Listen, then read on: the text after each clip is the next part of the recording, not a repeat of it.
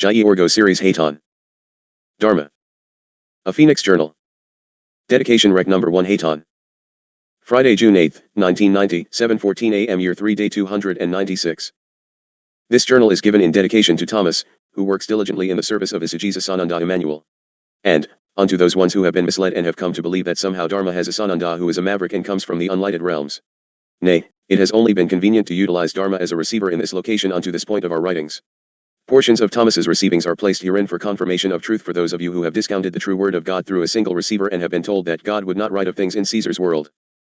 Caesar has no world except that which he has stolen and corrupted from God's creation. Neither shall any man take any portion therefrom unto the heavenly kingdom.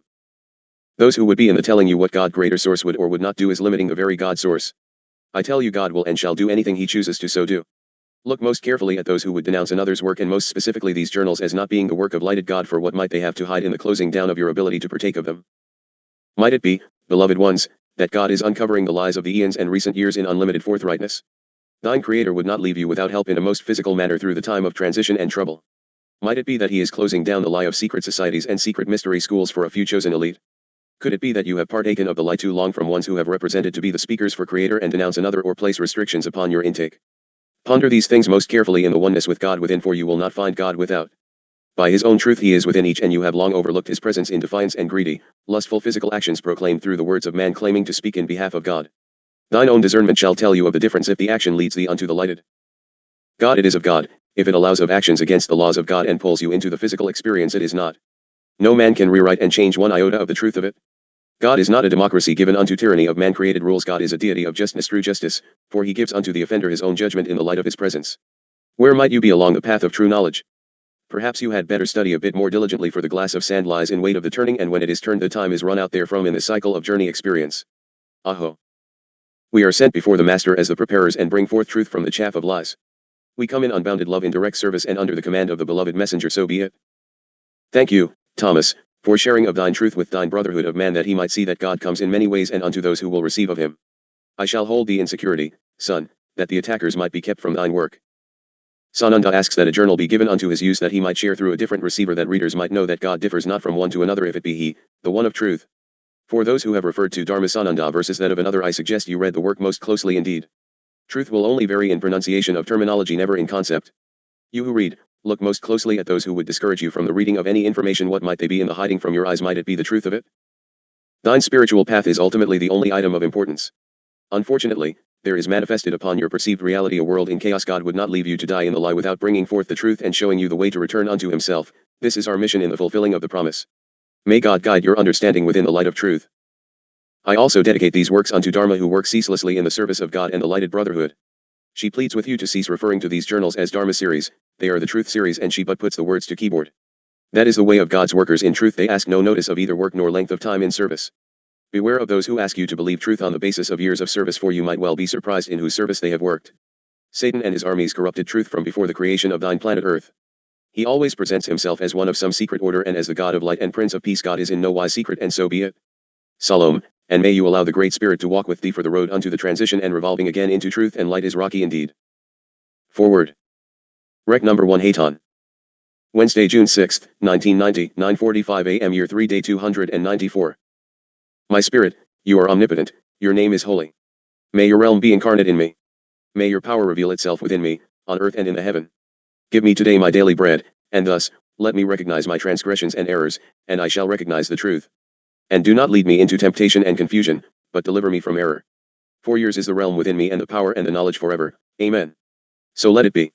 In the beauty and radiance of that which I ask, I come forth in response to the petitions of my brothers upon this placement. I am Hayton. Asterisk asterisk asterisk asterisk. As you journey through this passage, this may well be the most important single journal you will ever read. It is of physical importance and impacts your soul growth tremendously, that which you do in this cycle of experience. I urge you to set aside confusion as to source of information. It is the truth which shall set you free, and you need not balance with source to hear truth and see that which is coming upon you. You want mystical answers, read in the stars and handed down by the prophets. If you do not set forth to put your nations, your populace, and your constitutional rights into security, the rest remains moot. If you allow your freedom to be taken in your dawdling and ponderings, you have naught left with which to function except as enslaved masses. This book is not pleasant. It was not written for entertainment. You are on the edge of the abyss in your nation, and the Antichrist, of which you have waited, is upon you. Rarely are things as you expect or at first perceive, for it is the way of the enemy of godness. You ask and again ask, what can I do? Herein we tell you that which you can do. It remains up to you if you will take action or continue to quibble over who is what.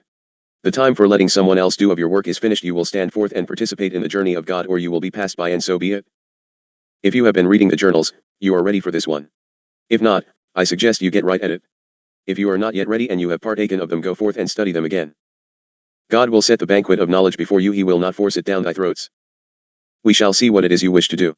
If you do not take the express, then herein I will put information for participation. It is something each can do simply by prayer, mail, and / or whatever is needed. Presence is asked if you can attend the meeting I shall speak of. If not, mail your support and tell these ones that which you are willing to do. You must take action if you hope to save your freedom, for it is planned to remove it from you in this year of counting to be complete under the plan by year 2000. I ask you to lend your efforts either by support through the Phoenix Institute at America West's address or send suggestions to the Nevada Conference for Lawful Government, Freedom Call 90. The meeting itself is July 22nd to 24th, 1990 in Las Vegas, wherein the organizers are located. For information, write to Center for Action, 711 Yucca Street, Boulder City, Nevada, 89005. Bogrits, Chief of Staff, Paul Fisher, President, or to Walter Myers, RT number 2 Box 157C, Baldwin, Kansas, 66006. Telephone 913-5943367 and Center for Action 800-634-3494. America West, 805-822-9655. We from this location will have large participation in the program, which will be built around your constitutional rights as written by the Founding Fathers, and relate them to what has happened to them relative to the new Constitution, which is already in operation without your realization of same. You have a right and obligation to know that which is in store for you at the hands of the conspirators for the New World Order, and further obligation as a citizen, to act. You have been people of the lie far too long, my friends, and it has all but cost you every vestige of freedom. What you do now can change your world. Do nothing, and you had better increase your prayer time, for it is serious indeed. The projected prophecies are at your door, and it is time you recognize your enemy. I give benediction that you read with an open heart and find the truth within. Stop concerning about little gray aliens and other tales of lies. The enemy is upon you, and it is physical indeed. We have been sent forth to give assistance to those who ask and hear, no more and no less. That which you will do is up to you in the choosing. I thank you for your attention, and we stand ever ready for response. I ask Sananda to give you a message as we move into this document, and I further ask that the portion regarding positive action be placed next following Sananda's gracious sharing. The light of God rests upon the shoulders of you ones who would dare step forth and lead thine brothers to victory. Jai Orgo Series Hayton. What can you do? This next portion will please be placed immediately following the foreword. Then place it in its proper sequence within the journal. Then please place it at the ending of the epilogue. You are in serious circumstance, and this is something in which each of you can actively become involved instead of wringing your hands and being slowly eaten alive. There is always hope if you listen and wait upon God. He will always respond with the way. It is up to you what you do with the instructions in your free will state of being. I implore you to take careful note, put aside quandary as to source of this writing, look with reason and then act. You can enter into action with other groups already started. Surprisingly enough, there is even a group brave enough to move forward with a drive to repeal the 16th Amendment, which was never lawfully ratified anyway, and abolish the personal income tax. This does surprise you, does it not? The drive to obtain endorsements for the program has been carried out with great energy in all the state capitals. Did any of you notice or respond to the lists? Or, did you snicker and say, what's the use? Did you even see the name list takers? As a result, the legislatures of Wyoming, Texas, Nevada, Louisiana, Georgia, South Carolina, Mississippi, Arizona, and Indiana have approved what is known as the Liberty Amendment. This is a proposed amendment to the U.S. Constitution that would repeal the 16th Amendment. It was first introduced in Congress as H.R. RES 23. Now, look closely at what has happened to these states by Mother Nature. No, little sleepyheads, Mother Nature has had very little to do with what has struck these areas. It is totally man-precipitated in order to cause need for federal disaster funds and get rid of any notion of withdrawing taxes. Thousands of petitions and hundreds of thousands of signatures have been obtained in support of Yes on 23. And these have been and are being submitted to the members of Congress. The members are being urged to submit the Liberty Amendment to all the state legislatures. Do you get a more clearly defined picture as to the need of a constitutional convention to block such citizen moves? You are about to demand your freedom back, and the conspirators must work faster and more destructively to stop you. Will you allow of it? That is up to you, the people. The proposed amendment has 4 sections. Sect. 1. The government of the United States shall not engage in any business, profession, commercial, financial or industrial enterprise, except as specified in the Constitution. Sect. 2. The Constitution of any state, or the Congress of the United States shall not be subject to the terms of any foreign or domestic agreement which would abrogate this amendment. Sect. 3. The activities of the United States government which violate the intent and purpose of this amendment shall within a period of 3 years from the date of the ratification of this amendment, be liquidated, and the properties and facilities affected shall be sold. Sect. 4. 3 years after the ratification of this amendment, the 16th Amendment to the Constitution of the United States shall stand repealed, and thereafter Congress shall not levy taxes on personal income, estates, and/or gifts. By the way, the man who worked with unabated zeal to get this done in your behalf was taken out in 1989. His name was Willis Stone, and we honor him for his daring greatness. What would be the advantages of such an amendment? Repeal the personal federal income tax. Balance the budget by limiting congressional expenditures to those specified in the Constitution. Stop the withholding tax and restore the right of the worker to take home a full paycheck. Bring down interest rates, thereby making it possible for people, especially young couples, to enjoy the American dream of owning their homes, as earlier generations were able to do. Without this, it is impossible for a nation to prosper. Stop inflation caused by government deficit spending. Transfer to the states and the people the millions of acres of land, comprising more than 1/3 of the entire land area of the country, now held by the federal government in violation of the Constitution. Stop the federal government from taxing Americans to support foreign governments. The cost of this aid has now reached approximately $3 trillion, more than the entire national debt. Halt federal confiscation of properties and enterprises through high taxes and burdensome regulations. Limit the Defense Department to the business of defending us and stop it from operating commercial enterprises in competition with those it is supposed to defend. Rescue you from the politicians' Ponzi scheme, the Social Security system. Cut federal spending to less than half of what it is now immediately. Stop impoverishing the taxpayers with poverty programs. End federal control, interference with and harassment of private schools. Eliminate the special privilege of tax exemptions for foundations. Liberate farmers from federal control. Restore honest money. Abolish the Federal Reserve debt money swindle. Stop lending tax dollars to special interests. Halt the terrible waste of billions of hours and dollars worth of effort now wasted in filling out government forms. Let the people concentrate on productive pursuits instead of playing crazy tax loophole games. Stop government competition with private enterprise. More information is available from Yes on 23, use this please, Box 2386 El Cajon, California, 92021, enclose a stamped, self-addressed envelope. Then find out how to get lined up to take action in the most effective manner. They will send you a pamphlet entitled How to Get Rid of the Income Tax and Win 45 Battles at Once. Jai Orgo Series Hayton. Chapter 1. Rec Number 1 Hayton. Monday, May 14, 1990, 10 a.m. Year 3 Day 271. This is your life, America. What will you do with it? I am Commander Jai Orgos Hayton. I come in the service and by the grace of God and the creation. I salute you in honor, you who will recognize me. Others will need come at their own speed into the truth of it, for we can wait no longer to take action. I welcome all who would share and walk with us, but I am sent on a mission which must be moved rapidly along now. We have brought forth enough information upon which ones can base opinion as to truth. There will be much more, but we can no longer quibble nor waste of your time in trivial pursuits. We do not come forth in New Age anything other than as the age of newness. There is naught mystical nor magical about our presence. We are sent forth as your elder brothers of human species to show you the way to higher understanding and how to move back into freedom. You will do of it or it will not be done. That, friends, is the way of God and the creation.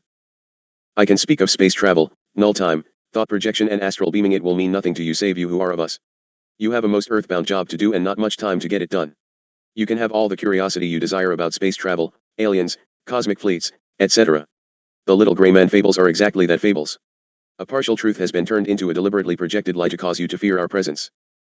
If you need information and confirmation regarding cover-up and deliberated murder to cover governmental lies in action, ask Bogritz about cover UPS and heinous betrayal of a nation. Only the names have changed in government. It is still a government of Kissinger, the Zionists, the Trilaterals, the Bilderbergers, and the bankers' cartel. You have paid dearly to become enslaved to these conspirators. Your constitution is all but finished. You see, it only takes the usage of a thing to cause it to be accepted. You have been sold down the proverbial tubes for a few pieces of gold and evil contempt for freedom and godness. While you slept, they stole your house and the very bed from under your sleepy heads. What you do now will determine your fate, no more and no less. Do not err by placing us in the movement called New Age. You ones who consider yourselves New Agers had better carefully check and see if that is actually where you desire to be, for I am going to tell you something short, bitter, and shocking. You have no idea of that which you choose to associate yourselves with in almost all instances. You who would place your existence upon the New Age movement have bought into the lie in the largest measure of all, and it is the new religion which will sweep the world in the ending times as spoken of in the prophecies. I tell you now, from the Master's mouth, the God of the returning days is not running around in the guise of human flesh known as Mithraeot or any other stolen label. Go read the truth in the prophecies. Of course you had no way to know this, but now you do. Therefore, I will give you a brief dissertation and come back to the subject following our work on the Constitution, for soon it will not matter in America, that which you believe. Let us speak of Mithraeot. It is, again, the truth made ugly by the lie of evil. The New Agers say he is alive in physical form living in a modern country. He eats, he sleeps, he walks the floor, he studies world conditions, and he knows his time is soon. He has extraordinary spiritual power, His location is known only to a very few select hierarchy members of the movement, etc., etc., etc. What does the name Maitreya mean? Maitreya is supposed to be the fifth reincarnation of Buddha. The world's Buddhists are already expecting Lord Maitreya to return to earth. So, the name was indeed a very shrewd choice to contaminate the truth. In order to appeal to Christians, New Agers say Maitreya is the Christ. For Muslims he is the Imam Mahdi. For Hindus he is Krishna. Is there a Maitreya? Oh yes, and he is visualized by many ones at various extraordinary times, but there is not a Maitreya as projected by the New Age movement. And now, for you who have been reading the journals, I shall give you a blow of blows. Maitreya's followers are now in the last stage of the New Age scheme to take the world for Lucifer. Yes, that is exactly what I said, for Lucifer. Hold on to your minds now, and remain open for a bit more input. Lucy's Trust, formerly Lucifer Trust, ran ads in great public publications which displayed the Great Invocation to Maitreya. The Great Invocation refers to the plan. It says, "Let light and love and power restore the plan on earth." It includes the installation of a new world messiah, the implementation of a new world government and new world religion under Maitreya. They have numerous political, social, and economic goals, including the following: a universal credit card system, a world food authority which would control the world's food supply, a universal tax, and a universal draft for services set up for command by the United Nations World Police Force. But there is far more to the plan. They intend to utterly root out people who believe the Bible and worship God, and to completely stamp our Christianity. Whether Christians are right or wrong is totally beside the point.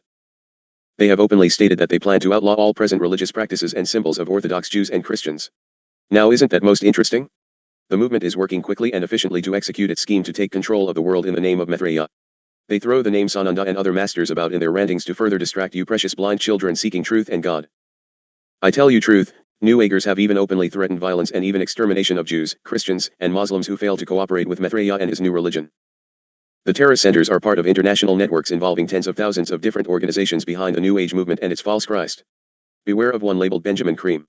He projected the revelation of Maitreya in August or September of 1977 in a worldwide day of declaration, at which time the millennium will have dawned. He explained that by the Christ he means not Jesus Christ, but the Master of Wisdom, of whom Jesus and such other spiritual leaders as Mohammed, Brahma, and Krishna are disciples. He further said world needs and world resources will be reassessed and redistributed, and the groundwork for a single global religion will be started and probably flower fully within 20 years. Remember the Club of Rome? Brothers, it is a New Age organization. Then you have the Planetary Citizens, which is the Secretariat for Planetary Initiative. Your David Spangler, who is right at the top, says that, in order to enter the New Age we must take a Luciferic initiation. We're heading into a vast planetary initiation, a mass initiation of people. My word, sleepyheads, open your eyes and look, and see. The satanic symbols are all about your New Age movement in scarcely hidden symbols, such as 666. Some who freely use the number 666 honestly believe they are sending signals, to outer space, or to what they call the superior intelligences which they believe inhabits your planet. They are asking those superior intelligences to come in and bring a new advanced civilization. Well, they are communicating, but I surely don't think it is that which was intended. Further, when Maitreya goes public he will not appear saying, "I am Jesus Christ," but rather he will say, "I am the Master Jesus, and now all of you Christians and all of you church members, come forward and worship Lord Maitreya." The word Maitreya has always been associated with Messiah, and rightfully so. It is just that you ones have not yet discerned that the false gods will all come before the crowning event of the godness. In Buddhist faith it specifically means Maitreya, the Messiah. Well, brethren, and here we stand this day in this overload of work which confuses and confounds you in your work. God promised that these things would not come upon you, nor would the real Antichrist appear until the Lord permits it, and everyone, will know when Jesus comes to earth again. It will be as clear as a flash of light in the sky. Further, he has promised that before that day, the word would go one last time to all the corners of the world in truth. I can most certainly assure you of one outstanding truth: the ones who await the Christos God by whatever label will most certainly not require a Luciferian initiation. Not of New Age and not of UFO circles. We who bring the messages herein are neither of the New Age anything nor of the UFO groupies. We are the brothers sent in the service of God in advance of his presence and in his direct and personal service. If any of you err by the distraction of categorizing us by any means other than as I just stated, you err greatly and painfully, for you mislead your brothers, and the alternative is most disquieting. The United States of America was and is a blessed place, and you were given the foundation of truth and the ability to be a lighted beacon. You have put out thine lamps which shined before a beleaguered world, and your leaders have fallen into total corruption. You are all but an enslaved portion of humanity set up for genocide by the very evil ones who crucified the Christos at every turn prior to this day. Perhaps I shall just leave you to ponder upon this message. What does all this have to do with you? Everything. As we begin to point out the despicable plans for your country and constitutional rights of the citizens, you will find names popping up which have been presented to you once as goodly leaders to, for instance, bring the drug war to fruition. They will. It is just not the fruit you think and expect. It is the bitter fruit of poison and destruction. There will be ones on your placement who have experienced in human format within these circles. No space cadet needs tell you of them nor of their intent. These patriotic ones had to open their eyes and learn truth also, and it is even more painful for they have witnessed the deliberate murders and conspiracies to maintain silence. Your government cannot allow any prisoners of war, for instance, to be brought home alive, for the truth would pour forth like Victoria Falls. Your military literally bombed sites of known American prisoners to ensure that they would not return. Heinous. Hard to believe? I certainly do hope so. Let us use just one little example and then we will pass on, for there are your own human brothers who can do a much better job than Hayton. Let us speak of the drug, heroin. Throughout your U.S. war in Vietnam, heroin production was accelerated to help finance CIA mercenary expansion campaigns in Laos and Cambodia. It was further used to destroy the will of the American people at home and on the battlefields. Today, my friends, the operation remains exactly the same, even some of the names have not been changed. Some others have simply died or been promoted. Following the communist takeover in year 1975, the CIA stockpiled weapons in Thailand and the Philippines to continue operations in Southeast Asia. Heroin provides the means. Officials arranged the laundry of funds through international banks. Mafia contacts handle worldwide distribution.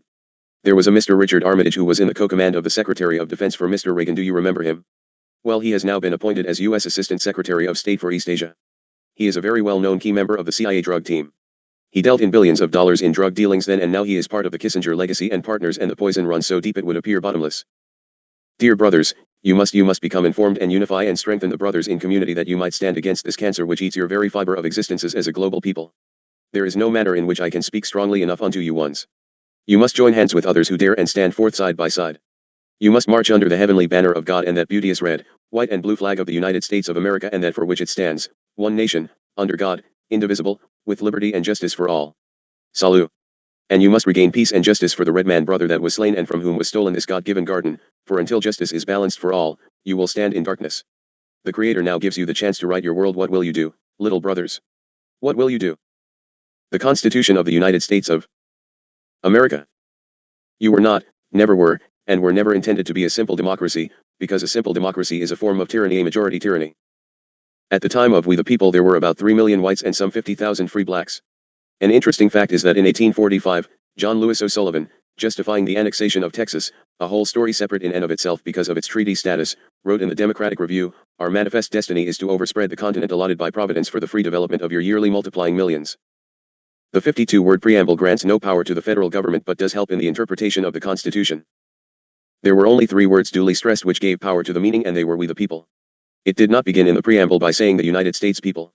It said "We the people of the United States," meaning a uniting of some states. Let me restructure it, for I have sorrow to tell you, again, the lie has covered the truth and you cannot find that by which to judge.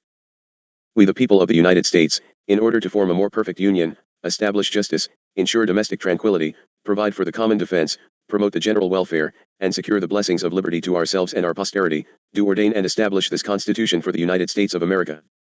Dharma, we need some method to denote a quote from the document of the Constitution and my input, example, or explanation by comment. May we please place asterisk italics to denote Hayton's input, please. Make sure there is a copy of the Constitution in this document for untampered reference. Further, note that all boldface headwords have been added as reader guides. Underlined material is somehow no longer applicable by accepted change. Article 1. Legislative Department. Section 1. Congress in general. All legislative powers herein granted shall be vested in a Congress of the United States, which shall consist of a Senate and a House of Representatives. Asterisk the capital letters were simply to denote proper label. Section 2. The House of Representatives. A. Election and term of members. The House of Representatives shall be composed of members chosen every second year. Although some argued that annual elections were the only defense of the people against tyranny. By the people of the several states, and the electors in each state shall have the qualifications requisite for electors of the most numerous branch of the state legislature. B. Qualifications of members. No person women were never explicitly denied office, but you know how that went by the way for years, at the hands of the men involved in power. Shall be a representative who shall not have attained to the age of 25 years, and been 7 years a citizen of the United States, and who shall not, when elected, be an inhabitant of that state in which he shall be chosen. See apportionment of representatives and of direct taxes. Asterisk changed by Section 2 of the 14th Amendment. Representatives and direct taxes shall be apportioned among the several states which may be included within this Union, according to their respective numbers, which shall be determined by adding to the whole number of free persons including those bound to service. Asterisk, slavery. Free blacks had the rights of citizenship for a term of years, and excluding Indians not taxed, 3/5 of all other persons. Asterisk a euphemism for slaves. Every slave was counted as only 3/5 of a person in determining representation.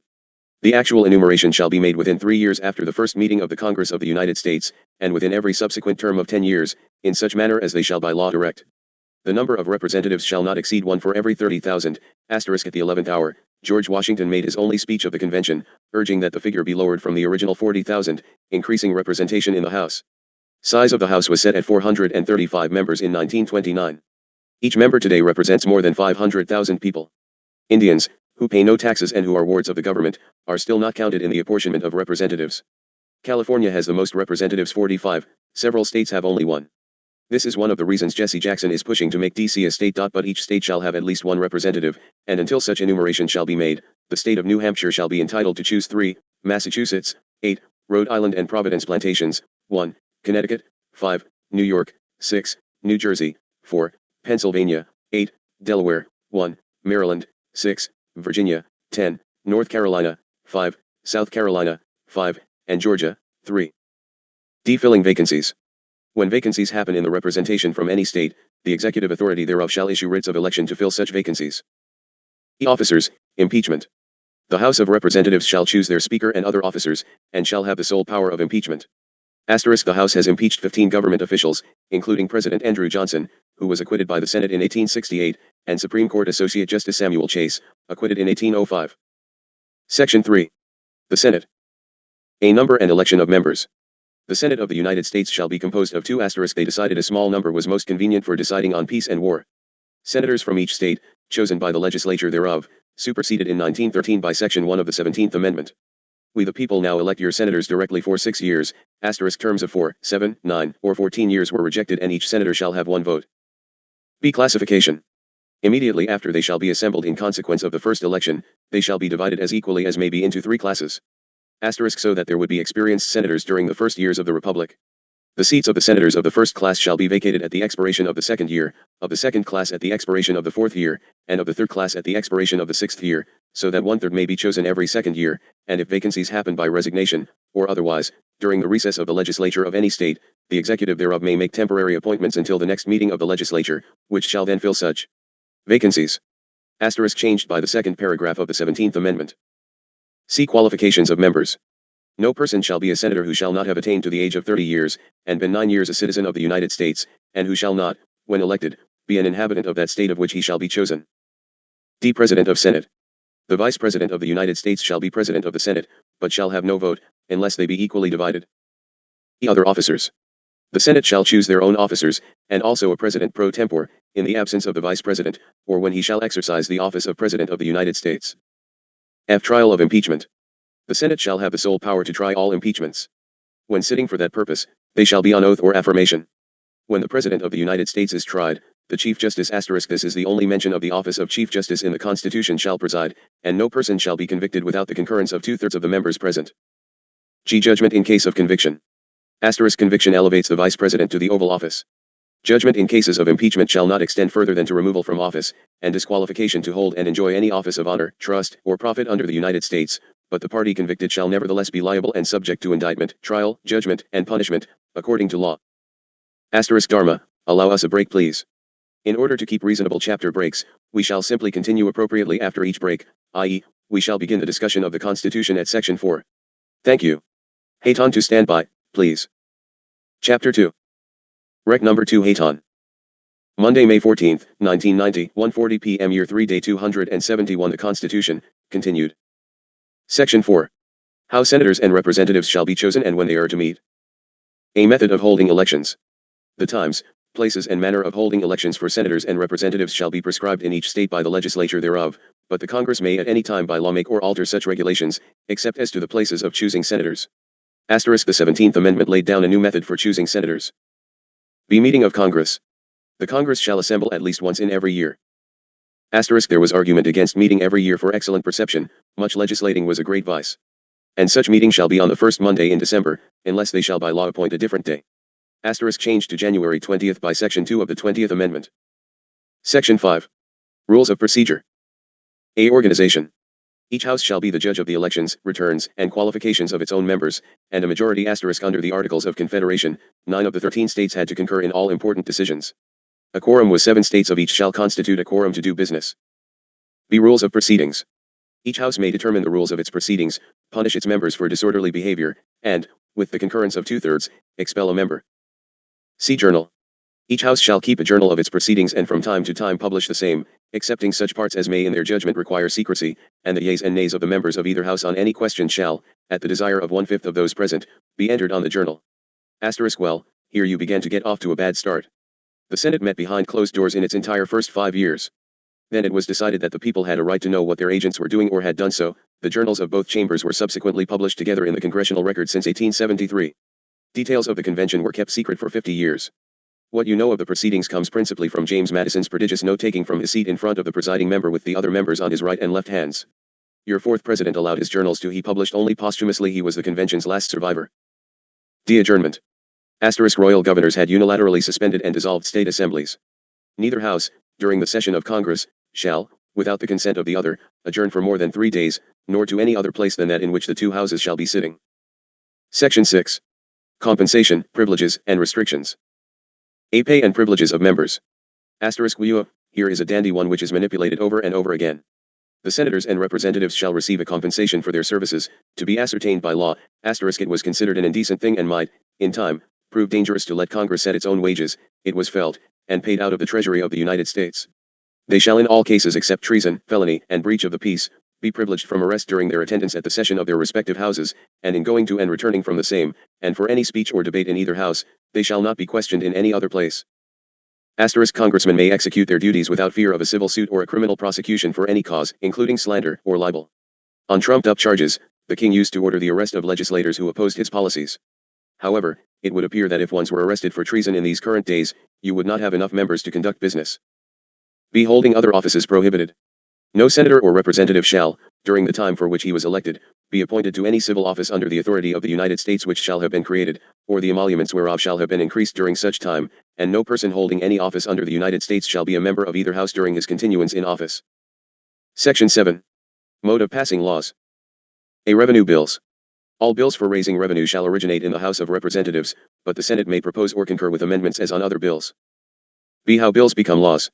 Every bill which shall have passed the House of Representatives and the Senate shall, before it becomes a law, be presented to the President of the United States. If he this is a rare time indeed, where he rather than people or persons is used. It had no greater meaning however, for at that point it was obviously assumed that presidents would always be masculine and further, use of the English language considers he to be inclusive of human approves he shall sign it, but if not he shall return it, with his objections to that house in which it shall have originated, who shall enter the objections to that house in which it shall have originated, who shall enter the objections at large on their journal, and proceed to reconsider it. If after such reconsideration 2/3 of that house shall agree to pass the bill, it shall be sent, together with the objections, to the other house, by which it shall likewise be reconsidered, and if approved by 2/3 of that house, it shall become a law. But in all such cases the votes of both houses shall be determined by yeas and nays, and the names of the persons voting for and against the bill shall be entered on the journal of each house respectively. If any bill shall not be returned by the President within 10 days, Sundays excepted, after it shall have been presented to him, the same shall be a law, in like manner as if he had signed it, unless the Congress by their adjournment prevent its return, in which case it shall not be a law. In other words, Congress can pass a law over a presidential veto. The latter statement refers to the pocket veto, from the Latin for I forbid. If Congress adjourns during the 10-day period, the President can effectively veto a bill by not signing it by putting it in his pocket so to speak. See approval or disapproval by the President. Every order, resolution, or vote to which the concurrence of the Senate and House of Representatives may be necessary, except on a question of adjournment, shall be presented to the President of the United States, and before the same shall take effect, shall be approved by him, or being disapproved by him, shall be repassed by 2/3 of the Senate and House of Representatives, according to the rules and limitations prescribed in the case of a bill. Section 8. Powers granted to Congress. These 18 paragraphs granted urgently needed powers to Congress. The first 17 are called enumerated powers. The last, the famous elastic clause, refers to implied powers. The Congress shall have the power A. To lay and collect taxes, duties, imposts, and excises, to pay the debts and provide for the common defense and general welfare of the United States, but all duties, imposts, and excises shall be uniform throughout the United States. B. To borrow money *. This eliminated the possibility once and for all for states to print their own money on the credit of the United States. C. To regulate commerce with foreign nations, and among the several states, and with the Indian tribes, *. This clause has just about done in your confederation. Clause C has become a fountain of vast federal power. D. To establish an uniform rule of naturalization, and uniform laws on the subject of bankruptcies throughout the United States. E. To coin money, regulate the value thereof, and of foreign coin, and fix the standard of weights and measures. This is so big I shall have to pass it for now. You note this does not refer to anything called the Federal Reserve. F. To provide for the punishment of counterfeiting the securities and current coin of the United States, *. Now this one does seem to leave out the Federal Reserve, at least technically. However, it is also one of the most abused by your government. G. To establish post offices and post roads. H*. If a nation expects to be ignorant and free in a state of civilization, Thomas Jefferson said, it expects what never was and never will be. The Constitutional Convention defeated the motion to empower Congress to establish an university, in which no preferences or distinctions should be allowed on account of religion. To promote the progress of science and useful arts by securing for limited times to authors and inventors the exclusive right to their respective writings and discoveries. I. To constitute tribunals inferior to the Supreme Court. J. To define and punish parricides and felonies committed on the high seas and offenses against the law of nations, *. Hold this one near your heart. Also, for, my dear ones, you have now come under this little projection by default. It refers, in part, to the law of admiralty and it is deadly. K. To declare war, *. It originally was make war. This, so the president's hands would not be tied in case of attack, the convention changed the phrase to a more precise declare war. The first legislation defining the president's constitutional power to make war was the War Powers Act, which Congress passed over President Richard Nixon's veto in 1973. Now, Chellis, please be patient with me as we move along here, for we will just get lost in confusion if we pick every one of these apart at the sitting. We work relative to thousands of volumes in the Library of Congress, Supreme Court Library, etc. Please be patient and we will hit the highlights which impact you instantly and treacherously in the form of impending enslavement and loss of freedom. L. To raise and support armies, but no appropriation of money to that use shall be for a longer term than 2 years. M. To provide and maintain a navy. N. To make rules for the government and regulation of the land and naval forces. O. To provide for calling forth the militia to execute the laws of the Union, suppress insurrections, and repel invasions. P*. Designed to overcome the shortcomings of the militia in the Revolutionary War. To provide for organizing, arming, and disciplining the militia, and for governing such part of them as may be employed in the service of the United States, reserving to the states respectively the appointment of the officers, and the authority of training the militia according to the discipline prescribed by Congress. Q. To exercise exclusive legislation in all cases whatsoever, over such district, not exceeding 10 miles square, as may, by cession of particular states, and the acceptance of Congress, become the seat of the government of the United States, and to exercise like authority over all places purchased by the consent of the legislature of the state, in which the same shall be, for the erection of forts, magazines, arsenals, dockyards, and other needful buildings, N. R*. An incredible confusion which caused one George Mason, author of Virginia's Bill of Rights, to be one of 3 who referred to this as infernal traffic and caused him to declare he would sooner chop off his right hand than put it to the Constitution in its final form. To make all laws which shall be necessary and proper for carrying into execution the foregoing powers, and all other powers vested by this Constitution in the government of the United States, or in any department or officer thereof. Section 9. Powers denied to the federal government. A. The migration of importation *. Originally 1,800 of such persons as any of the states now existing shall think proper to admit, shall not be prohibited by the Congress prior to the year 1808, but a tax or duty may be imposed on such importation, not exceeding $10 for each person. B. The privilege of the writ of habeas corpus shall not be suspended, unless when in cases of rebellion or invasion the public safety may require it. The rule of habeas corpus literally, you must have the body - is a foundation of free societies. An arrested person must be produced in court to determine the justice of his detention. President Abraham Lincoln suspended this sovereign right, arguably violating the Constitution to save it. Via the same tenet and pretext under which dictators suspend constitutions, your first constitutional dictator felt that measures, however unconstitutional, might become lawful by becoming indispensable to the preservation of the Constitution through the preservation of the nation. C. No bill of addenda or ex post facto law shall be passed. D. No capitation, or other direct, tax shall be laid, unless in proportion to the census or enumeration herein before directed to be taken. The 16th Amendment give Congress the power to tax incomes, thus modifying the no capitation, tax on each person, clause. The slave states had feared a tax on their 3/5 of all other persons. Now I, among others, am here to tell you that the 16th Amendment did not nullify this portion of your Constitution. Income taxes as enforced by the IRS are unlawful under your Constitution. We shall cover this at a later point. We shall herein speak only of interpretation as is usually oversighted. No tax or duty shall be laid on articles exported from any state. A concession to the South. Denying this power common to governments at the time took from government half the regulation of trade. F. No preference shall be given by any regulation of commerce or revenue to the ports of one state over those of another, nor shall vessels bound to, or from, one state be obliged to enter, clear, or pay duties in another. Allayed Maryland's fear that traffic on Chesapeake Bay would have to enter or clear at a Virginia port to simplify the collection of duties. G. No money shall be drawn from the Treasury, but in consequence of appropriations by law, and a regular statement and account of the receipts and expenditures of all public money shall be published from time to time. H. No title of nobility shall be granted by the United States, and no person holding any office of profit trust under them shall, without the consent of the Congress, accept of any present, emolument, office, or title, of any kind whatever, from any king, prince, or foreign state. Section 10. Powers denied to the states. Enough for this day, Dharma. Haton to stand by. Salut. Chapter 3. Rec number 1 Haton. Thursday, May 17, 1990, 9 a.m. Year 3 Day 274. Haton present in the light of the Radiant One. We will continue with our work on the outlay of the Constitution of the United States of America. In advance I ask that you readers do homework and get confirmation of that which we discuss, for your Constitution is the very foundation upon which freedom is based. It is all but gone as written. There are far more interesting subjects but none so important to you as a people. When this and that will happen pales in comparison to that which will befall you if you do not put into restraint that which is planned and occurring to your Constitution. When we finish the Constitution, as written, and the new state's Constitution, as rewritten, we will move on to the Zionists' intention to control your world through their protocols. And, then dear ones, we shall return to the survival of the remnant and how we get through these changing times and that which to look for. All of you are awaiting the wondrous projections of Little Crow and the sacred hill within. They will come in proper sequence. We must first outline that which has been brought against you as a people, for you have now been raped just as were the beauteous Indians in the early days of your country. They had no recourse until it was far too late to change of it. How long will you wait? They originally loved you and welcomed you as the white and colored men of the faraway places, and you consumed them and desecrated their lands. That which is put forth always returns. Always. Always the Great Spirit has sent his teachers of the creation to dwell upon his creations, to tend of his living planets and teach harmony and balance with all things. The human comes and destroys and pillages, and always, in the ending, the native ancients must come forth again to show you the way and nurture the gift of a planet's life, for the ancient truth bearers will always have a few who are sent forth with the memories of how it is.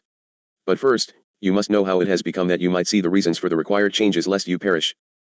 As the axis of a planet changes, there is chaos created beyond that of social circumstance.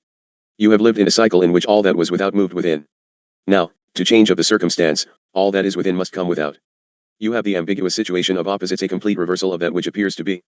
That which is visualized as reality, is in fact the illusion, and the reality of dimension and experience is the unseen. Humankind on earth has forgotten, and he learns most slowly indeed. So be it.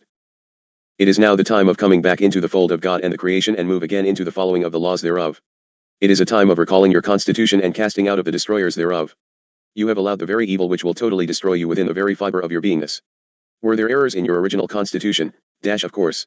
Your founding fathers did not write in, intentionally, bigotry or mass incarceration of the Indian, but early interpretations thereof caused it to occur, nonetheless. You have written freedom out of your laws in favor of enslavement, and you have done it, my friends. Do not blame your brother you allowed of it. Now, if it is to be brought into properness, you will do of it. You can have a rule of thumb for judging that which they tell you and that which they do unto you from the governmental and military halls of injustice. For example, they will tell you that defense spending is dropping, that military actions are lessening, and that somehow you are preparing for a world fight for ecology and peace. The big B word, my friends. Let me quote just a couple of items from your own news within the past couple of days. It doesn't make your media news, nor is it put forth on your front pages, and when it is offered as good news and encouragement for the economy. Wall Street Journal, May 16, 90, yesterday. Also carried in the local papers. Futuristic. The Pentagon on Tuesday unveiled drawings of prototypes of the Advanced Tactical Fighter, a futuristic aircraft with a $63.5 billion price tag designed to replace the F-15 fighter jet. Drawings, and there were two, show two versions of the single-seat, twin-engine craft.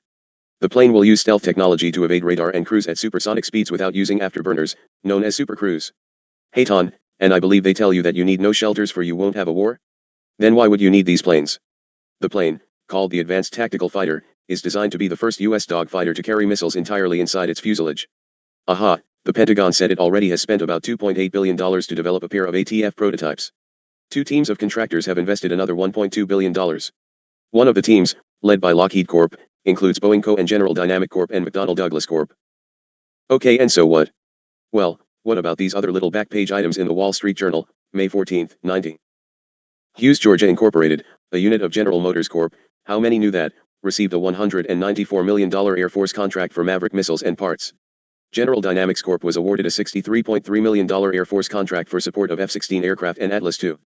Olin Corp. won a $51 million contract for Navy 20mm ammunition and Army small arms propellant. Aerojet General Corp. got a $16.1 million Air Force contract for MX missile rockets. United Technologies Corp. received a $15.1 million Army contract for U-601 helicopters. Wall Street Journal, May 15, 90. Lockheed Missiles and Space Co. received a $971 million contract from the National Aeronautics and Space Administration to oversee design and development of new generation rocket motors. Hughes Aircraft Co., a unit of General Motors Corp., was given a $77 million Air Force contract to build a North Atlantic Treaty Organization air defense system for Iceland. Unisys Corp. won a $25.8 million Navy contract for submarine navigation equipment.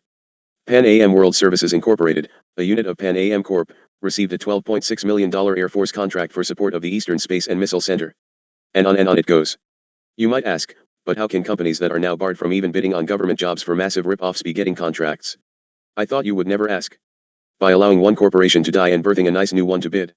I certainly hope all you good businessmen in my troops are taking lessons not for corruption but rather as to how to do business in Satan's world using his own tools to get to his vulnerable spots. I would also like to point out another couple of items. In the same paper of May 14th it says, the nation's rural poor are going hungry because food stamp benefits aren't enough to cover higher food costs in impoverished rural counties. Does this not touch your heart? And, while you pay off hundreds of billions of dollars to bail out the SNLS because of the mismanagement and junk bond portfolios, you get the following. Wall Street Journal May 15, 90, amid the rubble of the battered junk bond market, some powerful new players are stirring, the major banks. Using banks' newly won powers to underwrite corporate bonds, Citicorp, J.P. Morgan & Co. and Bankers Trust New York Corp. have all established groups specializing in sales and trading of high-risk, high-yield junk bonds. And First Chicago Corp. has just begun staffing up for a junk bond effort. Do you see the correlation? These are the top conspiracy banks, my friends. And, by the way, Mr. Robert Bartley, editor, the Wall Street Journal is a prominent member of the movers and shakers of the Trilateral Commission. I knew you knew that. Here is just a little side blast by your government at Japan. Japanese Prime Minister Toshiki Keifu said his nation would maintain a ban on rice imports to protect domestic growers despite U.S. demands for improved market access. Rice and rice cultivation have a special significance for our country, and in light of this we will continue to adhere to the basic policy of self-sufficiency, Mr. Keifu told legislators. Japanese consumers pay up to 6 times world prices for domestic rice as the government props up inefficient rice producers with substantial subsidies. Now isn't that just awful? Well, read on from the same day's paper and see if you can spot any similarities. Wall Street Journal, May 14, 90. Bratches Candy Co. said the Commerce Department rejected its request to have the company's Chicago plant designated a foreign trading zone.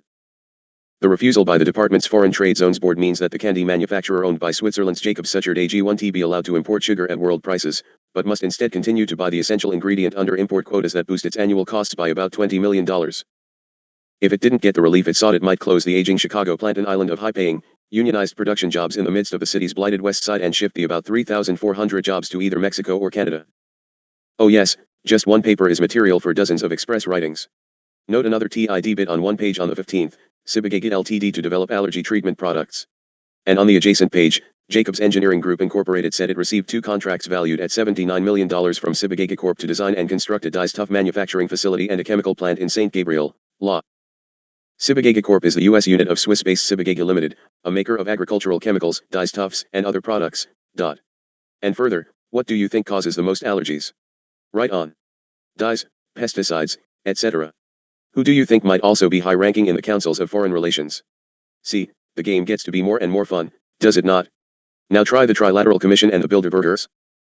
And one last distraction from the same edition says that Bush backs getting a base on Mars in 30 years. Dear ones, there was a base on Mars over 30 years ago. Then, in a fashion unlike anything else, the government issued the following suggestions to prevent deliberate terrorist attacks on airliners. The presidential panel made dozens of recommendations to counter the terrorist threat, including the establishment of a new Supervisory Office Assistant Secretary for Security and Intelligence within the Transportation Department, increased importance for the security operation within the FAA, and the assigning of federal security managers with direct access to FAA chiefs at major international and domestic airports. The panel also urged the government to alert passengers to credible threats and to establish criteria for when passengers should be notified. So be it. I apologize for this long and tedious delay, Dharma, but our brothers must begin to see the generalizations and read those back pages, for guess what the front page read. Despite his successes, Baker's critics say he lacks a broad strategy. Attempts to restore the caribou falter in the Maine woods. U.S. food firms find Europe's huge market hardly a piece of cake, and car magazine writers sometimes moonlight for firms they review. Now, back to where we left off with your Constitution. Section 10. Powers denied to the states. No state shall enter into any treaty, alliance, or confederation, grant letters of marque and reprisal, coin money, emit bills of credit, make anything but gold and silver coin a tender in payment of debts, pass any bill of attainder, ex post facto law, or law impairing the obligation of contracts, or grant any title of nobility. Asterisk, the framers had lived through the disaster of the continental dollar. Today's fiscal conservatives argue that this country's economic problems are a direct consequence of the Supreme Court's failure to uphold the monetary provisions of the Constitution. Well, all of your problems are from failure to uphold the Constitution. The ex post facto law was a provision aimed at the welter of state laws favoring debtors over creditors. No state shall, without the consent of the Congress, lay any imposts or duties on imports or exports, except what may be absolutely necessary for executing its inspection laws, and the net produce of all duties and imposts, laid by any state on imports or exports, shall be for the use of the Treasury of the United States, and all such laws shall be subject to the revision and control of the Congress. C. No state shall, without the consent of Congress, lay any duty of tonnage, keep troops or ships of war in time of peace, enter into any agreement or compact with another state, or with a foreign power, or engage in war, unless actually invaded, or in such imminent danger as will not admit of delay. Asterisk. The state militia was to bear the brunt until Congress could act. During Washington's two-term presidency, the U.S. Army grew from 840 men to 7,108 men. As an example, how many men do you think you have now? Asterisk. The first Congress represented you people beyond your best hopes. It organized the three branches of government, regulated foreign commerce, created a national bank and a national judiciary system, admitted the states of Vermont and Kentucky, initiated the constitutional amendment process, established the census, funded the national debt, and dealt with petitions for increased tariffs on imported mustard, paint, cordage, cotton clothes and on and on. What do you have now? Bills presented to the president which cannot be line vetoed, of things lumping such things as a pork barrel, requests with aid to Panama, one having nothing whatsoever to do with the other, and yet action cannot be taken on one without the other passing or failing also. You've come a long way, baby, I believe is a slogan of sorts. But it hasn't been good. Article 2. Executive Department. Section 1. President and Vice President. A term of office. The executive power shall be vested in a President of the United States of America. He shall hold his office during the term of 4 years, and together with the Vice President, chosen for the same term, be elected as follows. Be electors.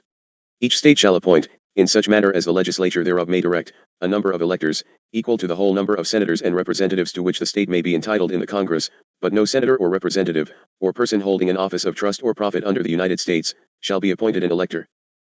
Former method of electing. President and Vice President. Asterisk. Superseded by the 12th Amendment. The electors shall meet in their respective states, and vote by ballot for 2 persons, of whom one at least shall not be an inhabitant of the same state with themselves. And they shall make a list of all the persons voted for, and of the number of votes for each, which list they shall sign and certify, and transmit sealed to the seat of government of the United States, directed to the President of the Senate. The President of the Senate shall, in the presence of the Senate and House of Representatives, open all the certificates, and the votes shall then be counted. The person having the greatest number of votes shall be the President, if such number be a majority of the whole number of electors appointed, and if there be more than one who have such majority, and have an equal number of votes, then the House of Representatives shall immediately choose by ballot one of them for President, and if no person have a majority, then from the 5 highest on the list the said House shall in like manner choose the President. But in choosing the President the votes shall be taken by states, the representation from each state having 1 vote. A quorum for this purpose shall consist of a member or members from 2/3 of the states, and a majority of all the states shall be necessary to a choice. In every case, after the choice of the President, the person having the greatest number of votes of the electors shall be the Vice President. But if there should remain 2 or more who have equal votes, the Senate shall choose from them by ballot the Vice President. Asterisk. Boy, that one really got a bashing by the acute wisdom of a rewriting of that section by Amendment number 12. But this is how total deterioration begins. See time of elections. The Congress may determine the time of choosing the electors, and the day on which they shall give their votes, which day shall be the same throughout the United States. Dequalifications of the President. No person except a natural-born citizen, or a citizen of the United States, at the time of the adoption of this Constitution, shall be eligible to the office of President, neither shall any person be eligible to that office who shall not have attained to the age of 35 years, asterisk. That is about as specific as you can get. 35 years of age, not merely requiring maturity or adequate age, and been 14 years a resident within the United States. E-vacancy. Asterisk. This clause has been affected by the 25th Amendment. In case of the removal of the President from office or of his death, resignation, or inability to discharge the powers and duties of the said office, the same shall devolve on the Vice President, and the Congress may by law provide for the case of removal, death, resignation, or inability, both of the President and Vice President, declaring what officer shall then act as President, and such officer shall act accordingly, until the disability be removed, or a President shall be elected. F. The President's salary. The President shall, at stated times, receive for his services, a compensation, which shall neither be increased nor diminished during the period for which he shall have been elected, and he shall not receive within that period any other emolument from the United States, or any of them. G. Oath of office. Before he enters on the execution of his office, he shall take the following oath or affirmation: I do solemnly swear, or affirm, that I will faithfully execute the office of President of the United States, and will to the best of my ability, preserve, protect and defend the Constitution of the United States. Asterisk. Do you think the Founding Fathers might be squirming in their graves? Section 2. Powers of the President. A. Military powers, reprieves and pardons. The President shall be Commander-in-Chief of the Army and Navy of the United States, and of the militia of the several states. When called into the actual service of the United States, he may require. This led to the Presidential Cabinet. It was referred to as Privy Council. This, however, also became obsolete for power as the presidents have moved on to utilizing input directly from their advisors such as Kissinger, etc., who are not even connected to the governing bodies. The opinion, in writing, of the principal officer in each of the executive departments, the one explicit reference to bureaucracy upon any subject relating to the duties of their respective offices, and he shall have power to grant reprieves and pardons for offenses against the United States, except in cases of impeachment. Boy, that was a close one with Nixon, don't you think? B. Treaties, appointments. He shall have power, by and with the advice and consent of the Senate, to make treaties, provided 2/3 of the senators present concur, and he shall nominate, and by and with the advice and consent of the Senate, shall appoint ambassadors, other public ministers and consuls, judges of the Supreme Court, and all other officers of the United States, whose appointments are not herein otherwise provided for, and which shall be established by law, but the Congress may by law vest the appointment of such inferior officers as they think proper, in the President alone, in the courts of law, or in the heads of departments. C. Filling vacancies. The President shall have power to fill up all vacancies that may happen during the recess of the Senate, by granting commissions which shall expire at the end of their next session. Section 3. Duties of the President. He shall from time to time give to the Congress information of the state of the Union, and recommend to their consideration such measures as he shall judge necessary and expedient. He may, on extraordinary occasions, convene both houses, or either of them, and in case of disagreement between them with respect to the time of adjournment, he may adjourn them to such time as he shall think proper. He shall receive ambassadors and other public ministers. He shall take care that the laws be faithfully executed, and shall commission all the officers of the United States. Well, I would say that Lie does a very good job of executing the laws. Section 4. Impeachment. The President, Vice President, and all civil officers of the United States shall be removed from office on impeachment for, and conviction of, treason, bribery, or other high crimes and misdemeanors. The last several of your presidents have been guilty of all. Why do you not do something lawfully written to get rid of them? Dharma, we didn't get very far, but it has been too long a session without break. Let us leave this and return after a bit of rest. By the way, Salom is a Pleiadian greeting and farewell. I note use of that term yesterday brought an urge to change of spelling. No, it is valid. So, Salom. Hayton to clear. Please let me know when you are ready to continue and we shall effort at keeping to the subject more carefully. Thank you. Chapter 4. Rec number 2 Hayton. Thursday, May 17, 1990, 1:45 p.m. Year 3 Day 274. Article 3. Judicial Department. Section 1. The Federal Courts. The judicial power of the United States shall be vested in one Supreme Court, and in such inferior courts as the Congress may from time to time ordain and establish. The judges, both of the Supreme and inferior courts, shall hold their offices during good behavior, and shall, at stated times, receive for their services a compensation, which shall not be diminished during their continuance in office. Section 2. Jurisdiction of the Federal Courts. A Federal Courts in general.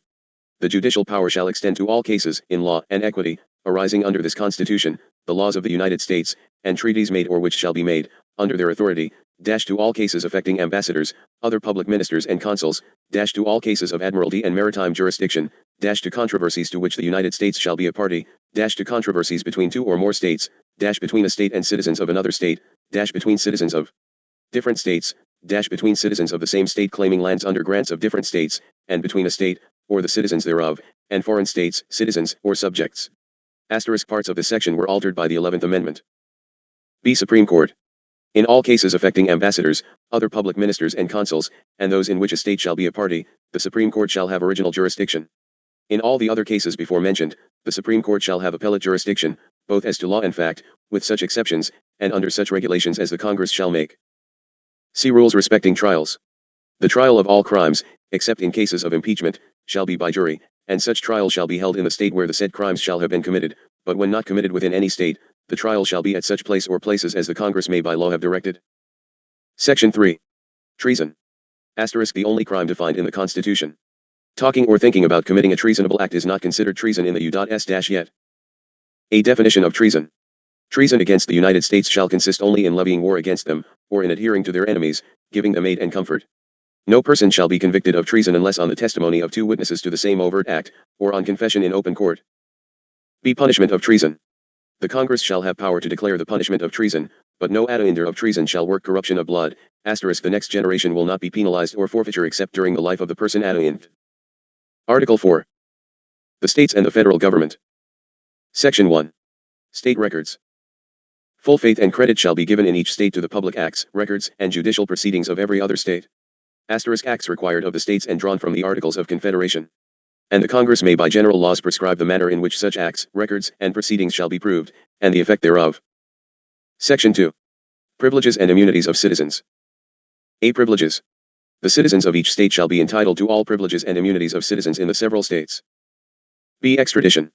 A person charged in any state with treason, felony, or other crime, who shall flee from justice, and be found in another state, shall, on demand of the executive authority of the state from which he fled, be delivered up, to be removed to the state having jurisdiction of the crime. C. Fugitive workers. No person held to service or labor in one state, under the laws thereof, escaping into another shall in consequence of any law or regulation herein, be discharged from such service or labor, but shall be delivered up on claim of the party to whom such service or labor may be due. Asterisk superseded by the 13th Amendment. In 1857, Chief Justice Roger Brooke Taney declared that blacks were not people but articles of merchandise. He invalidated the Missouri Compromise and made the Civil War all but inevitable. The Fugitive Slave Clause, a Southern proposal, was not sanctioned under the Articles of Confederation. It was part of the historic Northwest Ordinance. But by 1860, slavery had become a national institution, legal wherever not forbidden by state law, and it had considerable federal protection. Oh yes indeed, the laws had flaws, and herein lies the irony, and further, by voting in a thing does not make it so. Declaring the blacks to not be people made them no less people, nor the Indians nor. Section 3. New states and territories. A. Admission of new states. New states may be admitted by the Congress into this Union, but no new state shall be formed or erected within the jurisdiction of any other state, nor any state be formed by the junction of two or more states, or parts of states, without the consent of the legislatures of the states concerned, as well as of the Congress. B. Power of Congress over territory and property. The Congress shall have power to dispose of and make all needful rules and regulations respecting the territory or other property belonging to the United States, and nothing in this Constitution shall be so construed as to prejudice any claims of the United States, or of any particular state. Asterisk, please note the separation of the United States and any particular state. This is important when you get to the income tax laws, IRS, etc. If you reside in a state, you are a citizen of that state, you are not a citizen of the United States as such. If this were true, the Constitution would have to read United States citizen. It does not. Section 4. Guarantees to the states. The United States shall guarantee to every state in this Union a republican form of government, asterisk, no action has ever been taken under this clause, and shall protect each of them against invasion, and on application of the legislature or of the executive, when the legislature cannot be convened, against domestic violence. Article 5. Method of amendment. The Congress, whenever 2/3 of both houses shall deem it necessary, shall propose amendments to this Constitution, or, on the application of the legislatures of 2/3 of the several states, shall call a convention for proposing amendments, which, in either case shall be valid to all intents and purposes, as part of this Constitution, when ratified by the legislatures of 3/4 of the several states, or by conventions in 3/4 thereof, as the one or the other mode of ratification may be proposed by the Congress, provided that no amendments which may be made prior to the year 1808 shall in any manner affect the first and fourth clauses in the 9th section of the first article, and that no state, without its consent, shall be deprived of its equal suffrage in the Senate. Asterisk, the only amendment that can't be proposed. The clause was adopted to head off concern that 3/4 of the states might be brought to do things fatal to particular states, such as abolishing them altogether or depriving them of their equality in the Senate. Article 6 asterisk, this is counterbalanced by the 10th Amendment.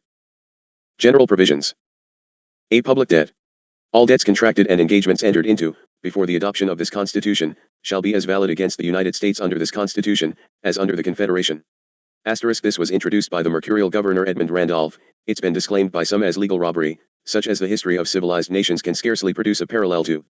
Pierce Butler, S.C., was concerned that redemption of government paper at face value would succor the bloodsuckers who had speculated on the distresses of others. The question of full or partial redemption was left unresolved. B. Supremacy of the Constitution. This Constitution, and the laws of the United States which shall be made in pursuance thereof, and all treaties made, or which shall be made, under the authority of the United States, shall be the supreme law of the land. Asterisk, the important clause, lifted from the Magna Carta, was prompted by Congress's demand that states repeal laws violating the Treaty of Paris. States cannot pass laws contrary to the Constitution. The principle of federal supremacy was tested in the Whiskey Rebellion, 1794, and again in South Carolina's Ordinance of Nullification, 1832, declaring void the Tariff Acts of 1828, and again of course in the Civil War. See Oath of Office. No religious test asterisk adopted unanimously by the delegates, though 11 of the states had a religious qualification for state representatives. Many also required voters to own property and office holders to be well off. Nowhere does the Constitution actually speak of separation of church and state. That there was no religious test provided ample ammunition for anti-constitutionalists during the ratification process. God is not mentioned anywhere in the Constitution, but is in the Declaration of Independence, shall ever be required as a qualification to any office or public trust under the United States. Article 7. Ratification of the Constitution. The ratification of the conventions of 9 states shall be sufficient for the establishment of this Constitution between the states so ratifying the same. Done in convention by the unanimous consent of the states present the 17th day of September in the year of our Lord 1787 and of the independence of the United States of America the 12th. In witness whereof we have hereunto subscribed our names. G. Washington. President and Deputy from Virginia. New Hampshire, Delaware, John Langdon, Geo Reed. Nicholas Gilman, John Dickinson. Jaco. Broome, Gunning, Bedford, Jr., Richard Bassett. Massachusetts, Nathaniel Gorham, Rufus King. Connecticut, Maryland.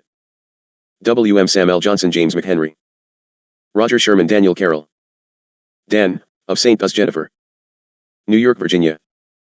Alexander Hamilton, John Blair, James Madison, Jr. New Jersey, North Carolina. Will. Livingston, W. M. Blount. David Burley, Hugh Williamson. W. M. Patterson, Rickett. Dobbs Spate, Jonah, Dayton. Pennsylvania, South Carolina. B. Franklin, J. Rutledge. Rob Morris, Charles Pinckney. Gus Fitzsimmons, Charles C. Pinckney. James Wilson, Pierce Butler. Thomas Mifflin. Geo Clymer, Georgia. Jared Ingersoll, William Few. Good Morris, Ubridge, Baldwin. Attest. William Jackson, Secretary in Convention, Monday, September 17, 1787. Resolved. That the preceding Constitution be laid before the United States in Congress assembled, and that it is the opinion of this Convention, that it should afterwards be submitted to a convention of delegates, chosen in each state by the people thereof, under the recommendation of its legislature, for their assent and ratification, and that each convention assenting to, and ratifying the same, should give notice thereof to the United States in Congress assembled. Resolved, that it is the opinion of this Convention, that as soon as the conventions of 9 states shall have ratified this Constitution, the United States in Congress assembled should fix a day on which electors should be appointed by the states which shall have ratified the same, and a day on which the electors should assemble to vote for the President, and the time and place for commencing proceedings under this Constitution. By the unanimous order of the Convention. Congress was not asked for its approval of the proposed Constitution, and didn't give it, but if Congress had decided not to send the Constitution to the states, there wasn't much its framers could have done. Ratification would be decided by we the people in convention state by state rather than by potentially hostile state legislatures, whose powers would be clipped by the Constitution. Just after the convention, James Madison said that the document would neither effectually answer its national object nor prevent the local mischiefs which everywhere excite disgust against state governments. About 10,000 amendments have been introduced in Congress. 33 were formalized and sent to the states for ratification. The 7 not adopted by the necessary 3/4 of the states include 2 amendments in the first Congress's package of a dozen. The 10 that were adopted are called, collectively, the Bill of Rights. Perhaps you should be reminded of the 7 that were not ratified. 1789, concerning the ratio of members in the House of Representatives. 1789, concerning compensation to members of Congress. 1810, concerning the abrogation of citizenship for accepting gifts or titles of nobility from a foreign power without the consent of Congress. It missed adoption by only 1 state. 1861, concerning non-congressional interference in slavery. Offered to head off the Civil War, it was adopted by only 2 states. It was the first proposed amendment signed by a president, Buchanan, before distribution to the states. Just before he was murdered, President Lincoln signed the proposed 13th Amendment. 1924, concerning the labor of persons under 18 years of age. It was opposed by manufacturing associations and some religious groups. 1972, concerning equality of rights regardless of gender. ERA fell 34 states short of adoption. 1978, concerning representation of the District of Columbia in the House and Senate. D.C. has a population larger than do 4 of the states. This one will continue to come up. 3 new proposals for amendments that are arousing interest would require a balanced federal budget, a 4-year term for representatives to coincide with the presidential term, and modification of the treaty requirement, possibly to a straight majority decision. Then, of course, you are aware of the effort of Mr. Bush to cause an amendment to ban flag burning. Dharma, allow us to leave this now. We will continue with the Bill of Rights. Thank you for your service. I shall now move to stand by that you might close this portion. Good day. Chapter 5. Rec number 1 Hayton. Saturday, May 19, 1990, 8:20 a.m. Year 3 Day 276. Hayton present in the light of the radiant one. Stressed out? No, it is a very real bombardment, Kila very real, and intended. You need input other than Constitution this day to regain purpose. I am going to purposely offend many of you. Especially those who want to dine on the lies of perfection in being just being. Good luck, because you are dwelling on scenarios that will not be in consciousness. Satan has set up his programs to take power from you and give it unto all things other than assuming responsibility for self and appropriate actions to change from his plan for you. You ones will use perfectly wondrous tools such as astrology, crystals, psychic communications, and never think twice as to who might be on the other end of the line. The master deceiver will always tell you he is God, and he is, but it is the god of darkness. Further, you readily give your power unto human fragments who also deceive you. Give your power to no one. God does not want your power, he wants you to use it, for he gave it unto you. False clearing of your space will not cut it, my friends. Rattling off a bunch of clearing words will not clear your space, but rather make you a victim in wide open invitation to that which you claim to desire to put from you. Oh yes, I see ones of you trying so hard that you blast chasms in your shield. Stop your setting up of Haton testing, clear yourselves and enter into communion with an open mind instead of conscious effort at specifics. Without ego involvement, I am a far superior tester than are you. I know when you are setting me up, and we have no more time for this trivia. If you doubt me, fine. Wait with an open mind and perhaps you will change yours. If not, I ask that you simply withdraw and leave us to our work and you go play elsewhere. We force no man, nor do we plead, beg, or bend unto games. The load herein is too heavy, and we will not carry a load for ones who simply want to ride rather than share. No, Dharma, this is not discipline, this is truth and a reminder to all as ones come forth to participate. This is a group like no other on your placement. We have no gurus, just fellow workers and teachers with a bit more experience. Ours is to bring forth truth in the written word and build. We work within the system in that we might not call great attention prematurely, and we do it better. We are out to overthrow or enslave no one. Gloom, doom, fear and fright. These words are sent forth from your enemies as directed at our work. If you are not almost in a panic, you obviously do not yet have the picture. It is through the knowledge of the probabilities as they continue to exist and worsen, that you can function. There is hope beyond measure, but most will turn away in order to continue to hide from truth, and Satan will urge you to do exactly that. Your day-to-day changes are not. They are simple perturbations which fluctuate with possibility changes. The overall projections only strengthen. The probabilities of total disaster loom ever greater with each perceived day of passage. I suppose you must hear those probabilities again, for I see that 3 weeks have passed without reminding, and already you mostly assume it's all off. No, it is all on, and closer. Scenario of mass consciousness. This is where I all but lose Dharma, for she has had to witness this over and over, and it is debilitating. But ones want the excitement of hearing it again and again, for no one returns to reread the journals as reminder. The drive is to get the next one, and perhaps the game will have changed. Well, it is slowly changing, but you must never lose sight of the goal. Let me again paint the picture as you are painting it in mass consciousness, for, so far, all are working most diligently to bring the prophecies to fruition just as Satan wrote them. God does not destroy his creation, Satan does. There has always been that feeling harboring within each of you that somehow you are Christians, and, especially if you are Christians in America, you will be exonerated from world tribulations. This becomes your biggest mistake of all your comprehensible thoughts, for let me state in the records that whatever should occur in Europe and Asia will most definitely include your United States and every living person on the face of the planet. Remember, no living thing shall escape. The good, but misguided Christian, regardless of his pretrained background and faith, for indoctrinated religions are man-trained, will not survive all of the coming tribulations any more than those who believe in the atheistic side of the teachings. What has been prophesied will happen. For man has brought these tribulations down on himself, he has planned the path within the play, and he has forgotten that he can change of it.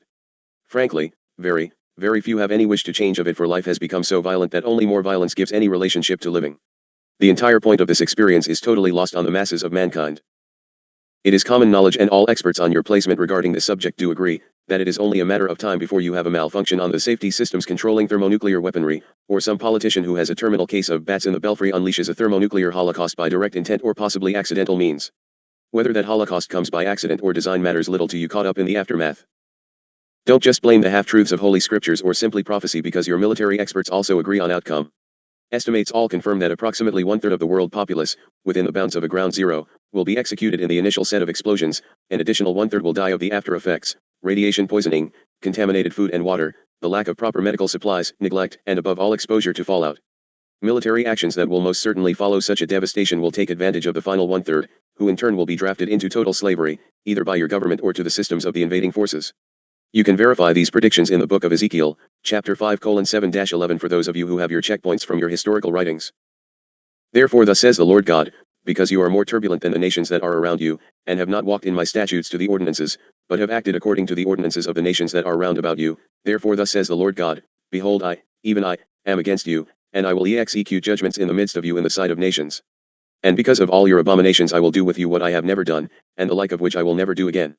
Therefore, fathers shall eat their sons in the midst of you, and sons shall eat their fathers, and any of you who survive I shall scatter to the winds. Wherefore, as I live, says the Lord God, surely, because you have defiled my sanctuary with all your detestable things and with all your abominations, therefore I will cut you down. God. Doesn't sound like the God I know. God won't do one blame thing to you, but you will. Satan has told you these things in order that you will rebel against this wrathful and terrifying God of light who eats his children and parents. And because Satan has caused you to believe these things, you will see to it that they come to pass. Crystals won't turn it around, and neither will chanting standing forth in God light and refusing to accept such judgment can. How many of you will do it? It means coming back into the laws of God and the creation, but man has also been told there is no fun or profit in so doing. You are blinded people of the life from inception. Consider the story as written. In reading the above reference, you must be made aware of two major factors, at least this is how the story has been handed down. 1. The temple at, and in the city of Jerusalem was, at the time when Ezekiel wrote these verses, in a devastating pile of rubble. Further, how do you know that Ezekiel wrote anything at all? Do you believe his name was actually Ezekiel, and are you sure it is spelled thusly? You really do not know much of anything, do you? So, as long as mankind goes on assuming, it will come to pass as assumed. It must, do you see? Well, let us continue to assume regarding Ezekiel. He was a prisoner at that time, being one of those carried off in the exile in Babylon. Therefore, he absolutely had to be referring to some other time, and since it has not yet happened, it does seem to carry such a meaning into your perceived future. To your generation being approximately 40 years, and the last generation estimated to come from about 1961 through 2001 AD. You see, you even set your time limits as Satan points them out unto you. In Pleiades we live well over 1,000 years in most placements in human format and move on when the experience is desired change. We set our guidelines according to lighted God and the creation, which does not limit us. Well, let's see now. There also seems to be a provision for a select remnant to be bound in the skirt of the prophet that will also be tried in the fire. Ouch. And that remnant will become Jerusalem. This is all stated very clearly. Big boom. Since the big boom is more inevitable now than in any of those centuries that have preceded you, and the remnant is a promise of God, doesn't it make sense to at least attempt to become one of the remnant? I wouldn't know, because there seems to be no concerted opinion as to exactly who is who in your perception. But for the sake of this story, and right here all the hallelujah nitwits inject their falsity and idiocies that before all these tribulations and holocausts occur, Jesus will come out of the heavens onto a soft fluffy cloud and scoop up all the Christians of the world and save them from the hot food. In as clear a language as possible to those self-righteous half-wits, God said after, if you believe the teachings. Not before. There are 3 accounts recorded in his own words, however he spoke to them then as different from now, and since it is his coming, he should certainly know if anyone does. In Matthew 24, 29-30, it states, immediately after the tribulations of those days the sun will be darkened, and the moon will not give off light, and the stars will fall from heaven, and the powers of heaven will be shaken. Then will appear the sign of the Son of Man in the heavens, and all the tribes of the earth shall mourn, and they will see the Son of Man coming on the clouds of heaven with power and great glory.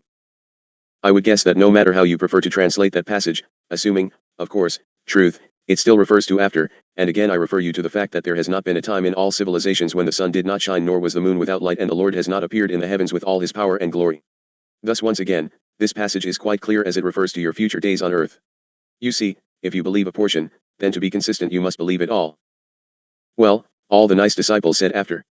Therefore, I guess you must assume that all doctrines, distortions, and delusions to the contrary are invalid. Oops.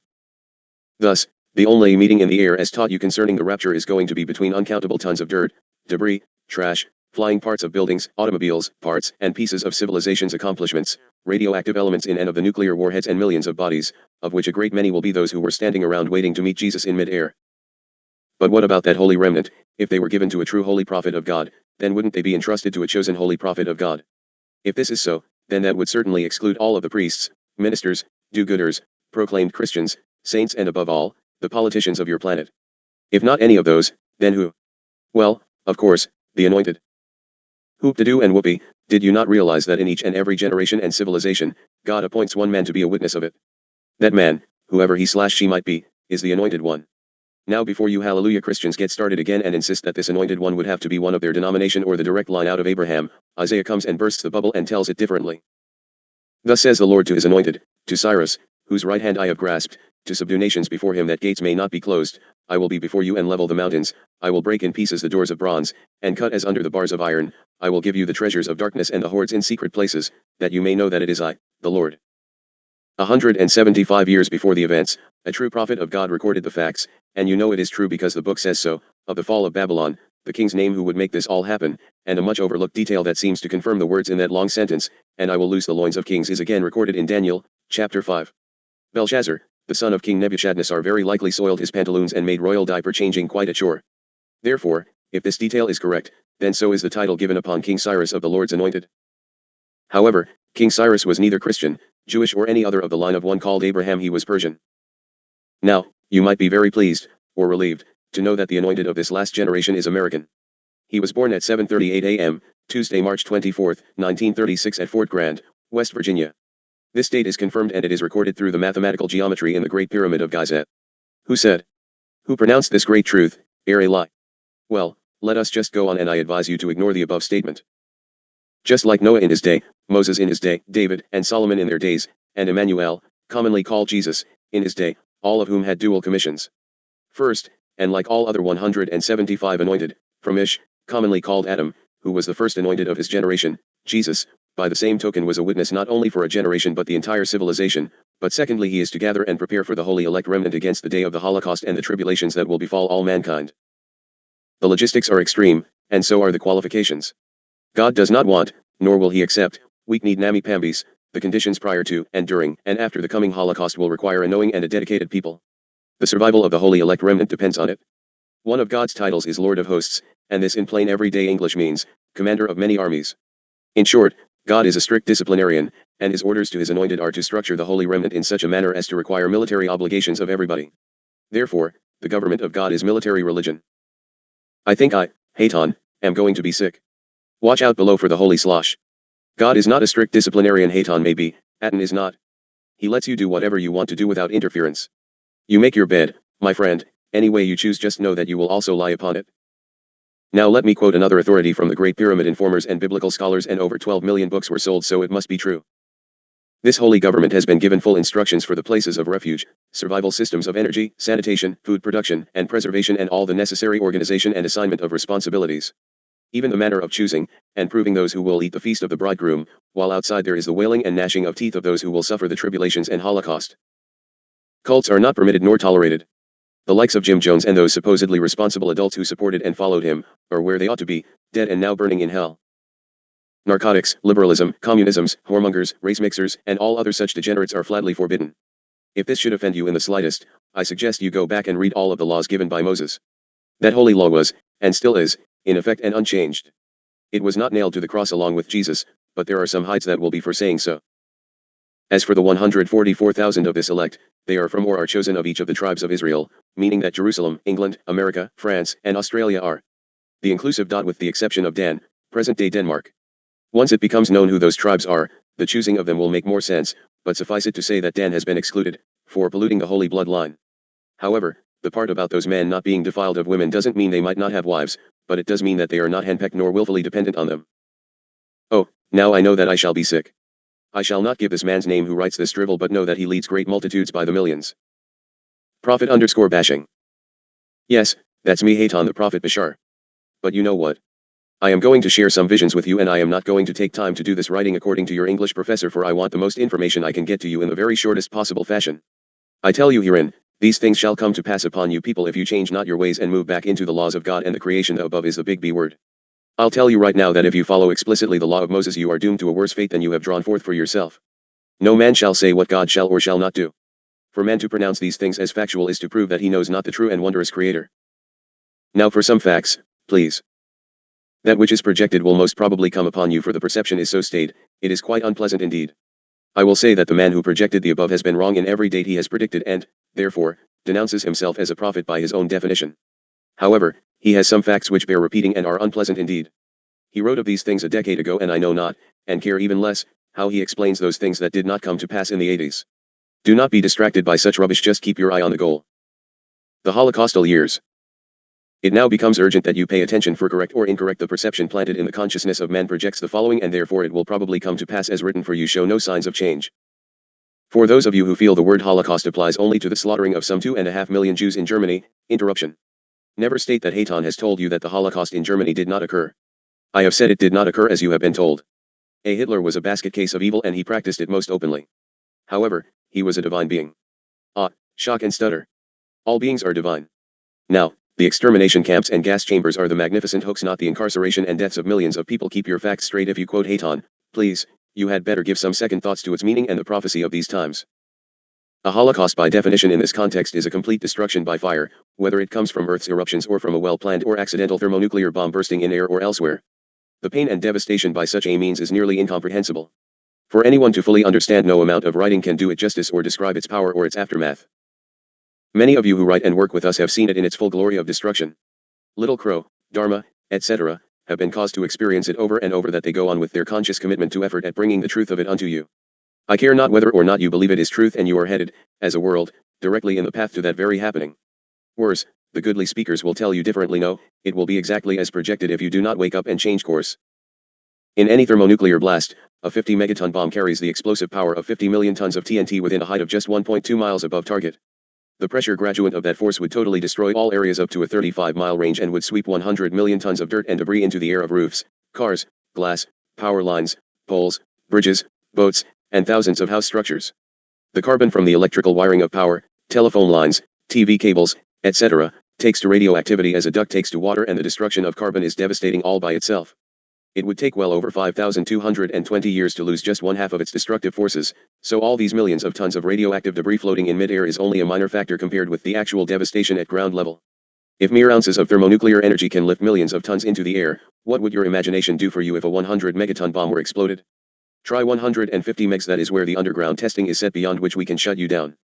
And your experts tell you it doesn't even affect the fault lines or the dams or. However, with all the H-bombs blowing off at different intervals, there would be survivors of at least 140 million people, and others of a mutated form, those who are radioactive and those, of course, who are gradually dying a tortuous existence. Now for the good news. We need only experience a total of 5, or less, depending upon circumstances prevailing, 50 megaton bombs to bring about the start of the Holocaust. It takes but one thermonuclear or neutron bomb to rearrange our atom structure and create a chain reaction that would carry, with the winds, around the globe. With such a chain reaction, all land and all people of the world are affected. One more, other than those that have been set off in a test program by US, Russia, China, and others, could seriously damage our protective ozone layer, and you thought it was hairspray, thus emitting concentrated ultraviolet rays to penetrate our surface. One bomb would seriously affect animal life, water, and plant life wherever the fallout occurs. Remember when China set off a couple of thermonuclear bombs, and as an end result, your country suffered the loss of many cattle throughout the Midwest, and today, several years later, you have begun to experience acid water that is presently killing fish, even in the nursery hatchery water? For those of you who are not familiar with this term, acid water is washed down radioactive carbons from your rains, and its effect on fisheries are now taking its toll. No, it is not just from smokestacks, that is something different. Private wells are now being affected, and some of these carbons are filtering through your purification systems. Why don't you know? Because no one's tests for it, and you wouldn't want to panic the public, would you? What are you, a rabble-rouser and troublemaker? Just keep going as you are, and you will destroy your atmosphere right out into your stratosphere. You are setting yourself up for the probability of uncontrollable heat, not global heating as lied about to you, but real hot stuff. If you get enough reaction in your atmosphere, you are going to get a real hot food, maybe a sustained heat of some 160 degrees. Now this is without any other pestilence. With such temperatures of this continuous level, your power plants supplying electricity would be forced to shut down from the overload. If this happens, your air conditioning would become useless, thus nearly setting man crazy from the heat blasts. Work in offices, plants, and stores would be forced to halt, and you would have no refrigeration. Automobiles could not travel, for explosions would be common. And shucks, there you are, a few of you, nagging for shelters underground in the cool breast of Mother. How dare you be such demanding troublemakers?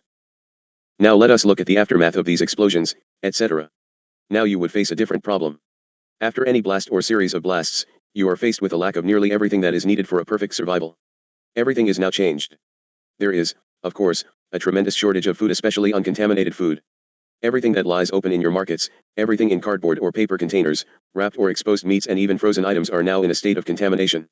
Canned foods are only safe at opening for mere moments until the contamination from the air strikes whatever you are preparing.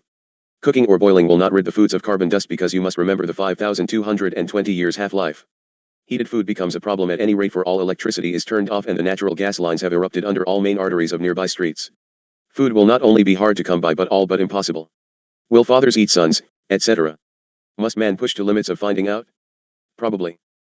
There will also be a lack of hospitals, clinics, or doctors' offices, and with this, there certainly would be a great lack of any supplies for treatment. Sickness, radiation poisoning, infections, and blindness would normally be the order of the day and to be considered as emergencies of the people. But no one will pay heed to those who can no longer function under their own power, and the majority will be left while the fit and partly healthy push on in hopes another place, another city, or even another state may not be in the same situation of utter devastation. Water would become an ever-increasing problem in every manner imagined, but we will look at potable water. Look at your normal water supply. You have, all across your country, open reservoirs that would immediately become contaminated by the radioactive carbons and radioactive dust particles, which cannot be purified in the normal filtration plants, and less so without electricity.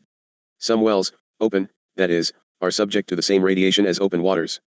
Sewage lines that have erupted would seep into the deep enclosed wells and filter into most of the lakes and springs. Rainfall, if caught in open containers, would be as contaminated as all other water, for as it falls, it collects all radioactive dust. Thus you now have an even more serious problem than the food itself, and as you know, dehydrated foods are nearly worthless without some water. The only solution for survivors regarding water is a storage of some after it is boiled, and when opened, it should be done so under the overhead protection of foil or a comparable material to prevent dust from falling into the mouth of such a container. You will be without transportation and you will not be able to be outside for periods long enough to travel at best. Food, as we have discussed previously, will be nearly nil and void. All that was is no longer. Not only the plant life is dead and withered at the stalk, but the grass, for whatever animal is left to feed from it, there are no living trees to hide the sun, if it makes it through the debris clouds, and give off the coolness of shade. Therefore, the only food available is that which was contained in metal storage tins or dry food especially prepared for this event. Or that which you are growing already, underground or in domed compressed earth greenhouses. So be it. With the sewage overflowing into the streets and into the nearby streams, infections will run rampant everywhere you turn. Of course, this stench is far less to put up with compared with the millions of dead bodies yet to be placed underground, and when buried, such a grave would have to be in excess of 3 times the normal depth to rid the near surface of the radioactive carbons, and who will be wanting to dig those graves or touch those bodies? Now, see something pretty. For those who do survive, yet somewhat affected by radiation, you have to face up to the mutates among you, the sick and dying. Mutates are far from a pleasant sight with their boil-like skin, open sores, twisted features, and loss of limbs for many. This whole accounting is gruesome to the last degree, but nevertheless, a factual situation of truth. Do these words sicken you and give you preference to simply have AIDS and get it over with? Also, now we can get down to work. Since all human signs point to this very situation in the quite near future, backed by all those prophecies, supported by many ancient writings and as told to you by alien friends and travelers, you have very little choice but to accept what is about to come to pass and prepare for it so that it can be turned aside if at all possible, but also to allow survival by preparation if mass consciousness fails to change course. If the course is not changed, you will experience days without sun and nights without moonlight. Let me forewarn you that what I have written is quite minimal and shielded relative to what your own experts would tell you if they were allowed such. You are the puppets, my friends, and the clay in the hands of the world political leaders, and all that lies ahead is or will be of a man-made origin. Your great leaders, their relatives, or their friends will not fall during the Depression years and will not bend to the stamp of the beast under population enslavement. Not only will they not be marked and numbered, but they will not endure the radioactive radiation that is to befall mankind. At the time of upstart theirs comes later indeed. They will hear the cries of human suffering and will witness the mass slaughter of the populace, but beyond seeing and hearing, there will be no emotional expression or compassion towards fellow man. Truth of how it is will give you your freedom. You must know how it is. Then, and only then, can you move in a direction of safety. At this point in the scenario you haven't even begun to deal with the activities of Mother Nature. Who cares how much time you have left? What difference does it make? What would you do differently if you knew the exacting moment? Would you put off actions? Would you simply give up? Would you take your God-given godliness and power and make some changes in the master deceiver's plans? Who will stand forth and change the plans? Who truly does not wish to experience the above fun and games and prefers a cool bunker with power and food and pure water? Well, you are going to need turn back unto God and creation in balance and effort toward wholeness. Then, you will function in truth and create that which you need to change of the scenario. I remind you, nothing is like you perceive it to be. Nothing. Now, tell me who offers hope? The ones who tell you to ignore Dharma's Hatan, Atan, and Sananda Jesus and does all to denounce the work and keep you in darkness and ignorance, or will you walk with us in light and truth, uncovering the lies, and allowing you to perfect your path in light? I twist no arms behind thine backs. I care not if you choose another path, but you will be in the choosing, for the perceived clock ticks on and on. God has permitted the resting of time for some of you who would lead while you come into remembering and balance. It would not appear so, for you are pushed, pulled, and strung out every way but in rest, but you shall prevail, for through truth is the only way from the maze. There is no magic potion, no mystical crystals or feathers, no magic smoke from a medicine man's pipe. There is only coming back into the truth of creator/creation, no other way at all. You can try every other way under the illusion and you will change not one iota of it. Little brothers and sisters, I petition you to take my hand which is offered to you in love and brotherhood, for we know of the way, and the lies are hiding of the proper path. There is not one thing on your placement now that can stop you if you remain in the protection of the lighted brotherhood, for the prince of lies and deceit has hoodwinked you from onset. You just do not wish to give up that which you perceive to be luxury, fun and fleshly delight. Well, that fleshly delight is not so delightful when it boils from thine bones. Hold it in your hearts. Things manifested in your consciousness are real enough and will be played out in the same type of manifestation, so talk of illusion and being, etc., is fine, it just doesn't change a hair of it. You will change it if you wish it changed, no more and no less. Aho. Let us leave this, Dharma, for the dose is hard to go down, but the extent of the disease must be realized before the patient is willing to take the medicine to save his life. Yet, the answer is so simple that you shall be stupefied in the ending as we gather at the river of life on the reaches of the cosmos. Hold strong, little brothers, lest you fall into the trap also. So be it, and salut. To stand by, please. We shall need to consider if this is a large enough dose or if we need more visualization of hot feet and conspiracy. You start by bringing back your God-given rights under your constitution and stop allowing the manipulation of the conspirators. By now you must realize that the Zionists of the 13th tribe are your ultimate downfall. For the prophecies say that it shall be thus, and that means that you better keep your eyes on the false Jews, for the Zionists are the most heinous enemy of the Jews of all the races and species. Satan was also born a Jew. What an interesting scenario of experience you little brothers have laid forth in order to experience. Perhaps you will get the cosmic award for havoc and intrigue after all. I hold you close in desire to protect you, but you must be in the asking. Salut. Haton to clear, please. Chapter 6. Rec number 1 Haton. Monday, May 21st, 1990, 7:15 a.m. Year 3 Day 278. Greetings in the light of the Radiant One. Haton present. Bill of Rights. The first 10 amendments, known as the Bill of Rights, were ratified in 1791. The majestic generalities of the first 10 amendments reserved to the people or to the states powers not delegated to the federal government. None of these rights would be considered absolute. For instance, Mormons cannot lawfully extend freedom of religion to practicing polygamy, which would be against the laws of the whole. In 1962 and 1963, the Supreme Court declared unconstitutional the practice of requiring children to say prayers and read the Bible in schools.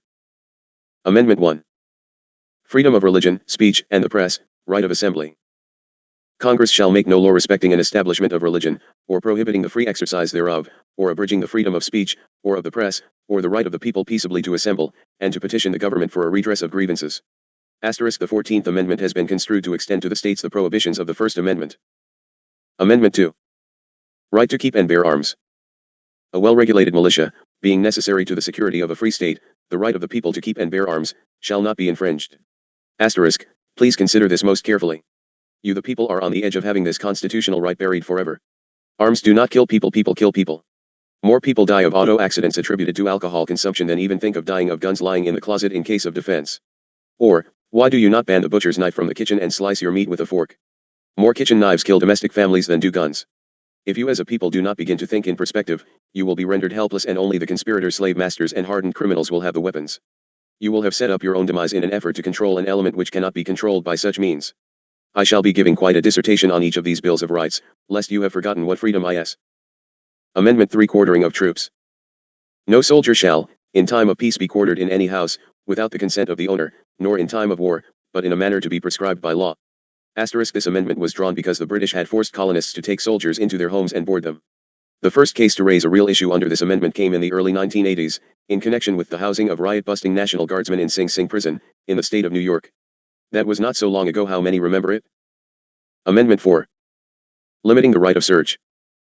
The right of the people to be secure in their persons, houses, papers, and effects, against unreasonable searches and seizures, shall not be violated, and no warrants shall issue but upon probable cause, supported by oath or affirmation, and particularly describing the place to be searched, and the persons or things to be seized. Asterisk, the Fourth Amendment protects people, not places. It does not outlaw searches. Privacy, the right most valued by civilized man, has been implied by judicial decision. Herein is one of the most flagrantly interpreted laws of all. This is the way in which laws are rewritten without any realization on the part of the people. Simply change a word here or there and act as if it were law. You have no privacy remaining, and you are not safe from search and seizure in any present circumstance. I suggest that if you desire privacy, that you get privacy in the fishbowl and study it most carefully. Amendment 5. Guarantee of trial by jury, private property to be respected.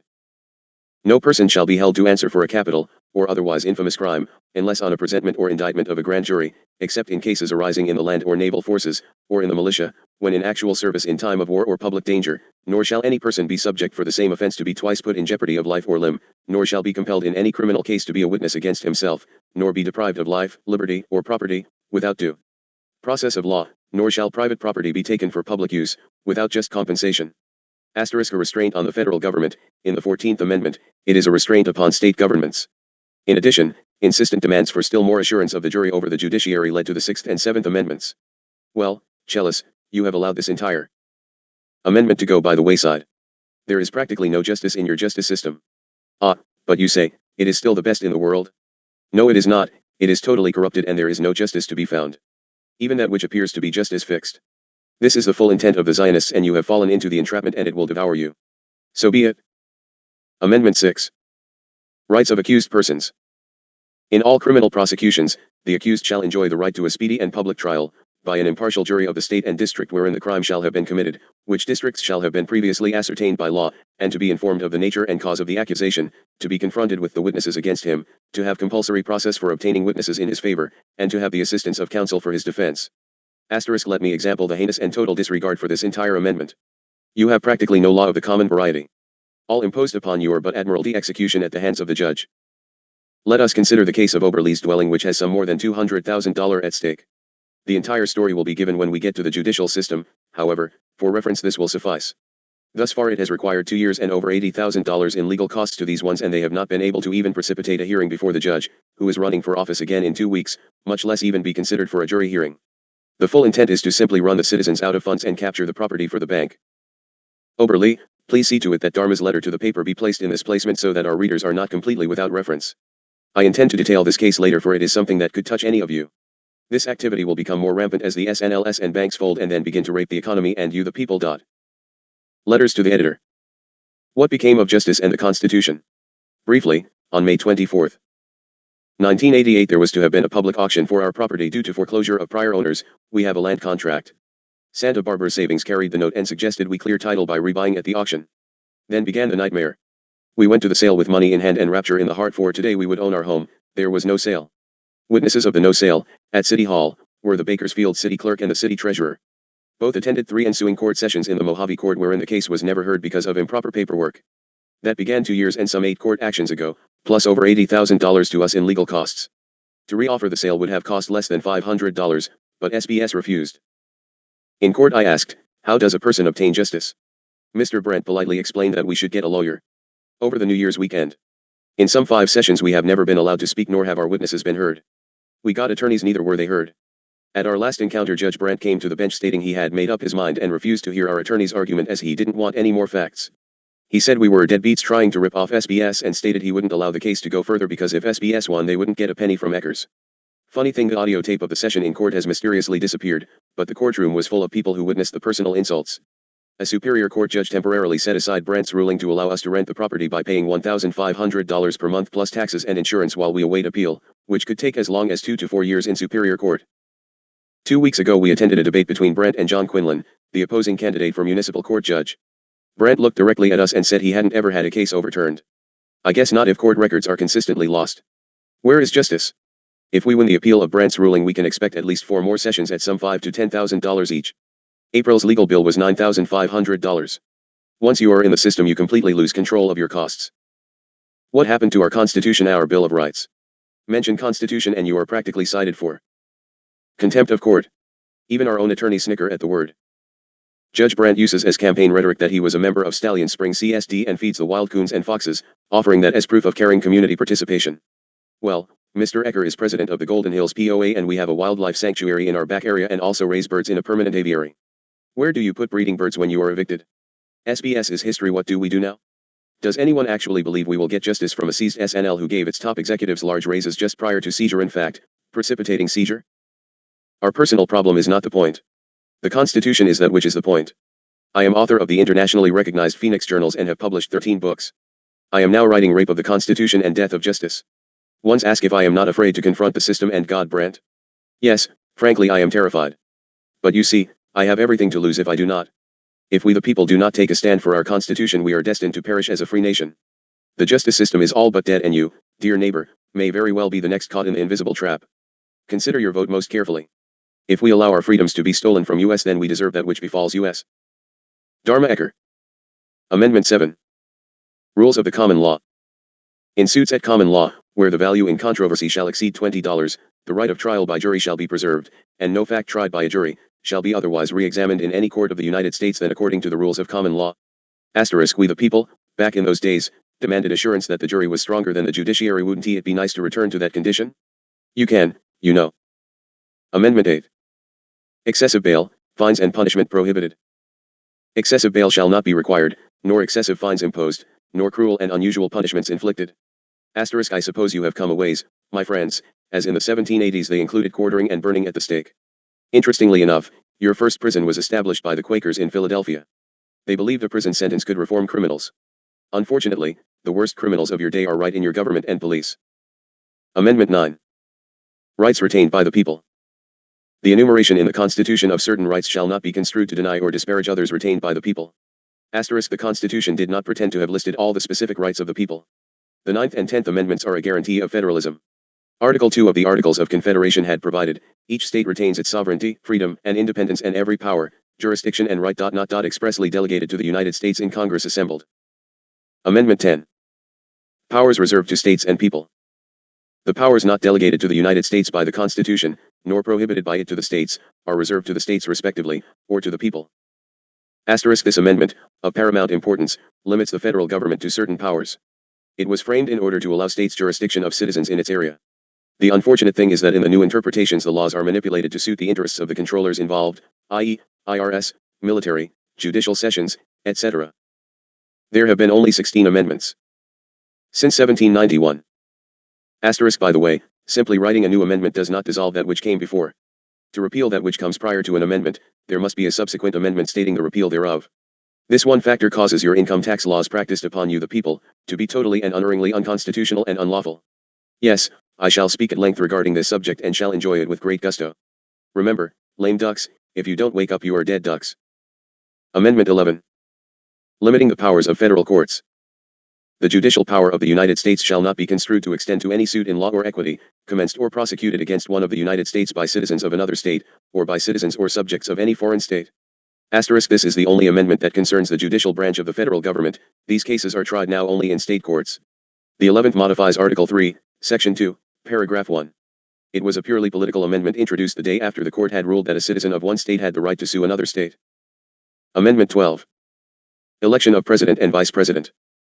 The electors shall meet in their respective states, and vote by ballot for President and Vice President, one of whom, at least, shall not be an inhabitant of the same state with themselves. They shall name in their ballots the person voted for as President, and in distinct ballots the person voted for as Vice President, and they shall make distinct lists of all persons voted for as President, and of all persons voted for as Vice President, and of the number of votes for each, which lists they shall sign and certify, and transmit sealed to the seat of government of the United States, directed to the President of the Senate, the President of the Senate shall, in the presence of the Senate and House of Representatives, open all the certificates and the votes shall then be counted, the person having the greatest number of votes for President shall be the President, if such number be a majority of the whole number of electors appointed, and if no person have such majority, then from the persons having the highest numbers not exceeding 3 on the list of those voted for as President, the House of Representatives shall choose immediately, by ballot, the President. But in choosing the President, the votes shall be taken by states, the representation from each state having 1 vote. A quorum for this purpose shall consist of a member or members from 2/3 of the states, and a majority of all the states shall be necessary to make a choice. And if the House of Representatives shall not choose a president whenever the right of choice shall devolve upon them, before the 4th day of March next following, asterisk. The lame duck clause was superseded by Section 3 of the 20th Amendment. Then the Vice President shall act as President, as in the case of the death or other constitutional disability of the President. The person having the greatest number of votes as Vice President, shall be the Vice President, if such a number be a majority of the whole number of electors appointed, and if no person have a majority, then from the 2 highest numbers on the list, the Senate shall choose the Vice President. A quorum for the purpose shall consist of 2/3 of the whole number of senators, and a majority of the whole number shall be necessary to a choice. But no person constitutionally ineligible to the office of President shall be eligible to that of Vice President of the United States. Amendment 13. Slavery abolished. Section I. Abolition of slavery. Neither slavery nor involuntary servitude, except as a punishment for crime whereof the party shall have been duly convicted, shall exist within the United States, or any place subject to their jurisdiction. Section 2. Enforcement. Congress shall have power to enforce this article by appropriate legislation. Amendment 14. Citizenship defined. Section 1. Definition of citizenship. All persons born or naturalized in the United States, and subject to the jurisdiction thereof, are citizens of the United States and of the state wherein they reside. No state shall make or enforce any law which shall abridge the privileges or immunities of citizens of the United States, nor shall any state deprive any person of life, liberty, or property, without due process of law. Asterisk. Pay attention here, this was originally intended for the protection of Negroes. This clause has been used by corporations to protect their property.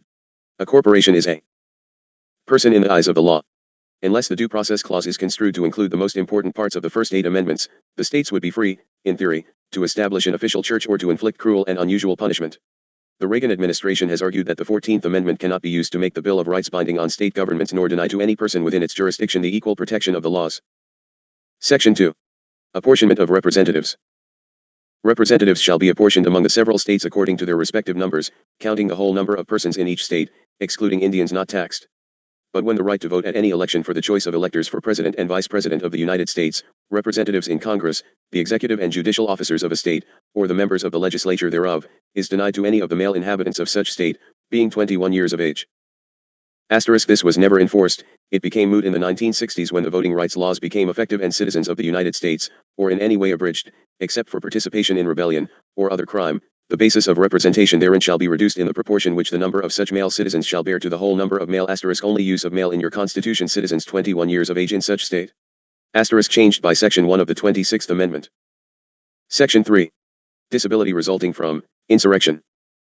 No person shall be a senator of representative in Congress, or elector of president and vice president, or hold any office, civil or military, under the United States, or under any state, who, having previously taken an oath, as a member of Congress, or as an officer of the United States, or as a member of any state legislature, or as an executive or judicial officer of any state to support the Constitution of the United States, shall have engaged in insurrection or rebellion against the same, or given aid or comfort to the enemies thereof.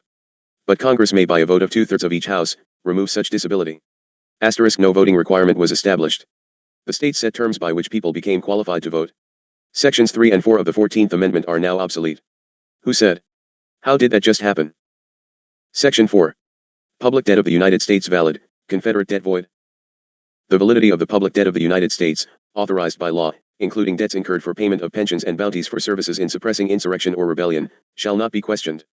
But neither the United States nor any state shall assume or pay any debt or obligation incurred in aid of insurrection or rebellion against the United States, or any claim for the loss or emancipation of any slave, but all such debts, obligations, and claims shall be held illegal and void.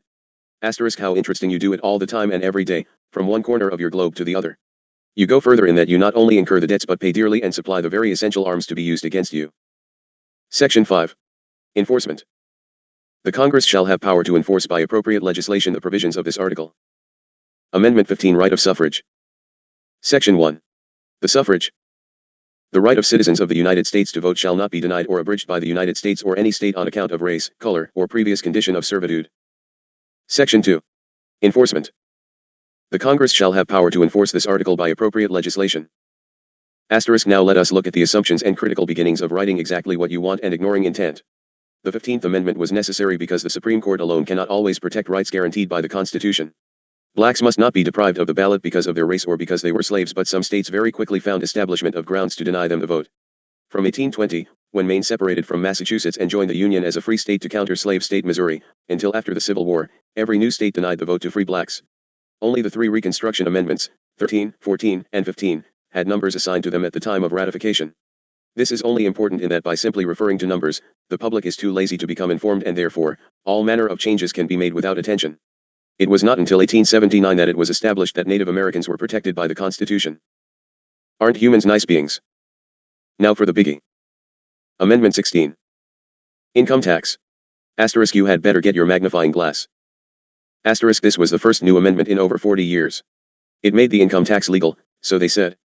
An individual subsequently would be taxed according to the size of his income rather than according to the population of the state in which he happened to live. Legal. Of course. Lawful. No. For there was never rescinding of anything written before and there were no legal ways to enforce the non-law. This is a prime example of law by assumption. They pronounce a law which neither fits constitutionally nor does it have truth, and yet you all flow alone like the sheep to the slaughter door and do so without question. I have previously written on this matter and shall again, at great in-depth perspective, but the actions are up to you the people. The Congress shall have power to lay and collect taxes on incomes, from whatever source derived, without apportionment among the several states, and without regard to any census or enumeration. Dear ones, there are at least 4 things right off the top which renders this amendment unlawful. I will give you one herein that you can do some homework. The history books will tell you that on February 3, 1913 the 16th Amendment to the U.S. Constitution was ratified. 3/4 of the states, the number required by the Constitution, approved the proposed amendment, you are told, and the progressive individual income tax was set in place. However, buried in the National Archives is an interesting document hidden until recently, for lo these many years. This document shows, beyond question or argument, that, in fact, the income tax amendment was never constitutionally ratified, that the 16th Amendment is what some are now calling a law that never was. The IRS was a private corporation with no authority whatsoever to collect anything, and on and on and on, and even if it had been ratified there is no amendment dissolving any constitutional statement prior to the 16th. Is it possible that you as a nation full of sleepy people were had? Oh, you say, well, who would support the government if you didn't pay income taxes? Do you like supporting the government which gives you all your nice freedoms? Further, are you aware that personal income taxes only go toward the debt? Also, may I remind you that you work almost half a year to pay your personal taxes, and nothing more? So be it. You shall have it exactly like you want it to be, robbed at the point of a gun in the hands of the justice system and the law enforcers. Of course the government doesn't want you to know these things. It can be obtained from Liberty Library. The income tax amendment is null and void. 300 Independence Avenue, Southeast Washington, D.C. 20003. Begin now to do your homework, for I am going to lay a lot more on you. Amendment 17. Direct election of senators. A. Election by the people. The Senate of the United States shall be composed of 2 senators from each state, elected by the people thereof, for 6 years, and each senator shall have 1 vote. The electors in each state shall have the qualifications requisite for electors of the most numerous branch of the state legislatures. B. Vacancies. When vacancies happen in the representation of any state in the Senate, the executive authority of such state shall issue writs of election to fill such vacancies, provided that the legislature of any state may empower the executive thereof to make temporary appointments until the people fill the vacancies by election as the legislature may direct. C. Not retroactive. This amendment shall not be so construed as to affect the election or term of any senator chosen before it becomes valid as part of the Constitution.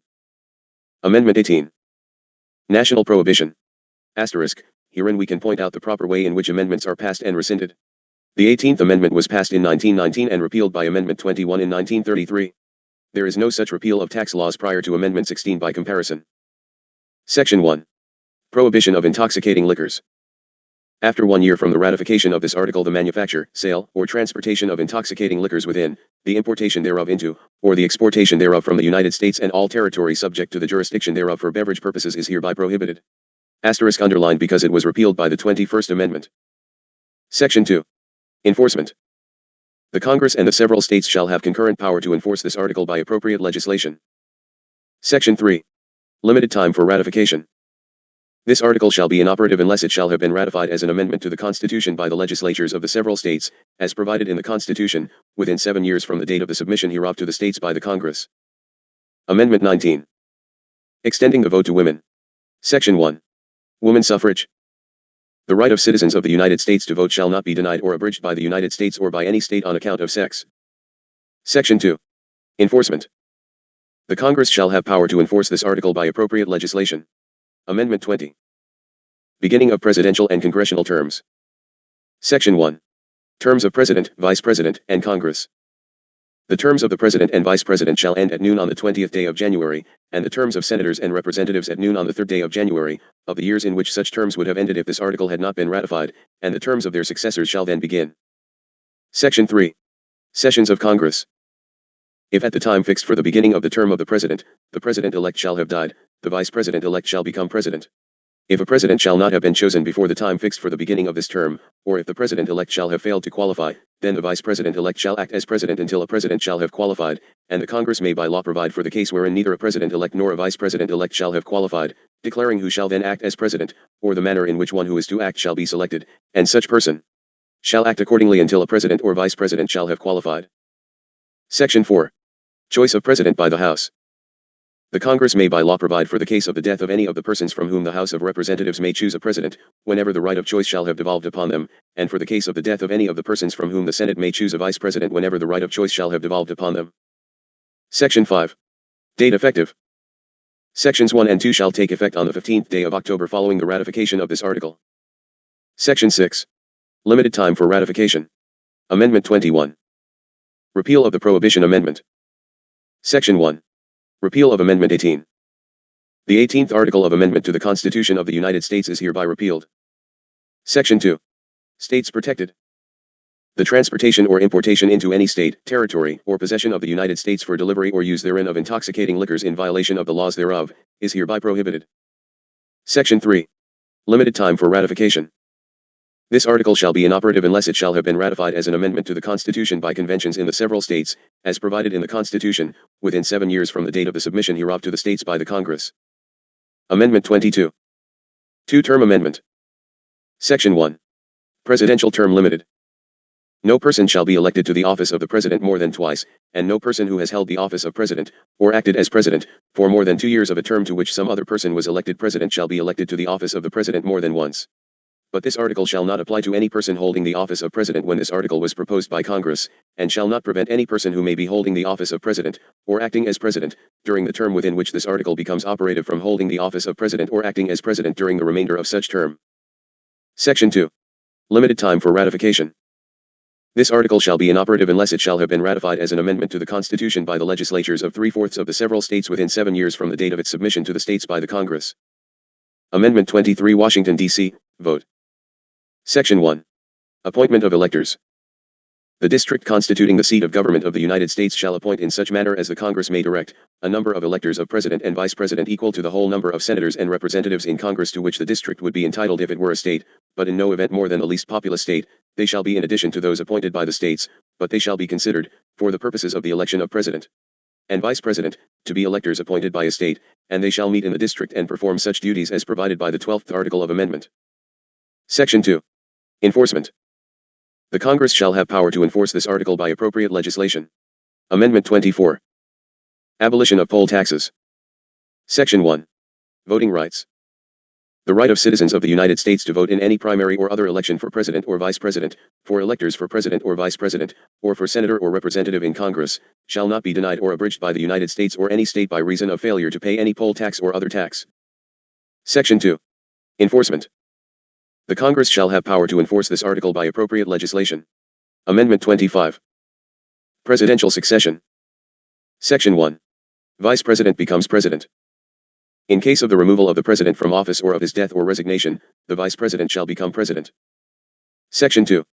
Filling the Vice Presidency. Whenever there is a vacancy in the office of the Vice President, the President shall nominate a Vice President who shall take office upon confirmation by a majority vote of both houses of Congress. Section 3.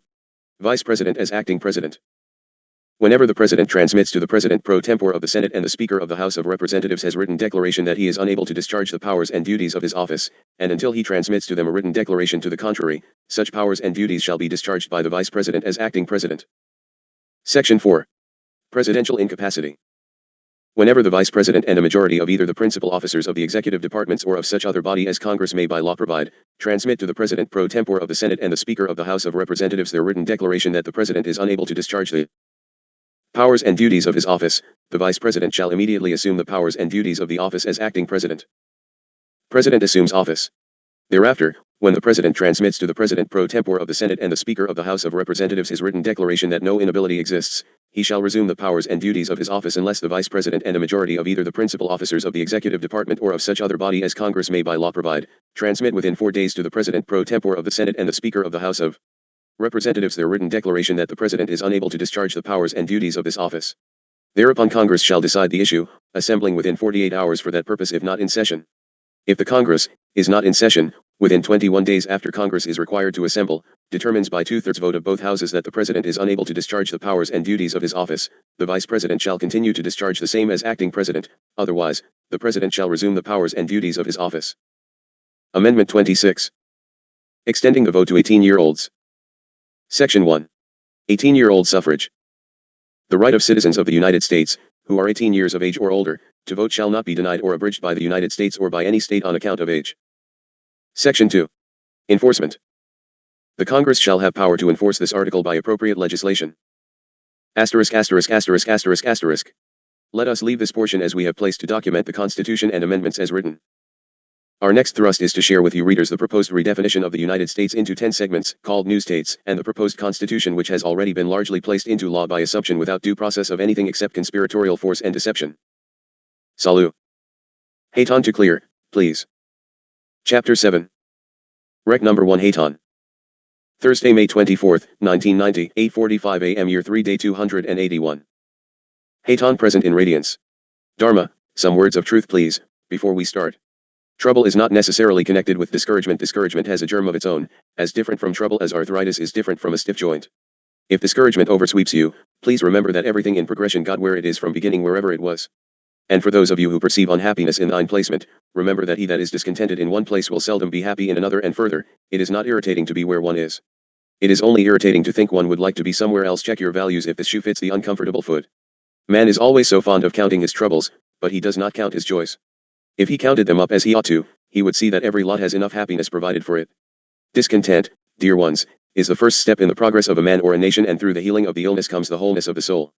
Yet who would feel without or at loss must further remember, wealth and poverty, the one is the parent of luxury and indolence, and the other of meanness and viciousness, and both are of discontent within. Check again upon your values. He who incites to strife is worse than he who has part in it, and further, the ultimate measure of a man is not where he stands in times of comfort and convenience, but where he stands at times of challenge and controversy. Chalice, life is always a discipline, for the lower animals as well as for men. It is so dangerous that only by submitting to some sort of discipline can you become equipped to live in any true sense at all, so do not consider painful what is good for you. You who require much from yourself and little from others, will keep yourselves from being the object of resentment or betrayal. The heart becomes heavy and the burden even heavier upon thine backs. However, look within at thine desires. How many have met with God in unselfish petition in behalf of this program at 7:27 a.m., 12:27 p.m., and 6:27 p.m.? So be it. Remember well this thought, from the cradle unto the grave underwear comes first. Be most cautious of elaborate coverings for thine body or dwelling, for in a world of moral nudism, wearing clothes doesn't necessarily mean that you're prudish. The need for finery may actually suggest that you have something to hide. Ponder it. False projections. I am going to share some information sent to me as rebuttal to that which I bring forth concerning the UFOs and gray aliens. Then I desire that each of you go within, in the light of holy God, and face truth. You must know that the most mischievous liars are those who keep sliding on the edge of truth and incomplete facts and wrong conclusions. The greatest masses of the people will more easily fall victims to a big lie than to a little one, and you have had about all of both that your planet can endure. Americans detest all lies except lies spoken in public or printed by authorities and expert, as well as those conjured in the name of expose and uncovering through research. Point in attention. I shall give you excerpts from information sent for my attention. To allow printing in this express I shall have to take highlights. Please be aware that the above material in this express was written prior to the arrival of the incredibly blindly foolish letter which has gone out widespread to the public. Then ponder who might just be telling you the people truth. I have seldom seen anything more absurd and blatantly ignorant and blind of thought than this which follows. Direct quotes from information to prove something or other unknown to truth. Hi all, May 15, 90. There are now 25 or more underground bases throughout the US in place and ready. For what? How about the above asteroids, which are extremely small planets that circle the Sun, mostly between Mars and Jupiter? The story reads. They are supposedly sent forth with aliens aboard and must be exploded above the Earth. VP. Quail wants to know when these asteroids of nature are approximate so they can be exploded before hitting Earth. With a likely asteroid target of western Nevada where the E.Ts are now underground. What the article does not say, is that a single asteroid 1 mile in diameter will kill everything on the surface of the planet Earth, by first searing everything from the entry heat, 4 times hotter than the Sun, and then killing everything by blocking the Sun out for 3 full years before the atmosphere clears and the Sun reappears. Do you really think the Greys are good guys? They, the inventors of AIDS, the abductors of over 1 million humans over the past 40 years. The harvesters of thousands of human body parts for their own use. These guys look at us as animals to be slaughtered, as they do on a regular basis. Do you not think the implants placed in human brains over the years are for their own purposes? Do you think the aliens murder J.F. Kennedy and Robert Kennedy as well as Forrestal and thousands of others for our good? If you think these ET-type aliens are good guys, then you are living in fantasy. Do you think the Adam, Moon, and Eve, Mars, bases are a joke? When the asteroid hits, most likely in 1995 is the confirming date, it will sear all life on the surface of the Earth, melting the ice caps and shifting the poles.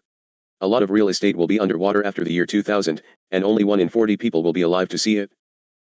Reincarnation is, in actuality, the method of the universe. Indian philosophy is correct. Christianity may also have accuracies in it as well. This ET and Rockefeller group is also responsible for Vietnam and the drug problem. These are the facts that are now overwhelming and coming in confirming every day. If you think this is fantasy, then I suggest you are the one living in fantasy. Human beings are incredibly stupid. Absolutely stupid, in almost every aspect. Science, religion, math, history, energy, philosophy, 99% of all books in print are total junk. Totally incorrect information, quoting and referring to other totally incorrect information. Please, do not forget I did not say this. The masses of men are not stupid, except as might apply to the writer hereof, they have simply been blinded to truth. Man is indeed quite brilliant, and the false speakers and actors shall meet that brilliance very shortly. The grand deception goes on, until they decide to terminate the experiments. Then always comes a bit of truth to confuse you. Does this read like science fiction? It isn't. This generation was sold out by Rockefeller, Kissinger and Eisenhower and company in 1954, and the country was also abandoned by this group years ago in the form of overseas and other debt. And on top of that they demand we pay their retirement benefits. Some remainder of sentence didn't reproduce. Then from 5/8/90 information on the UFO situation is pouring in on a daily basis. Almost too much to read. We have learned that Rockefeller, Kissinger, and Eisenhower, et al. Set up the grand deception, with the gray type ET aliens in 1954 at Holloman AFBH. The Edwards AFB was a decoy as to location, although meetings have been held there also. It was initially a trade for technology for human abductions. UFOs full of human body parts were flying around in the 50s and 60s, one crashing near Aztec, New Mexico. Anyone thinking that these ET aliens, the gray type, are nice guys are living in their own grand deception and great fantasy. Now this next is almost more than I can write. If you the public can swallow this stool I pity you, and perhaps we are too optimistic in behalf of human mankind. They use human body parts for food they absorb through their skin. It has been seen in the Dulce base. No Mr. Nice Guys here, although the type of aliens that inhabit the rest of the world are benevolent, for the most part. Rockefeller and co. sold the US out to debt and the system because they realize now that the situation is impossible as far as the gray aliens is concerned and have sold the US out to debt. We are this week getting information about how massive the deception has been. King of the world perhaps, but the throne is deep underground in Australia. I met with this portion was private and dealt with the underground installations of 251 megawatt diesel generators and associated electrical switchgear. This is true for they are scattered about in huge underground facilities, but not alien bases as stated in the document. This, however, does not even begin to scratch the surface of what is actually set up by the elite conspirators. It has naught to do with aliens from space in any manner whatsoever. This writer goes on however to reprint a note from a magazine from 1988 that says the Greys and the Reportoids are in league with each other.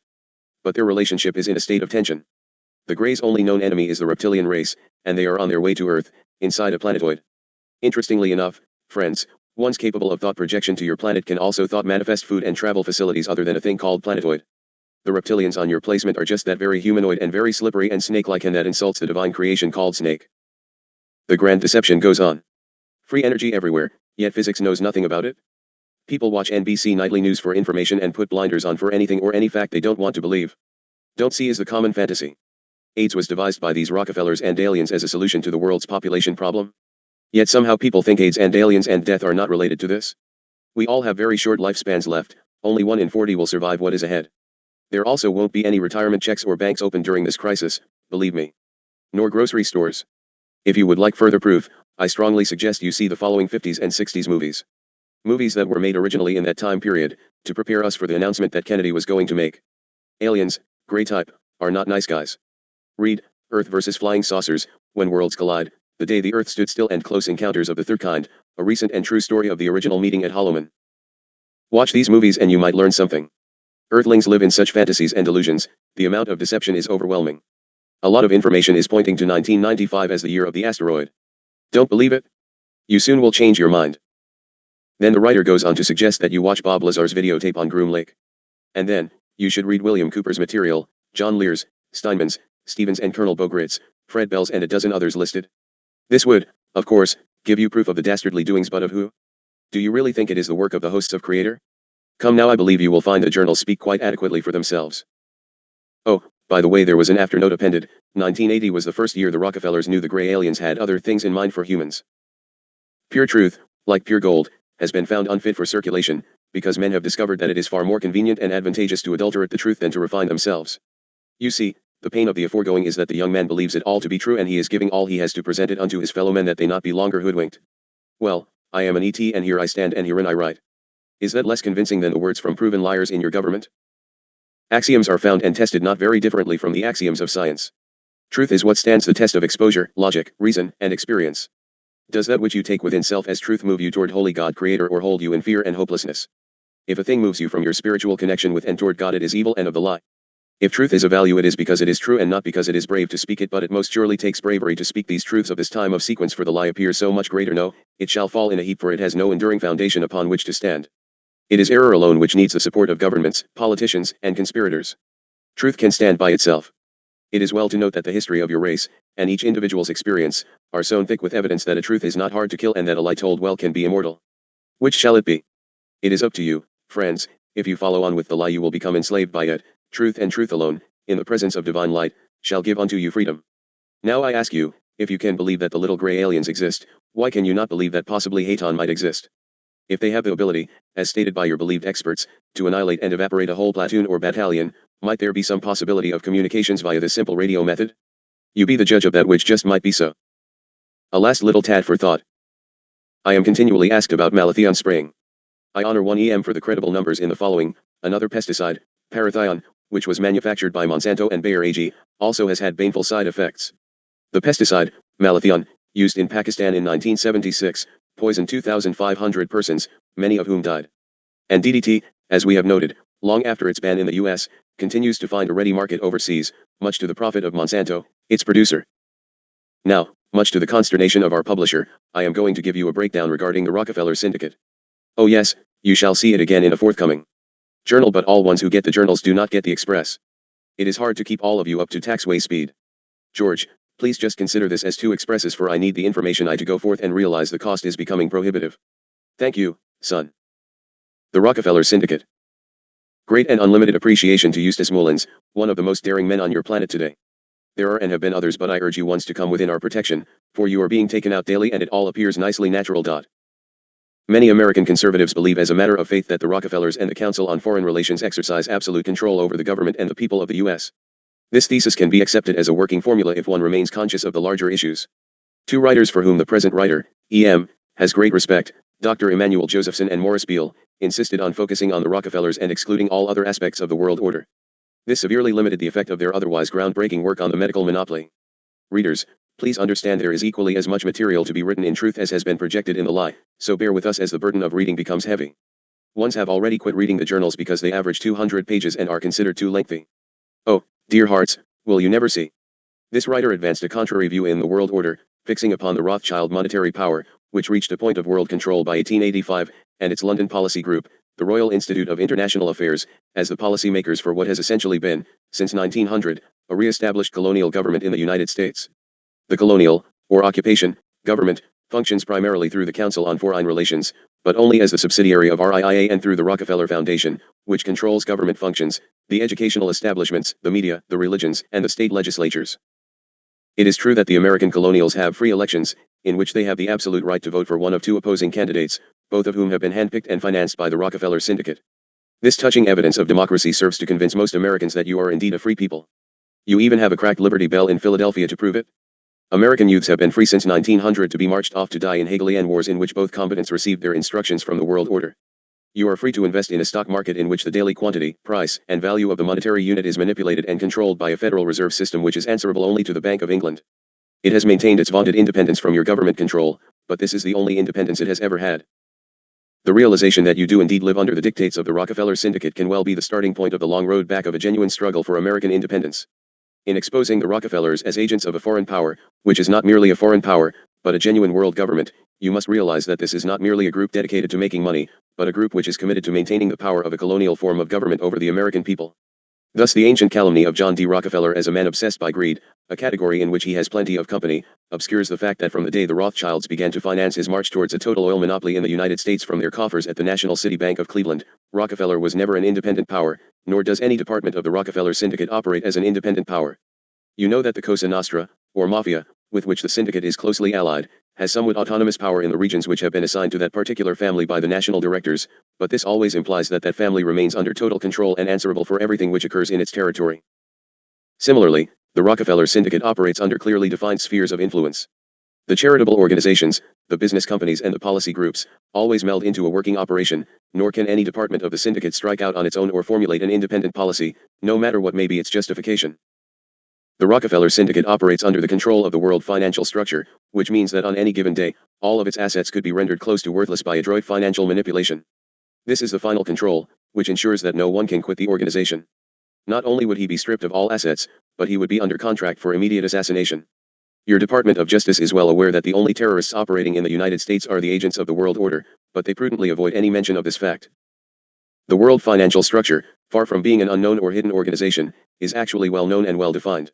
It consists of the major Swiss banks, the survivors of the old Venetian Genos banking axis, the Big Five of the world grain trade, the British Combine, centered in the Bank of England and its chartered merchant banks, functioning through the Rothschilds and the Oppenheimers and having absolute control over their Canadian colony through the Royal Bank of Canada and the Bank of Montreal, their Canadian lieutenants being the Bronfmans, Bellsbergs, Reichmans, and other financial operators, and the colonial banking structure in the U.S., controlled by the Bank of England through the Federal Reserve System, the Boston Brahmin families who made their fortunes in the opium trade, including the Delanos and others, and the Rockefeller Syndicate, consisting of the Kissinger Network headquartered at the Rockefeller Bank, Chase Manhattan Bank, American Express, the present form of the old Rothschild representatives in the U.S., which includes Kuhn, Loeb Company, and Lehman Brothers. It is notable that the Rockefeller Syndicate is far down on the list of the world's financial structure. Why then is it of such importance? Although it is not the crucial factor in financial decision in the Western Hemisphere, it is the actual working control mechanism of the American colony. The Rockefeller family themselves, like the Morgans, Schiffs, and Warburgs, have faded into insignificance, but the mechanism created in their name roars along at full power, still maintaining all of the functions for which it was organized. Since he set up the Trilateral Commission, David Rockefeller has functioned as a sort of international courier for the world order, principally concerned with delivering working instructions to the communist bloc, either directly, in New York or by traveling to the area. Lawrence Rockefeller is active in the operation of the medical monopoly, but his principal interests are in operating various vacation spas in tropical areas. They are the two survivors of the Fortunate Five, the five sons of John D. Rockefeller, Jr., and Abby Aldrich. John D. Rockefeller, Jr. died in an institution in Tucson, Arizona and was hastily cremated. John D. Rockefeller III died in a mysterious accident on a New York parkway near his home. Nelson Rockefeller, named after his grandfather, died in the arms of a TV journalist. It was later revealed that he had also been in the arms of another TV journalist at the same time. The death was hushed up for many hours. It was generally believed that he ran afoul of his Colombian drug connection, the disagreement hardly being trivial. It involved several $billion in drug profits which had not been properly apportioned. Winthrop Rockefeller died an alcoholic in the arms of his black boyfriend. He had been interviewed on television by Harry Reasoner to explain his hasty move from New York to Arkansas. Winthrop leered that his black boyfriend, an army sergeant who apparently taught him the mysteries of drill, refused to live in New York. To celebrate this alliance, Winthrop Rockefeller gave magnificently to Negro causes, including the Urban League building on East 48th Street in New York. A plaque on the second floor notes that it was his gift. It might well have stated from Hadrian to his Antinous. We do not wish to imply that the Rockefellers no longer have influence, but that the major policy dictates of the Rockefeller Syndicate are handed down by other caps, of whom they continue to be a visible force. Through the person of David Rockefeller, the family is sometimes called the first family of the Soviet Union. Only he and Dr. Armand Hammer, the moving force behind Uztek, have permanent permission to land their private planes at the Moscow airport. Others would suffer the fate of KAL. 007 David Rockefeller's most significant trip to the Soviet Union may have been the fateful day when he landed in Moscow, having been told to inform Khrushchev that he was through.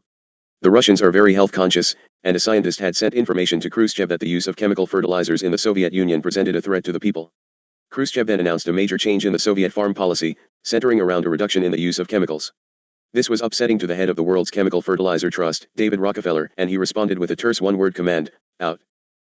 Both the Rockefeller family fortune and the considerable portion set aside in the foundations of the Rockefeller Syndicate are effectively insulated against any type of government control. Fortune magazine noted August 4, 1986, that John D. Rockefeller, Jr. had created trusts in 1934 which now amounted to some $2.3 billion, another $200 million had been set aside for the Abbey Rockefeller branch. The five sons had trusts which in 1986 amounted to $2.1 billion. These trusts had originally amounted to only $50 million each, in showing the increase in their assets as well as inflation during the ensuing half-century. Fortune estimated the 1986 total Rockefeller wealth as $3.5 billion, which would only tip the iceberg, readers, of which $900 million was in securities and real estate. Please don't forget those little silent corporations, etc. They owned 45% of the Time Life building. Nelson Rockefeller's International Basic Economy Corporation had been sold to a British company in 1980. For years, the Rockefeller family had deliberately kept the rents low in its major holding, Rockefeller Center, a $1.6 billion investment yielding an annual return of 1%. This was a convenient maneuver for tax purposes, and a good one at that. Take notes as we move along through this dissertation. Rockefeller Center recently went public and it seems I remember the Japanese purchasing it. How interesting. The Rockefellers are rumored to be liquidating their investments in the New York area, and reinvesting in the West, particularly in the area around Phoenix, Arizona, Tucson, Sedona, and a few other notable placements. Perhaps they know something you don't know? Is anybody getting nervous yet? Well, no. Then let us move on and see how long it takes you. Much of the Rockefeller wealth might be attributed to old John D.'s rapacity and ruthlessness. Its origins are indubitably based in his initial financing from the National City Bank of Cleveland, which was identified in congressional reports as one of the three Rothschild banks in the United States, and by his later acceptance of the guidance of Jacob Schiff of Kuhn, Loeb Company, who had been born in the Rothschild house in Frankfurt and was now the principal Rothschild representative, but unknown as such to the public, in the United States. With the seed money from the National City Bank of Cleveland, old John D. Rockefeller soon laid claim to the title of the most ruthless American. It is more than likely that it was this quality which persuaded the Rothschilds to back him. Rockefeller realized early in the game that the oil refinery business, which could offer great profits in a short time, also was at the mercy of uncontrolled competition. His solution was a simple one: crush all competition. The famous Rockefeller dedication to total monopoly was simply a business decision. Rockefeller embarked on a campaign of coercing all competing oil refineries out of business. He attacked on a number of fronts, which is also a lesson to all would-be entrepreneurs. First, he would send a minion, not known to be working for Rockefeller, with an offer to buy the competing refinery for a low price, but offering cash. If the offer was refused, the competitor would then come under attack from a competing refinery which greatly undercut his price. He might also suffer a sudden strike at his refinery, which would force him to shut down. Control of labor through unions has always been a basic Rockefeller technique. Like the Soviet Union, they seldom have labor trouble. If these techniques failed, Rockefeller would then be saddened by a reluctant decision to use violence, beating the rival workers as they went to and from their jobs, or burning or blowing up the competing refinery. These techniques convinced the Rothschilds that they had found their man. They sent their personal representative, Jacob Schiff, to Cleveland to help Rockefeller plan further expansion. At this time, the Rothschilds controlled 95% of all railroad mileage in the United States, through the J.P. Morgan Company and Kuhn Loeb Company, according to official Department of Commerce figures for the year 1895. J.P. Morgan mentions in his Who's Who listing that he controlled 50,000 miles of U.S. railways. Schiff worked out an elaborate rebate deal for Rockefeller, through a dummy corporation, South Improvement Company. These rebates ensured that no other oil company could survive in competition with the Rockefeller firm. The scheme was later exposed, but by that time, Rockefeller had achieved a virtual monopoly of the oil business in the U.S. The daughter of one of his victims, Ida Tarbell, whose father was ruined by Rockefeller's criminal operations, wrote the first major expose of the Standard Oil Trust. She was promptly denounced as a muckraker by the poser, Theodore Roosevelt, who claimed to be a trust buster. In fact, he ensured the dominance of the Standard Oil Trust and other giant trusts. Is your mind beginning to pickle yet? During the next half-century, John D. Rockefeller was routinely caricatured by socialist propagandists as the epitome of the ruthless capitalist. At the same time, he was the principal financier of the world communist movement, through a firm called American International Company. Despite the fact that the House of Rothschild had already achieved world control, the sound and fury was directed exclusively against its two principal representatives, John D. Rockefeller and J.P. Morgan. One of the few revelations of the actual state of affairs appeared in Truth magazine, December 16, 1912, which pointed out that Mr. Schiff is head of the great private banking house of Kuhn, Loeb Company. I knew some of you bright readers would finally pick up that these names are all attached to the greatest pharmaceutical firms in the world, even into your very vitamin supplement business, which represents the Rothschild interests on your side of the Atlantic. He is described as a financial strategist and has been for years the financial minister of the great impersonal power known as Standard Oil. Note that the name of Rockefeller was not mentioned in that quote. Because of these concealed factors, it was a relatively simple matter for the American public to accept the fact that the Rockefellers were the preeminent power in your country. This myth was actually clothed in the apparel of power, the Rockefeller Oil Trust becoming the military-industrial complex which assumed political control of the nation, the Rockefeller medical monopoly attained control of the healthcare of the nation, and the Rockefeller Foundation, a web of affiliated tax-exempt creations, effectively controlled the religious and educational life of your nation. The myth succeeded in its goal of camouflaging the hidden rulers, the Rothschilds. After EM and a few others had been exposing the charade for some 25 years, where were all you exposers when these people needed you, a new myth began to be noised about in American conservative circles, effectively propagated by active double agents. This myth found a host of eager believers, because it heralded a growing crack in the monolithic power which had been oppressing all the peoples of the world.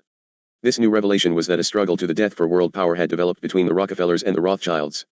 According to this startling development, one faction or the other, depending on which agent you were listening to, had gained control of the Soviet Union and would use its power as the basis for achieving the overthrow of the other faction. The sudden death of several members of the Rockefeller family was cited as proof that such a struggle was taking place, although no Rothschild is known to have succumbed during this war. This ignored the general understanding that Nelson Rockefeller had been eliminated as the result of losing deposit slips for several $1 billion of drugs from the Colombian cartel, or that the other Rockefeller deaths showed no trace of a Rothschild connection.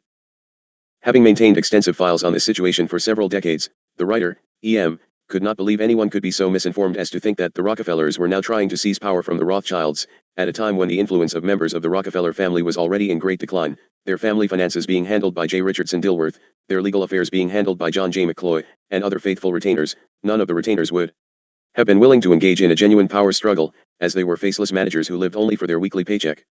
They had no ambitions of their own. Nevertheless, many hopeful Americans grasped at the will-o'-the-wisp notion the Rockefellers were now good Americans who were willing to risk all to overthrow the Rothschilds. Amazingly enough, this pernicious story persisted for almost a decade before being relegated to the curiosities of history. Like J.P. Morgan, who had begun his commercial career by selling the U.S. Army some defective guns, the famous Hall carbine affair, John D. Rockefeller also was a war profiteer during the Civil War. He sold unstamped Harkness liquor to federal troops at a high profit, gaining the initial capital to embark on his drive for monopoly. His interest in the oil business was a natural one. His father, William Rockefeller, had been in oil for years. William Rockefeller had become an oil entrepreneur after salt wells at Tarentum, near Pittsburgh, were discovered in 1842 to be flowing with oil. The owners of the wells, Samuel L. Keir, began to bottle the oil and sell it for medicinal purposes. One of his earliest wholesalers was William Rockefeller. The medicine was originally labeled Keir's Magic Oil. Rockefeller printed his own labels, using rock oil or Seneca oil, Seneca being the name of a well-known Indian tribe. Rockefeller achieved his greatest notoriety and his greatest profits by advertising himself as William Rockefeller, the celebrated cancer specialist. It is understandable that his grandsons would become the controlling power behind the scenes of the world's most famous cancer treatment center and would direct government funds and charitable contributions to those areas which only benefit the medical monopoly. William Rockefeller spared no claim in his flamboyant career. He guaranteed all cases of cancer cured unless they are too far gone. Such were the healing powers that he attributed to his magic cancer cure that he was able to retail it for $25 a bottle, a sum then equivalent to 2 months' wages. The cure consisted of a few well-known diuretics, which had been diluted by water. This carnival medicine show Barker could hardly have envisioned that his descendants would control the greatest and the most profitable medical monopoly in recorded history. Thank you, Dharma, allow us a rest and then please return for we must get this done this day. Peace, Keela, for the goal justifies the labor and others can take up slack in other areas of your life, as we move along. I cannot be without you at this time, please. If others feel the need for respite and vacation, so be it, 'tis only your planet at stake. Please, I cannot spare you, Keela. Hold to me and I shall give unto you the energy required and others shall simply need to understand and place priorities based on value and our time crunch. So be it. Haton to stand by. Chapter 8. Rec number 2 Haton. Thursday, May 24, 1990, 4:15 p.m. Year 3 Day 281 The Rockefeller Syndicate, continued. As an itinerant carny, a traveling carnival peddler, William Rockefeller had chosen a career which interfered with developing a stable family life.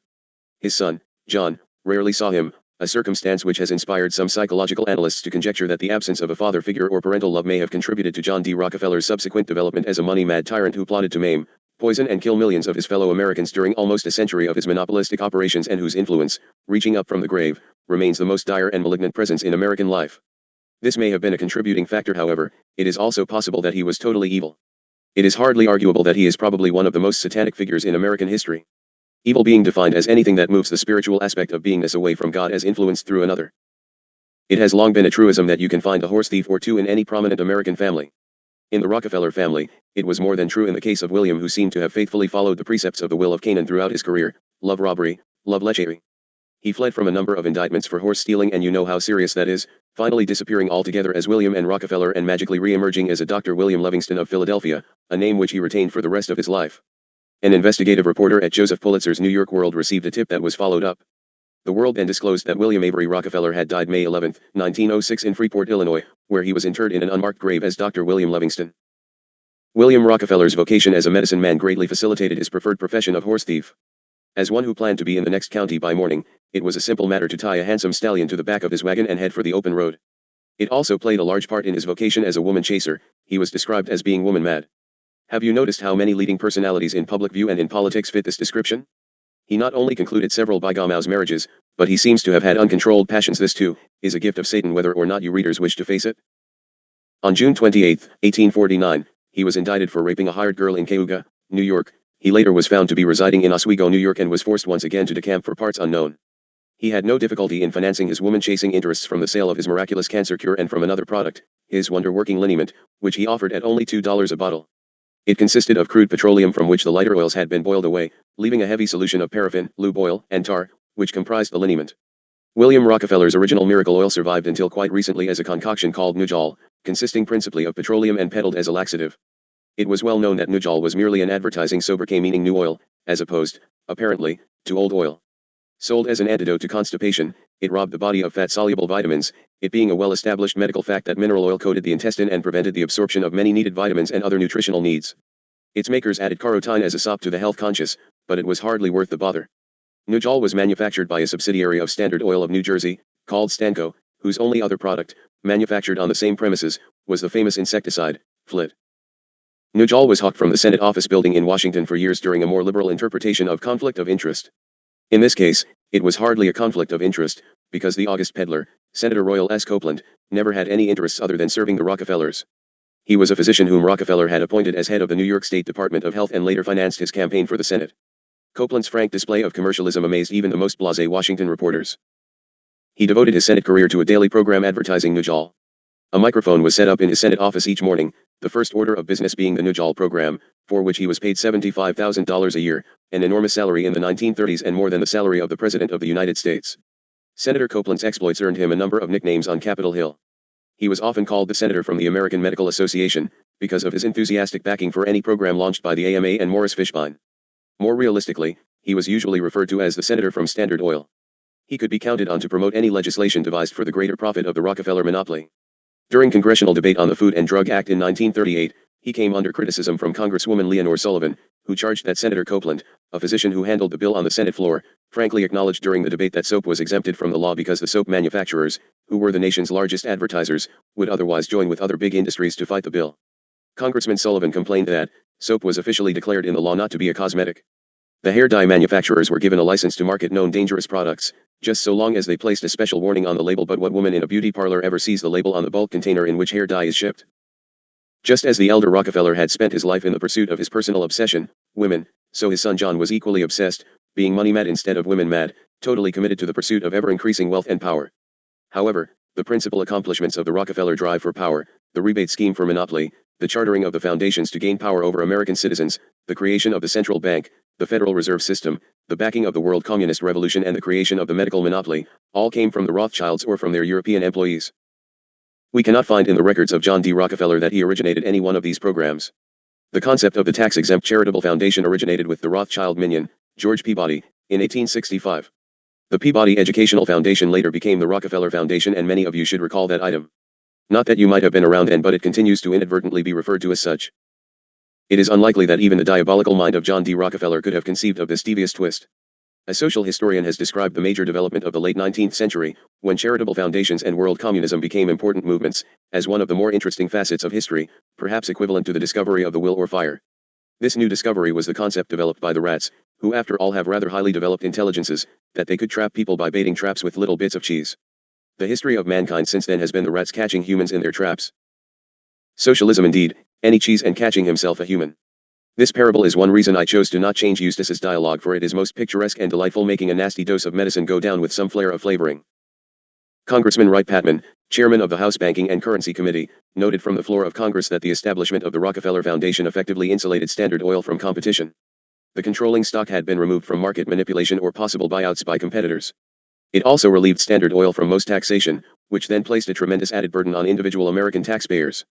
Although a Rockefeller relative by marriage, Senator Nelson Aldrich, Republican Majority Leader in the Senate, had pushed the General Education Board charter through Congress, the Rockefeller Foundation charter proved to be more difficult.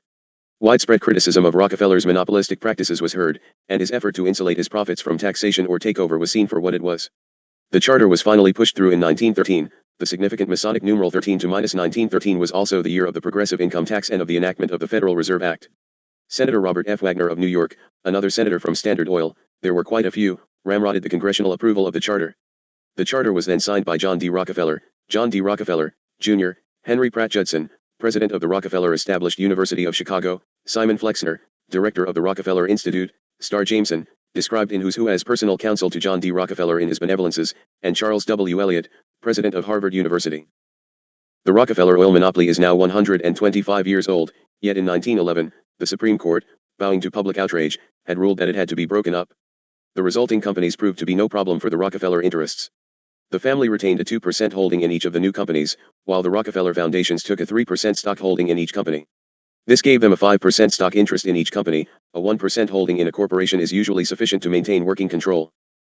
The involvement of the Rockefellers in promoting the world communist revolution also developed from their business interests. There was never any commitment to the Marxist ideology. Like anything else, it was there to be used. At the turn of the century, Standard Oil was competing fiercely with Royal Dutch Shell for control of the lucrative European market. Congressional testimony revealed that Rockefeller had sent large sums to Lenin and Trotsky to instigate the communist revolution of 1905. His banker, Jacob Schiff, had previously financed the Japanese in their war against Russia and had sent a personal emissary, George Kennan, to Russia to spend some 20 years in promoting revolutionary activity against the Tsar. When the 1905 revolution failed, Lenin was placed in storage in Switzerland until 1917. Trotsky was brought to the U.S., where he lived rent-free on the Standard Oil property at Bayonne, New Jersey, its tank field. When the Tsar abdicated, Trotsky was placed on a ship with 300 communist revolutionaries from the Lower East Side of New York. Rockefeller obtained a special passport for Trotsky from Woodrow Wilson and sent Lincoln Steffens with him to make sure he was returned safely to Russia. For traveling expenses, Rockefeller placed a purse containing $10,000 in Trotsky's pocket. Chapter 9. Rec number 1 Hayton. Friday, May 25, 1990, 7:20 a.m. Year 3 Day 282. Hayton present to continue in the light of radiance. Oh, you are nosy and want the gory details of Nelson's bump-off? Well, we'll have to move away from Eustace's work for a bit and pick up the threads. Perhaps the publisher will fire Hayton for too lengthy oratory. I shall have to petition you of the public. Do you desire short little nothings or explicit information? You who continue to petition for secret information in explanation, this is it for 99.9% of the living populace. Those with personal petitions, please be patient and we will get the responses, but this is most timely, for you must get a foundation of the workings of your world order firmly fixed in your heads. You must know who are your enemies. Oberly, perhaps this heavy load shall be divided into 3 or 4 expresses.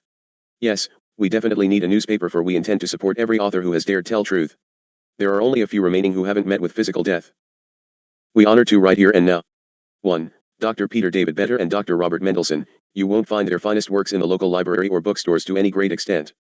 Eustace Mullins has written the most comprehensive documents on the subject of conspirators, and libraries are not allowed to carry them, and when they are put within in spite of threats, the books are mysteriously removed. Bookstores fear too much to carry the literature. It is the same with the journals, and until you the people demand to have them, it will continue. The only thing you have as recourse is to keep publishing each other's information until the blanket is enlarged. Then, a daring publisher such as George will gain access to the publications and make them available for as long as we can, and that, we intend to be indefinitely. Please support the work of these authors, especially the ones remaining such as Eustace Mullins. Get the books from America West, as it requires funds to confront the conspirators in the unjustice courts, etc. Even though Dr. John King was taken out some 2 to 3 weeks ago, continue to support his newsletters, and we shall attempt to get to press his last book. It is so sensitive that no publisher has dared print it. Please support George as we work out details of integration with his son, John, Jr., to continue his fine work. Dr. King, Sr. realized too late that we are real and truth. If ones but give hate on hearing, I have yet to have a single entity doubt my presence, even if they might disallow for interference in their own path. That is usually because of successful seminars which would require a changing of output, and some of the energies who send the messages are caught in their mischief and misleading and vanish in my confrontation. So be it. Heart attack? Oh, please. A bit of background to interrupt this interruption, please. Russia's first publicized moon landing came to light on October 16, 1977, on the backside in Jules Verne crater, and by late the following month Russian charged particle beam weapons were already operational on the near side of the moon, and the US beam system at your base on the moon was blasted. Now in the decades since, all manner of other things have happened, but we are talking about Nelson's death, so don't distract too far, please. These Russian moon-based systems can blast any visible spot on Earth in less than 2 seconds, and they constitute the second leg of the Russian space triad. On December 2, 1977, the third leg of Russia's space triad announced its presence to your surprised leaders. On that day, tremendous earthquakes, loud blasts in the atmosphere began rolling in from the sea along America's east coast. These later became recognized all over the place. These come from quite amazing Russian hovering platforms which are called cosmospheres by the Russians. They are fully armed with particle beam weapons from which your now invisible shields cannot hide your ships or planes, and they fire in any direction, including up. These weapons were unleashed operationally in 1976 to 77. They ruined the perfectly wondrous Rockefeller plan for a carefully programmed nuclear war of first strike upon Russia, and altered drastically the military balance between East and West. As a result, the leadership of the 4 Rockefeller brothers in their worldwide power structure began to be seriously challenged. They had made serious mistakes in judgment, and their judgment was no longer accepted so easily by their most powerful associates and allies. At the same time, something had to be done, and quickly, to respond to the altered situation. For these and other reasons, Rockefeller power began increasingly to turn toward support for a sophisticated new Bolshevik revolution right in your good old US of A. It was then that the doors worldwide began to open to Red China in the fight against Russia. There was talk in 78 about America playing the China card. Nonsense, China was playing the America card. China's goal was a restored alliance with Russia on the best possible terms for later on in the unfoldment. So, in 1977 the 4 Rockefeller brothers began using these and other stopgap measures, trying to save their dynasty from utter ruin, but they have been trying to swim against the current of history. Historical fact shows that all true dynasties have a natural lifespan of about a century, therefore, the Rockefeller dynasty diminution would be inevitable and appropriate. So things began to happen, and the Rockefeller lights began to go out. John D. III met his fate allegedly in an automobile accident, and most bizarrely at that near his estate in Pocantico Hills, New York. That is another story. Then, hardly 6 months later, the second oldest of the 4 brothers, Nelson, met his death on January 26, 1979. Then the confusion. In life Nelson craved publicity, yet his death was shrouded in obscurity and unanswered questions and myriads of answers, all lies. Normally it is quite customary for the body of an important public personality, such as a senator or vice president, or A.M. Forbes, to lie in state so that the public can pay their last respects. Remember, this was a powerful man who had run for president and headed state governments. Funny thing, this service was offered to Nelson's family in Washington by U.S. Senate leaders but was rejected. There was no lying in state, there was no viewing at all. Instead, he was accorded a very secret and quick cremation, a most unusual step in the case of the Rockefellers, to say the very least. There was a strictly private memorial service, quick and brief. Originally it was announced by Rockefeller aides that the cremation would take place Monday morning, January 29. This was to be followed by the memorial service at 11 a.m. But even the public announcement was shrouded in confusion and contradictions. Meanwhile, back in the underground, reports about the circumstances of Nelson's death were equally contradictory and strange, raising one major question after another. In response, Rockefeller's spokesman kept changing the story from one hour to the next, and as the questions multiplied, the cremation was speeded up. It was performed a day ahead of time, on Sunday morning. Later that day, a family spokesman announced the cremation to reporters, but he at first refused to identify the crematorium that was used and gave no explanation for the rush involved. There had been no change in the plans for the memorial service, which remained scheduled for Monday. Fate of a nation and impact on the world. The strange circumstances surrounding the death were not just a morbid puzzle, they impacted the fate of the U.S. and Western civilization. He was one of the most powerful men on earth and, by his own choice, a public figure. Like the mass death in Guyana 2 months prior, Nelson's death would affect your lives. Remember the Antarctic episodes, Falklands, and New Zealand. Just as happened with Guyana, a smokescreen of maneuvers, changing stories, and confusion were used to hide any truth about this untimely death, but just as with Guyana, truth catches up and someone tells.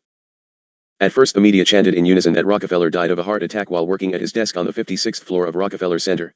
The time of death was said to be 10:15 p.m., Friday evening, January 26, 1979. By the next day, however, a conflicting story emerged. It was said that he had died, not at Rockefeller Center but at a townhouse located at 13 West 54th Street. According to the New York Times for Sunday, January 28, neighbors and passers-by reported that when the ambulance arrived, a woman in an evening dress emerged from 13 West 54th Street and accompanied the attendants American Samoa. They carried Mr. Rockefeller to the vehicle. By Saturday afternoon, the official story changed to the townhouse address. The Washington Post said on Sunday, January 28, Rockefeller collapsed in his first-floor office in the townhouse at 13 West 54th Street at about 10:15 p.m. Friday and apparently died instantly, family spokesman Hugh Morrow reported. It was initially reported by Morrow that Rockefeller had suffered his heart attack in his 56th floor office at 30 Rockefeller Plaza. The Post then quoted Morrow as saying, "Actually, the death occurred in Mr. Rockefeller's private office. The error was entirely mine." But then there were new questions. People wondered who was the mystery woman in the evening attire. Family spokesman Morrow said he did not know of any woman being present at the time of Rockefeller's death, according to the Sunday New York Times. Instead, he said that the emergency number 911 had been called by an unidentified woman neighbor. Reportedly, the only call for an ambulance was made by means of the 911 emergency number, and even more serious questions boiled up in this connection. For one thing, that number is for use by the general public in police and fire emergencies and, as New Yorkers would know, it is rarely answered promptly, and yet there was never a report of so much as a call for a private ambulance or a phone call registered at that number until well over an hour later than stated. And still, spokesman Morrow said by Saturday that a bodyguard and a chauffeur had been with Rockefeller at the time of death. Even worse was the question of the delay before the call was placed. Rockefeller's spokesman kept saying that Rockefeller had died at 10:15 p.m., even after they changed their story about where he died. But, police records showed that the conjured 911 call was not placed until over an hour later, at 11:16 p.m. During the missing hour, Rockefeller aides worked feverishly in making arrangements to prevent any autopsy from taking place. How do I know? Well, I have ways of knowing, but there is always a blabbermouth in any evil camp, and a Rockefeller let it slip. By the following day, Sunday, January 28, Rockefeller spokesman Morrow delivered his third version of the story to the press. According to the New York Times for the following day, he said that the death actually had occurred at about 11:15 p.m., and that the two people present when Mr. Rockefeller was stricken at the townhouse were Andrew Hoffman, a security aide, and Megan Ruth Marshack, a 31-year-old staff assistant on Mr. Rockefeller's recent art projects. Miss Marshack, who resides a few doors away at 25 West 54th Street, placed the call to police within a minute after Mr. Rockefeller was stricken, Mr. Morrow said yesterday. On Saturday, Mr. Morrow had said he did not know of any woman being present. Even the age of 31 given for Miss Marshack by Morrow later turned out to be incorrect, but with this newly revised story, another Rockefeller spokesman said Sunday, according to the New York Times the next day, that there was no discrepancy in the hour, it was simply a case of people under pressure making a mistake. And also, according to the New York Times, spokesman Morrow also told reporters that Miss Marshack arrived at the townhouse for work around 9 p.m. Friday evening wearing a long black evening gown. Most important of all was the question of the cause of death, and by the time spokesman Morrow gave his third version of events to reporters on Sunday, January 28, the rush cremation of Nelson had already taken place. The chance that an autopsy might allow the truth to leak out had been eliminated. Here, too, confusion reigned supreme in the public announcements. For example, the New York Daily News for Sunday, January 28, reported that it had learned from a member of the family that Rockefeller had been complaining of chest pains for the last week or so, but no one, it was reported, thought the pains were significant and little attention was paid to them. Yet elsewhere in the flood of Rockefeller items in the same newspaper there are the words of Dr. Kenneth Ryland, Rockefeller's personal physician for 40 years. He was quoted as saying, "I examined him last Wednesday, and he was in excellent shape. I was shocked, completely shocked." So, as in the case of the strange death of Nelson's brother John D3, aren't you just itching with curiosity? Well, another episode, perhaps, the prior July in an alleged automobile accident, you were never meant to know the circumstances. The strange lady with Nelson suddenly went into seclusion. She was put immediately into a hospital in Westchester County, New York, under very heavy guard, and then the Rockefeller spokesman went into high gear to hide all truth of the death. Nothing but confusion was put forth, and worse, nothing was ever done about it or followed up in any manner. But, dear hearts, there is no confusion about what took place that fateful Friday night. You see, as is always done in intelligence circles, a psychological profile of Nelson had been studied. It would show that it was often his custom after dinner with his family on Fridays to leave to go to his private 5-story townhouse at 13 West 54th Street for whatever purpose. It would also show that on these occasions his regular large contingent of armed guards would be off duty. On that Friday evening he made his usual trip to the townhouse. There he became preoccupied with doing whatever he had gone there to do with a lady in a long evening dress. The moment came when his guard was completely down, and at that precise moment a shot was fired. The bullet tore into Rockefeller's head with professional accuracy. After the shooting, his 25-year-old female aide apparently collapsed in a semi-state of shock. At a later report she is said by Rockefeller's spokesman to be in seclusion and unavailable for comment. How secure do you think that person would feel until her day of transition?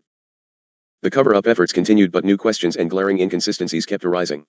For example, Rockefeller's spokesman Hugh Morrow said for nearly 2 days that he did not know of any woman being present when Rockefeller died, but then later the New York Times said that the Associated Press yesterday reported that at 4 a.m. Saturday, less than 5 hours after Nelson died, one of its reporters, recalling that Miss Mars Hack had worked as a Radio AP news reporter in Washington before being hired by Mr. Rockefeller, had called her seeking a radio report on his death. Morrow was with her in her apartment and might speak later. When asked about this by the Associated Press, Morrow reportedly replied that, "Whatever Megan said at 4 a.m., I'm not going to comment on it. I've been through this thing over and over again, and I'm tired of it." The two remaining brothers, Lawrence and David, could not afford to let the truth be generally known about Nelson's death. It would certainly raise too many questions at such a critical time, and believe me, it was a critical time. The greatest protection for their power was always the false halo of philanthropy. That tranquil image would have been shaken to its foundation by public knowledge that Nelson Rockefeller was murdered. Therefore, the horrendous wound to his head would be covered forever through cremation with dispatch and false documents brought forth by the medical monopoly, which the Rockefellers controlled, that he died of a heart attack. The once mighty four-man unit comprised by the four Rockefeller brothers was then very badly crippled. David and Lawrence would need desperately to have someone join their inner family circle as a replacement for Nelson, and as it just happened, the man to don Nelson's cloak of power was already conveniently at hand and ready. In fact, he was with Nelson only hours prior to the murder. He was the man most responsible for America's disastrous intelligence gap at the time. He was the little Hitler waiting in the wings, a Rockefeller protege. He was the one person who would gain the very most from the murder of Nelson. Oh no. You guessed it already, Henry Kissinger. Yes, we will just continue the story at another time, but now, we are going to return back to the ranch where the bankers are foreclosing on the rancher, etc. Let's see, where were we? Oh yes, we left Trotsky on his way to Russia with $10,000 pocket change. On April 13, 1917, when the ship stopped in Halifax, Canadian Secret Service officers immediately arrested Trotsky and interred him in Nova Scotia. The case became an international cause célèbre, as leading government officials from several nations frantically demanded Trotsky's release. The Secret Service had been tipped off that Trotsky was on his way to take Russia out of the war, freeing more German armies to attack Canadian troops on the Western Front. Oh, isn't this just too much intrigue for one sitting? Prime Minister Lloyd George hurriedly cabled orders from London to the Canadian Secret Service to free Trotsky at once. They ignored him. Trotsky was finally freed by the intervention of one of Rockefeller's most faithful stooges, Canadian Minister Mackenzie King, who had long been a labor specialist for the Rockefellers.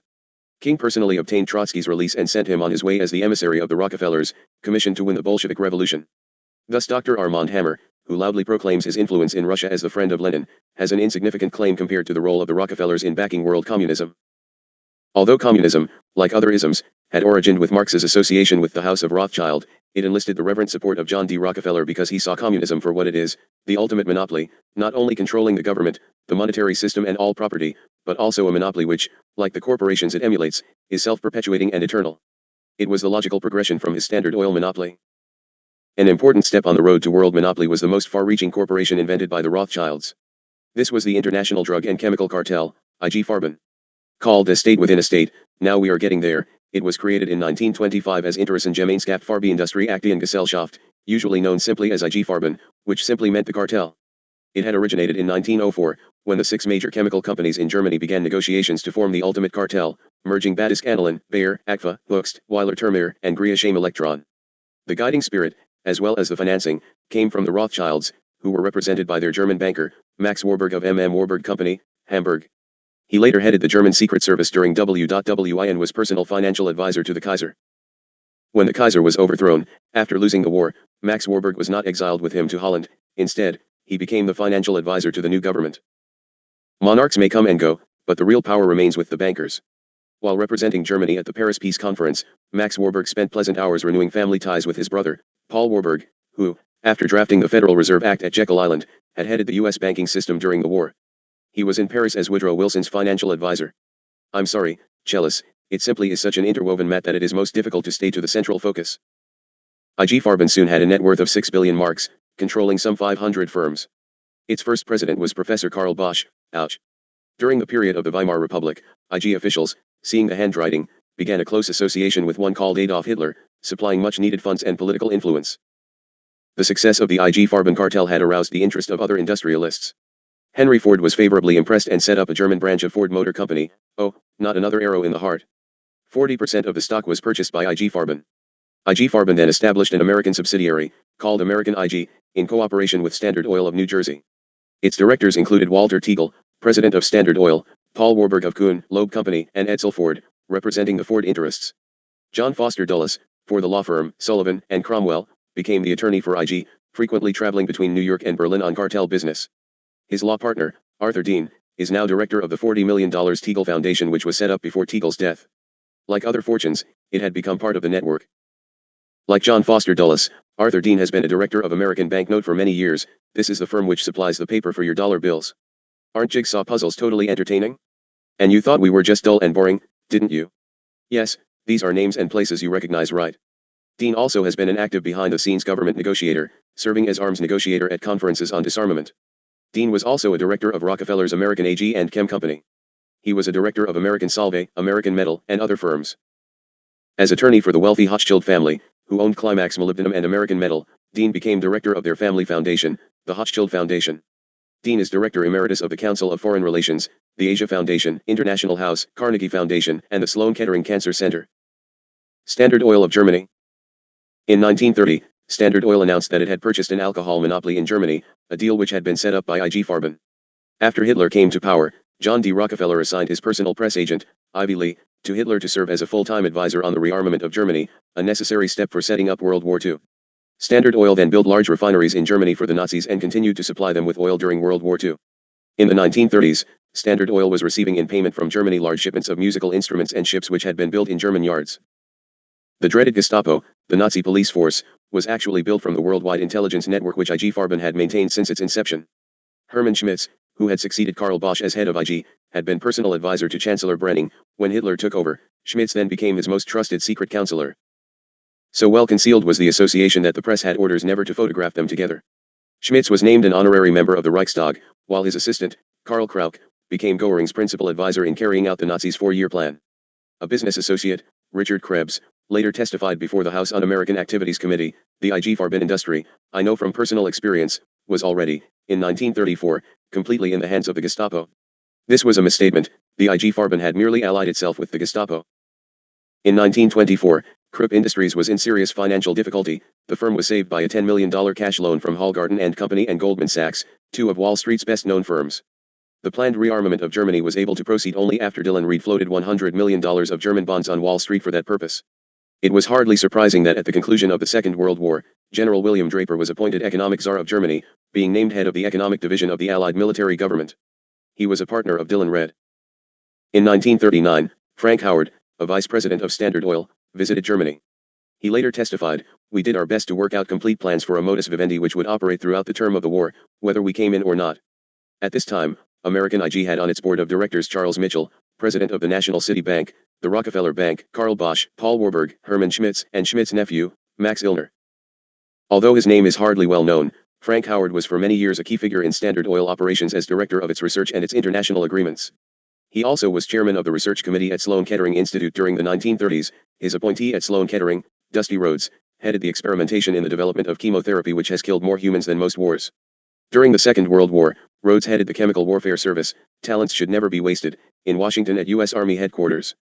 It was Frank Howard who had persuaded both Alfred Sloan and Charles Kettering of General Motors in 1939 to give their fortunes to the Cancer Center, and now you know why cancer won't ever be cured, which then took on their names.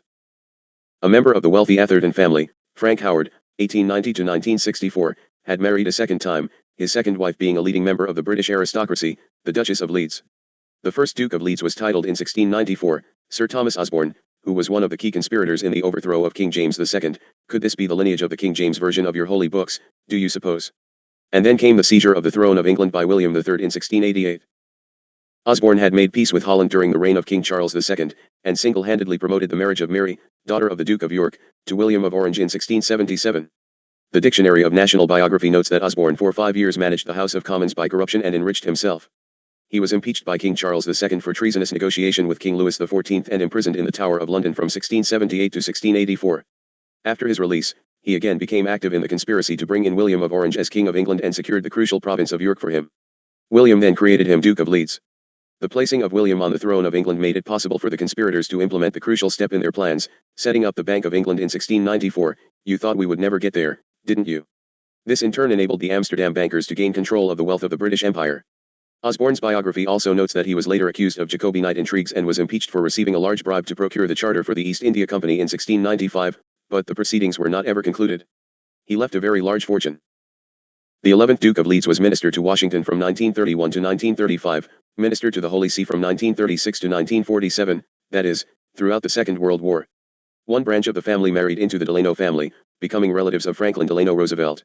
A cousin, Viscount Chandos, was a prominent British official, serving in the War Cabinet under Churchill from 1942 to 1945, later becoming a director of the Rothschild firm, Alliance Assurance, and Imperial Chemical Industries.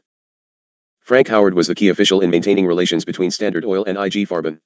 He led in the development of synthetic rubber, which was crucial to Germany in the Second World War. He later wrote a book, Buna Rubber. He also was the consultant to the drug firm, Rohm and Haas, representing the Rockefeller connection within that firm. In his later years, he resided in Paris, but continued to maintain his office at 30 Rockefeller Center, New York. Walter Teagle, the president of Standard Oil, owned 500,000 shares of American IG, these shares later becoming the basis of the Teagle Foundation. Herman Met, who was also a director of American IG, was president of H.A. Metz Company, New York, a drug firm wholly owned by IG Farben of Germany. Francis Garvan, who had served as alien property custodian during the First World War, knew many secrets of 1G Farben's operations. He was prosecuted in 1929 to force him to remain silent. The action was brought by the Department of Justice through Attorney General Merton Lewis, the former counsel for Bosch Company. John Krim, former counsel for the German embassy in the U.S., testified that Senator John King, no, not the same, had been on the payroll of the Hamburg American Line for 3 years at a salary of $15,000 a year. He appointed Otto Kahn as treasurer of his election fund. Homer Cummings, who had been attorney general for 6 years, then became counsel for General Aniline and Film at a salary of $100,000 a year.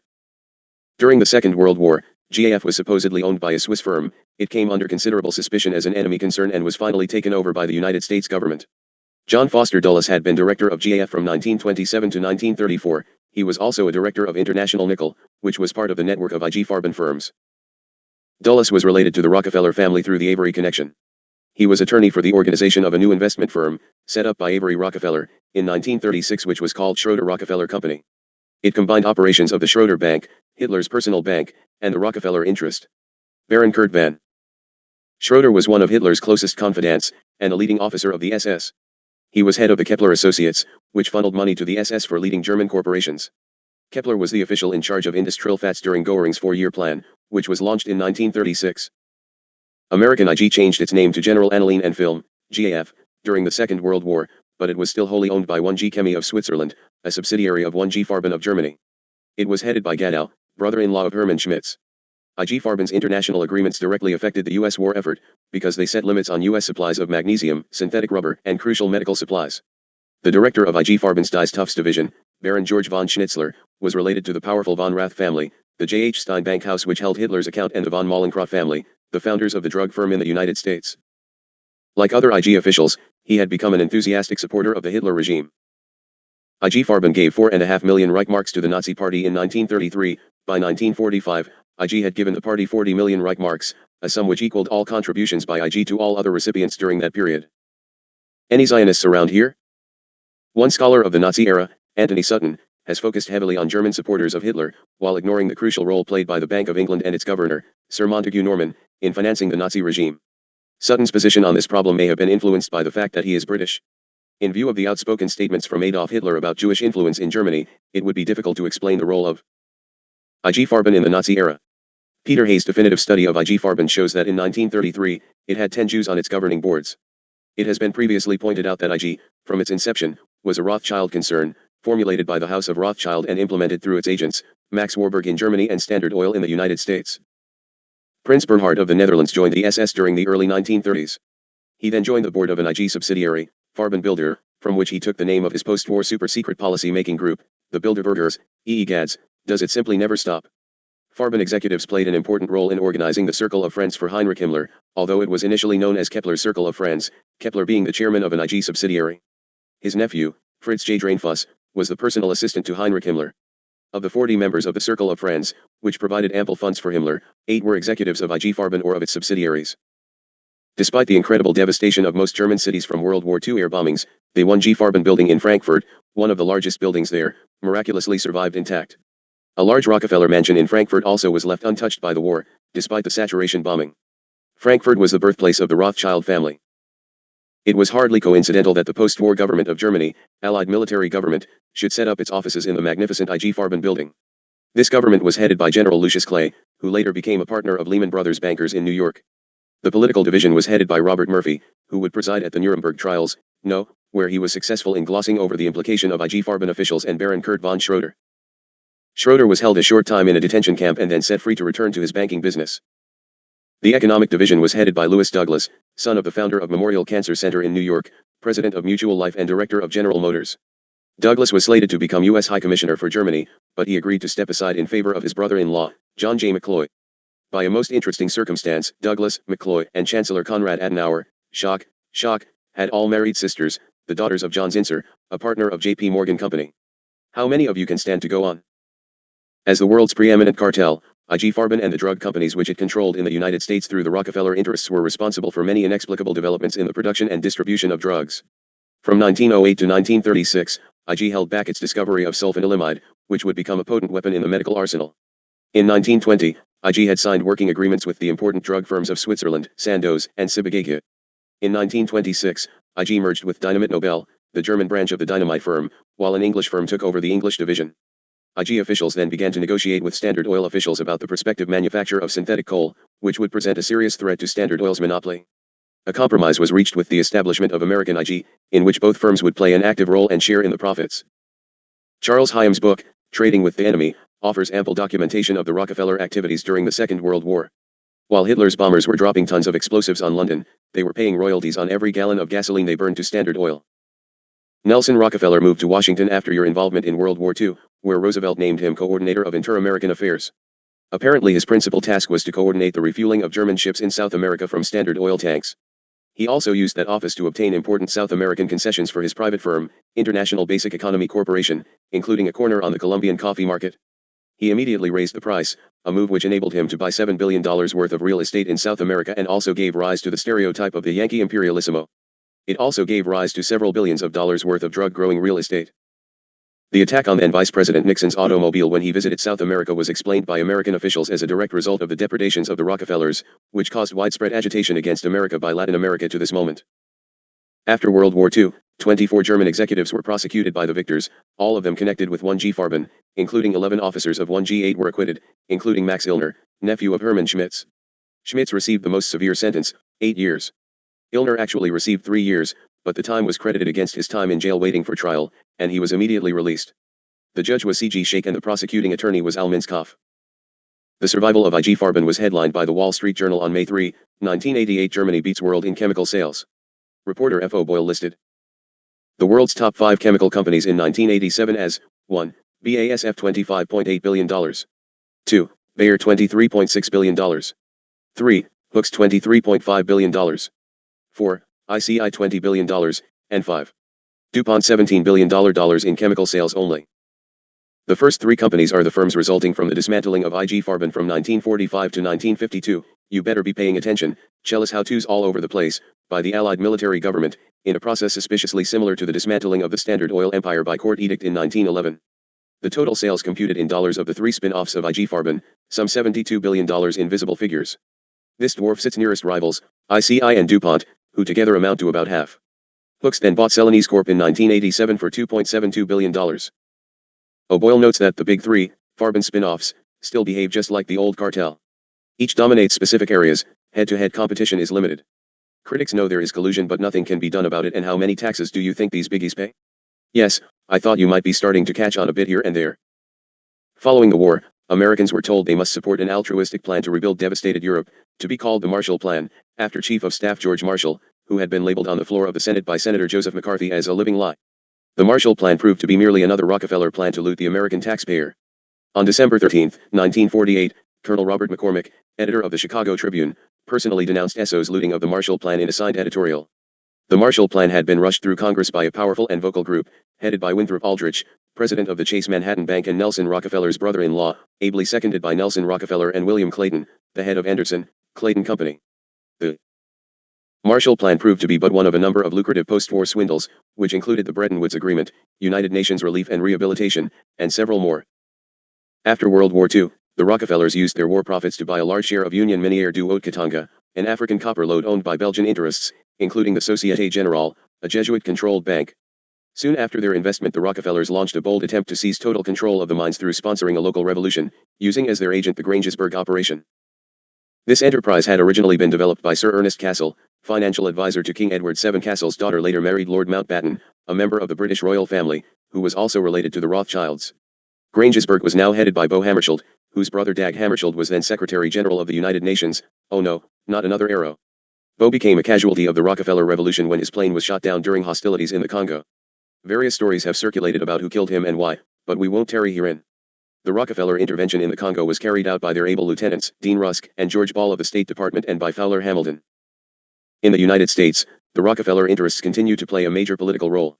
Old John Dees treasurer at Standard Oil, Charles Pratt, bequeathed his New York mansion to the Council of Foreign Relations as its world headquarters.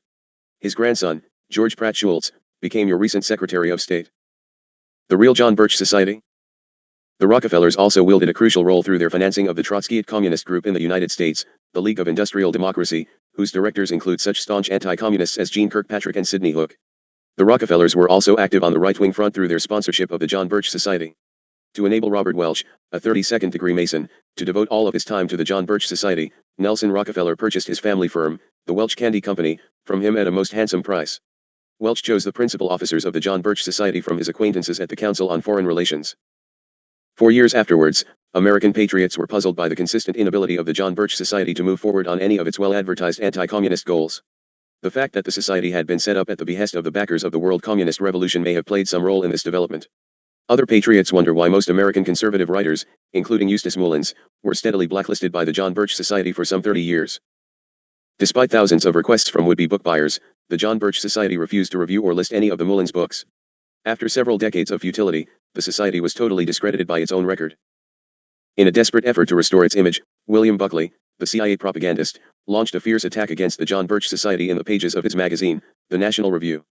This free publicity campaign also did little to revive the moribund organization, but take careful note of who is advertising for the National Review. Well, we will give Charlton Heston the benefit of simple misinformation and ignorance of facts.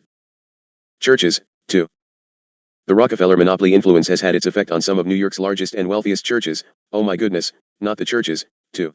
Trinity Church on Wall Street, whose financial resources had been directed by none other than J.P. Morgan, owns some 40 commercial properties in Manhattan and has a stock portfolio of over $50 million in known figures, which of course, is due to informed investments, called insider trades in case you remain curious, and actually yields a return of over $25 million a year. Only $2.6 million of this income is spent for charitable work. The rector, who receives a salary of $100,000 a year, lives on the fashionable Upper East Side. Trinity's mausoleum sells its spaces at fees starting at $1,250 and rising to $20,000. St. Bartholomew's, on Fifth Avenue, has an annual budget of $3.2 million a year, of which only $100,000 is spent on charity. Its rector resides in a 13-room apartment on Park Avenue. In medicine, the Rockefeller influence remains entrenched in its medical monopoly. If you are curious, get a physician's desk reference and look at the drug firms' names. They control the cancer industry through the Sloan Kettering Cancer Center. The drug firms each have its director from Chase Manhattan Bank, the Standard Oil Company, or other Rockefeller firms. The American College of Surgeons maintains a monopolistic control of hospitals through the powerful Hospital Survey Committee, with members Winthrop Aldrich and David McAlpine-Pyle representing the Rockefeller control. A medical fraternity known as the Rich Man's Club, the New York Academy of Medicine, was offered grants for a new building by the Rockefeller Foundation and the Carnegie Foundation, its subsidiary group. This seed money was then used to finance a public campaign which brought in funds to erect a new building. The Roosevelt Connection. For director of the new facility, the Rockefellers chose Dr. Lindsley Williams, son-in-law of the managing partner of Kidder, Peabody, a firm strongly affiliated with the J.P. Morgan interest. The J.P. Morgan Company had originally been called the Peabody Company, remember? Well, also, Williams was married to Grace Kidder Ford. Although Dr. Williams was widely known to be an incompetent physician, his family connections were impeccable. He became a factor in Franklin D. Roosevelt's election campaign when he publicly certified that Roosevelt, a cripple in a wheelchair who suffered from a number of oppressive ailments, was both physically and mentally fit to be the President of the United States. Dr. Williams' opinion, published in an article in the widely circulated Collier's magazine, allayed public doubts about Roosevelt's condition. As a result, Williams was to be offered a newly created post in Roosevelt's cabinet, Secretary of Health. The Rockefellers had greatly extended their business interests in the impoverished southern states by establishing the Rockefeller Sanitary Commission. It was headed by Dr. Wycliffe Rose, a longtime Rockefeller henchman, whose name appears on the original charter of the Rockefeller Foundation.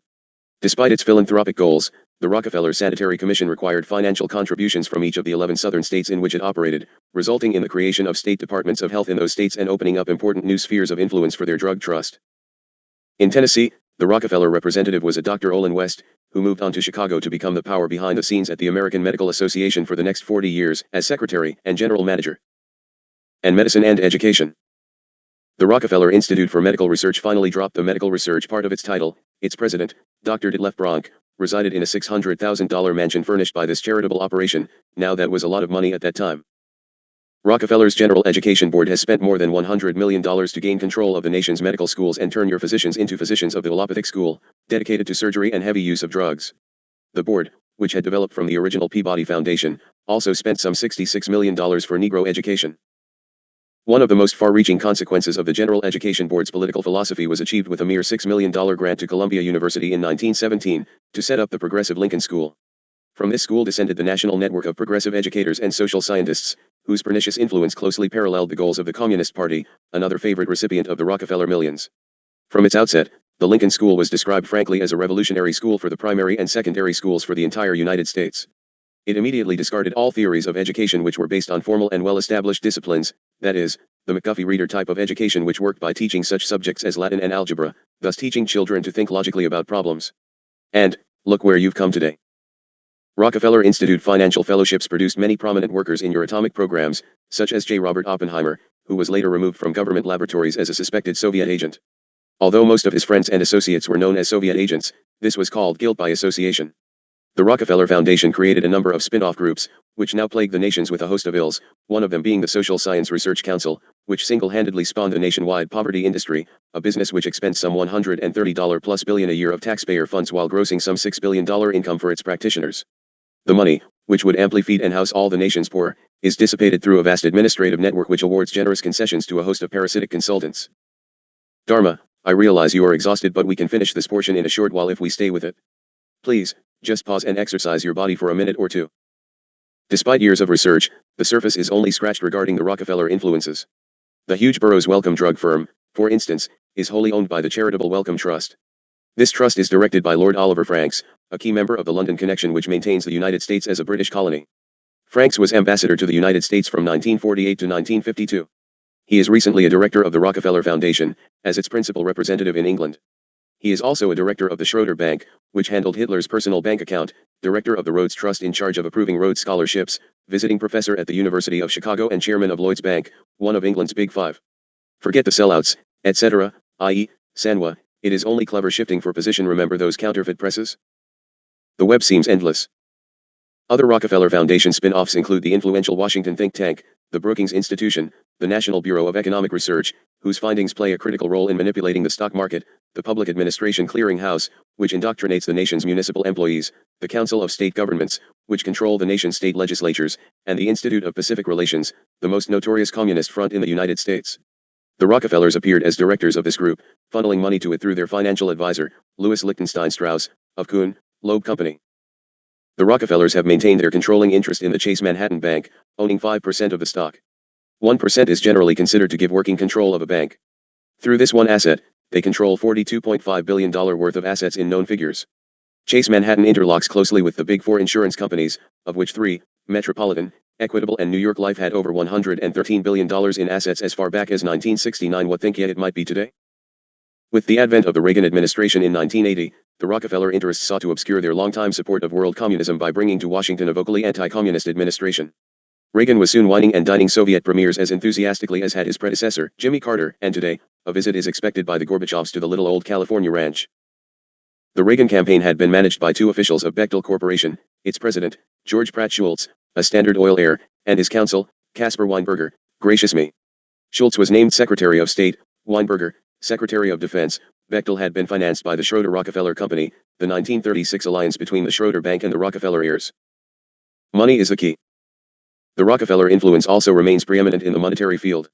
Since November 1910, when Senator Nelson Aldrich chaired the secret conference at Jekyll Island which gave you the Federal Reserve Act, the Rockefellers have kept you within the sphere of the London Connection. During the Carter administration, David Rockefeller generously sent his personal assistant, Paul Volcker, to Washington to head the Federal Reserve Board.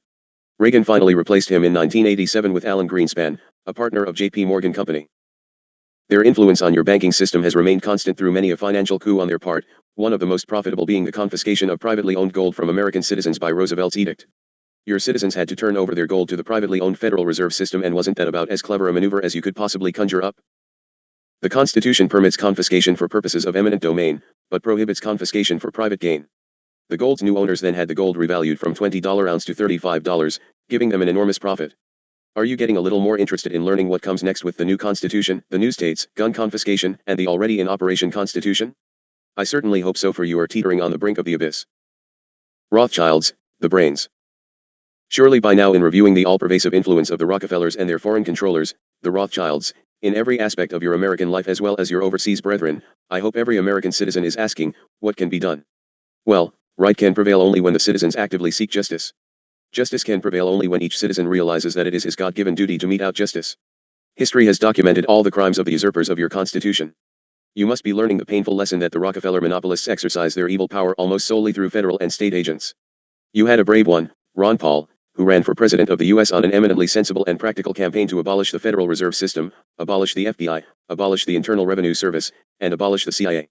How many of you have even heard of this man? Okay, as presidential candidates or through our and others' referral to his newsletter. It has been recognized and known that the function of the Federal Bureau of Investigation, ostensibly set up to fight crime, has been to harass and isolate political dissidents to over 90% of its actions, including writers of this type of information. The criminal syndicalists are now looting the American nation of $1 trillion or more every year, of which about one-third, more than some $300 billion per year, represents the profitable depredations of the drug trust and its medical subsidiaries.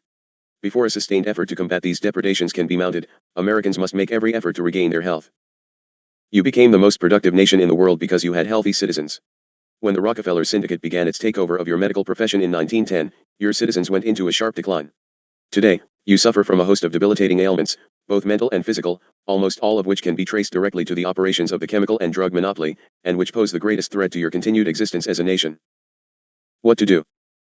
You will now unite to restore your national health, which will in turn restore your national pride, the resumption of your role as the inventors and producers of the modern world, along with the custodianship of the world's hopes and dreams of liberty and freedom.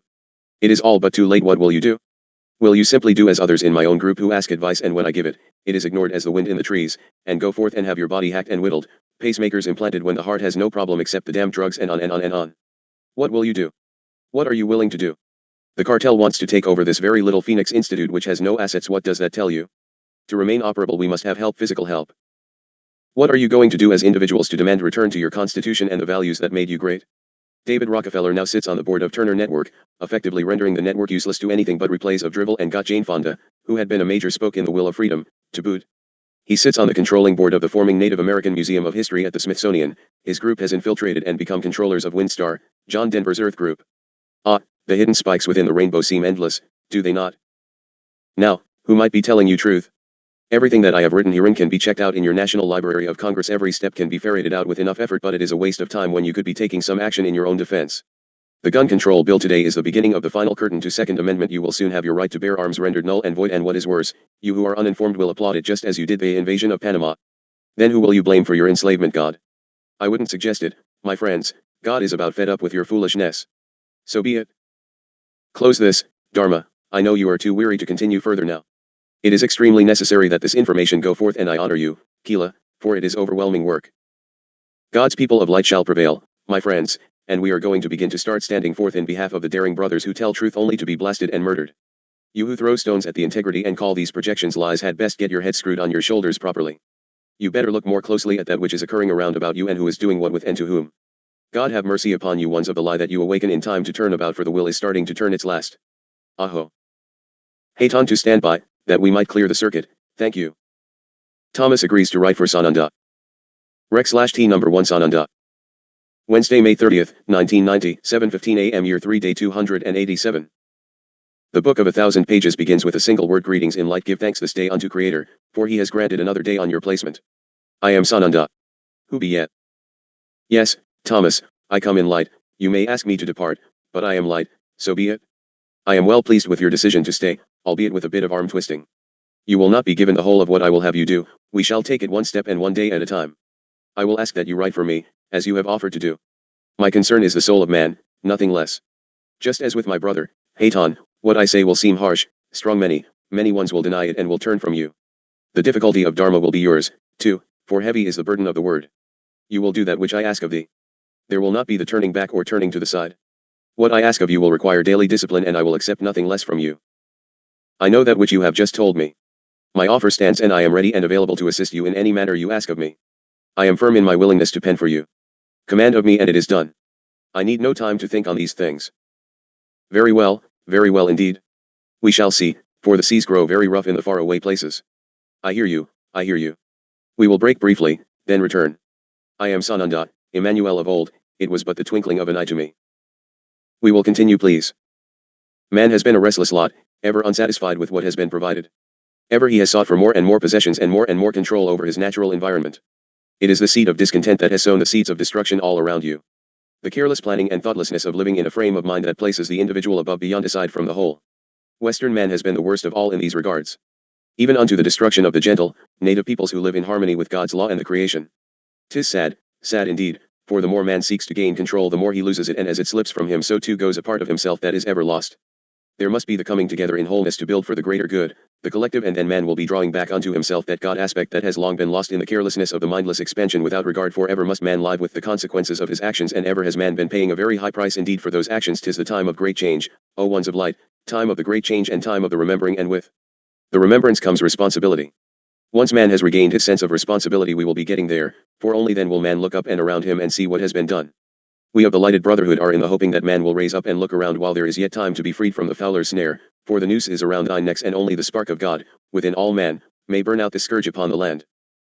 Great pain indeed is coming, for man has refused to listen, man has refused to heed these warnings brought by the messengers of light to assist in the passageway. Foolish man all must learn, here or elsewhere in placement for the time of just being is past. The time is now to take up thine arms, take up thine shovels, take up thine pen and demand a change. Your beloved constitution, given unto thee by God is in danger, beloved ones. The evil ones of the conspiracy and of the hungry nations around the world look at you like unto a steak dinner and to devour you is indeed the plan unless you stop of it. Man has lost his sense of individual power within freedom, for man has lost his sense of freedom for countless reasons. It is time, dear ones, to regain your sense of strength within freedom and take action. Why does man rebel so at the very instructions which are designed to save its physical being? Why? Because the ego of man is so large that it looms over you like the dark cloud that it is. 'Tis sad indeed, for wondrous are the truths and lessons of the higher dimensions if man would but clean up his ears, straighten his back and really listen. But oh, we feel so insignificant if we listen to all of that, man will say to me in a collective way nay. When ye open to the higher teachings of light, of God, in the presence of that light, which I am, you have gained the whole of the world. It is as with the apprentice, for the building of the house is difficult indeed without the prior instruction. It is no different with man and spiritual understanding, man must learn so, too, man must be open to receive such instruction, for God does not force any to receive. Well, man says, if it is for our best good, why doesn't God just give us all this knowledge? No, it does not work like that dear ones. God is putting forth the word clear instructions for the transition but it is up to man's free will decision as to whether he partakes for you may not force feed of the children, it can be most unpleasant, and messy, indeed. All must come into balance with their willingness to work with or against God for there is no in between it is either for or against so be it. Man toys with his own destruction and plays the games of children when all go sleepily marching to the tune. 'Tis your choice, 'tis always man's choice. There will come the time when many ones will be sorry indeed they did not heed well the warnings. There will be many indeed, who will be sorry they were the ones who thought themselves wise. Foolish man, come unto me with an open heart, ask of me, ask of God, ask of light to guide thine pathway, for the road shall get very rocky and dangerous indeed. Only God has the power to help this place, for dark indeed has earth become, and it saddens me beyond description. But she too shall come into her fullness of purpose, for she is a glorious energy in her own right and therein is another beauteous story. I take mine leave of the sitting. Be at peace, beloved ones, for we have just begun a journey that will take you to places unimagined. In the glorious light of our most gracious Father, I am Sananda. Blessings unto thee. Chapter 10. Rec number 1 Haton. Sunday, May 27, 1990, 9:50 a.m. Year 3 Day 284. Will you lose the battle of the century? Haton present in the light of radiance. Good morning. We will discuss the Constitution again this day. You ones must come into realization of how close you are to closing your country altogether as a freedom center. What we will write is certainly not new but most citizens have paid no attention to it whatsoever. The majority have never heard of such a thing, the media is so bloated with lies and cover UPS and blighted with trivia. You might do well to meditate on Daniel Webster's wise words. Miracles do not cluster. Hold on to the Constitution of the United States of America and the Republic for which it stands. What has happened once in 6,000 years may never happen again. Hold on to your Constitution, for if the American Constitution shall fall there will be anarchy throughout the world. I have been asked over and over again, why do you just write mostly on the United States and America? I do not play favoritism, beloved friends, it is just that the United States of America was founded on principles which would have enriched and freedomized the entire globe if man had adhered to the laws of God, the creation, the commandments of life and the Constitution of freedom. Now, as falls the Constitution, so will fall the ordered individual freedom of man. I had a beloved son of Norway asking me if I couldn't include Norway in my discussions. Well, I have, and yet one would not think that a northern country would have much going on to call attention to itself, would you? Not so. One of the most important crashed spacecraft sites was on the shores of Norway. Interestingly enough, German bases were established in Norway and Adolf Hitler did, in fact, leave with his entourage from Norway on his way to the Antarctic and South America under financing from the Rockefeller cartel. Yes, I know, the world fancies Norway as the home of sardines, but you will find that the entirety of your globe has been manipulated, murdered, and set up by cartels out to rule it all. Therefore, we must take one feeble step at a time here, for the scribe can only type at human speed. Continental Convention. Or, Constitutional Rip-Off Convention. Let us just refer to this Constitutional Rip-Off Convention as the CRC. And who, you might ask, would be in favor of such a thing? Oh my, I haven't room to list them, but right up top is President George Bush and former President Ronald Reagan, as well as conservative economist Milton Friedman, the National Taxpayers Union, U.S. Attorney General Dick Thornburgh, author Gore Vidal, economist Henry Hazlitt, and frankly, most of the governors of your individual states, especially those who would control 10 segments instead of little lumps of 50. Why? They claim that in order to force Congress to balance the federal budget, a CRC must be held, and the Constitution revised to include a Balanced Budget Amendment, BBA. Within that change could be lumped every other confounded enslavement clause you can think of. I suggest that after you read this journal that you locate as many organizations or persons as possible and pitch in your support immediately, for you are running very, very short of time. There are no clear-cut rules or guidelines governing the operation of a second convention, and once convened, there is nothing to prevent the convention delegates from making extensive revisions to the entire Constitution at will, or scrapping the document altogether. Believe me, the ones who would sit in the convention are carefully chosen cartel members with explicit instructions to do exactly this. Today, in truth, America is literally a breath away from holding its second constitutional convention. Dear ones, under the guise of all the good they would do, 30 of the 34 states needed in order to trigger such a convention have already passed legislation calling on Congress to act. There were originally 32 but 2 rescinded. Only 4 more states need pass similar legislation, and Congress will have no choice but to hold a convention for the purpose of revising the Constitution. Well, the battle is raging at fever pitch. With the threat of a full-blown CRC only 4 states away, new CRC legislation is now being introduced in as many as 17 other states. It is more important and urgent now than ever for you concerned Americans to get up off your assets and do something lest you lose your freedom forever. Background. Some 200 years ago, in your method of counting, the United States was governed under what was labeled the Articles of Confederation, a weak constitution which gave the federal government very little power to operate. Arguments persist to this day as to the merits of the Articles of Confederation, but many founding fathers saw them as a failure as inflation raged, states quarreled and engaged in trade wars. Apparently, the fundamental problem was a weak central government, or one which failed to carry out its legitimate function, the protection of individual rights. Now, if that is what the government would do, you would have merits unbounded, but that is not what governments do with power. At any rate, to ensure these rights, and help alleviate America's early economic and political problems, a meeting was called for the sole and express purpose of revising the Articles of Confederation. But the Articles of Confederation were never revised. Instead, they were scrapped, and replaced with the United States Constitution. Do you begin to see how sweeping the house cleaning can be? Fortunately for America, the 55 men who attended the Constitutional Convention of 1787 were trustworthy statesmen. The Rothschilds, Rockefellers, Bolsheviks, and Zionists had not yet gained control of your nation and world. They were not interested in global control but rather freedom and the rights of individual citizens. The document they created stood the test of time, effectively limiting the power of government, and protecting the rights of individuals. In so doing, it became a model for, and the envy of, the rest of the globe whose citizens believe it to still be operative. How many of you U.S. citizens believe it to be operative today?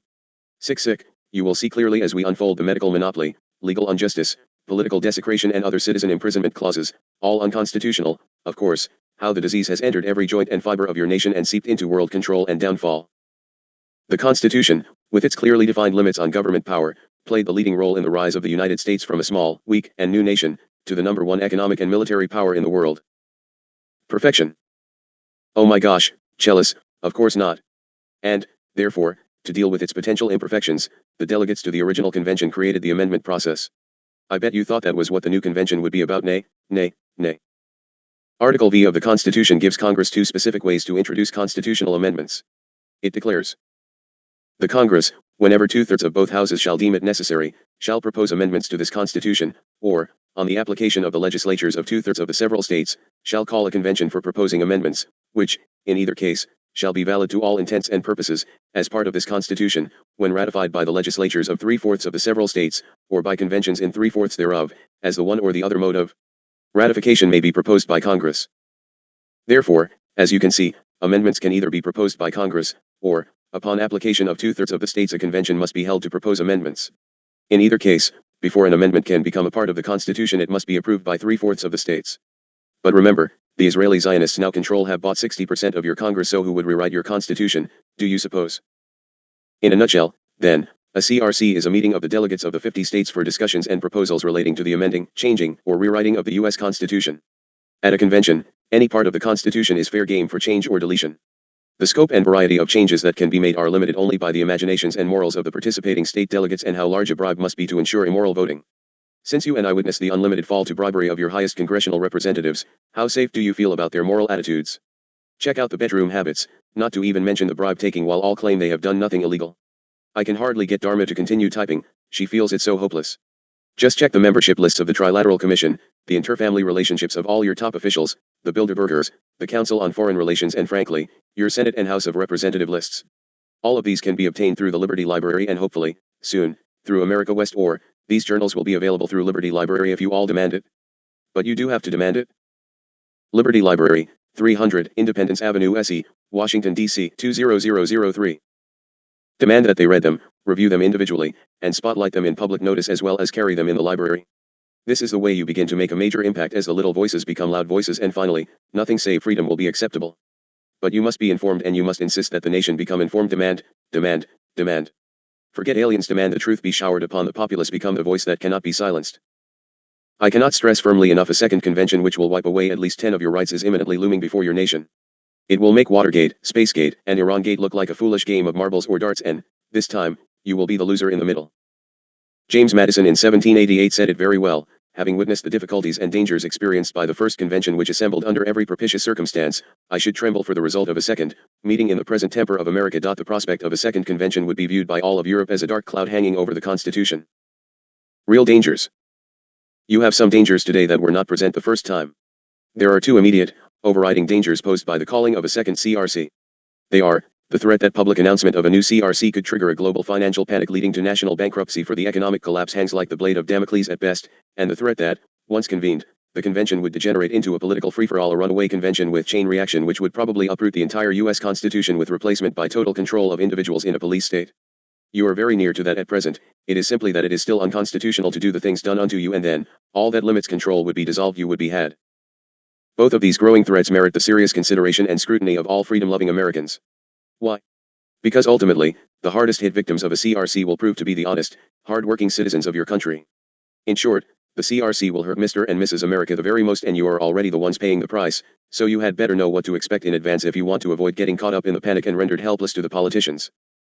Before these two rapidly growing threats become crippling realities, you need to know some things. Threat number 1, global financial panic leading to economic depression and national bankruptcy. In Madison's day there were also political circumstances which were actually quite similar to those of today, only on a more limited scale. There was a loan to America from Holland that had literally spared you Americans from impending bankruptcy. Madison cautioned in the strongest of terms that your allies would be very suspicious of a second convention, because it could easily be used to negate repayment of foreign department. Now could this be a ploy to do exactly that, my friends? Today, some 200 years later, America finds itself in virtually the same position, only magnified a trillion-fold. How many hundreds of billions of dollars worth of loans has the U.S. been granted by foreign countries over the past 10 years alone, in order to keep your financial house of cards from crumbling? Japan, by itself, has now helped finance over $1 trillion worth of American debt. Yes, I know they keep sending your money off to everywhere else in the world, but it is not your money which is going. It is borrowed. American personal income taxes go only to payment of debt interest. If Japan decided today to no longer support your debt, it would all be over. But they, too, are members of the Trilateral Commission, so the globe teeters on a pinhead. Opening a second constitutional convention would send a clear, unmistakable signal to your allies and enemies alike that America is bracing for major institutional change. One major change would be to allow the actual power change to one-man rule. The president could single-handedly move into all-out world war, and you could know nothing whatsoever about it. It is a planned transposition. If large, or even quite modest quantities of your certificates of debt were to be cashed in at PAR as a result of panic in overseas markets, the stock market crash of October 1987 would pale in comparison, and that is exactly what happened, only it was a few bonds. Calling for a convention would undoubtedly trigger just such an event in the world exchanges, as easily today as snapping your finger. The results of such a panic by worried foreign investors? The stock market would simply disintegrate in the initial chaos. Corporate America would lay in shambles. And Americans by the tens of millions would lose absolutely everything they have ever worked for, material possessions first, and then individual rights and liberties directly afterwards, as emergency measures proposed at the convention are hurriedly approved and implemented by panicky delegates. Get up on your feet and demand that your state and federal representatives oppose all calls for a constitutional convention. Threat number 2, a runaway convention that could be used to uproot the Constitution and replace your present form of government. The greatest threat posed by a second convention is that it could easily become a runaway convention.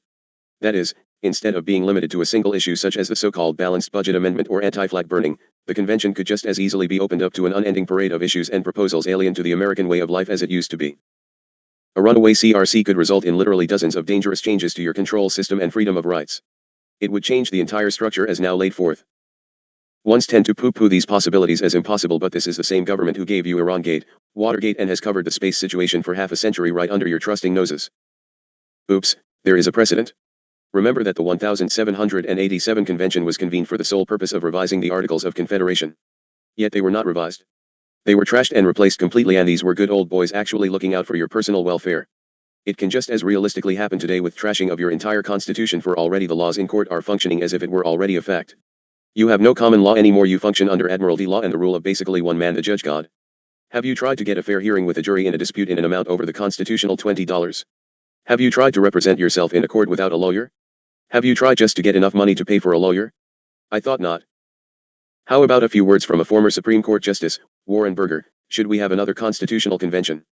There is no way, any more than the Continental Congress could control the convention in Philadelphia, to put a muzzle on a constitutional convention today. Once convened, it will do whatever the majority wants it to do. I would not favor it. Safety checks?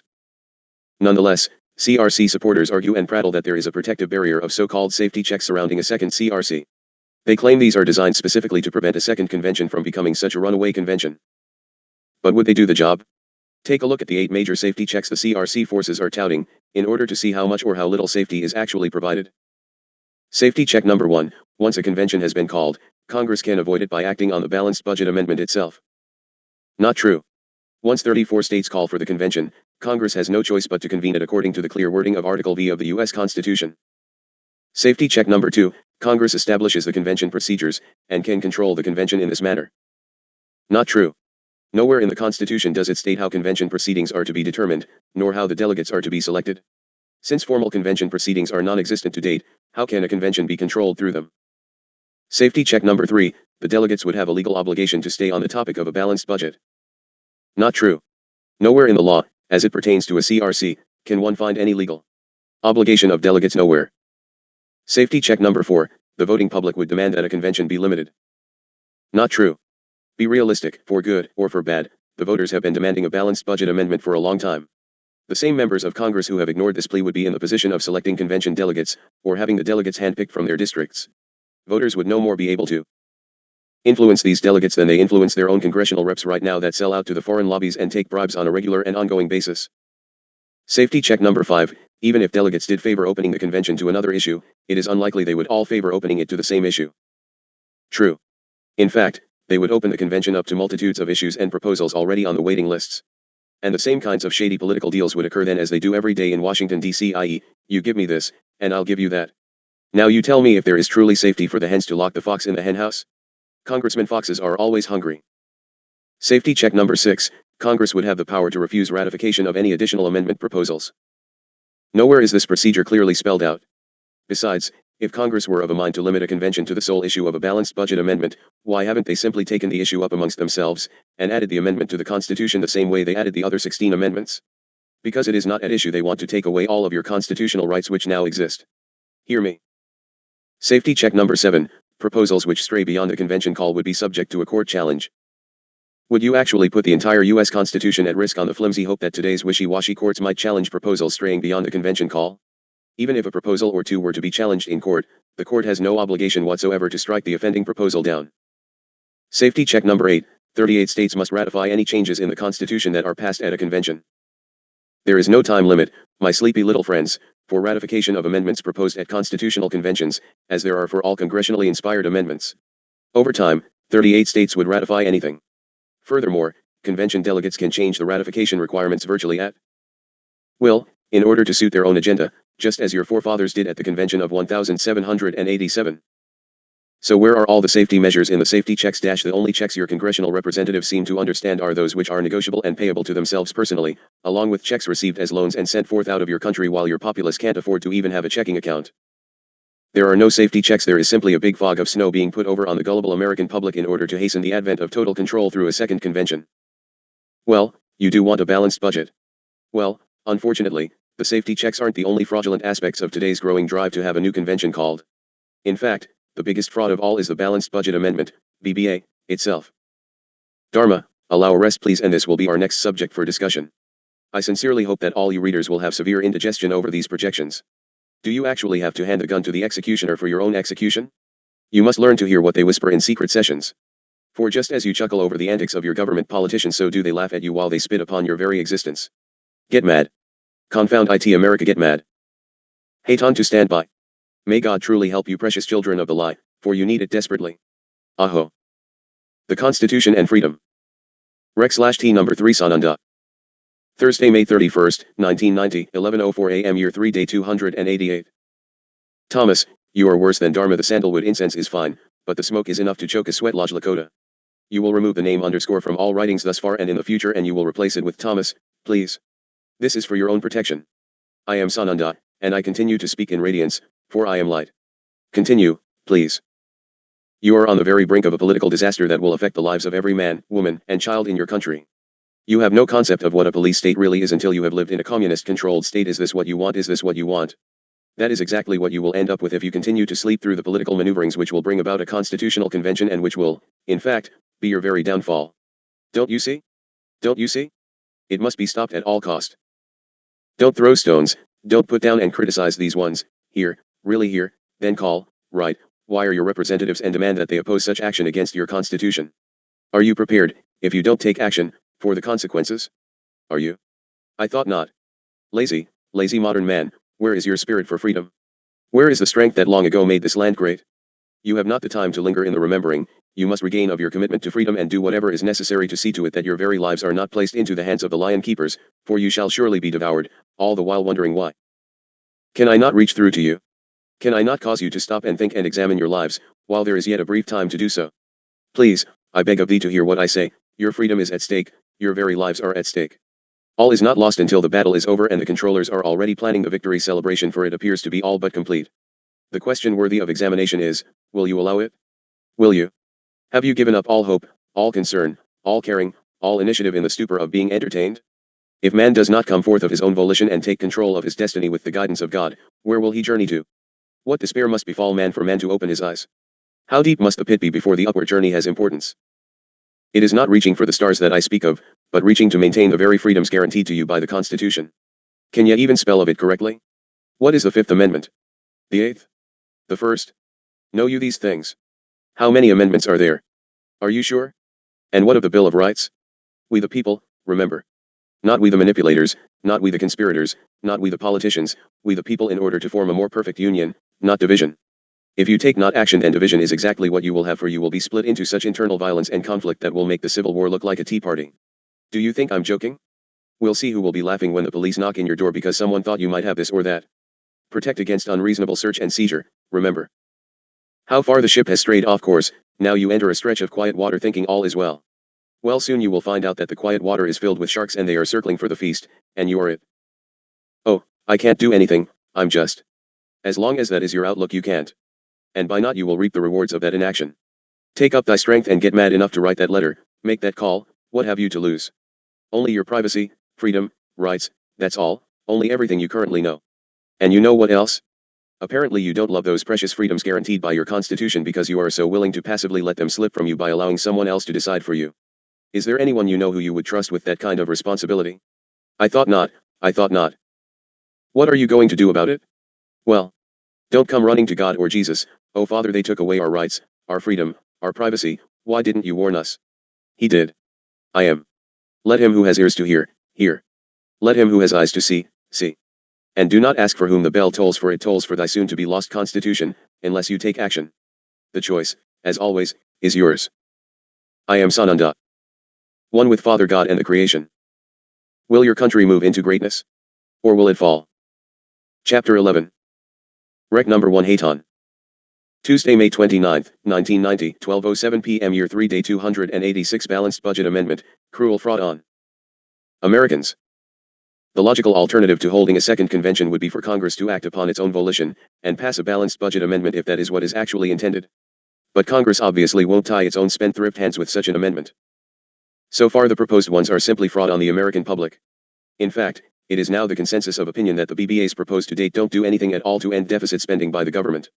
How can this be? Simple. It's because of 5 hidden flaws. Flaw number 1, the BBAs fail to define keywords. Keywords are not defined. This is important, because words such as receipt and outlay can have their entire meanings changed within the clear context of the amendment itself. How? By any act of Congress removing an item from the official budget and declaring it an off-budget item. Flaw number 2, the BBAs have built-in escape clauses. The proposed BBAs usually contain special provisions, called escape clauses, which give Congress the ability to vote to ignore the provisions of the amendment. You can imagine how easy it would be, even under a tough BBA, to get today's big spending Congress to vote to circumvent key provisions of the amendment in order to push through more spending bills. Instead of eliminating deficit spending, the BBAs merely formalize the process, and legitimize its use. Flaw number 3, the BBAs continue to allow borrowing. Deficit spending is caused by borrowing. There will never be a balanced federal budget as long as borrowing continues to finance last year's programs and cost overruns. Since the BBAs accept borrowed funds from being counted as a receipt, the maintenance of the status quo is inevitable. The borrowing, and spending, continue as usual. Flaw number 4, the BBAs fail to cover contributing factors. All of the major factors that contribute to federal deficits, borrowing, interest payments, monetization of foreign debt, loan agreements, etc., must be included in any budget balancing proposal, if its stated goal of balancing the budget is truly to be achieved. Unfortunately, there is nothing in the proposed BBAs that would disallow foreign or domestic loan guarantee agreements, or the monetizing of foreign debts. Both are major contributors to inflation, which helps cause deficits, which necessitate borrowing, which results in interest payments, which drain revenue from circulation, which necessitates additional borrowing, and so on ad infinitum. This is already a worsening cycle. Flaw number 5, the BBAs are based on guesstimates. The proposed BBAs are based chiefly on Congress's ability to predict the future, and they can't even work on intelligence from the past. In other words, a budget that is balanced on paper is completely constitutional as far as the BBA is concerned, even though that budget is based largely on long-term projections, estimates, predictions, averages, and guesses. Statistics can be arranged to meet any need whatsoever to suit the writer, and who would ever even check it out. For instance, if revenue fails to be generated as predicted in the budget, the resulting deficit would not be considered in violation. Therefore, the federal government could and would continue to pile up huge deficits, all the while claiming to have balanced the budget. How convenient. You can see that passing a BBA would do nothing to solve the government's monetary problems. It also must become obvious that a CRC would not improve the situation, so you must realize that this is only a cover, touted as need, for a CRC. Therefore, in conclusion, the BBA is one of the cruelest and most blatant frauds ever foisted upon the taxpayer. A constitutional convention certainly would not improve the situation, especially when your current constitution has a safe, sane, foolproof method for balancing the budget built right into it, and we shall look at it next. Balance the budget constitutionally as is. You can accomplish a balanced budget the same way you did the first 150 years of existence. Constitutional scholars have long recognized that the power of direct taxation included in the Constitution is the only legitimate, historically proven, and fully constitutional means with which to effect a balanced annual federal budget. This power of direct taxation for balancing the federal budget can be found by an attentive reading of Article I of the Constitution, and within the official legislative history of both America and the Constitution. Representatives and direct taxes shall be apportioned among the several states which may be included in this union, according to their respective numbers. No capitation, or other direct tax shall be laid unless in proportion to the census or enumeration herein before directed to be taken. Source, Article I, Section 2, Clause 3, and Article I, Section 9, Clause 4, respectively. Now, do not misunderstand what I say to you. I am neither taking pro or con sides to the topic of taxation. We are speaking of balancing a budget and pointing out that you already have that which you need in the Constitution. How about those first 150 years? Congress was to first use tariffs to fund the needs of the nation. Then, if more money was needed, they could use excise taxes. After that, if the federal government still needed more money to fund its various projects and obligations, then Congress would send each of the state legislatures a bill for their share of the amount of funding needed. The determination of how much money each state's share should be was based on the census formula, the same rule which determines the number of members each state receives in the House of Representatives. Upon receiving their bill from Congress, the individual state legislatures would then determine the best ways to raise the needed money from among the residents of the state. What is good about this? If the bill sent to the state legislatures by the federal government started getting excessive, the governors and people of each state could simply and honestly point to their own state's delegation to Congress and call them to account for irresponsible spending habits in Congress. Then, come election time, the people of each state would vote out any big spending congressional representatives, and replace them with individuals who were more apt to vote no on anything that even appeared to increase federal spending. In this way, excessive federal government spending was minimized, the federal budget was balanced annually, and the tax burden of each citizen was kept to a bare minimum. Today, however, Congress appears quite afraid to use those constitutionally mandated powers of direct taxation. The reasons for this are fourfold. Number 1. They are very apt to uncover the fact that the income tax law is unlawful, null, and void, 16th Amendment, and then the fat would hit the fire and explode. Number 2. Congress has been telling you for years that there is no way out of your present deficit crisis without a constitutional amendment mandating a balanced federal budget in order to get a CRC and really blast you taxpayers. Therefore, for Congress to even admit the existence of this proven method for balancing the budget, they would also have to admit they've been looking you right in the eye and lying to you all along. Number 3. Some members of Congress want a CRC to be convened, so limitations on congressional powers can be removed, and the balance of power can shift in their favor. Having to admit the existence of a constitutional power that eliminates deficits almost overnight would take the wind right out of the sails of those who claim to support a CRC for the purpose of eliminating those very same federal deficits. Number 4. Today's big spending congressional representatives do not want to impose a direct tax on the states. Why? Because they know that to do so would force them to be held accountable to the governor, legislature, and citizenry of their own state. Instead of being able to vote indiscriminately in favor of legislation that drives federal spending higher and higher, they would have to justify every new expenditure to you the people. Don't be longer fooled. The CRC is to impose laws and change laws, not balance a budget or stop flag burning. Keep in mind, beloved friends, that the very ones who are pushing for a convention are the very ones directly set up by the cartel who would have global control. It is not even well hidden. Please note that you are so brainwashed that you don't even notice who the enemy actually is. You fall into the old trap of believing these global puppet masters are the good and altruistic philanthropists. Nay, and you will pay dearly with your freedom and your material goods. Look very, very carefully at that which is being foisted upon you in your inattention. Haton to clear, please. Thank you. Stop the Constitutional Convention. Rec/T number 4 Sananda. Thursday, May 31st, 1990, 7:15 p.m. Year 3 Day 288. I am here, Thomas, thank you for hearing me. I am Sananda and I come in radiance, the light of the Father. Blessings unto thee. The word must go forth, for the time draws near when man must make of his decisions. Where will man be? Where will he stand? Will all freedom be lost? Will the Constitution go by way of the Articles of Confederation? Will anyone notice? If the conspirators black out the mention of it on your controlled news programs, will you even know what has taken place? Will you care? Oh, man will care all right, always, if history is any indication, when it is too late. Your college students protest this and that, mostly over they know not what, yet still they have of the right to do so. Oh, but that all of the energy that is spent flailing to and fro aimlessly be focused for a brief time, just long enough to leverage enough influence to stop the Constitutional Convention. Let freedom ring throughout the land, let the cry of the phoenix awaken men before the great fall. For the call went forth throughout the land, and who would hear? Who would hear? We shall see, we shall see. Do you ones not think we of the higher realms could work on more pleasant and beauteous projects? But that is neither here nor there, for I am sent to do a job, and the hosts of heaven are sent with me to stretch out the hand of light to offer unto you a starving, lost people the way back home, to freedom and glory. We are your help, your cries have been answered, your prayers heard. Now who will accept the help openly offered? Who will be brave amidst the judgment of brother, one against another? Who will speak out when the right to such speech is in the final throes of being silenced forever? I come with ones from other worlds, your brothers. What thought you of my return? Did you think I would ride up in a cloud? Well, I am on a wondrous magnificent spacecraft which you ones will perceive as a swirling silver cloud, but my brothers and I are real indeed, and soon you shall see the hosts of heaven descend, and I say, fear not.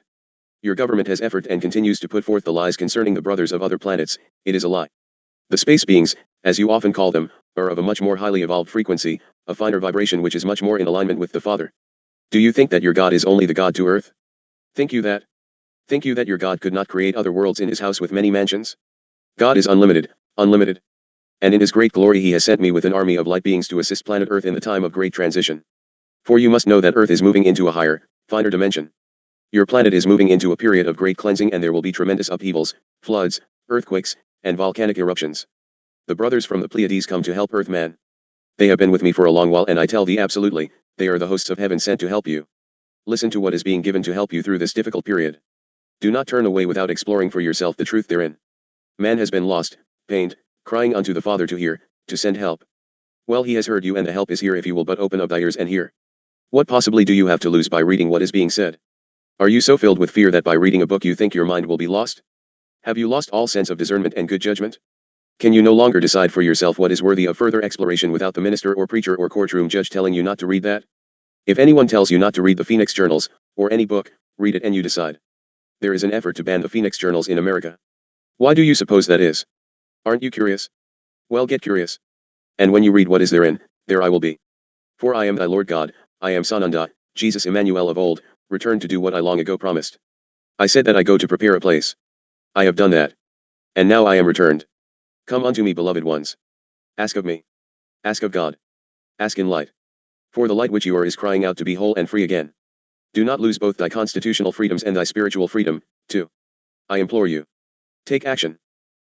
I am Sananda, come home. Chapter 12. Rec number 1 Hayton. Thursday, May 31st, 1990, 10:11 a.m. Year 3 Day 288. Who would destroy your constitution? Who would want a constitutional convention? Well, imagine a scenario. The U.S. Supreme Court declares the Gramm-Rudman balanced budget law unconstitutional. Don't distract over the inoperability of that law thus far. This is an example. A constitutional crisis ensues. Public officials, including members of Congress, the administration, learned lawyers and scholars from think tanks conclude that the only way left to balance the budget and save your nation from economic ruin is to have a constitutional convention, CC. The establishment media, which has reported precious little about the 16-year effort to call a con starts beating the drums by pronouncing the views of all the experts who insist that a CC is needed to balance the budget and resolve this crisis. They will do this just as soon as the flag is dropped and the start gun fired. They have given you just enough to have infiltrated into your subconscious mind, and it will seem very familiar when it hits the public media. Let me assure you, and further, it will sound as if it is the only solution available unto you. The public is genuinely frightened of America's mounting deficits and national debt and is readily persuaded a CC is a must. Far-fetched. Not at all. Some people wanted to utilize the celebration of the bicentennial in 1987 to turn the ideas of your founding fathers upside down. The Supreme Court judges in their black robes, brothers, is the color of Satan's justice. Where are your white robes which indicate justice, have all but overruled all facets of your Constitution in one way or another. They are not on the team of you the people. The Supreme Court has already heard oral arguments on the constitutionality of the Gramm-Rudman and wanted the splash of issuing it forth, like on the 4th of July, etc. Now, I will go through this one action so that you have an example to which to refer. I will endeavor to be brief. Representative Mike Sinar, D. Oklahoma, and 11 other congressmen had filed a lawsuit charging the automatic budget cuts mandated by Gramm-Rudman violated the rule of separation of powers outlined in the Constitution. The Constitution gives spending and revenue collecting authority solely to Congress. By giving budget cutting authority to the General Accounting Office, GAO, the Congressional Budget Office and the Office of Management and Budget, Congress is seeking to avoid being held responsible for federal deficits. In February, a 3-judge panel decided Gramm-Rudman was unconstitutional. However, it gave convoluted reasoning for its ruling. In effect, the rationale reversed your founding fathers' concept of the separation of powers. Accounts from the oral arguments presented before the Supreme Court indicated the justices seemed to be leaning toward the opinion that Gramm-Rudman would be unconstitutional. The attorney representing the case of the Comptroller General, head of the GAO, before the court was Lloyd Cutler, a high-powered Washington lawyer and former counsel to President Carter. Cutler is a key member of the elite group of internationalists who want to restructure your republic into a parliamentary form of government identical to England. You, friends, are not but a functioning part of England, no matter what you thought at the time of the revolution. For the world controllers have simply come in and in the name of brotherhood and friendship have put you further behind than you were at the point of the revolution and founding of a new country. Representative John LaFalls, DNY, noted that Gramm-Rudman itself installs parliamentary changes into your governmental system by giving the executive branch powers exclusively authorized to Congress under your Constitution. While it is therefore no surprise that Cutler would be defending Gramm-Rudman, he and his associates would win either way, you see. Of course you the people couldn't have understood all this, but now, it is urgent that you pay attention and learn to understand these things lest it become too late to act against the octopus of evil destroyers. If the law would be declared unconstitutional, the Committee on the Constitutional System, CCS, could then implement its structural changes to your Constitution at a CC. Cutler and his colleagues in the Rockefeller-funded CCS wanted to make it easier to ratify treaties by reducing the 2/3 Senate requirement to simple majority, to force citizens to vote a straight party line for president, vice president, senators, and congressmen, to allow the president to appoint members of Congress in addition to those elected, to eliminate the 22nd Amendment, which limits the president to 2 terms in office, among many other proposals that would erode the separation of powers. President Ronald Reagan said he felt so strongly about the need to balance the budget that he was willing to risk what might happen. Now, whose side do you suppose he was really on, at a CC? This despite the fact that he had never submitted a balanced budget to Congress while he was president. In fact, he had presided over the biggest deficits in history of any nation anywhere on earth ever.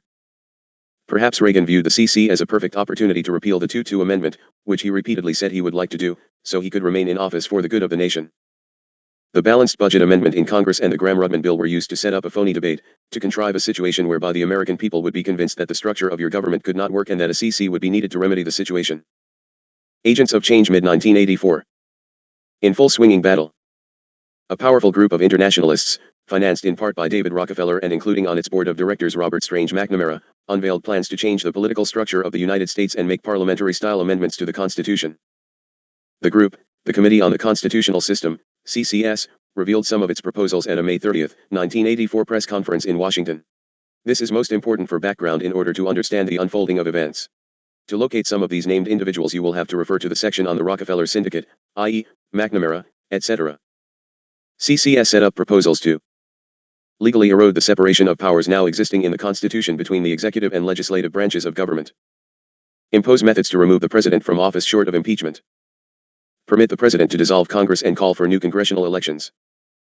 Facilitate treaty ratification by requiring a simple majority rather than 2/3 majority of the Senate. Study possible constitutional reforms in the area of federal and state powers and regional organization, keeping in mind the need for regional forms of government in metropolitan areas that cross state lines. Examine proposals to have U.S. taxpayers finance House and Senate elections, and delete the requirement in the Constitution that revenue-raising bills originate in the House, since in actual practice they also originate in the Senate. CCS plans timely. CCS's plans for constitutional reform were timely. 32 states had petitioned Congress for a constitutional convention to ostensibly balance the budget, 2 later rescinded.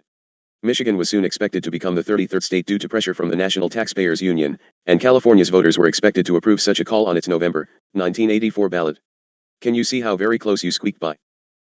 That meant that on election day the 34th state could have approved its petition for a convention, fulfilling the constitutional requirement that once 2/3 of the states had so acted, Congress would be forced to call the convention. Well-financed, well-organized, and boasting a long list of supporters well known in establishment circles, CCS predicted its recommendations could stimulate a very active and constructive national dialogue during the 1987 bicentennial of the Constitution. Among those listed on CCS's board of directors were Robert McNamara, former Secretary of Defense, Lloyd Cutler, former counsel to President Ford and member of the Council on Foreign Relations and Trilateral Commission, C. Douglas Dillon, former Treasury Secretary under Presidents Kennedy and Johnson, and former Congressman Jonathan Bingham, Richard Bolling, Robert McClory, and Henry Royce.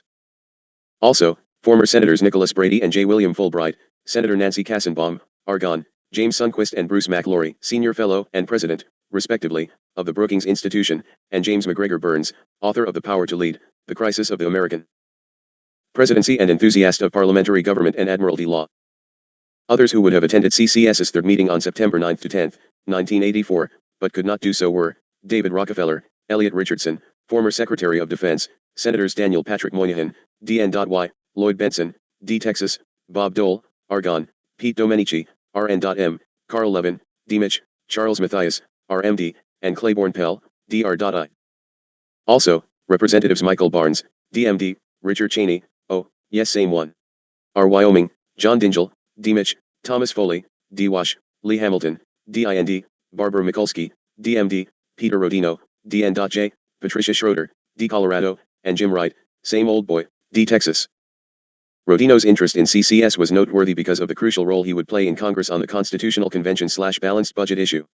If Congress did not pass a balanced budget amendment before its expected adjournment in July 1984, it appeared inevitable barring a serious drive by populists interested in preserving your Constitution to get states to repeal their calls to Congress that a convention would be convened. Conservatives in Congress, particularly members of Congressional Leaders United for a Balanced Budget, Club, predicted that the Republican-controlled Senate would pass a balanced budget amendment with little resistance, but that the House liberals would hold up actions, as they had done in 1982.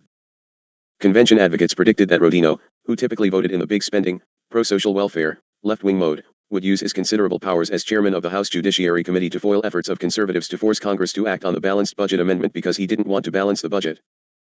What seemed more likely at the time, however, was that Rodino was bottling up the amendment in committee to force the convening of a convention, a perfect opportunity for CCS and others to impose their constitutional changes. At a press conference, a representative of the Populist Party's National Committee asked Cutler to respond to the opinion of Americans that the problems your nation faces were not a result of an antiquated constitution, but rather were consequences of your government, particularly Congress, acting in flagrant disobedience to the Constitution. Cutler answered that the Constitution was vague and subject to wide interpretation by the Supreme Court. He refused to blame the public servants, who were already serving the government and not the people. Although he was on record as supporting key aspects of parliamentary government in testimony before former Representative Henry Royce's Joint Economic Committee, now stay with me, Chellis, go back and see that Royce was on the board of CCS. Cutler then lied through his teeth, as is typical even if truth would serve better, and denied that he endorsed a parliamentary system of government and stated that others have merely misinterpreted me. Of course, published records already stated the truth of it. CCS's contention that inadequacies and defects in your constitution, rather than the unconstitutional actions and questionable motives of your public servants, were responsible for the political crises facing your nation played on the lack of understanding Americans have regarding their own constitution. Now here, Chellis, is the best point made in the entire scenario. Why don't Americans know about your own wondrous and blessed constitution? Mr. Dillon, BDIR, CCS, said, our governmental problems do not lie with the quality of character of our elected representatives. Rather they lie with a system which promotes divisiveness and makes it difficult, if not impossible, to develop truly national policies. He contended that the division of power between the President and the Congress makes stalemate inevitable and no one can place the blame. Well, speaking of quality of character, right is history, and Mr. Cheney moved right on up into unlimited terrorist status. When one studies James Madison's notes from the debates at the 1787 Constitutional Convention, the ratifications of the states, and the Federalist Papers, a complete understanding of the intent of your founding fathers can be discovered. It becomes clear that the Constitution mandates a separation of powers among the legislative, executive, and judicial branches of government, and that your government is today violating that command constantly and more flagrantly moment by moment. For example, the Constitution gives lawmaking authority only to the Congress. In flagrant violation of this authorization, the executive branch routinely makes law the President with his issuance of executive orders, and agencies like the IRS through its code-making as recorded in the Federal Register - and the judicial branch, through the Supreme Court's basing its decisions on public policy rather than expounding on the founding fathers' intent. All of these things are unlawful according to the Constitution. Rather than trying to get your government to practice the separation of powers mandate, CCS wants to legalize current practices and even expand on such activity, with proposals that echo the practices in countries possessing a parliamentary form of government. Dear one, does it begin to come clear why Sister T would discount your work? She is totally misinformed. By Donald Keyes of the UN and the United Nations has been most active of all in impacting the changing of your national constitution toward one world government. There have been others who brought false information regarding UFOs, etc., and she was given into the believing of it, for the intent was to render both Space Brethren and Sananda invalid. God created your wondrous country, he would not work to tear it down. Satan works through all he can dupe to carry forth his work, and none are spared in the duping, even blessed receivers in their shadow years of the 90s. As we continue to unravel this entangled web, you will become more comfortable in the standing forth undaunted, albeit terribly painful during onslaught, against those who have denounced you and we of the command. Truth shall uncover the facts of the matter, and it is now to come forth in fullness. Be patient, Chellis, for truth shall set ye free. If reason in truth cannot prevail, then it is sad indeed. All the insulting and warning threats against you from ones who refuse to sign papers, etc., is all the more proof for the contempt felt for your work of truthful unfoldment. Just to be on Kissinger's hit list must tell you the truth of that which you write in our behalf. If Mr. Mullins thought it bad to be on the FBI wipeout list, I tell you now, Kissinger surpasses Hoover in insanity by all means of measurement. Protect one another. It is terrifying indeed. Perhaps Eustace would like to start advising you of moves regarding this property, and you can advise him as to how to lose yourself. Barter is a good thing.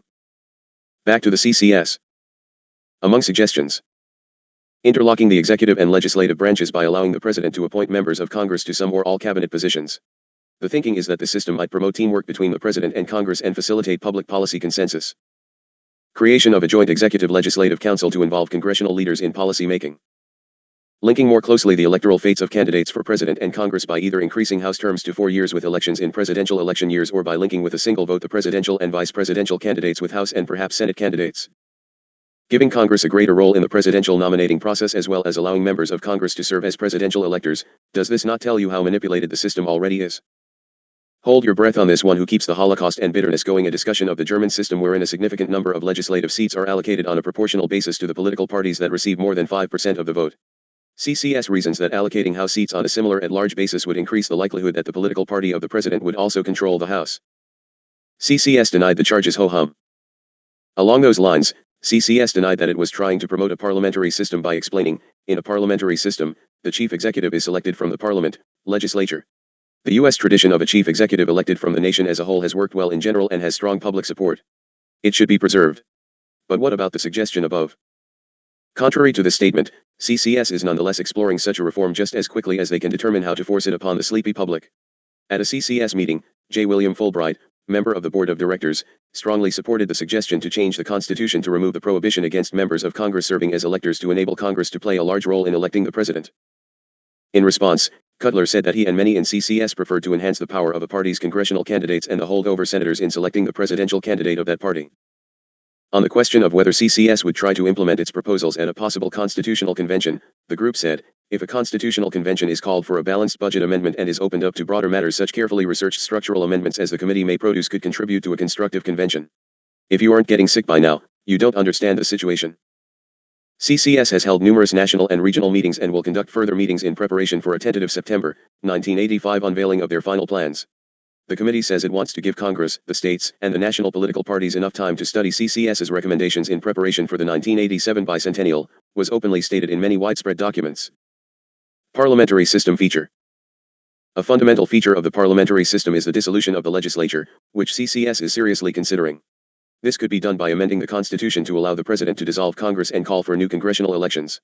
A president frustrated by an uncooperative Congress would find this a powerful weapon because even if not used, the simple threat of congressional dissolution would keep many members in line. Congress could also be given compensating enhancements along with 4-year terms.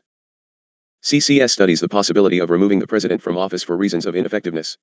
The only way a president can now be forced from office, aside from losing a re-election bid, is through impeachment for committing high crimes and misdemeanors. This is not apt to happen as was seen in the handling of Nixon. Professor Donald Robinson of Smith College, who edits CCS's workbook, acknowledges that the Founding Fathers restricted the removal of the president to impeachment because they wanted to keep the president immune from politics so laws, once made, could be administered in a non-political way. But Robinson says this philosophy has changed with time. The modern presidency cannot be a non-political office. Also, and you can see how new attitudes simply pervade the subtle mind acceptance of a thing. CCS has also discussed the possibility of a 6-year presidential term, now practiced in Mexico, which has a one-party system. Also under consideration is repeal of the Constitution's 22nd Amendment, which limits the presidency to 2 terms. Please read the section to follow, on the new Constitution, very carefully. Then study the comparison section for short, succinct insight. One proposal that the CCS panel charged with discussing budget matters was in complete agreement on was that there was no need for a constitutional amendment requiring a balanced budget. I hope your mind is somewhat confused, for if it isn't, you are not human. This was the precise reason given why there was pushing for a constitutional convention. The panel concluded that this does not have to be in the Constitution to be achieved. Robert McClory, former congressman from Illinois, went on record as believing that the framers of the Constitution assumed that of course you would balance the budget each year.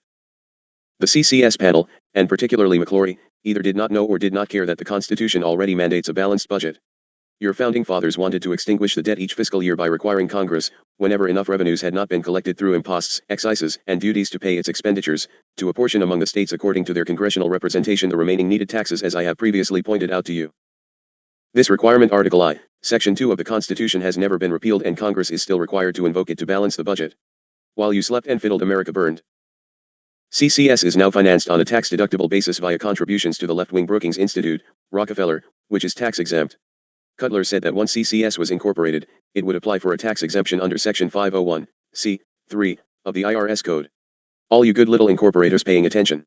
It could then receive contributions and membership fees that would be tax-deductible. Besides, you could depend on it to never show a profit for taxable purposes. Detailed planning for CCS began in 1982 with contributions from the Dillon Fund. Since then, grants have been made by the American Express and Hewlett Foundations, Rockefeller, and by David Rockefeller.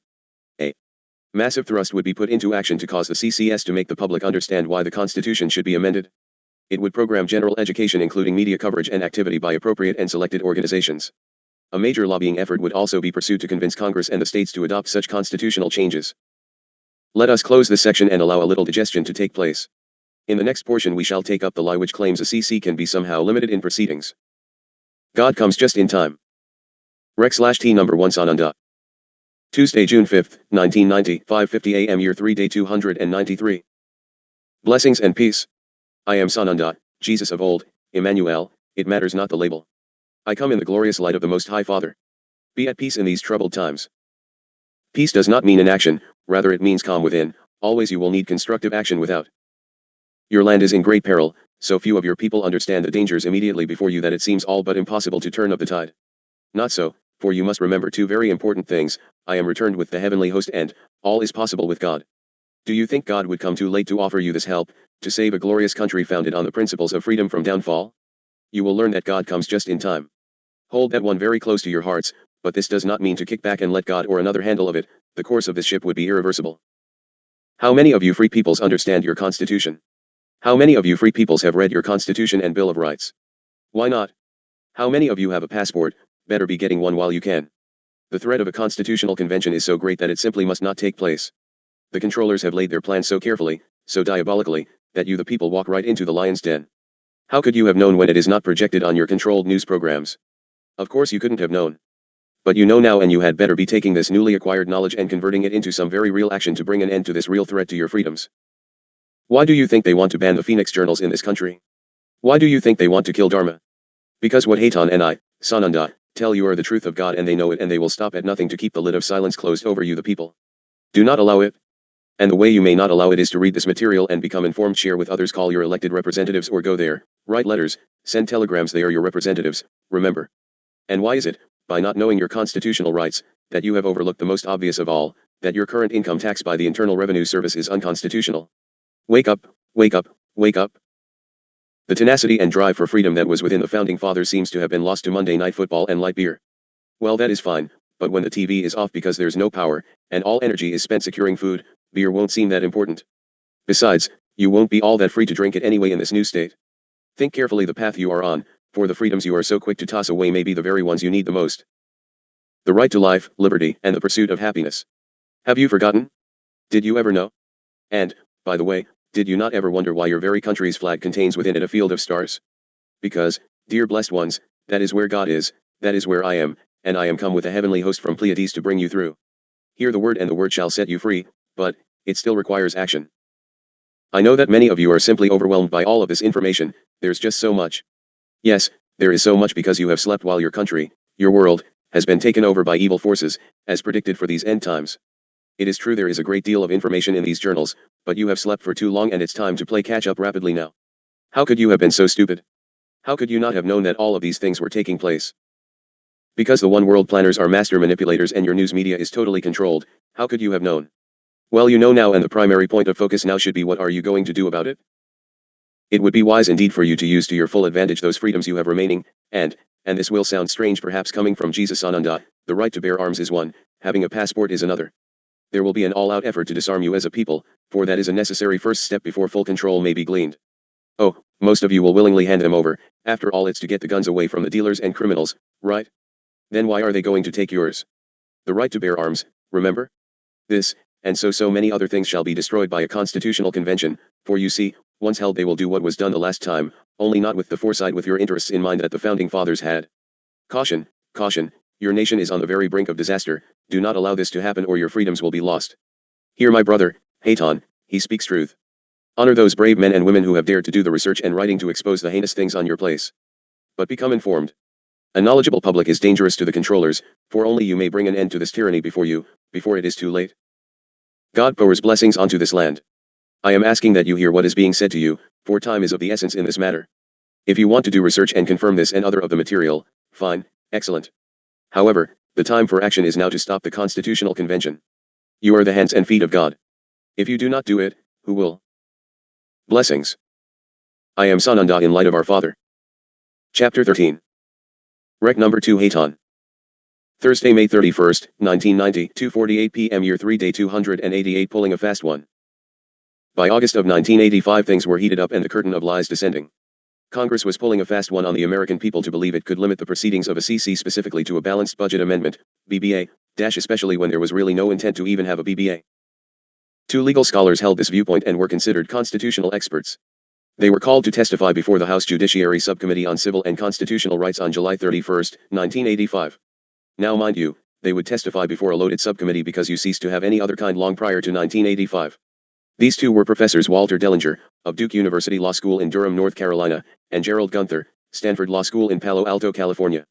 Now, if this isn't a good example of mutually exclusive terms, I have never seen one law professors and constitutional experts. Oh well, let's get on with the stuff pumped out to you the public. Gunther said the attitude by members of Congress that it could control and approve whatever comes out of a constitutional convention and dictate its agenda is due to Congress's institutional egomania. Boy, when you have the lawyers and the politicians, you have about as bad a co-destroyer as possible. These groups could only be aided and abetted in total horror by the assistance of the medical regress fashion and the religious quactitioners. Onward, Dharma. Arguing that a con could be limited was Dean John Farrick, of Fordham Law School in the Bronx, New York, basing his testimony on a 1973 American Bar Association Special Committee report. 1973 Bar Association report? Whatever happened to the obvious disaster of the revision of the original Articles of Confederation? That would seem a much more likely precedent to cite. The testimony of both Gunther and Dellinger brought into serious question the validity of congressional legislation that purports to set guidelines for a constitutional convention.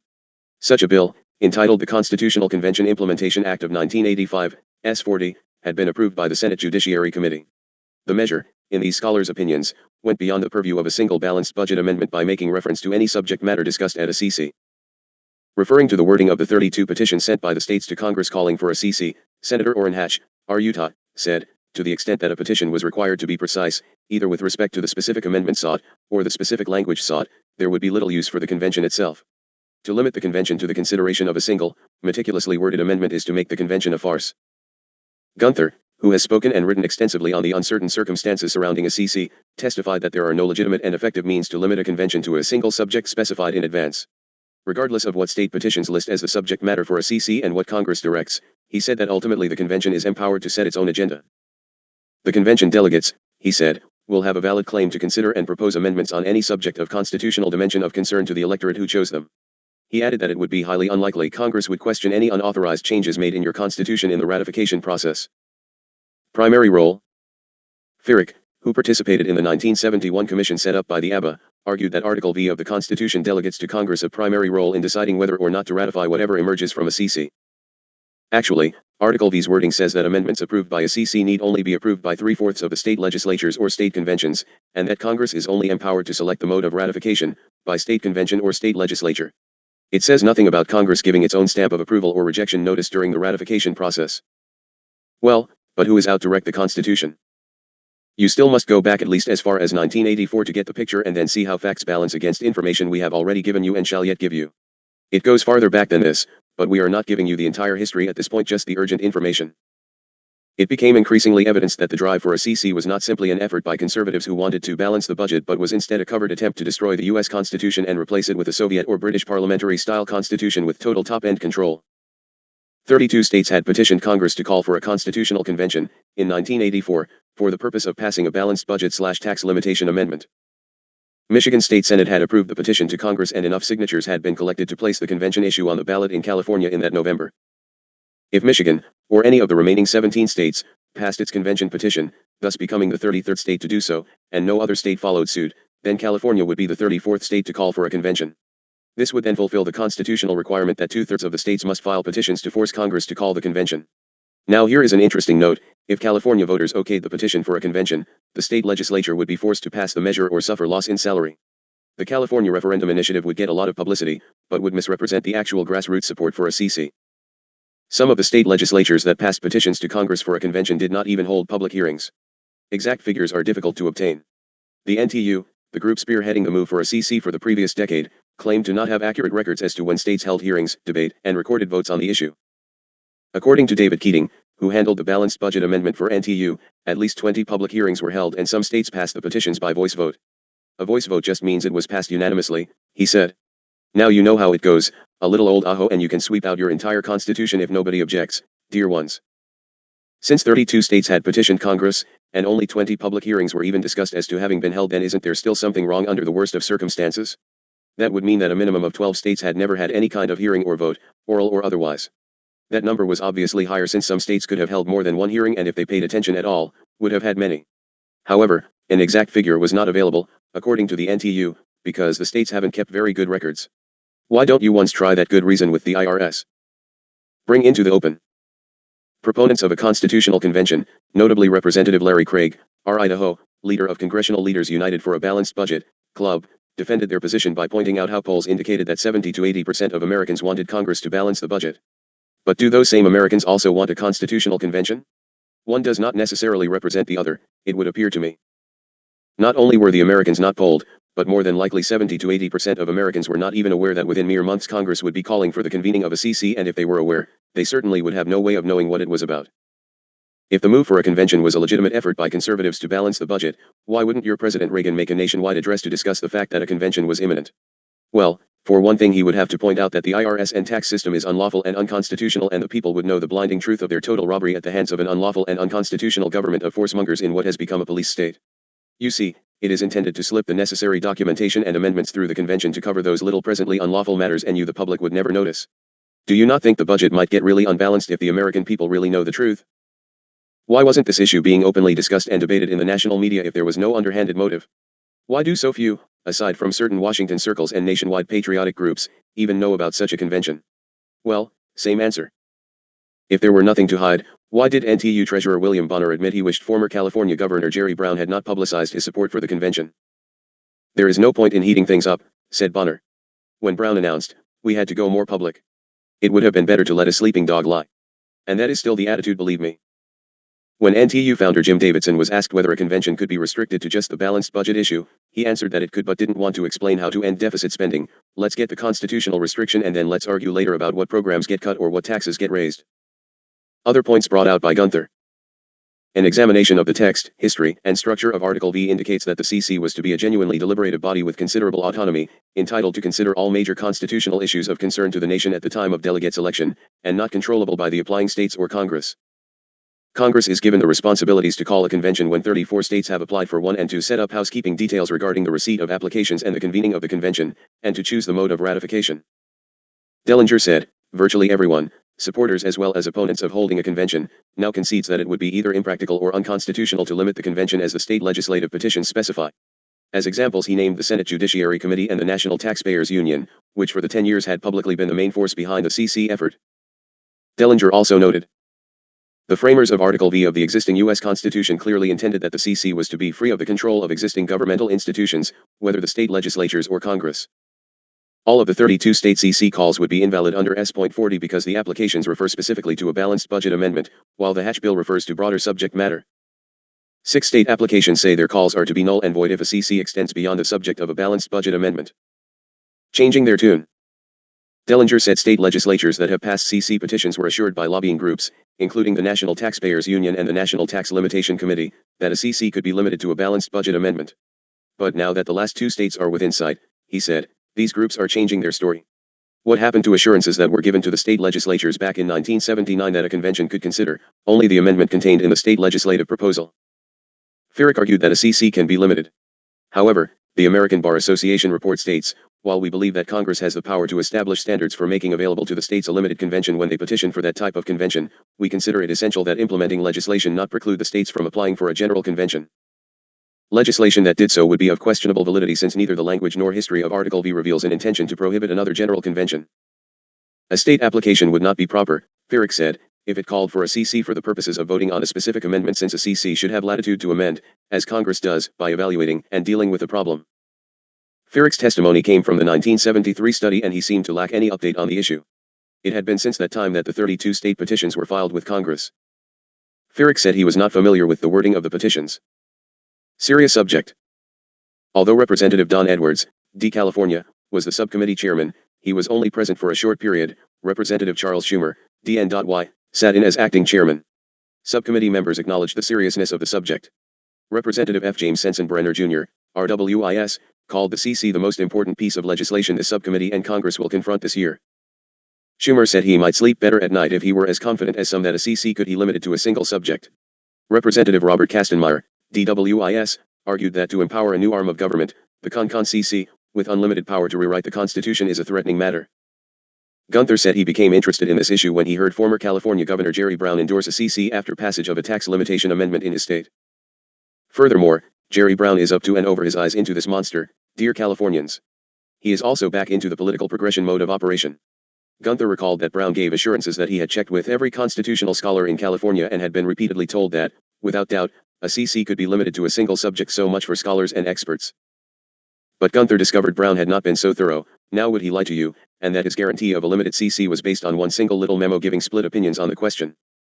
On the issue of the time limitation on the validity of the state petitions, Gunther said 7 years is a universally recognized principle and chided Hatch's bill for including a grandfather clause allowing 7 years from the date of passage of a state petition plus whatever it takes to get the last petitions passed. He said most of the states passing CC calls acted in ignorance. And so, what else is new?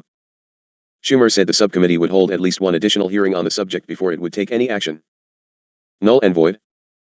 Dellinger said he asked National Taxpayer Union chairman, of course you heard of this in the Rockefeller Syndicate material and you thought it was a union working in your behalf? Sick, Jim Davidson if a CC would be limited to one issue and he said no. The petition of the state of Idaho, Dellinger noted, indicated it was not completely assured by the snake oil salesman who lobbied them. He cited the specific wording of the call to Congress that it wanted a CC for the specific and exclusive purpose of a balanced budget amendment. The petition says that the call is null and void if the CC goes beyond that. 6 states have such null and void provisions in them: Colorado, Delaware, Louisiana, Idaho, North Carolina, and Utah. However, this language, which Dellinger said was crystal clear, is discounted by a libertarian laissez-faire think tank, the Cato Institute, ouch, which argues that such language is surplusage that must be disregarded, whatever that might mean. Davidson, in an interview, revealed he was sympathetic to the libertarian view, and numerous individuals associated with the National Taxpayers Union have agreed with libertarian and/or anarchistic ideology. Farrick said that many state constitutional conventions have been held and that he was not aware that they had any problems. However, it was revealed that New Hampshire held a CC in 1983 wherein all the major committees and CC business were controlled by lawyers, judges, and members of the state legislature. The American Bar Association argued that it would be desirable to include in implementing legislation a limited judicial review of congressional determinations made in the convention process. This was criticized by Gunther, who argued that this judicial review would be conducted by the Supreme Court, part of the national government, which would be contrary to the intent of the framers of the U.S. Constitution. It would be an example of another branch of government squelching actions of the states. Dellinger said the ABBA report was inconsistent with Article V and that the idea of Congress's passing judgment on the product of a CC trivializes the framers' intent and is fundamentally inconsistent with the purpose of having a constitutional convention. Dellinger and Gunther basically concurred with each other, but they differed on the validity of state applications to Congress for a CC. While Dellinger said petitions that stated they would be null and void should a CC go beyond a specific amendment would be invalid, Gunther said they would still be valid because the CC itself would be empowered to do what it wants. Dellinger said 1979 marked the first public hearings at all on the issue. Gunther estimated that more than 20 of the 32 applications before Congress were adopted in 1978, or earlier. This means that at the most 12 of the 32 petitions to Congress were passed with any public hearings. According to Gunther, no states passing petitions to Congress calling for a CC prior to 1979 held any public hearings. These states were Alabama, Colorado, Delaware, Florida, Georgia, Kansas, Maryland, Mississippi, Nebraska, New Mexico, North Dakota, Oklahoma, Oregon, Pennsylvania, South Carolina, Tennessee, Texas, Virginia, and Wyoming. In these states, dear friends, how many of you citizens even heard of such a thing? Arizona, Louisiana, and Nevada, according to the NTU, passed CC resolutions again in 1979, and it is possible that no hearings were held at that time either. Arkansas, Idaho, Indiana, Iowa, New Hampshire, North Carolina, South Dakota, and Utah were listed as passing CC calls in 1979. Information on whether public hearings were held in those states seemed to remain mysteriously missing. How many of you citizens want to own up to attendance? Voting? Are you citizens or not? Gunther called the Hatch Bill a badly flawed product of 10 to 12 years off and on attention. In discussions during Senate Judiciary Committee meetings, all committee members have acted and spoken as if they had unquestioned authority to dictate what a CC can do and to approve or reject proposals decided on by a CC. The hearing testimony would, however, apparently not affect Representative Larry Craig's, Idaho, efforts for a constitutional convention on the issue of a balanced budget. Craig was the head of Congressional Leaders United for a Balanced Budget. Although Craig had been assuring constituents critical of his pro-CC position that the fear of a runaway convention was a smokescreen, the congressman's administrative assistant said the testimony that a CC cannot be limited was not new information. I don't want a convention, the spokesman said publicly, and I don't think we're ever going to have one.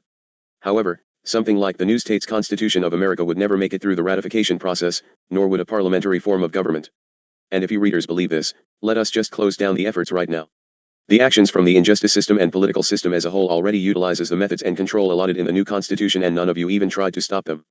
If you don't do something now, it will simply fall into acceptance by default, and that will be that. Worse, the Congress is controlled by foreign lobby, and therefore, parliamentarian government is already a fact and is more heinous because the Zionists control over 60% of your Congress. Does the congressman's aide believe, as does the ABBA spokesman, that Article V says Congress has a primary role in deciding whether to choose to ratify whatever comes out of a CC? In explicit terms, Article V doesn't say that, said Craig's staff member. That would depend on what the convening legislation Hatch's implementation bill says. The NTU, which was accused by Gunther and Dellinger of being snake oil salesmen deceiving state legislatures into believing that there is no danger of a runaway CC, was reluctant to comment on the hearing. Of course, dear one, the conspirators all play the elusive game of hide and seek, show and lie in order to get you ones to give them exactly what they wanted in the first place. That is why you must know who is behind the organizations in order to realize the intended goal. The National Taxpayers Union is not for the citizen taxpayer in any remote sense of the definition of the word. Adrian Cordova, NTU Director of Public Affairs at that time, said no one from the group attended the hearing due to a schedule conflict, this despite the fact that the NTU publicly has been the group in the forefront of pushing for CC for the previous decade. Ms. Cordova said she did not feel comfortable about responding to the charges against NTU until she read the testimony herself. She acknowledged that there was a conflict of opinion among legal scholars on the issue of whether or not a CC could be limited.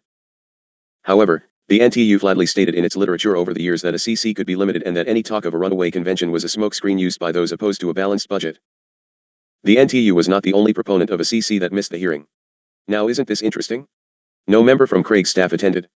The Washington Times, which editorialized extensively over the past years in favor of a balanced budget amendment and a CC, had a reporter at the hearing but failed to report on it in the newspaper. According to Times reporter Tom Brandt, we didn't have time to produce a story on the hearing. There was a time and space crunch. Besides, it was not a pivotal hearing. But the Times did run an article the following day about a seminar by the Cato Institute, supporting a CC. Bill provisions. Hatch's bill, co-sponsored by Senators Dennis D. Concini, D. Arizona, and Strom Thurmond, R.S.C., provides. Within 45 days after Congress decides that a sufficient number of valid petitions to call a CC have been sent by the states, Congress must pass a concurrent resolution calling for such a convention. This resolution will set the time and place of the meeting and indicate the subject matter of the amendment or amendments for consideration. Delegates will be elected in the manner of Congress's representation, 2 at large from each state and 1 from each congressional district. Members of Congress and those holding an office of trust or profit under the United States will not be permitted to be delegates. Delegates will in all cases, except treason, felony, and breach of the peace, be privileged from arrest and shall not be questioned in any other place on anything said at the CC. The President of the Senate and the Speaker of the House, in 1984, George Bush and Tip O'Neill, respectively, will convene the CC and preside until delegates elect an officer. Delegates will take an oath to comply with the Constitution. Delegates will get paid a salary equal to that of members of Congress, as well as any travel expenses from the U.S. Treasury. If such sums are not available, the costs will be apportioned among the states. Procedurally, each delegate has 1 vote. Minutes will be kept, in the tradition of James Madison's notes on the 1787 convention, and the CC will meet for no longer than 6 months unless Congress passes a resolution extending that time. No amendments may be proposed other than the subject matter stated in Congress's concurrent resolution calling the CC. Upon notification of the CC's actions, Congress must within 6 months decide, as provided by Article V, what mode of ratification it prefers, or reject the CC's proposals. If Congress refuses to facilitate the ratification process and the states believe the CC's proposals are consistent with Congress's original orders, the states can file a lawsuit. Proposed amendments become law upon ratification of 3/4 of the states, and any state can rescind its ratification up until that time. Let us leave this for a rest, please. We can continue on this topic at our next sitting, as I do not like to cause the chapters to be greater than this in length. The Spiritual War. Rec/T number 2 Sananda. Wednesday, May 30th, 1990, 4 p.m. Year 3 Day 287. Let us continue, please. I am Sananda and I come in the golden radiance. I have come to feed a starving world the food which will nourish all men back unto health and strength. So be it. So lost is man that he sees not, nor does he hear. He moves about his daily life in arrogance and avarice, never giving thought to other than the satisfying of the basest of needs. Did not the Father tell you it would be thusly? Indeed so, and it shall get much, much worse. So bad will it get that the ugliness of man's thoughts will be worn like a death shroud for all to see. Still they will deny and turn from me. O poor, poor of spirit man, how I have wept for thee. Yet it now is the time to dry of the tears and roll up of thy sleeves and get to the business before thee of putting to right that which has been spoiled. In every quarter the sword shall strike, to the very bone of evil, for it shall be a war beyond all others. I speak not of a literal war, though that will manifest also, for it must come to pass as collective man wills it. I speak here of the spiritual war between myself and the one cast down, for his army has all but overrun the planet in every quarter, and if it were not true that all is possible within God, then surely the battle would already be lost. Hold firmly in knowledge that God is all and all is possible within his being, for he works in ways which are complex beyond description, yet simplicity itself in the sheer beauty of outcome. O man, I beg of thee to hear these words being offered by my brothers who come to assist you. Take the hand I have outstretched, let me lead the way, for I have walked the path and I know well the pitfalls. Come to Father in petition, for he hears all, knows all. What have you to lose? Your pride. Pride goeth before the fall, and the fall this time will be the fall for a very long time in your soul. Counting, hold firmly to the light which I am and ask for guidance, for surely you will be shown the way. The path ahead is dark indeed, yet even black, yet the tiniest spark lights of the way, and with an army of men sparked with knowledge the path before you may be traversed in splendor and glory. Amen. Let me speak of fear, for it is fear that paralyzes man to not even read that which is offered to feed the starving collective. Does not the Bible, your own holy book, ill-named, give you instructions for receiving of spirit?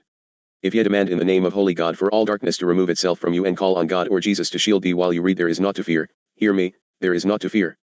If you were to do this with all you read, you, man in general, would come into wisdom and understanding much sooner, and the spark of hope would be kindled. For remember, with God there is always the hope of the great transformation. Hold it in your hearts, dear ones, hold it in your hearts. Hear what spirit says unto spirit, hear what light says unto light, hear what thy Lord God says unto thee, his peoples. For God so loved man that he granted free will. Won't you come back into the wisdom to use of it in kindness, within love, toward community in purity for the greater good? Oh, Would that these not be mere abstractions but actual fact. In time man will gain the wisdom to act responsibly. How many 100,000, million will die first? How many? I take my leave, be at peace, I hold you close. I am Sananda. Do you hear me? The Return to Godness. Rec/T number 1 Sananda. Thursday, May 31st, 1990, 7:50 a.m. Year 3 Day 288. Are you settled? Please let's effort at an earlier start. Thank you. I am Sananda, and I come in radiance. Yes, Thomas, I am light. Let us begin. Long has man been rebellious. Even before the pirates were the Vikings, and always it has been the same: rape, pillage, plunder, sex, drink, and money. How much has man changed? How much has he? Oh, but we are civilized, educated. Oh, are you? Ask the Panamanians about civilized behavior and you will get a far different response. There is only one way that man will ever become civilized, and that is through a return to Godness, a return to God and the laws laid forth long ago in your counting. The question is, will man turn back toward God in time? For look around thee, do you see it changing? Do you? How many among you would give up one thing you do to move toward God? How many will give up even one beer a day to be closer to God? Oh, anything but that one beer, Lord. Oh. How about sports, dirty movies, judging others, or? I thought not. While the ones who stand back and cast stones at these workers bringing forth the word in integrity, yes, I said integrity, those casting of the stones are drawn further into the web of deceit, the lie itself. When will man tire enough of his plight to want to know truth? Then, when will he get off his rear end and actually seek it out? You have forgotten how to even find out in your sluggishness, for you have slept far too long indeed. And now when you go to the bookstore you find a barrage of books, entire New Age sections. Where do you go for it? Who do you read first?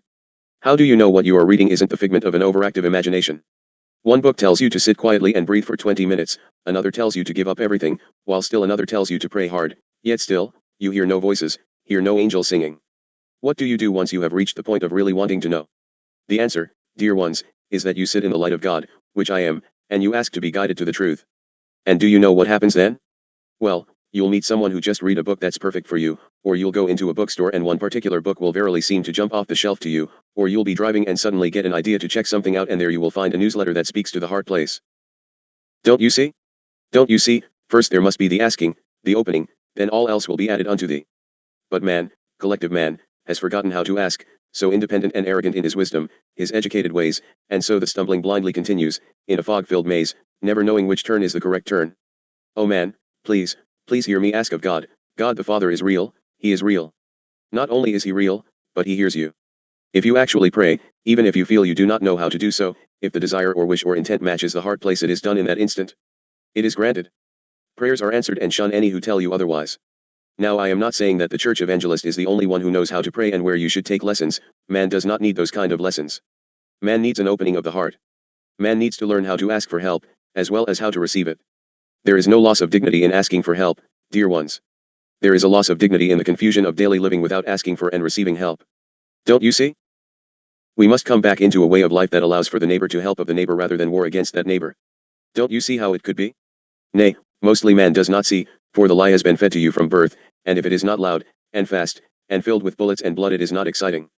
Oh dear lost children, come home to me, come back to the gentleness of love, brotherly love. That is not to say don't ever fight, for the time is coming when ye will have to fight and take up arms, but defense of country and family are another matter which I shall discuss later on, for now we are speaking of community and the return to cooperative effort of men to live in brotherly harmony. Does this seem wishy-washy to you? Does this seem abstract? Does this seem a pipe dream that is because the TV and movies have trained you? Yes, I said trained you to want more conflict, for the media has ingrained confusion and conflict in the peoples, and it will come to a stop before I am through with that which I have been sent by the Father to do. So be it. It matters not to me whether you believe what I say unto you, for all will come into their own understanding, one way or another. How painful, how drawn out that process is entirely up to you. Don't you see how it could be? Oh lost ones, come back, come back. The so-called light at the end of the tunnel is much more magnificent than anything you've seen on that dense place. Try opening the heart in compassion and love for one another and see if that tunnel doesn't open in your life. What have you to lose? Only your soul, only your soul. Be at peace, little one. We will continue. I am Sananda. I am come with an army. The Revolution of the Spirit. Rec/T number 2 Sananda. Thursday, May 31st, 1990, 9:50 a.m. Year 3 Day 288. Let us continue, please. I am Sananda and I come in the full light of our Father. Conflict lies ever to the surface of man, it is a part of his very being. Man has forgotten the inner peace that comes with full knowledge of your connection with God. The impact of your daily lives is ever upon thee, constant bombardment, motion, activity, noise. It is rare indeed today that man will slow of himself long enough to even attempt to hear that inner voice that cries from within him to make that connection that has long been lost and forgotten. Man must come back into memory. And when that small spark of memory springs forth, then the journey homeward may begin. Then the realization of the lie is possible. For man has become so enamored with the lie that he knows not the truth that is before him in full radiance. Yeah, man himself seems to fear the very light which is the source of his being. Please do not misunderstand what I tell thee. I use man to mean men and women. It is not sexist, it is a generic term, please. Man has become so comfortable with the darkness that he confuses the life in the cave for spirituality, when in fact returning to God is a journey out of the cave and into the full light of day. Oh, the wondrous journey before man if he will but awaken in time to change the marching masses. For it is thy own destruction that lies, yeah, at thy very doorstep if ye do not take up responsible action. Do I speak of revolution? I speak of revolution of the spirit that will move man to act so responsibly that it will preserve the very republican form of government guaranteed by your constitution. Do not let this be put aside, your very lives and future are on the bargaining table. Hear me, I implore you. Let us break till later this day, you are fragmenting, I need full focus. Thank you. I am Sananda. Will you awaken in time? Chapter 14. Rec number 2 Hayton. Friday, June 1st, 1990, 10:11 a.m. Year 3 Day 289. Hayton in the light of radiance and truth to speak of timely matters before we go further in this document. It is fair that the public readers have the same information which I have given unto this small group. You of the public must begin to understand and know that which is foisted upon you. I will be very brief for I will give no in-depth information at this writing for our needs for time are pressing for this journal. Look very closely. As you watch the summit unfold, be aware that the Gorbachevs which are presented unto you are impostors. It is more of the cover-up of the elite world conspiracy to defraud you of the masses. Look very closely at the pictures as they are usually taken from distance and close-ups in the press are not current pictures. Further, you will note varying degrees of mannerisms which are copied and perceived deception is countered with they are weary, etc., etc. There have been many impostors set forth in important places and we will devote an entire section of a forthcoming journal to that fact. We have not time in this one. Reagan was a replacement, Nixon was a replacement and the Pope of Rome is a replacement. It is time for the awakening. I invite all of you who know the truth of this to now come forward and confirm this that the public can come into comfort with the truth of it. Moriso, the meetings will be held at the private facility of Camp David where you the public will never know who attends. The guidelines and decisions are already made and in place from the meetings of the Trilateral Commission and the Bilderbergers who met in May for this very purpose. This is just another segment to lead you blindly into thinking great world change is coming about. All you need do is look to the countries floundering in the abyss to know the truth of it. Even the world earthquakes have been set forth as distractors. What of killing a few peasants? It is time for you the people to take these things seriously and stop your dawdling and dreaming and wishing it would all go away and leave you to your hapless meditations. No, it will not go away and you had better begin to look very carefully at just who are your enemies for your freedom is all but down the tubes. Oh, you don't believe this? You had best look around you at that which is being perpetrated. It matters not to me. You the people are the ones marked for enslavement, not me. This is the plan in action, dear ones in action. You think you can't be fooled? Oh yes you can easily. All you have to do is look at the fabulous fakes who entertain at parties and talk shows. It is easy to deceive the masses for it is so far-fetched in concept that they know you won't take notice but rather cheer and hoop and roar approval for the crumbs of peace they will toss out to you. When will you have had enough? How long must the daring ones, such as the scribe, carry the cross? When will you wake up, world? This game is all but finished and, so far, the dark conspiracy is ahead 1,000,000-1. The planners set it up so that the stuff shown on TV is neither interesting nor informative. Note that the lead heading on CNN was that Jane Fonda attended the elite dinner party and sat with the great ones. Could that be that she beds with Ted Turner who owns CNN and is a brother friend now of David Rockefeller? Why was Henry Kissinger next in line at the banquet table taking charge of all conversation? Who do you think will run things at Camp David even with the imposters? Oh my, little blind mice, here comes the farmer's wife with the butcher knife. And worse, the tails have now been severed right up to your proverbial necks. Do you note anything missing, like perhaps freedom? So be it and Sela. Back to the Constitution ripoff, Dharma, just to make a few points of proof. Be so blind as to not check into it? Yes, most will be that blind and later wonder what hit them. It is thine free will right to do whatever you desire. Oh yes, God most certainly will allow you to fall, for that is your choice. Reason to fear. There is a good reason for patriots to fear that the drive for a constitutional convention is actually an attempt to destroy your constitution by legalizing what the government has already done. First of all, the Constitution already mandates that the budget be balanced, so this is truly nothing but a facade to fool you people into believing this is a way to require balancing the budget. As far back as 1984 this information was given to legislators such as Larry Craig and Ron Paul, etc., and this was unknown information to them. Most people at any level simply have no idea of what is in the Constitution. Worse, the higher one appears to progress up the ladder of position, the more is given unto staff to research and it never occurs to staff to investigate such things. Political realities. Although no legislator or staff member has been able to refute any of the facts presented them that the Constitution already mandates a balanced budget, not one will publicly support the state rate tax or convey to Americans this information. The most common excuse for remaining silent is that political realities are such that the formula could never be invoked, or that it would be impractical to do so.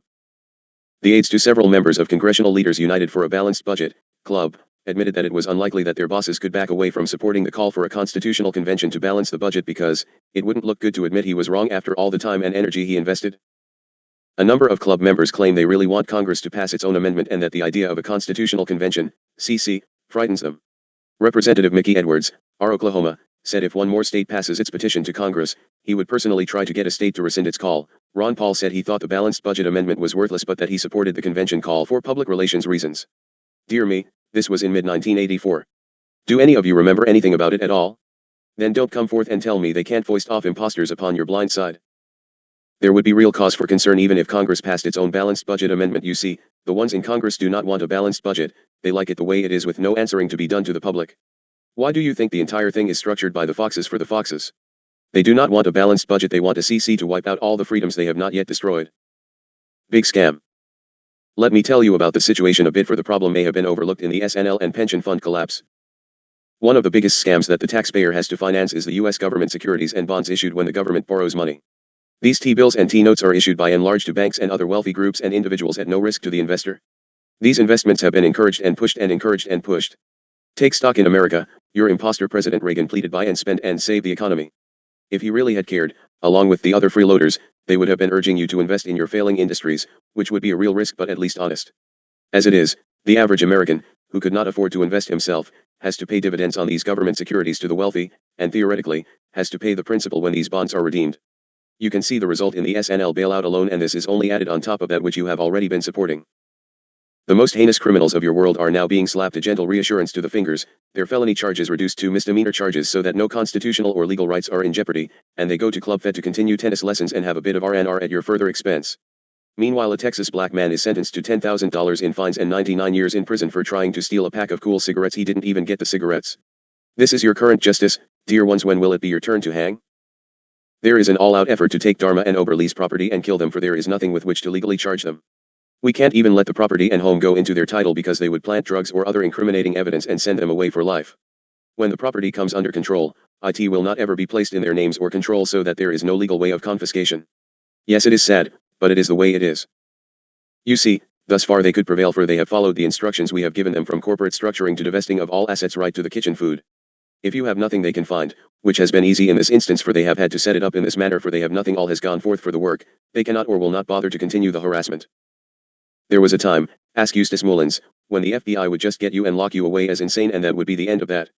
These ones are a bit too known to do that little trick, for all the rest of you would be out there at all the mental prisons looking for them. Mr. Mullins was not alerted to the conspiracy until years had passed, whereby he escaped by the sheer will of God placing him out of their path sufficiently to hide him. Ignorance is sometimes more effective until one's come into realization of the mission.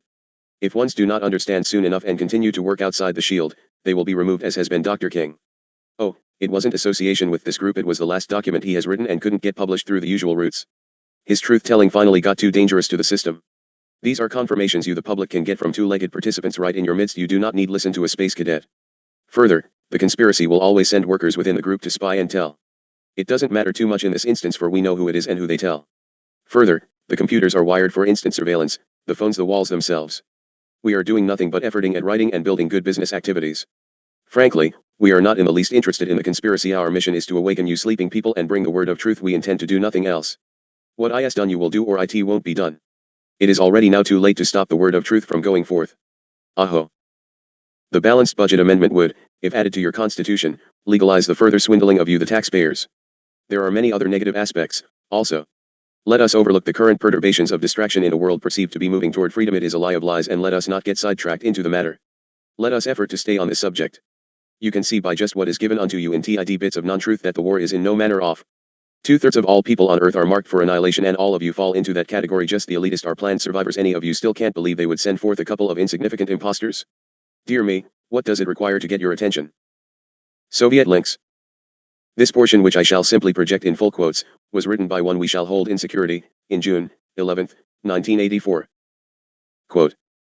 Information linking proponents of the Balanced Budget Amendment / Constitutional Convention to British and / or Soviet influences should be of concern to all Americans interested in preserving our Constitution.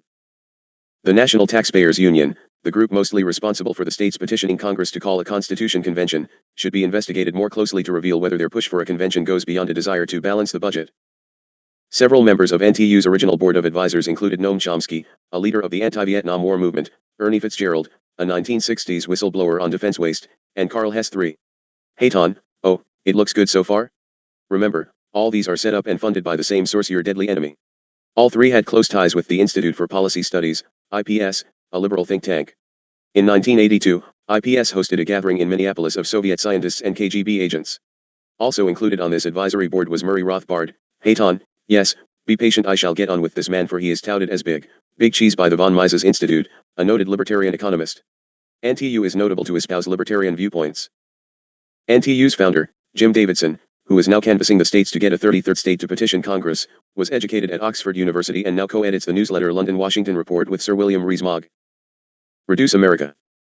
There are those who believe that some British have never given up on once again reducing America to one of their colonies, strange as it may seem. Hayton, remember, GB is the largest foreign owner of U.S. business / property / assets in the world. Efforts to hold a convention to revise the Constitution began as early as 1788, a year after its ratification. The first attempt was made by Albert Gallatin, best known as Treasury Secretary to Thomas Jefferson. Gallatin, an immigrant from Switzerland, came from an oligarchic family with ties to British intelligence. The reason Gallatin wanted a convention was the same as those promoting a convention today give, that Congress was spending too much, resulting in a national debt that must be reduced, and that it needed restraints imposed to cut its budget. Hayton, but you see, as far back as that, they very carefully did not utilize the powers already laid forth in the Constitution. The political theories of Gallatin, including fiscal conservatism, are carried on today by such conservatives as economist Milton Friedman, Federal Reserve Board Chairman Paul Volcker, and Representative Jack Kemp. Hayton, keep in mind the very people referred to in the section on the Rockefeller Syndicate. These individuals, and in fact, most Republicans and conservatives today, are not espousing American economic principles but are rather promoting British monetarism. Hayton, they also dived off into Austrian economics, which was a direct dovetailing with the British methods who owned the cartel from the original Rothschild Foundation. This is also why Dr. John King was taken out. He called the lie and became respected as hitting the truth of it, and he was becoming too respected in his own right as the economist who told truth. Friedman began pushing the concept of a flat rate tax back in the early 1970s, along with a constitutional amendment to balance the budget. Coalition. Now endorsing the call for a constitutional convention to balance the budget is Richard Vigueries' populist conservative tax coalition, which includes an umbrella of about 75 other conservative leaders, including Howard Phillips. These conservative groups also promote the flat rate tax, unconstitutional because it allows wages and salaries to be taxed, and dangerous because it could be hiked up to whatever percentage is desired very easily, and the big boys would have their way around it by incorporations and fraudulent balanced budget amendments, and have also recently formed a public alliance with a conservative party in Israel. Other groups interested in rewriting our Constitution include the Committee on the Constitutional System, which includes in its membership Robert McNamara, Lloyd Cutler, and Douglas Dillon. They'd like to change our form of government from a republic to a parliamentary democracy and plan to unveil their program by 1987, exactly 200 years after our first and only constitutional convention. In the wings. Rexford Guy Tugwell's New States Constitution of America is waiting in the wings should a convention be held. It was promoted by the tax-exempt foundation known as the Center for the Study of Democratic Institutions. Hayton, of course a lot of you supported it. It sounded good, didn't it? So be it. A copy of that model constitution, which makes the practice of religion a privilege and certain freedoms usurped from the people at the whim of government, is available, along with a line-by-line analysis. Hayton, just hold on with us and keep reading, it is all going to be in this journal before the end. The Center for the Study of Democratic Institutions has now changed its name to the Aspen Institute for Humanistic Studies, but it has not changed its desire to scrap the U.S. Constitution.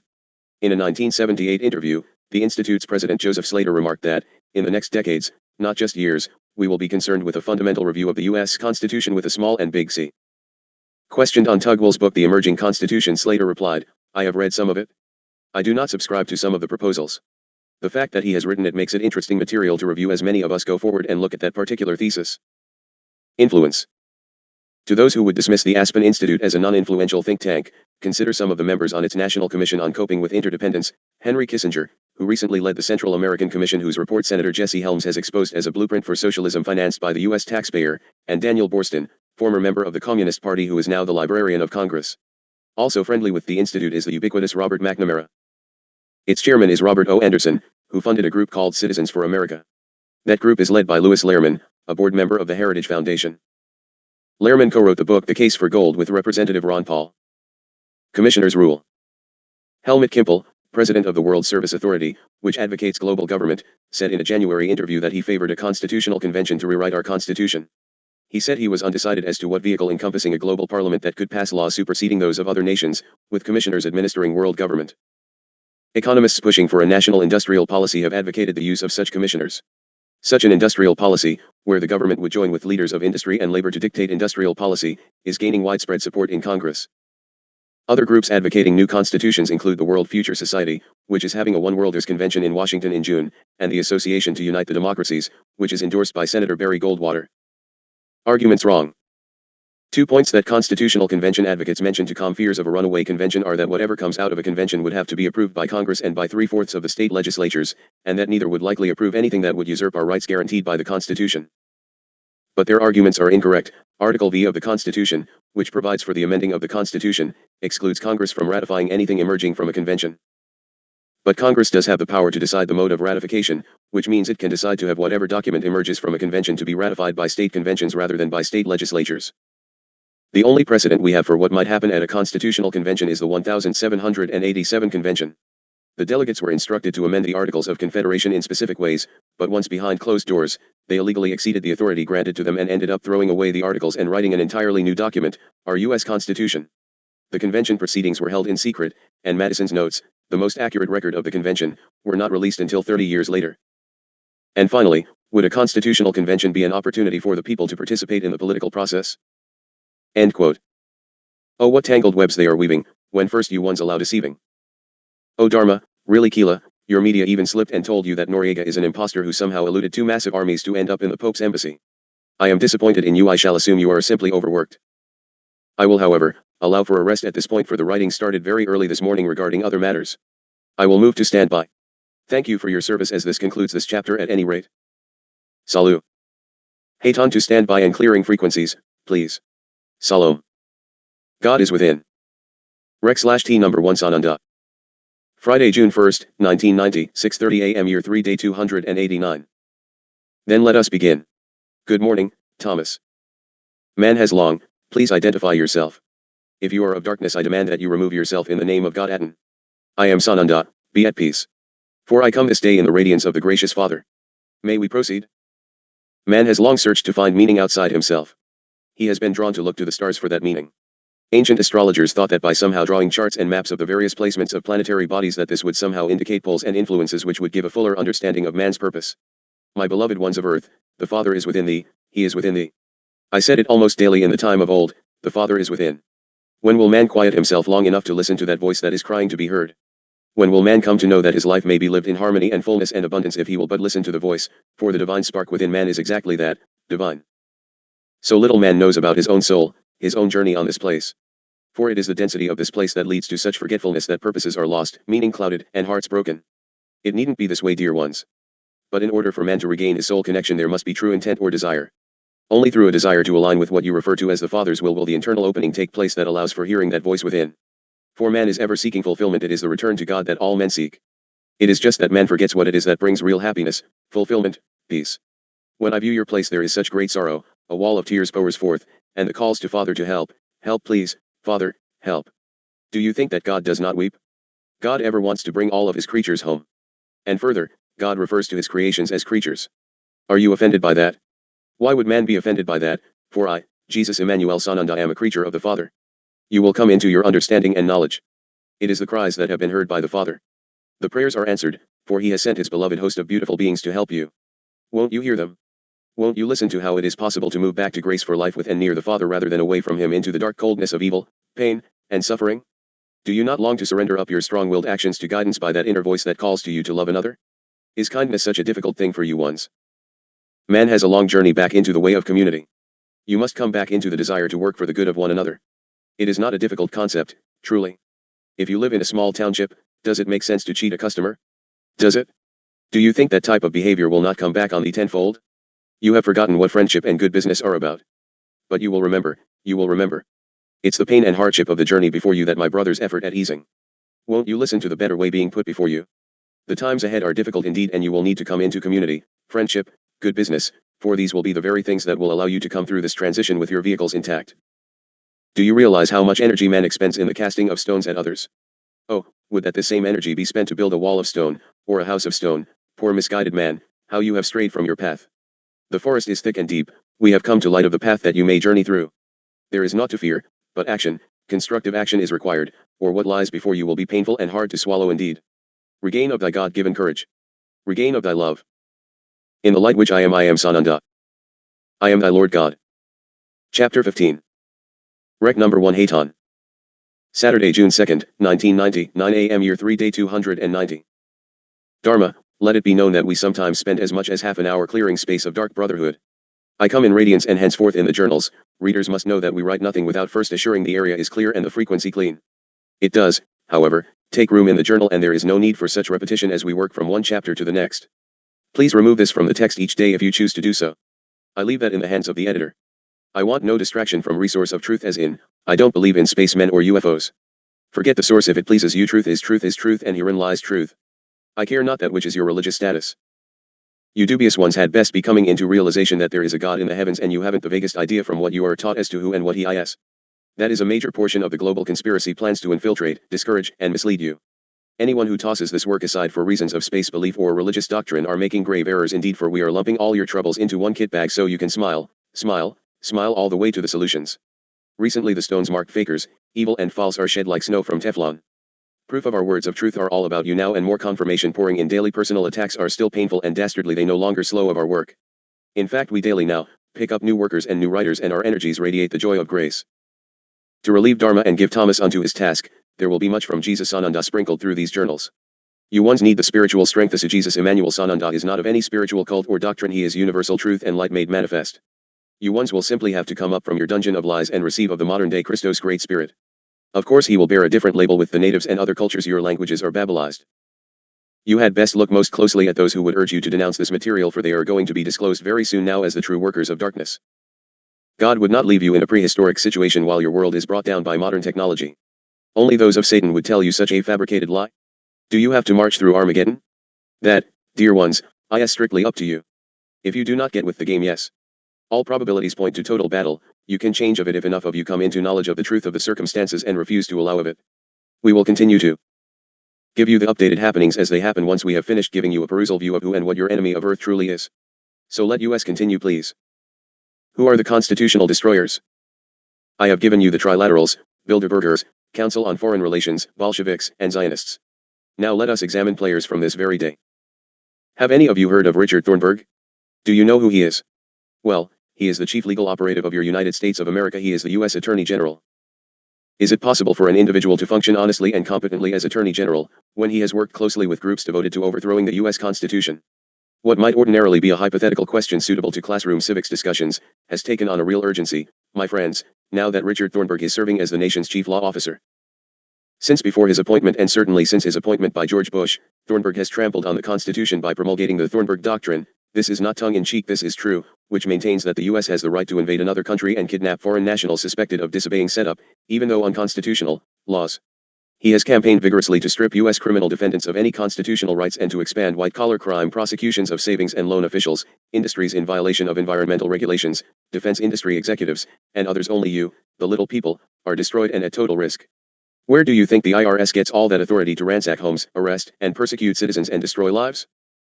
Again I repeat, the basis of all conspirators who want a constitutional convention is to sneak in the laws within a new constitution regarding taxation that are presently unconstitutional without you of the public ever learning of the difference. The taxation law of income taxation, the 16th Amendment, is null and void. It is unlawful and totally unconstitutional in every element and slash or fragment. The IRS is a private corporate tion, just as is the Federal Reserve, and has no constitutional authorization whatsoever. They have to have a constitutional convention in order to bring those laws down upon you and authorize that police force, and they know you the public will not allow of it if you know about it. Now, who will pay attention?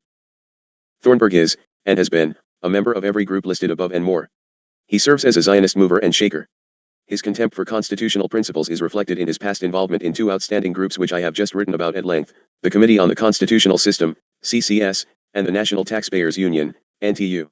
These are the vanguard of the campaign to undo the work of your founding fathers. The Constitution must go. The CCS was established by former Carter White House counsel Lloyd Cutler in the early 1980s. Yes, this will be repetitious, but you still don't have it all straight. my friends, and you must have it in understanding, to fulfill the aims he had laid out in the fall 1980 issue in the Council on Foreign Relations journal, Foreign Affairs. There he sharply criticized the U.S. Constitution for creating a political system that permitted the average citizen to have too much influence over elected officials. Yes, this says exactly what it means. This, he complained, impedes the imposition of policies which the establishment elite deems necessary, but which would be politically unpopular, such as deep cuts in Social Security and other austerity measures. Thus, Cutler argued, the constitutional system should be scrapped and replaced with something less susceptible to constituency pressure, such as the British parliamentary system. Right from the SER, horse's mouth in black and white print. Now, Thornburg he was a very, very active member of the group's board. Thornburg is clearly behind Cutler's overall aim already underway, to change the U.S. government to facilitate austerity measures for you the people, not the elite. This last comes directly from Peter Schofler, CCS coordinator. Official spokesman for the CCS and NTU report that Thornburg became involved in their efforts because of his long-standing commitment to an amendment to the Constitution to require a balanced federal budget. See how good you are getting, Chellis. You picked it up instantly this time through. No one in the elite wants to balance the federal budget at IS, the very last thing they want to have happen at IS, the epitome of the worst of all nightmares indeed. Presented as a panacea for the nation's fiscal woes, a balanced budget amendment would create an even bigger mess than now exists, and every one of the CCS, NTU, CFR, and SOBs are fully aware and know they don't have to have it if they can just change the entire Constitution in convention. Under current depression conditions, oh yes you are, real production is rapidly collapsing, and the tax base along with it, so that balancing the budget would require increasingly savage attacks on defense and social spending, leading to further shrinkage in revenues. It was, however, Thornburg's touted commitment to the balanced budget insanity which brought him into the NTU. This group played a pivotal role in orchestrating the effort to get state legislatures to adopt resolutions calling on Congress to convene a second constitutional convention, to adopt a balanced budget amendment, and herein into the trap fell the poor misguided ones who thought they were working toward a good cleanup of the government. Foxes raided again and ate the hens, only the chickens remained. Let me spill a bit more garbage on you. Thornburg started an NTU spin-off called Citizens for a Balanced Budget Amendment, knowing already that a balanced budget is a full-blown article in the Constitution. Thornburg, then governor of Pennsylvania, served as co-chairman, along with Richard Lamb, the former Colorado governor who leaped into notoriety with his 1984 call for the elderly to die and get out of the way. No, I jest not. You of Colorado must remember the flap. This, in fact, is the primary motive behind the balanced budget amendment drive, to force through such lethal cuts in spending that lots of people will have no choice but to die and get out of the way. Anybody still feel safe and secure in your free democratic governmental system? Even before that, in 1986, Thornburg had given favorable testimony before the New Jersey state legislature when it was considering a resolution to call for a constitutional convention. Thornburg's anti-constitution activity has drawn fire from groups such as the Sons of the American Revolution, a development which has not gone down well with Thornburg's co-conspirators. An NTU staffer bitterly complained that right-wing crazies in red polyester slacks are out to get Thornburg, by trying to show that he is an evil person because of his involvement with the CCS and NTU. Immediate arrangements were made to infiltrate the organization, just as they will any you involve yourselves with, and begin to cause trouble and bring them in under the conspiracy system by placing leaders of their own in the top slots. It is already in motion for the group you will share with in July. Do not be foolish enough to form a coalition. You can work diligently without forming any coalition with anyone. Indeed, the same right-wing crazies, along with a coalition of liberal groups, have succeeded in getting 2 out of the 32 states which had endorsed the CON resolution, to rescind them. Despite these setbacks, a NTU official recently gloated that there is a good chance several other states may soon adopt such resolutions. With the Attorney General in their corner, the enemies of the U.S. Constitution may soon rack up some important new victories. I tell you right here and now, these groups are terrified that the American people are going to revolt on income taxes as unconstitutional and pour that saved money into stopping all attempts at a constitutional convention allowing rewriting of the constitutional freedom laws. Not such a bad idea, perhaps. It would seem to me that it is about time you of the citizenry stop unlawfully forking over unconstitutional funds into the criminal hands, but then perhaps I am too entrenched in the balanced laws of the cosmos to see and understand that which you must consider the better way to go. Hike taxes. Well, Mr. Kissinger is evasive about tax hikes as laid forth as orders to Bush from the Trilaterals and Bilderbergers. Now why would Mr. Kissinger have a confounded thing to say about increased taxes? The Bilderbergers' heaviest thrust at their May meeting was to ensure that taxes are raised and that Cheney keep troops in Europe. Well, I can see that even if we run longer into overload, I must tell you more about the Bilderberger meeting even if I give you no thorough background as to the Bilderberger empire which was founded by the Rothschilds. Don't be fooled by the contradictions, however, it is all the Global 2000 plan well underway. Ed, please make a notation to locate and extract this portion for a later journal dealing with these groups more in depth, and we will save the scribe a couple of hours of rewriting. The most deadly organizations to your country and very lives are the World Zionist Organization, WZO, also known as the Jewish Agency, along with the Anti-Defamation League, ADL, of the same source, the Zionist Jewish Group. These false Jews are the most deadly elements on your globe, and their power compounds by the hour. These are the ones who go into action when Kissinger says shut up that writer, whoever it is. They make your KGB, CIA, and FBI look like preschool dropouts. Now, is anyone in this group more serious about caution and protection? Well, Dharma and Oberly certainly are. Let me just give you a little sideline TID bit to show how had you are in your ignorance and sheltering of truth. Let me just quote a little news item from the Spotlight, May 28, 1990. No big deal, just a little tax tip. Someone should tell President Bush that if he wants to collect many millions of dollars which are presently not being paid, he might start looking at the World Zionist Organization, WZO, an agent if not actually part of the Israel government, which acts with total immunity from U.S. taxes even though it is an illegally unregistered foreign agent. In fact, contributors to the WZO, also known as the Jewish Agency, can deduct their contributions from their income for tax purposes. The WZO, even while illegally settling Jews on occupied Arab territories in direct conflict with U.S. policy, also operates at full steam in the domestic arena and has been accused of terrorism. Boy, is that a mild statement, in this country. Its low-profile boss, Jacques Torziner, believed to be the most powerful and influential Israeli operative in the United States, reputedly directs all Mossad operations here. Now anyone could have told you that. The State Department says Israel continues to violate the rights of Palestinians and that the deaths and injuries inflicted on the Arab population of the occupied territories were avoidable. The State Department noted that Palestinians were under martial law while Israeli settlers and Israeli forces killed 304 Palestinians last year, while Palestinians and other Arabs killed only 13 Israelis. How is that for your State Department recognition of a little problem? By the way, another digression to update you little sleepyheads, for we should make sure the ongoing Panamanian freedom invasion not get lost to memory. Remember those tiny few Panamanian citizens who got in the way of military gunfire last December?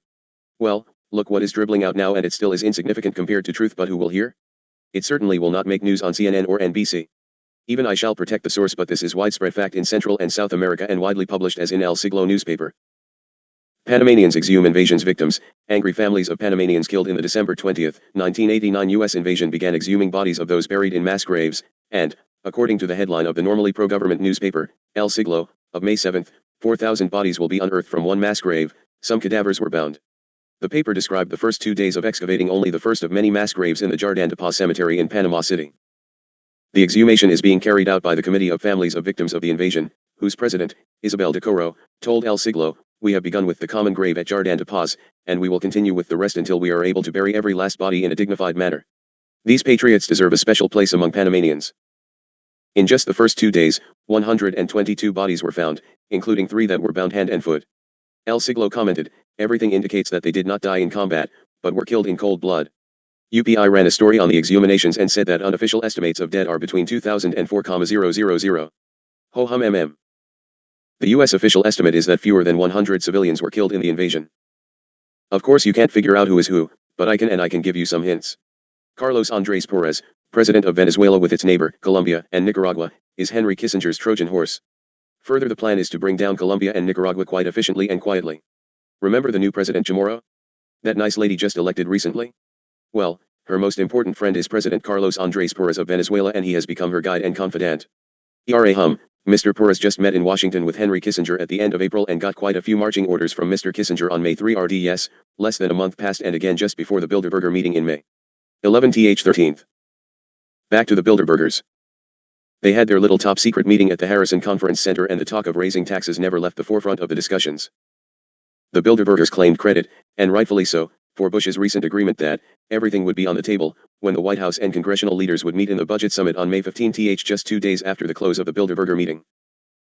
This is important, so please pay attention. They also talked of how the United States would be chastised at the economic summit of the 7 leading industrialized nations in June. There, all global economic problems are to be blamed on the U.S. budget deficit, and tax hike calls are to be the centerpiece of international demands on the United States. And then further set up of you the people, the president would continue to maintain expensive, long-range nuclear missiles and the immensely profitable Strategic Defense Initiative, SDI, with Gorbachev at the big summit meeting just ended. All sides know the money does not go into SDI, but it is such a massive black hole in which to dump the funds stolen from you the people. Like their brother group, the Trilateral Commission, the Bilderberg Group discovered the issue of environmental deterioration. Those who were born to fortunes measured in the billions, thanks to ancestors who raped the environment in the oil and smokestack industries, embraced the Trilateral Report on the environment because the potential profit in cleaning up the mess is immense. A funny thing happened on the way to the Bilderberg Forum. White House Chief of Staff John Sununu, who is outspoken in his opposition to spending billions of tax dollars on overseas environmental projects, was summoned to his first ever Bilderberg meeting for the express purpose of being pressured to change his position. Watch out now.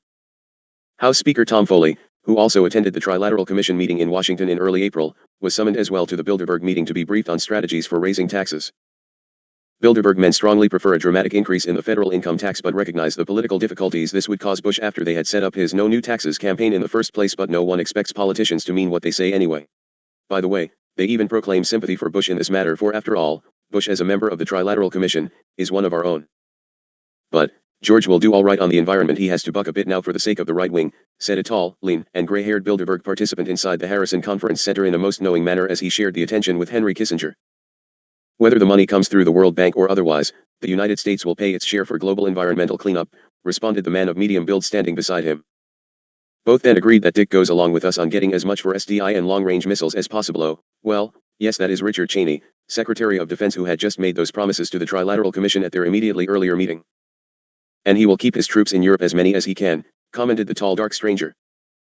About a world war for the environment, George will have to do some grandstanding about US spending money right now, and you know why, don't you? Well, yes, he is going to raise taxes in some way, something we have wanted for a long time. He will have enough problems from the right on that. We've gotten the word on that. Oops. The Bilderbergers also took credit for the International Monetary Fund, IMF, recently raising its quotas on member nations by 50% on May 8th, just a day before the secret manipulators began gathering for the Bilderberger confab. The increase in IMF quotas would be $12 billion for the U.S-20% of all nations' input. The Bilderbergers' discovery of the environment came as no surprise. Their brother group, the Trilateral Commission, had issued a report for members to use in pressuring their governments to spend huge allocations of taxpayers' funds on environmental projects worldwide. These projects will be profitable only to the brokers, bankers, and other financial manipulators who happen to compose the bulk of the secret group's membership. The IMF is actually withholding funds from the starving, for food, if the nations involved refuse to meet the requirements for environmental capitulation. Yes, it gets worse. The Trilateral report called for members to use a wartime analogy in urging quick billions to be spent. When a nation's security is threatened militarily, it said, nations instantly marshal all their resources. The same should be done in a global fight to save the environment, according to the report. Now, Chelis, is, however, the time to get your proposals in for compressed earth machines, greenhouses for environmentally sound food growing, water conservation, sewage reclamation, ETAL. Energy efficiency will become big again if you insist on it and can hide the truth of it by hooking up originally into the grid so the nitwits think they are still ripping off you the people. God works in mysterious ways, his wonders to perform. If you utilize the laws they have rewritten for themselves, we can build a fine city in post-haste manner with exceptional business practice and creative accounting and tax sheltering corporate good sense. If we cannot learn, who can? Pushing this potentially profitable issue is easy for the world shadow government. The Trilateral Commission and the Bilderberg Group share many of the same leaders. How handy. All are men of immense influence and many are themselves high government officials. In addition to little Danny Quayle, Foley, and Sununu, many high officials of the State and Defense Department are known to participate in an intensive integration in the meetings of both groups. Dominant forces. David Rockefeller is the dominant force in the Trilateral Commission, at least on the surface, not to detract from Mr. Kissinger's hidden power, while he shares power with the Rothschild banking family and European financial moguls in the older Bilderberg Group. Both groups meet each spring to plan global strategy. And you thought your government made the laws and plans, sick. Other world figures known to have attended the Bilderberg meeting included Queen Beatrix of the Netherlands. Interruption and reminder, the largest investors in American business are in order from top to fifth: England, Canada, Australia, all British, then the Netherlands and Japan, Queen Sofia of Spain and the Prime Ministers of Austria and Belgium. Now, what came out in your news press regarding this meeting of the most powerful persons on your globe? One statement: no statements will be issued or press conferences held. No sweat. Despite the flimsy apparent balkiness of Bush and Sununu, the Bilderberg men remained complacent and smug in their confidence that the U.S. government would follow their dictates, and they have the Iran-Contra affair and Oliver North ready to squeal if there is even a hint of trouble in seeing the merit of playing ball, as well as Mr. Noriega in the background just dying to tell his tales on Bush. I tell you, we do not have to worry about George, either on the environmental project or the tax issue. He will do all he can in his own way, came the resounding confidence from a short and stocky, smiling attendee with initials HK. The American leaned over and told his European colleague within the group, domestic politics requires Bush to do certain things, but it will all come out all right, you'll see. There were several additional comments by the American regarding problems with the American right, a subject that was much on the Bilderbergs' collective mind, but after all, Quayle was set up for the game and not by a George Bush, my friends. Bad news for Quayle bashers. The presence of the vice president at the meeting is terrible news for those who are urging Bush to dump Quayle from the 1992 ticket. It means that the international elite takes seriously Bush's pledge to keep him on the ticket and the prospect that Quayle will be elected president in 1996. After all, the president is simply a directly handled puppet. Why do you think Quayle runs around the Southern Americas to all the elections, etc.? That's where the cartel sends him. Meanwhile, the global agenda of the Bilderberg Group and the Trilateral Commission is clear. Taxes, in some or many forms, are to be increased for Americans. The new revenues are to be justified by the deficit. But never in history have tax increases actually been used to reduce deficits, Without fail, such increases are used for new spending, as the Bilderbergers are already planning. The new revenues are to be used for two main purposes. To send billions to the third world countries to enable them to pay interest on their bank debts, as well as on new environmental projects from which the international financiers expect to reap huge new profits, and to send still more billions into the East Bloc countries to help them recover economically from more than 7 ruinous decades of communism. The internationalists will enjoy immense profits from the joint ventures already planned and in motion. Your own country has just been sold out to cheap labor, and the buying up of previously state-owned enterprises at bargain basement prices is already allotted and dispersed by secret contracts and agreements, and you are simply left holding the bills and a collapsed nation. So be it. World, 'tis no longer an American thing. The entire globe is at stake and has been drawn and quartered. Doom and gloom. Oh my goodness, yes. Yes, yes, yes. You think a few can't do it? Well, you had better look around you. They just did. You and your constitution are already dead and buried in their plans. My friends, it is up to you what you do about it, for ours is to tell you how it is. Yours is free will to do whatever you want to do or not do, as the case may be. Perhaps you better just go back to listening to the old boys and girls who spout that to be and come into personal balance and sit, is it. But I assure you the conspirators have no intentions of allowing anyone to sit and be anywhere. There won't be any good old welfare, my friends. You are marked for annihilation, no more and no less. Ponder it most carefully and then put that rock aimed at the scribe back down where it belongs in a shelter system to save your assets. Leave this for this portion. We will have a group this afternoon. Thank you, Dharma, for dual service this day. Walk in light, Chalice, for the road gets bumpy indeed and we must find better security, as one still want to treat this as a little romp through the primroses. Nay, it is as serious as you can get. Salut. Hayton to close out please. I will be available at 1:30 please. Acceptance, tolerance, judgment. Discernment. Rec/T number 1 Sananda. Monday, June 4th, 1990, 6:10 a.m. Year 3 Day 292. Let us begin, please. I am Sananda, I come in radiance, I come in the light of the Father, which I am. Blessings be unto all children of the Word, for the glory shall be theirs. Forever and ever, Amen. I wish to speak to ones, this day, on acceptance, tolerance, judgment, and discernment. This writing is intended to be for the smaller group, but may prove to be of value to a wider circulation. I place that in your hands for decision. The human ego is a dangerous adversary to man. Let me divert. I always refer to man meaning human, men and women equally, always. Please do not get hung up on the term. For man, when he comes into truth, particularly so, feels somehow superior. Always remember that all are equal before God. It is always a question of balance, ever walking the path in light with the laws of the creation. Man ever wants to live his truth, which in most instances, when a little knowledge has been gained, means foisting it aggressively on every passerby. No. There is a direct correlation between ego and aggression. For protection of the ego is primal to man, ever have the layers of insulation been gathered about him to ensure safety of self within the world.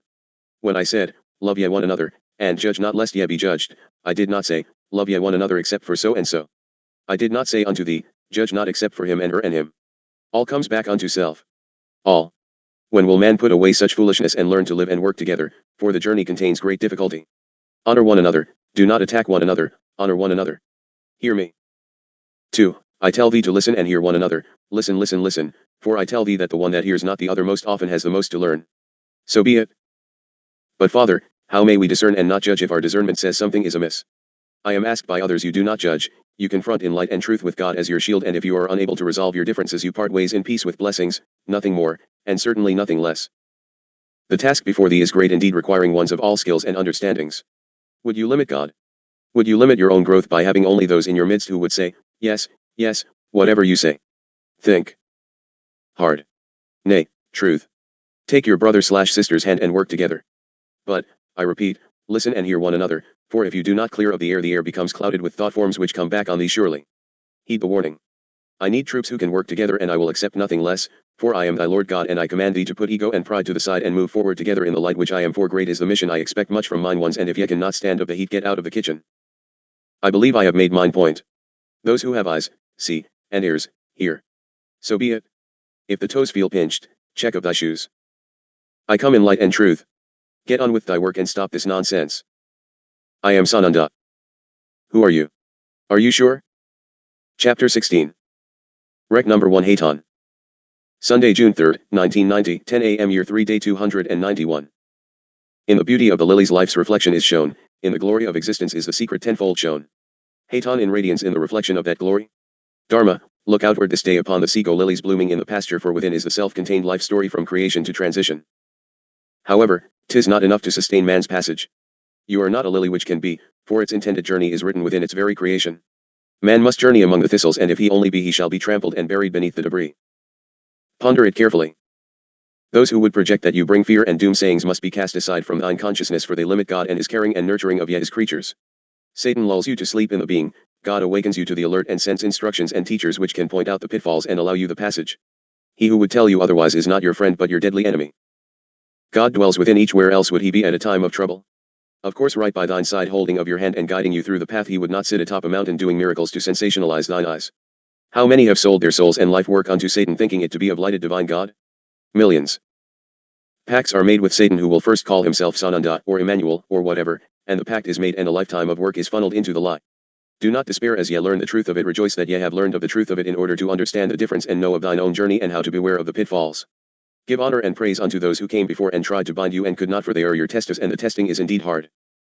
The passage with God is a truly physical perception through the earthly passage, else he would be experiencing on a heavenly plane and not with thee. You are the human manifestation of experience of God. He needs not physical manifestation to experience heaven. Yes, he is as small as your heartache and as large as your constitution, which lies in jeopardy of total destruction, and with it, thine passage of freedom.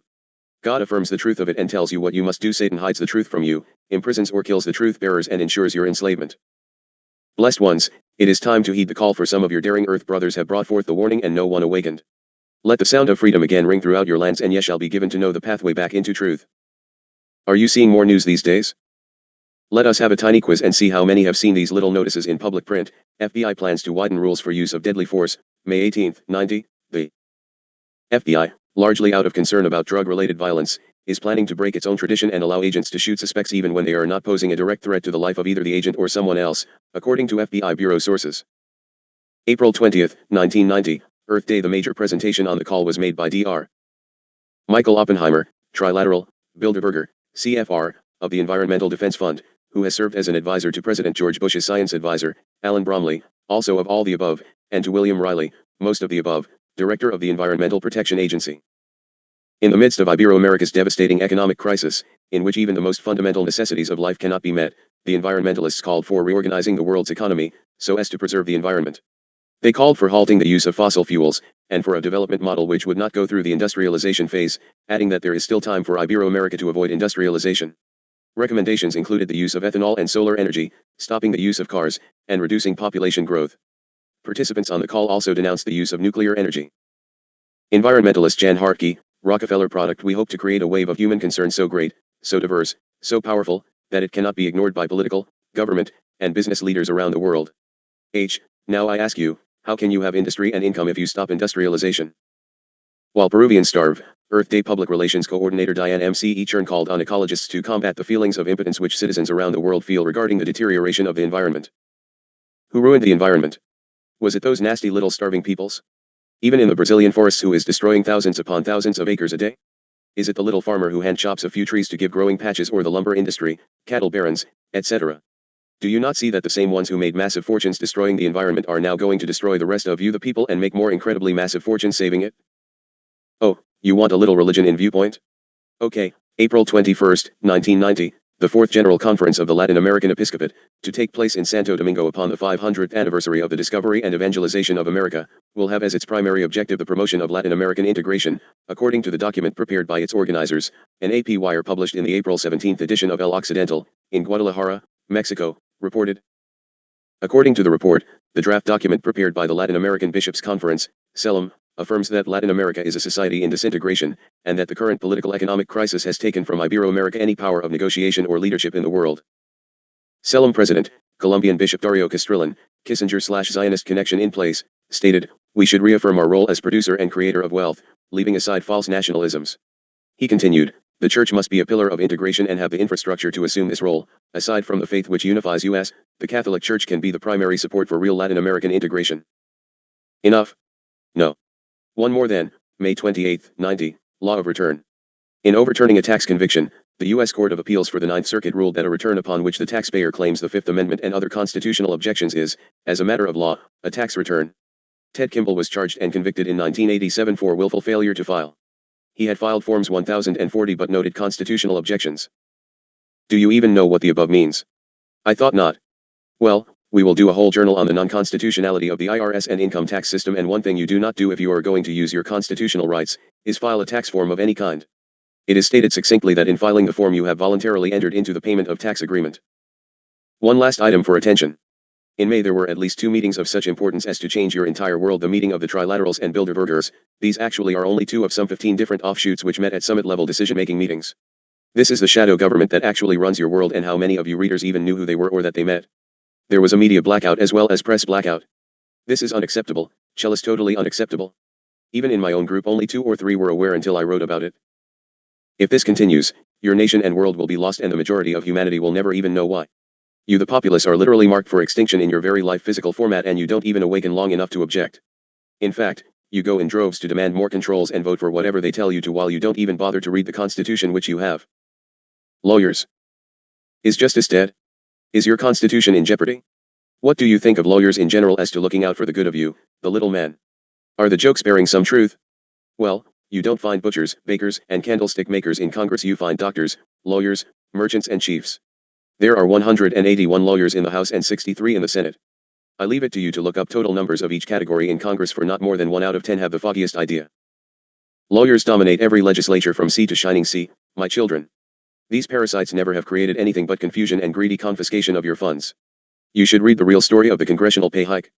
Get the book from Operation Clean Congress, 300 Independence Avenue, Southeast Washington, D.C. 20003. Please do your homework, for we simply do not have the time to reprint everything. In fact, get 2 copies and send Dharma one for her confirmation, for she continually teeters on the end of the limb. You can get 12 copies of it for $5, so it is reasonable indeed. No, lawyers are bought and sold at every case accepted, and will always sell out to the highest bidder. It is the mark of the trade.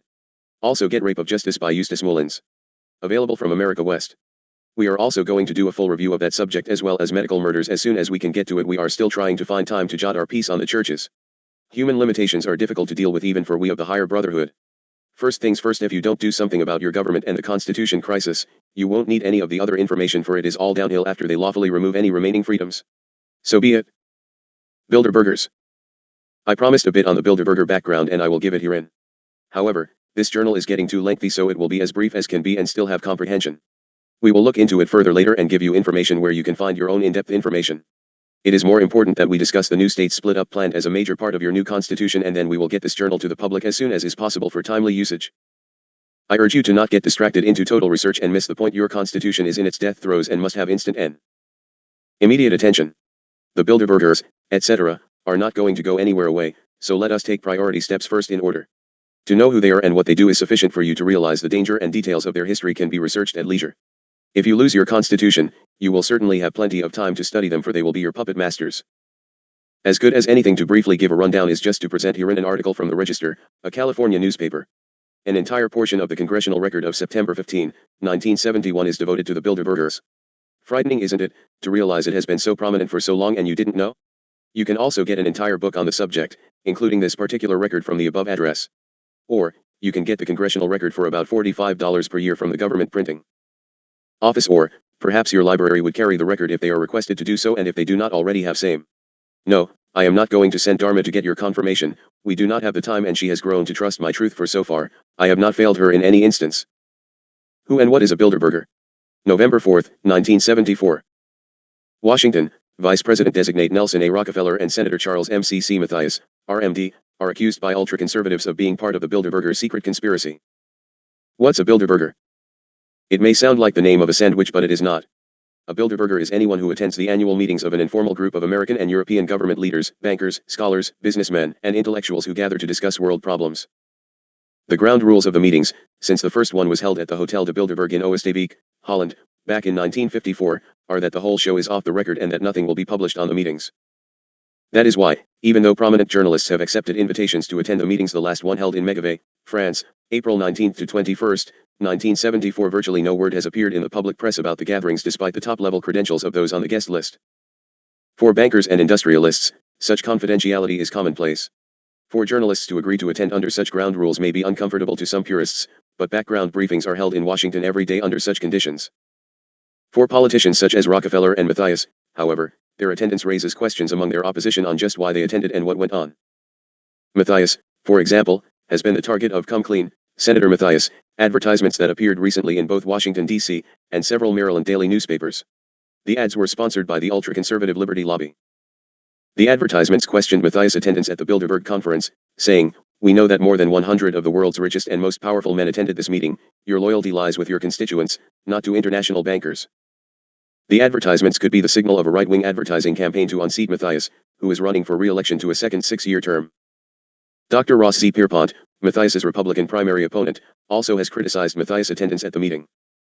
Mathias said when the ads first appeared in August that there was absolutely nothing improper about his attendance at the annual Bilderberg meeting. The conference, he said, has previously attracted many important officials, including President Gerald Ford when he was a congressman, Secretary of State Henry Kissinger, Senators Edward Brooke, Clifford Case, Frank Church, J. William Fulbright, Bork Hickenlooper, Gail McGee, Mike Monroney, Hugh Scott, and John Sparkman, and journalists James Reston and Bill Moyers. The aim of these conferences is to enable businessmen and educators and government officials, from many nations, to know each other and discuss common national and international problems, Mathias said. In a one-shot tabloid published in September titled Rockefeller Record and proclaiming in bold headlines the truth about Rocky, it was claimed that Nelson Rockefeller and his brother, David, chairman of the Chase Manhattan Bank, were among the leaders of the Bilderbergers. Not so strange, the sheet said, is the fact that of 18 Americans attending the Megavay Bilderberg conference, 7, or 39%, just happened to be Rockefeller agents. That would seem to be quite a working control. When Rockefeller's confirmation hearings are reopened after the November elections, questions will be asked. Also characterized as sinister, the most important Rockefeller-controlled organization, which is the Council on Foreign Relations, whose entire ideological slant is internationalist socialist. The Bilderberger meetings, Mathias press aide James Young said in an interview, were started after World War II ostensibly with the idea of brainstorming ways to rebuild Europe. The meetings are held behind closed doors so the leaders can get to know each other, express themselves with candor as individuals without binding their governments or organizations to what they say, Young said. He added, there is a written report after each meeting, but it is confidential and circulated only to those who attended the meetings. Because he is an elected official, Mathias has made some brief comments on the meetings in response to questions. Senator Walter Mondale, D-Man, also has responded to questions about his attendance at the meetings. Gerald Ford, at his hearings to be confirmed as vice president, was asked if he didn't think it was unusual to be a member of a secret society such as the Bilderbergers. Ford replied that he had been a member of many such groups, from the time he was a kid in college fraternities. He described the Bilderbergers as an informal group. A spokesman for the Chase Manhattan Bank, however, was noncommittal when asked about David Rockefeller's annual participation in the meetings. And so it goes. By the way, in the aforementioned congressional record extensions of remarks is listed names, attendance, membership, and relationship to Council on Foreign Relations. Keep in mind that it is, in addition, some 2 decades old. What think an organization with such power could have accomplished in 20 years? Well, for one thing, they have stolen your constitution and brought your world to the brink of total destruction and one world control. They have placed the mark of the beast upon you while you slept. The secret network. But can it really be so bad and widespread? Oh yes, and greater still. This whole network of one world government conspirators comes forth from the fundamental network itself, which is made up of a power-concentrating global network of financiers, academics, and politicians promoting a one-world ambition. The network includes secret and semi-secret organizations like the Royal Institute of International Affairs, RIIA, the Council on Foreign Relations, CFR, an offshoot of the RIIA, the Trilateral Commission, TC, the Institute of Pacific Relations, IPR, the Bilderbergers, the Anti-Defamation League, the World Zionist Organization, WZO, etc., too many to list herein. The capitalists who make up the membership of this network always worked in partnership with communists and socialists in the U.S. The power these energetic leftists exercised was never their own power or communist power, but was ultimately the power of the international financial coterie. The concept of world government was enshrined in a resolution passed at the 6th Special Session of the General Assembly of the United Nations in 1974, entitled Declaration on the Establishment of a New International Economic Order, NIEO. 1974? Then why hasn't someone said something? They did, and nobody listened. They told you that this world government plan could only be achieved by means of compulsion and cruelty, and were at a loss to understand why there was so little public response to their repeated warnings. Why the dumb acquiescence, even among so-called conservatives, people with opinions and attitudes which are wholly incompatible with the requirements of one world rule. Man and technics. The first part of the answer is that the drama of a one-world imperialist ambition is only part of a vastly bigger world historical drama in which you are all, in varying degrees, held captive. This much bigger world historical drama has to do with technics, the skills and resources available to you in your command over nature. All human existence has been transformed by science and technology, and the process continues at an ever-accelerating rate. What you call your modern civilization is little more than a gigantic worldwide manufacturing and marketing mechanism, with high finance as the control mechanism, at first only for commercial transactions, and eventually for everything, including politics. Most people in the West are so busily occupied in making the civilization function and in taking care of their private interests in the competitive struggle that they are unable to think and feel deeply about political matters. It is a civilization, moreover, in which dissent and nonconformity can be penalized in very varied and harsh manners. Moreover, total public brainwashing of Americans has been steadily and successfully underway for decades. We shall also thoroughly discuss this topic at a later time. You have been trained to believe all that you are told and all that you are shown by the controllers of your media and to accept whatever with no notice or reaction. One of the most important consequences of the new techniques was the conversion of the whole face of the globe into a field of operations for the newly industrialized nations of the West, producing an age of rival imperialisms and colonialism. A global environment was created in which it was only to be expected that dreams of one world government would take shape. Further, it would be sold to you in such manner that you would buy it hook, line and sinker. Now you are dead fish on the line and will eat it, as poisoned as it is. Not only will you eat it, but you will demand to have it as your human right. Oh, how they laugh at you, blinded lemmings headed for the cliff into the sea. For with money, the single repository and instrument of great power, and available in hitherto undreamed of quantities, it now seemed possible for the intellect to control and shape world history as a whole, as hitherto it could influence only the separate histories of separate nations. There is even a word in your language for this daring concept, historicism. Whether or not this historicism is feasible, whether or not it is in conflict with the ultimate realities of human nature, therefore also of history itself, is an issue which few modern thinkers have explored at depth, but which has formed no part of debate for the politicians or the media. It is painful, is it not, to find that ones who brought you all that wondrous truth of nuclear winters and etc., and had you building gigantic receivers in case there might be ones in outer space, are all a part and parcel of the lie. Oh yes, ones such as Sagan are totally a part of the conspiracy and the lie. But where did it all begin?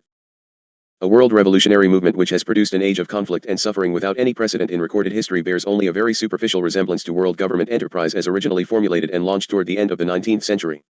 But you need to know how it all began, and by whom it was begun, if you are to understand how and by whom it was converted into something quite different, the network or conspiracy with which the world now has to contend. The conspiracy, much of which remains to this day, if only in name, had its origin in the mind of Cecil John Rhodes, the multimillionaire who founded De Beers, the giant South African diamond mining sales conglomerate, and who expected his name to be immortalized in the name of a small country in Central Africa, Rhodesia, now called Zimbabwe. Rhodes, a bachelor, became the living embodiment of a purpose which had already begun to motivate him strongly when, at the age of 24 and already wealthy, he made his second will and testament. In this he nominated 2 executors to whom he handed over all his money, to and for the establishment, promotion, and development of a secret society, the true aim and object whereof shall be the extension of British rule throughout the world, the perfecting of a system of emigration from the United Kingdom and colonization by British subjects of all lands wherein the means of livelihood are attainable by energy, labor, and enterprise, and especially the occupation by British settlers of the entire continent of Africa, the Holy Land, the valley of the Euphrates, the islands of Cyprus and Candia Crete, the whole of South America, the islands of the Pacific not hitherto possessed by Britain, the ultimate recovery of the United States of America as an integral part of the British Empire, finally the foundation of so great a power as to hereafter render war impossible and promote the best interests of humanity. You had better go back and reread that a few times. There can, therefore, be no doubt that the entire world government movement began as a British imperialist enterprise, the idea being to convert what was then the world's biggest empire into a single world state. By the time he wrote his 7th and last will, Rhodes had come to the conclusion that the best method of raising the British Empire to the position of a world state was the promotion of a system of education at Oxford University where young men, carefully selected from universities all over the English-speaking countries, including America, could be brought together and inducted into the exciting mysteries of his grand vision. On second thought, after an interview with Kaiser Wilhelm, scholarships were also to be made available to a number of German students to preempt any possible opposition from that quarter. There was no mention of a secret society in the last will, because a secret society had already been set up with Rhodes as leader, plus a circle of initiates, and an outer circle or association of helpers later to be known as the Round Table Organization. Thus, the central part of the secret society was established by March 1894. There is a listing of the influential men who were drawn into that golden and diamond-studded circle of the chosen few, all dedicated to the attainment of Rhodes' visions of the British Empire as a world government. I shall not list them herein for time saving, but it is all documented. In fact, there is a great volume of work by one Carroll Quigley, Tragedy and Hope, which is wondrous in its comprehensive truth. It is, however, now removed from the public and can only be obtained through a private source who asks to be left obscure. Since it alone is some 1,400 pages in brief format, I think you will be grateful that I only hid highlights from dissertation and excerption from such a volume. I will make information available to America West, and ones with great interest can inquire. As you might guess, the volume is extremely costly. Ruthless idealism. The idea of a network, including a secret society working for world government, had its origin in Rhodes' mind, but not the idea or ideal with which it was inspired. This he acquired as a student at Oxford University when he came under the influence of a hitherto obscure writer and lecturer on the subject of art, John Ruskin. The Ruskin brand of idealism was propagated with the fervor of a new religion. Thus Lionel Curtis, writing of Lord Lothian, one of Rhodes' strongest supporters, he held that men should strive to build the kingdom of heaven here in earth and that the leadership in that task must fall first and foremost upon the English-speaking people. Now does it come clear where the bigotry was really instilled in the human heart? Englishmen, dear ones, are white. Worse, and most importantly, Ruskin's worldly gospel, with its promise of the kingdom of heaven on earth, came at a time when the teachings of Darwin and others had shattered the foundations of Orthodox Christianity as a personal faith, leaving many people, especially the educated classes, groping for some belief that could infuse existence with a sense of purpose and direction. You find, therefore, that the visionary utopianism of Ruskin's English idea, as understood by Rhodes and his circle, had much in common with the Marxist-Leninist gospel, which is equally rationalistic and equally motivated by the notion of establishing a kingdom of heaven on earth, the ends of both being regarded as so noble and important as to justify even the most dubious methods. As events were to show, Rhodes and his instruments did not scruple to employ the foulest means to precipitate an armed struggle in South Africa which would create instead a hell upon earth. It was a war of aggression which cost the lives of thousands of British and Boer soldiers in the field, plus the lives of an even greater number of women and children in the concentration camps necessitated by Lord Kitchener's scorched earth policy, without which the Boers could never have been conquered. I referred to this in a prior journal. Dreams of the future bliss of all mankind were sufficient in their motivating power to turn South Africa for many years before and during the Anglo-Boer War into a snake pit of wickedness in which all the basest impulses in human nature flourished as never before in centuries, one of the biggest and most poisonous of the serpents being a phenomenon that has plagued the world ever since, a prostituted press used as a weapon of political warfare. In South Africa came forth a new thing: newspapers owned, controlled, and operated by a small body of men with the direct aim of bringing about conflict. An elaborate factory of misrepresentation and withheld information for the sole purpose of stimulating British action. To those unacquainted with the mechanism, it may seem incredible that with modern means of communication it has been possible to poison the conscience and intelligence of a world. But when it is understood that the great presses receive and are controlled with information almost exclusively from the offices of the conspirators themselves, it becomes logical indeed. There was a gallant general, Sir William Butler, who resigned his post as Commander-in-Chief of British forces in South Africa because he saw that the British people were being drawn into a conflict that would do them and their country no good, and who wrote in his autobiography, "No one knew better than I did all we had suffered from false information during the preceding quarter of a century." Now all at once I was brought face to face with this old evil multiplied to a degree I could not have imagined possible, no longer sporadic, but systematized, gigantic, unscrupulous, powerful in means of execution, directed to one end, that end fraught with possibilities of the gravest kind. Nature permits and even prescribes, it would seem, whether or not true, the use of violence and deception in conventional warfare, but, as Rhodes and his associates demonstrated at Britain's great cost, peril ensues when methods of evil are used inside a society, when those in power feel morally justified in systematically deceiving their own people, convinced that they do it for the benefit of all. Is your skin crawling yet? How about those neck hairs? Does anybody give a hoot? Nevertheless, there is a significant difference between the main results produced by Western imperialism before the turn of the century and such as have been produced by a world revolutionary movement no longer dedicated to the task of building on the foundations of the British Empire. Western imperialism, the British more so than any other, although bound to prove an appalling misadventure, did have some important positive aspects. Like Roman imperialism nearly 2,000 years earlier, it was also creative and constructive to a great extent. Satan always liberally sprinkles good among his thistles. In Africa the slave trade was suppressed, agriculture vastly improved, plagues and epidemics were eliminated greatly, and a lot of good came from the changes.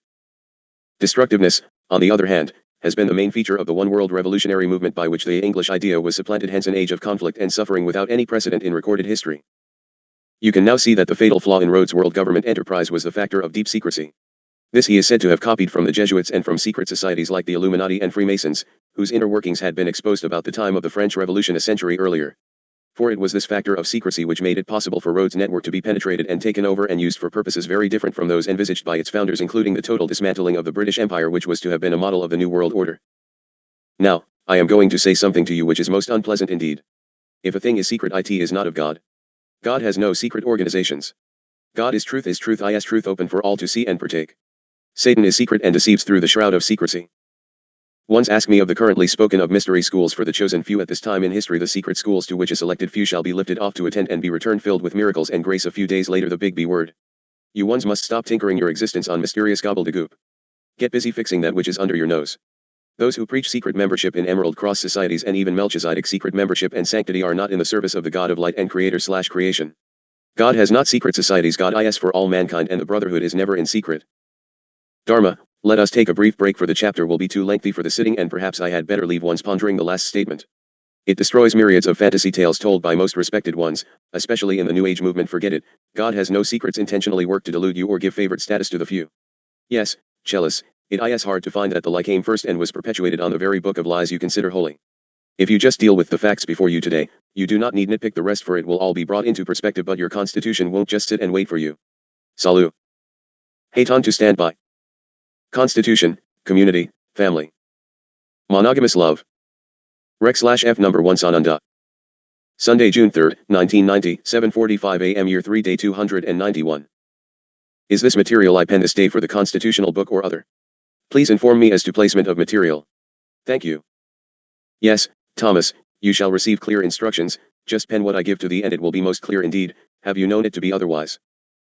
Community is a word which merits exploration, for therein lies the key to the rebuilding through the destruction. Why must man experience great hardship or natural disaster before the community action begins? Wouldn't it be glorious indeed if man worked within the feeling of cooperative venture in the day-to-day experience? But that is not like man, for man flourishes on hardship and struggle, not knowing that to relinquish the struggle is to regain balance. You are entering a time where the issues of great importance will be water, food, and shelter.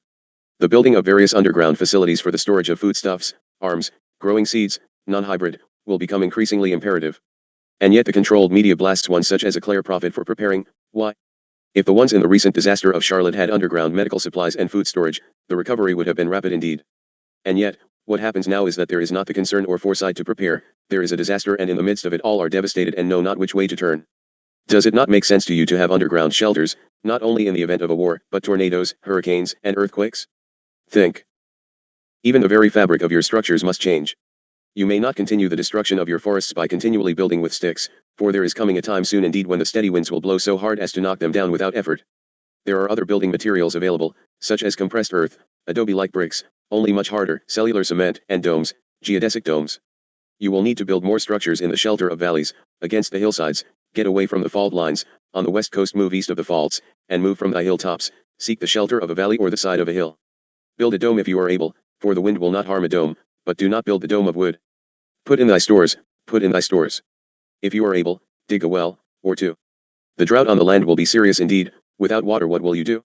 What will you grow? Start to build your houses partially underground, perhaps 1 or 2 levels below the surface. I am giving you instructions, as have my brothers throughout all the Phoenix journals, will you hear? Will you act? Most of the ones in this country merely struggle from day to day, to meet the ends. They have not the time, energy, or desire to think on these things, or the wherewithal. The city dwellers, who will be by far the hardest hit, think this is too far removed to affect them, no. And to think of taking action with these things is overwhelming. Where would I go? What would I do there? Well, while there is yet time, move away from thy cities and seek ye the shelter of the mountains. And yet, too, I tell thee ye will need of others within community that you may make it through the hardship before you. There must be a group effort put forth for the planting, or the harvest will not be wheat but thorns. It is up to each and all that which they are willing to do or not do. I do not judge, I am giving instructions for your survival. Further, the other Phoenix journals outline for you exactly what you must do to make it through.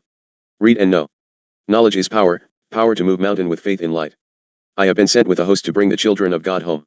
There will be the great tribulation before thee, yet how difficult it is depends entirely on what preparations you make now. For years there have been the soothsayers, the doom and gloomers, nay, ever it has been thus. But I tell thee surely the time is at hand during this historic cycle on your earth counting when action is required or man will perish. Do not be so foolish to think that because you feel Jesus has saved you that you will automatically be taken from this place unscathed, that is the biggest lie of all. No. All are responsible for each and every action, and none may do of it for another. The brothers of Pleiades that I come with are at alert for a full planetary evacuation if the need arises, but, hear me, the cosmic laws forbid this action except in the direst of circumstances. Anything short of that man must live or die through. Prepare, prepare.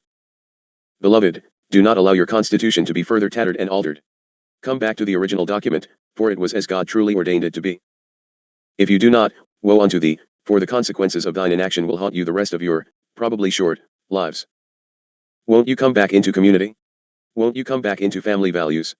Won't you return to monogamous love? Is not one other glorious light to share your journey enough for you?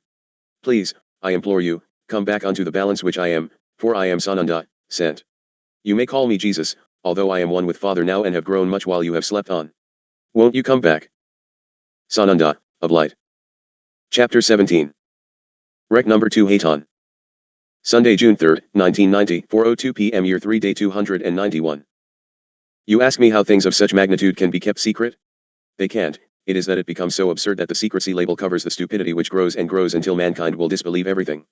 In that confusion of disillusionment, all becomes valueless for the searching continues to turn up the lie. The truth then becomes too incredible to be accepted by the mind already brainwashed to disbelief.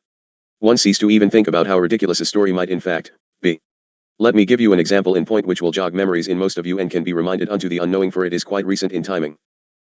For example, this story is true and deals with hostage release as part of the U.S. Iran-Syria arms deal.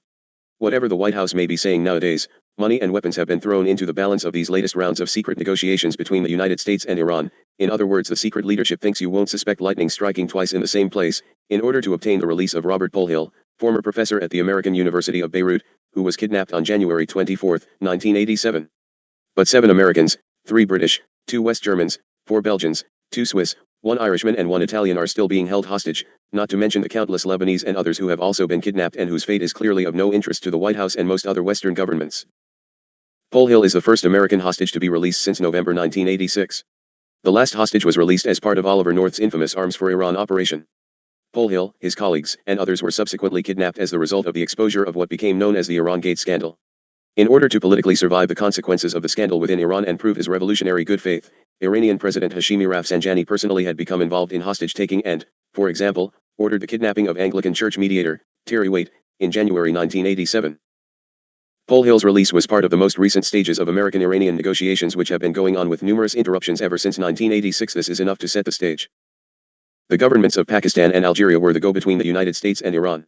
In Iran itself, the Swiss and Japanese embassies were called on to deliver messages.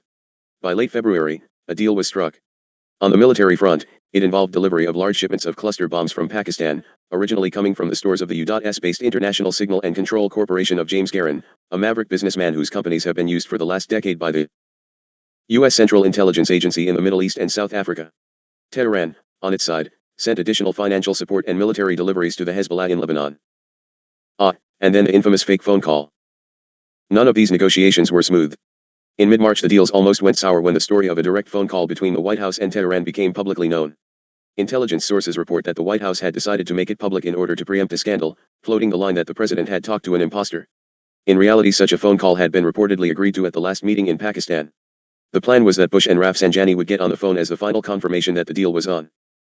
The White House initiated the call, and Bush spoke with Mahmoud Rafsanjani, the Iranian president's brother, and foreign ministry official, Sheikh Holilamzadeh. The choice of Mahmoud Rafsanjani was no coincidence. He had been chosen by his brother to negotiate with the Lebanese Hezbollah. The phone call meant that he could additionally carry a verbal commitment from the U.S. president. Fearing that contents of the call, which was obviously monitored, would be made public by the radicals around Mota Shami, the White House decided to go public with its own perverted version that Iran had initiated the call and that nothing had come of it. Meanwhile, to cover their own involvement in the affair, too, the Iranian leadership sponsored a wave of articles depicting the ridiculous efforts of Bush to get in touch with Iran at all cost. Is another Iran gate in the making, the media trumpeted. At the same time, yet another game of manipulation of the public opinion was going on concerning Iraq. Timed with the latest round of negotiations in Pakistan, and the reaching of some kind of agreement, the U.S. news media discovered a great Iraqi military and political threat to the entire region. The game was easy enough: the arrest of a few Iraqis at London's Heathrow Airport and widely publicized reports that Iraq was about to deploy a nuclear weapon were sufficient to convince the Iraqi leadership that their country was coming under severe attack. Of course, it gets worse. There was actually more to it. American intelligence had provided Baghdad with precise information about an Israeli attack in the making. The information was provided by Washington in full knowledge of the effect it would have on the Iraqi leadership. A few days later, Iraqi President Saddam Hussein fell into the trap and went into a lengthy diatribe against Israel, threatening to annihilate with chemical weapons, just the kind of threat that worldwide media could use to further corner the Iraqi. Tune in tomorrow, same station, same time, and hear the explosive conclusion. Well, okay, since you are paying attention. That Iraq, equipped with chemical weapons, represents a regional danger, is true enough. Iraq's neighbors along the Persian Gulf are nervous enough about that prospect. Yet no one raised the real issues of the whys and hows of such a campaign. How is it that 90% of all of the companies supplying Iraq with deadly weapons are American? Why was it that, while this had gone on for more than 4 years, it was exposed just now? Why was it that, at the same time that Baghdad was involved in developing such dangerous weapons with American technology, Washington had taken the political decision to become increasingly dependent on Iraqi oil, whose supplies to the U.S. have more than tripled since 1986? And was it a coincidence that just a few days after Polhill's release, Bush sent a personal message to Saddam Hussein underlining his commitment to maintaining good relations between the two countries, just as the day before the U.S. State Department had sent a memorandum to the Iraqi authorities assuring them that Washington was pressuring Israel to the utmost not to attack Iraq? By the way, has anyone noted that Polhill, who was fatigued, etc., but in great health when he came back into American hands, and now he has serious cancer? He will also be terminal, dear ones, for he is set up as an ultimate martyr. In this world you may be better off with the enemy if you can figure out who and which it is. I'll assure you of one thing: you are not better off with the American government. Denouncing Iraq was therefore just part of a broader game. It had several purposes. First, it could create a general environment in which, compared to Iraq's potential madness, both the Syrian and Iranian leadership would appear moderate. Israeli reports about Syria's ability to deploy chemically equipped Scud-B missiles were conveniently ignored. After all, even if both Syria and Iran possess exactly the same kind of weapon, neither Syrian President Hafez al-Assad nor Hashemi Rafsanjani were indulging in the kind of diatribe used by Saddam Hussein. Oh, you read something different in U.S. News and World Report? Well, you'll also find that the top people at that publication are listed members of the Trilateral Commission, etc., etc., etc. No less important, it paved the way for the next major U.S. offensive in the Middle East, together with the Soviet Union, the imposition of an intermediate-range nuclear forces type treaty over the entire region, effective over both Arab and Israeli missiles, except Israel doesn't care for this particular solution. So be it. The Washington-Damascus-Tehran axis. A direct result of this campaign has been Washington's ability to throw all caution to the wind in underlining the need for good relations with the terrorist states of Iran and Syria. The environment had been created, and a gesture was just what was needed. The release of Pole Hill was that gesture. Prior to it, Bush had sent a personal message to Hafez al-Assad on the 44th anniversary of Syrian independence, in which Bush praised Assad's personal efforts to eliminate the danger of international terrorism. Following Pole Hill's release, Bush's tone became even warmer. This was no surprise to Syria. Since the beginning of the year, it had hosted former Secretary of State Cyrus Vance, former President Jimmy Carter, and U.S. Senate Minority Leader Robert Dole, keeping them informed of Damascus's role in the secret negotiations. Vance's visit had been used to test the possibility of direct negotiations between Syria and Israel, on Syria's terms. This could only be welcomed in Washington, which is all too eager to establish a good working relationship with Damascus, if only as an efficient means of control over Israel. Enough already. I do find it even more interesting that the former head of the CIA would complain about intelligence information regarding the China incident and other quarters when he sits in the original stage briefings. I get good information from secret intelligence and I use the same sources he does. Oh well, now do you get my point? You people buy it all and therefore they will continue to sell it to you until you put a stop to the buying. Now let's get back to work. The network conspiracy. American partners. Ideas and dreams about a promised new world order proliferated rapidly after the Rhodes Plan had been set in motion. With American Rhodes Scholarship students arriving at Oxford University, the operations of the Round Table groups were extended to the U.S., giving rise to a movement for the reunification of Britain and America called Union Now, which caught the fancy of many powerful and influential Americans, including Andrew Carnegie. For these men, too, the Ruskin gospel gave coherence, moral justification, and social significance to lives otherwise concerned only with a sordid scramble for wealth. One of the most prominent hot gospelers of the Ruskin ethic in the United States was Clarence Stride, who worked in the closest cooperation with the Rhodes Trust. At the end of the War of 1914, it became clear that the organization of the system, the Round Table Group, had to be greatly extended. Once again the task was entrusted to Lionel Curtis, who established in England and each dominion a front organization to the existing Round Table Group. This front organization, called the Royal Institute of International Affairs, had as its nucleus in each area the existing submerged Round Table Group. In New York it was known as the Council on Foreign Relations. The new organizations, which largely replaced the Round Table Groups, had a double purpose. They served as a brain trust or intellectual powerhouse dedicated to the main purpose of promoting the one world ideal.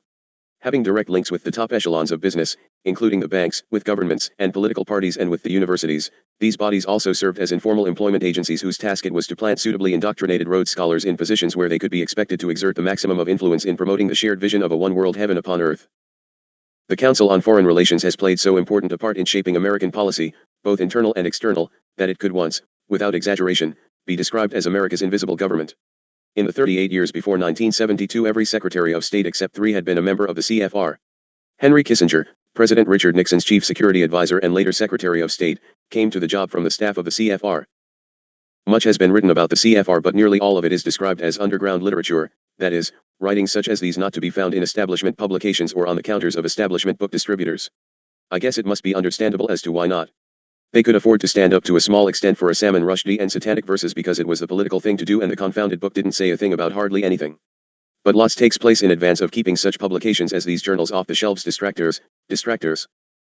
Although the formal membership in the CFR is composed of close to 1,500 of the most elite names in the worlds of government, labor, business, finance, communications, the foundations, and the academy, despite the fact that it has staffed almost every key position in every administration since those of FDR, it is doubtful that one American in 1,000 so much as recognizes the council's name, and that is being gracious indeed. As was only to be expected, a large proportion of the CFR nominees placed in key positions in successive American administrations were Rhodes Scholars. In America, whence flowed powerful influences affecting political developments all around the world, the CFR hatched out a number of subsidiary organizations, one of the most important of these being the Institute of Pacific Relations, IPR, which, as its name implies, was concerned mainly with developments in the Far East, including China. There are at least 13 other organizations in which the CFR exerted a preponderant influence, including the American Committee on Africa.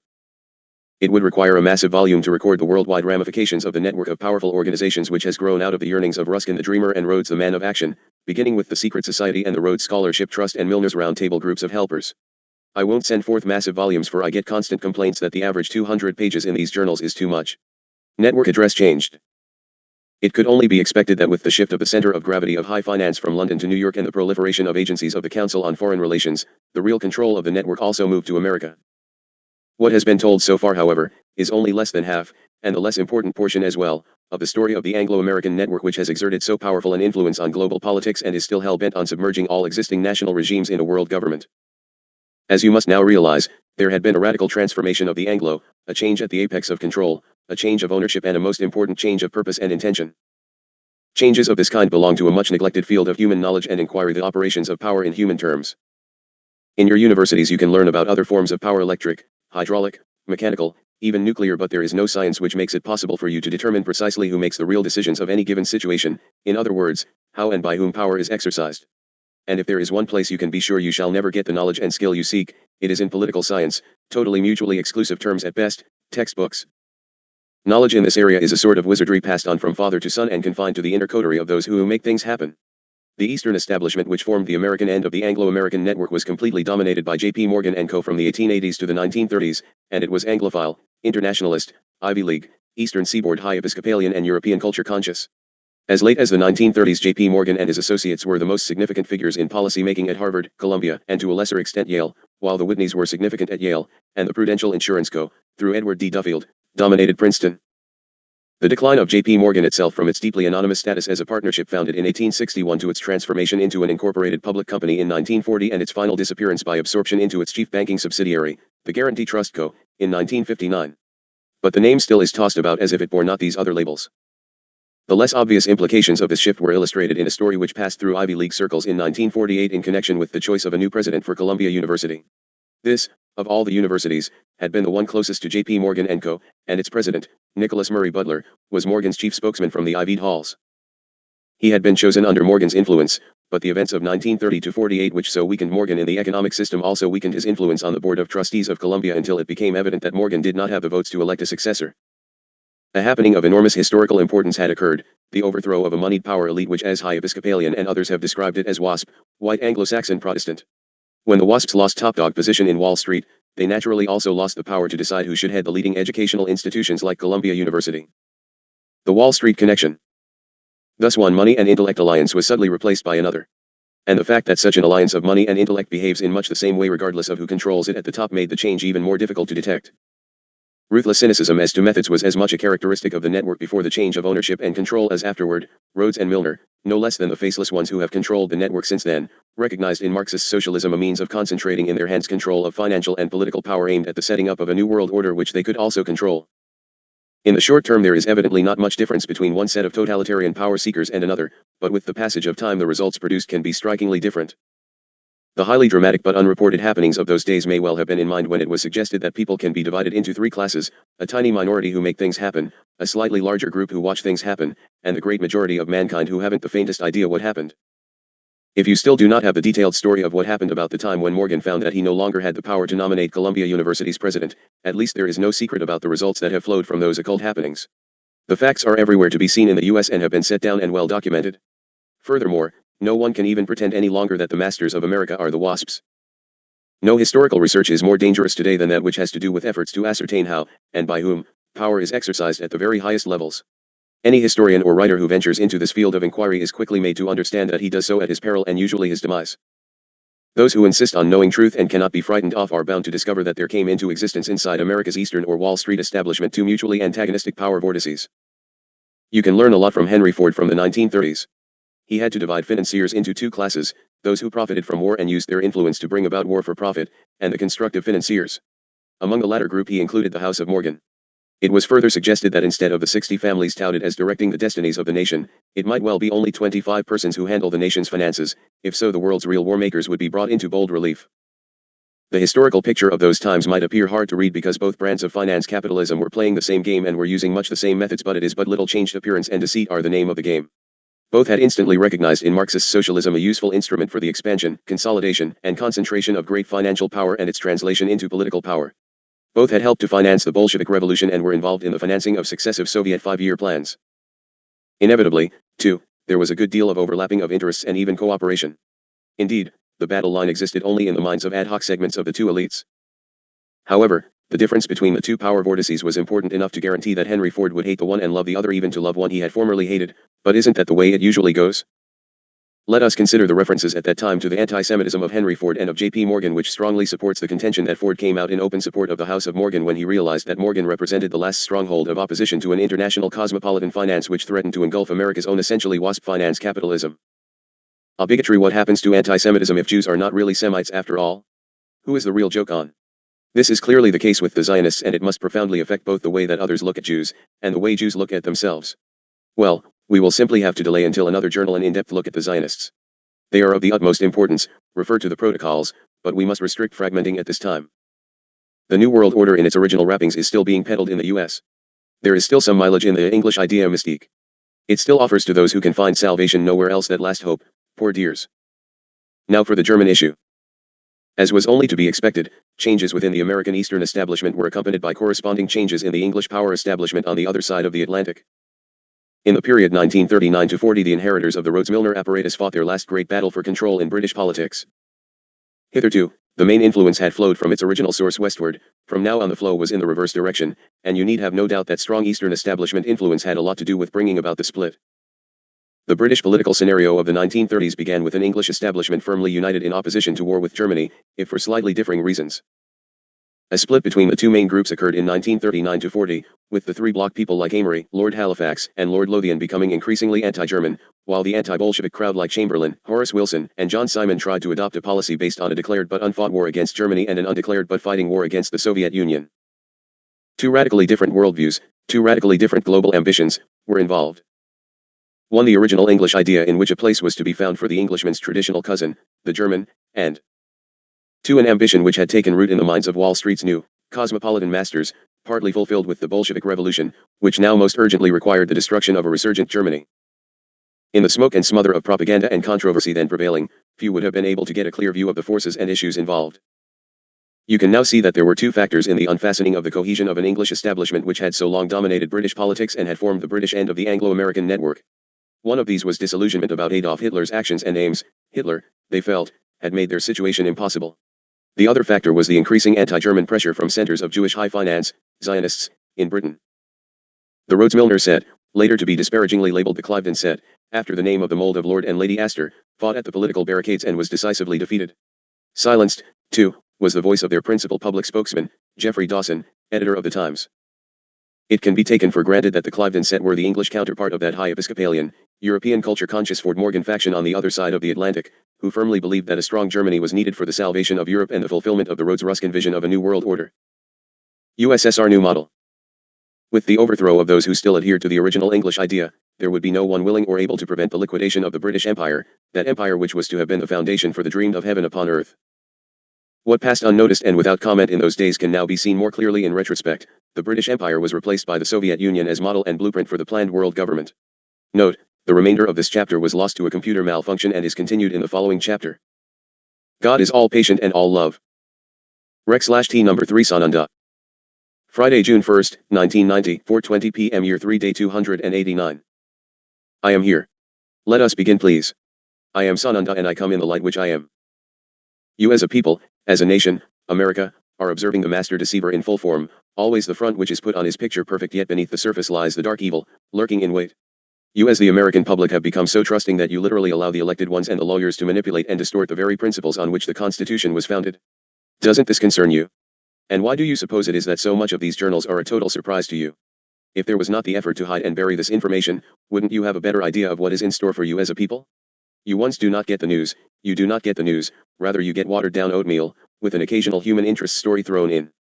Even the ones who you might perceive as being the good guys have themselves been caught in the web which is ever present around ones of any potential threat to the controllers.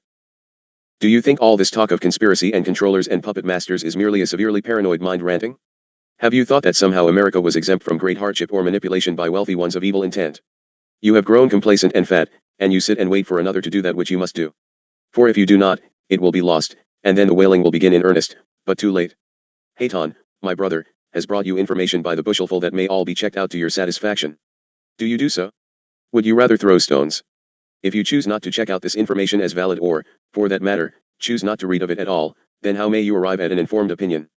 If the matters do not concern you, for surely they will affect every aspect of your life, why is it that they don't concern you? Are you so addicted to material goods, entertainment, drugs, sex, that matters of great importance pass like the wind before you without so much as a second glance? I come with a host to help, yet I pity thee, thou misguided man. Journey back to your source before it is too late. Journey back. Regain your value system, for the values before thee, man, are as naught. Why does man not examine himself, his plight? Man may strike for 2 months for a 50-cent raise in pay, but ask him to consider his source of being and there isn't time. Man is lucky indeed that God is all patient and all love, yet I tell thee truly, his patience is at its end and man will feel the effects. Come back unto the Father. Ask for guidance and light and help, it is right in front of you but you must reach out thy hand and take hold of it, for none may do it for another. Think on these things, beloved ones. Blessings pour forth to help bring the children of God home. In the light of the Father which I am. Sananda. Chapter 18. Rec number 1 Hayton. Monday, June 4, 1990, 9:27 p.m. Year 3 Day 292. Hayton in radiance for explanation. Never persist at the computer when untoward things begin to happen. In fact, Dharma, you get out of the room immediately as the energy thrusts are intended for you. For the readers, the computer dissolved and lost forever over 2 hours of work dealing with the Zionist factor. This is not an accident and although highly annoying, it is a good warning to bring you to attention. You will further note that it took a great deal of time to reorganize the computer this morning and with interruption of power it resumed its errors. If we have further difficulty this morning we shall have to change computers for this is, obviously, the most important portion of the description of the New World Order as is now controlled by the Zionist Jews. I hesitate to even utilize the label Jew to these bastards of the race who have even deceived the Jewish people and will pull them down into destruction first. It returns to the only method of countering this evil shroud, bring truth and see if mankind can hear. Again, I must remind you that first we deal with America for that is the last bastion of constitutional freedom. You will note that all new East Bloc nations who are setting up some type of democratic constitution are being given the new constitution which leads directly to dictatorship. As America goes, precious ones, so goes the world. Truth of information in this matter, raising as a unified call, is all that can turn it about. I give you blessings in your mission. We will take up with the remainder of the short discussion on the USSR new model.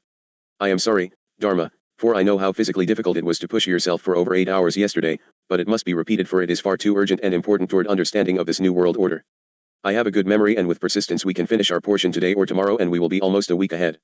You shall be given the stamina to sit with it, Keela, and I shall be more attentive for I should have expected that maneuver, therefore, I apologize to you. USSR new model. I was speaking of seeing more clearly in retrospect that the Soviet Union replaced the British Empire as model and blueprint for the planned world government. At this point in history the Rhodes Scholarship Trust and those other organizations set up by Rhodes and his disciples, like the Royal Institute of International Affairs and the United Kingdom Carnegie Trust, might have been expected to go into voluntary liquidation, since it was obviously no longer possible to give effect to the purposes for which they had been founded and funded.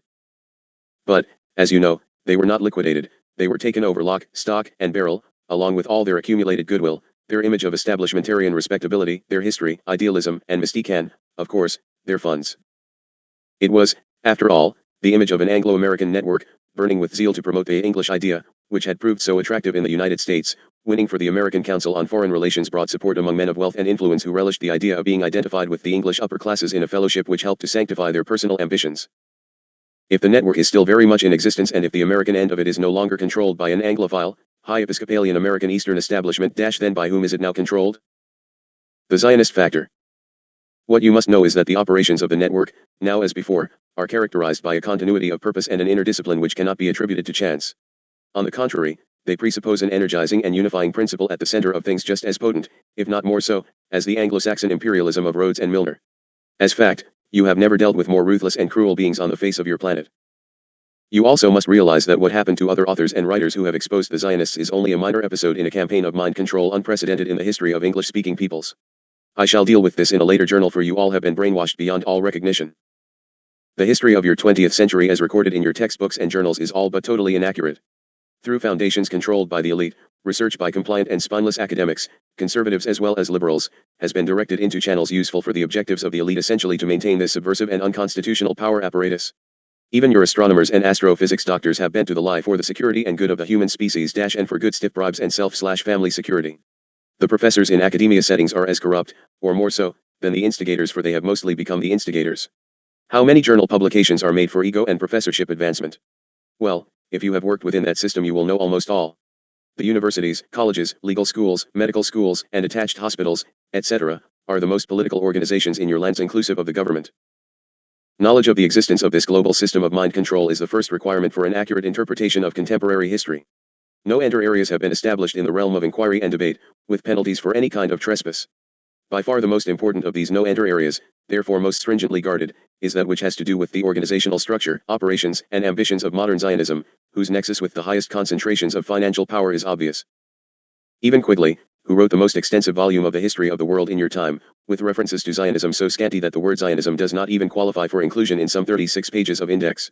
Dharma is not so lucky. I shall refer to it frequently from here on in, for this is the Antichrist segment you of Earth have been anticipating, and by the time we are finished you will even know the leader thereof.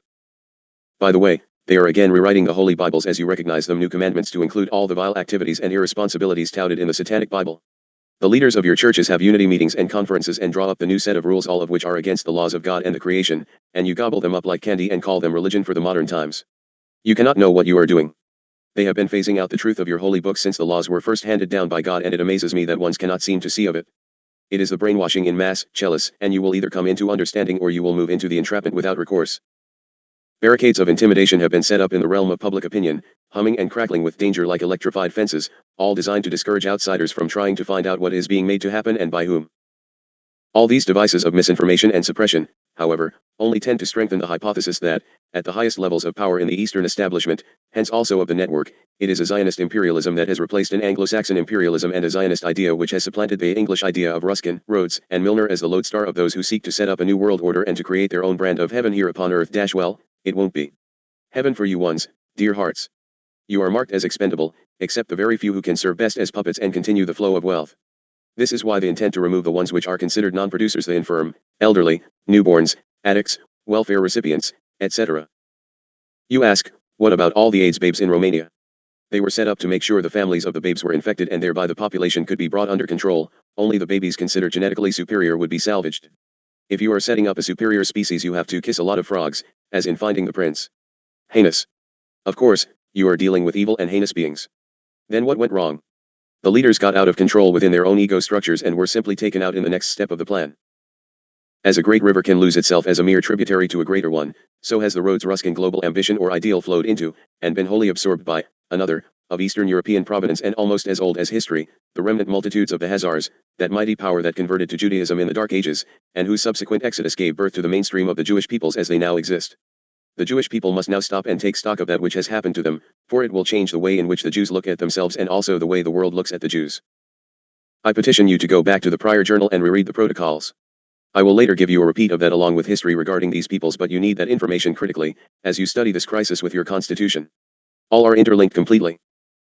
Winston Churchill seldom said anything of truth or honesty, in fact, but he did make one statement in 1922 worth repeating for you: this worldwide conspiracy for the overthrow of civilization and for the reconstitution of society on the basis of arrested development, of envious malevolence and impossible equality has been steadily growing. There is no need to exaggerate the part played in the creation of Bolshevism and in the actual bringing about of the Russian Revolution by these international and for the most part atheistical Jews. It is certainly a very great one, it probably outweighs all others, the majority of the leading figures are Jews. Moreover, the principal inspiration and driving power comes from Jewish leaders. I think you might be able to understand at this point why he would feel this pressure, because the British idea was dead and being taken over by the Jews. Believe me, Chalice, England and holders of the world order ideal, including America, wanted to get rid of the Jews a lot worse than Adolf Hitler ever dreamt of. The plan backfired is all that actually went wrong. The Zionists were able to turn the scenario of the death camps into their prime brainwashing tool. Are you not beginning to see it as we unfold it in logic and reason? Haton anti-Semitic? Please, Chalice, I was a Jew. My commander was born a Jew and the Zionists tried to destroy him. Keep within your balance and focus on the point, which is the intent to destroy your constitutional freedom. You may be positive that nothing has changed since Churchill wrote that passage, except that it has become increasingly dangerous for any political leader or other public figure to speak and write frankly about revolutionary movements and their instigators. As a former British Prime Minister, Benjamin Disraeli, put it, no one must lightly dismiss the question of race.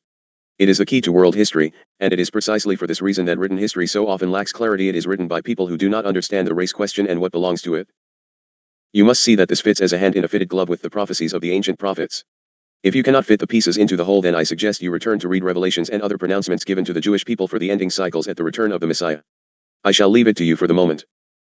Western historiography, therefore, makes no sense unless it takes fully into account the fact that the Jews are passionately race-conscious. The nation of Israel is more passionately race-conscious. It is a nation with interests and purposes fundamentally antagonistic to those of all other nations. Future generations will contemplate with amazement the way in which the peoples of the West were dispossessed of power during the 20th century. Will we lose the Jewish element from our work? I would certainly hope not. Why would you think the Jewish people would know this truth any more than any of you other people? Myriads of Jews will fall first into the entrapment, for the Zionists will first clean out their own stolen nest. The Jews' most deadly enemies of all history are the Zionist false Jews. Well, what happened to capitalism in all this subtle takeover? Let us look at it in what has been referred to as the 3 stages of capitalism. 3 stages of capitalism. It is the third stage which is most critical. The third stage of capitalism and its ramifications and influences is of such overwhelming significance in the history of the 20th century, that we must take time to touch on it herein. We shall kiss. What you call your modern civilization is now little more than a gigantic manufacturing and marketing mechanism, a product of the tools made available by science. The control mechanism for all this activity is money.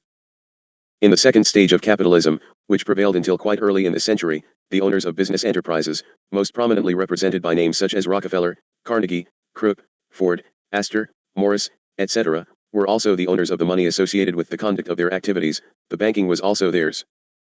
In the third stage, the capitalism of the pioneer owners of the business enterprises is surpassed and superseded by the capitalism of those who are exclusively dealers in money. The profits to be made from dealing in money begin greatly to exceed the profits to be made by producing and distributing goods. What came into existence, unplanned by anyone, an inexorable consequence of conditions created by the most energetic and enterprising people in the West, was a golden age for the Jews, who had for many centuries confined themselves almost exclusively to monetary transactions, in this way avoiding assimilation by the host peoples among whom they dwelt.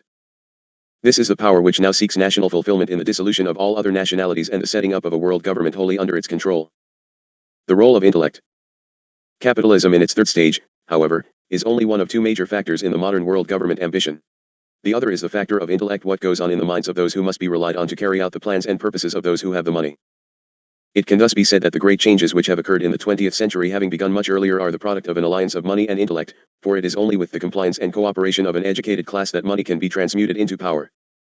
Therefore, what has been going on in the minds of the peoples of the West during this century has contributed just as much to the power of those who rule as possession and control of most of the money. This is not a situation that anyone can claim to have planned. It was something which just happened, one of the wholly unavoidable consequences of the revolution in technics which changed almost everything in the West. Political disablement in the West can be considered under the next 3 categories. 1. The new techniques drew into its service many of the most gifted minds, offering them creative outlets which monopolized their energies and attention. In other words, the best minds were drawn away from the study and contemplation of political affairs, leaving the field wide open for inferior minds. 2. The masses as consumers of the products of the great market mechanism were deprived of much of their natural political responsiveness. Man the political animal was reduced to the status of man the consumer. Consumerism triumphed over politics.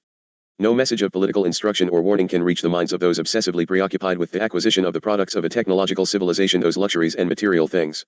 The only message these ones are capable of hearing are such as have to do with purely material needs and wants, and the Dark Brotherhood will do everything possible to keep these trapped souls imprisoned in the lie. 3. The triumph of new techniques resulted in a gross overvaluation of pure reason, with a corresponding undervaluation of feeling and instinct as a source of guidance in human affairs. Plus, to fit the need for total control, the rules of life are changed to suit the whims and desires of the populace while denouncing the laws of God to a category of old-fashioned and outgrown. What are the prospects? You continually petition me with this question over and over: what are the prospects for us? Well, it remains a fact that what has already happened is more easily described than what is still in the process of happening, because what is happening is the product of countless influences and forces which are continuously changing, some under human control and others not. However, by identifying the powers and influences at work up to the present moment, you have a better chance of understanding changes in the total situation as they occur. We have had a century in which virtually all great power has been exercised through the instrumentality of an alliance of money, pure finance capitalism, and intellect, rootless, disoriented intellect. This alliance of money and intellect has, since shortly before the commencement of your World War II, been almost entirely under the ultimate direction and control of a Jewish nationalism, better known as Zionism. It is this triple alliance which has given the world an age of conflict and suffering without any precedent in recorded history, as it sought to undermine and smother every manifestation of national self-determination except its own Zionism. As you approach the end of the 20th century, you can see that 2 of the components of this alliance have begun to undergo an important process of change which could profoundly affect the progress of the world government ambition. The change in the realm of money consists of a shift of the center of gravity of industrial production, therefore of all real wealth production, from the West, where it had its origin in the Industrial Revolution, the Pacific area, Southern Americas, and now into the Eastern Bloc nations of Europe. The US, for long the world's leader in industry and finance, is now a major debtor nation. Tokyo is replacing New York as the financial capital of the world. But the British influences still invest the most money into the business of the United States, i.e., Great Britain, Canada, Australia, then Holland, and Japan. On the other hand, the amount of money flowing out in the other direction is right at the top, Israel in all manner of obvious and hidden manners. Simultaneous with this resurgence in the East, you see social and political disintegration in the West, some of it the price to be paid for a century and a half of imperialism and colonialism, but most of it the result of a deliberate campaign of cultural undermining and poisoning conducted at great profit by the world's would-be new masters, the Zionists. By all the present signs, the West could quite soon cease to be the stronghold of wealth and influence from which it has been possible for the greater part of the century to conduct a one-world imperialism. Equally important and wholly unpredicted was the change which has occurred in the realm of the intellect, that second component of the Triple Alliance which has given us the kind of world in which we now live. Simultaneously all over the world, on both sides of the so-called iron and bamboo curtains, the educated classes find it impossible any longer to believe in socialism as a personal faith and program of world improvement. You see in the Soviet Union, in Red China and in nearly all of the communist countries what a transformation occurs when an entire leadership class, leaders, bureaucrats, police, army, and all, suddenly cease to believe in what they are doing. A great idea, which at the turn of the century was loudly acclaimed by the educated as the wave of the future, can now be seen on all sides as the wave of the past. Socialism, which was to have been the political and economic blueprint for all mankind, could not be made to work, being out of register with the imponderable realities of human nature. Even in the capitalist West, where applied by parliamentary means, as in Britain, its works have had to be dismantled. All the educated classes are left with now is a vague one-world universalist idealism, unsupported by any ideas about how this could possibly be achieved except by the planners and conspirators themselves. It is now a necessity to hit the public while it is in gross confusion and rewrite the Constitution of freedom out and bring in a new one which creates a dictatorship while it can still hide neath the shroud of democracy. And there you sit today.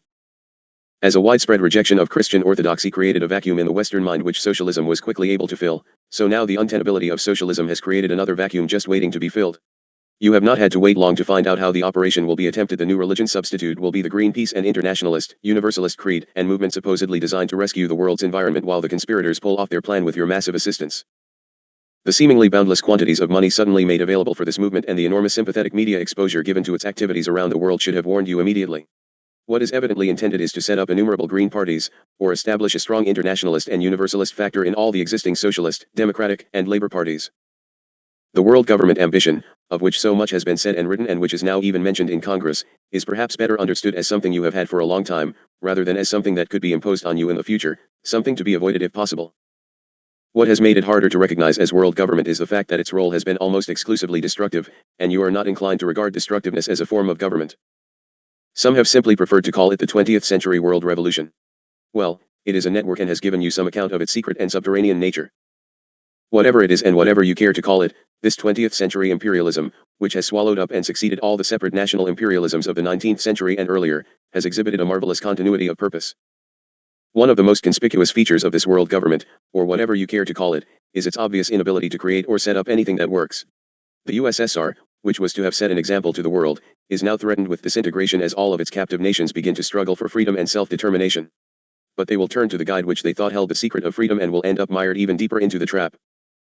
Only the massive flow of aid, both in money and trained personnel, now prevents scores of new states of the Third World from collapsing into total anarchy and famine. Some are already lost in spite, or with intent, of the help whichever is appropriate. Hundreds of billions of baseless dollars, pounds, etc., in loans have had to be written off, with no possibility of any improvement in any of these countries in sight. But that, too, was a part of the plan of the bankers to control the world.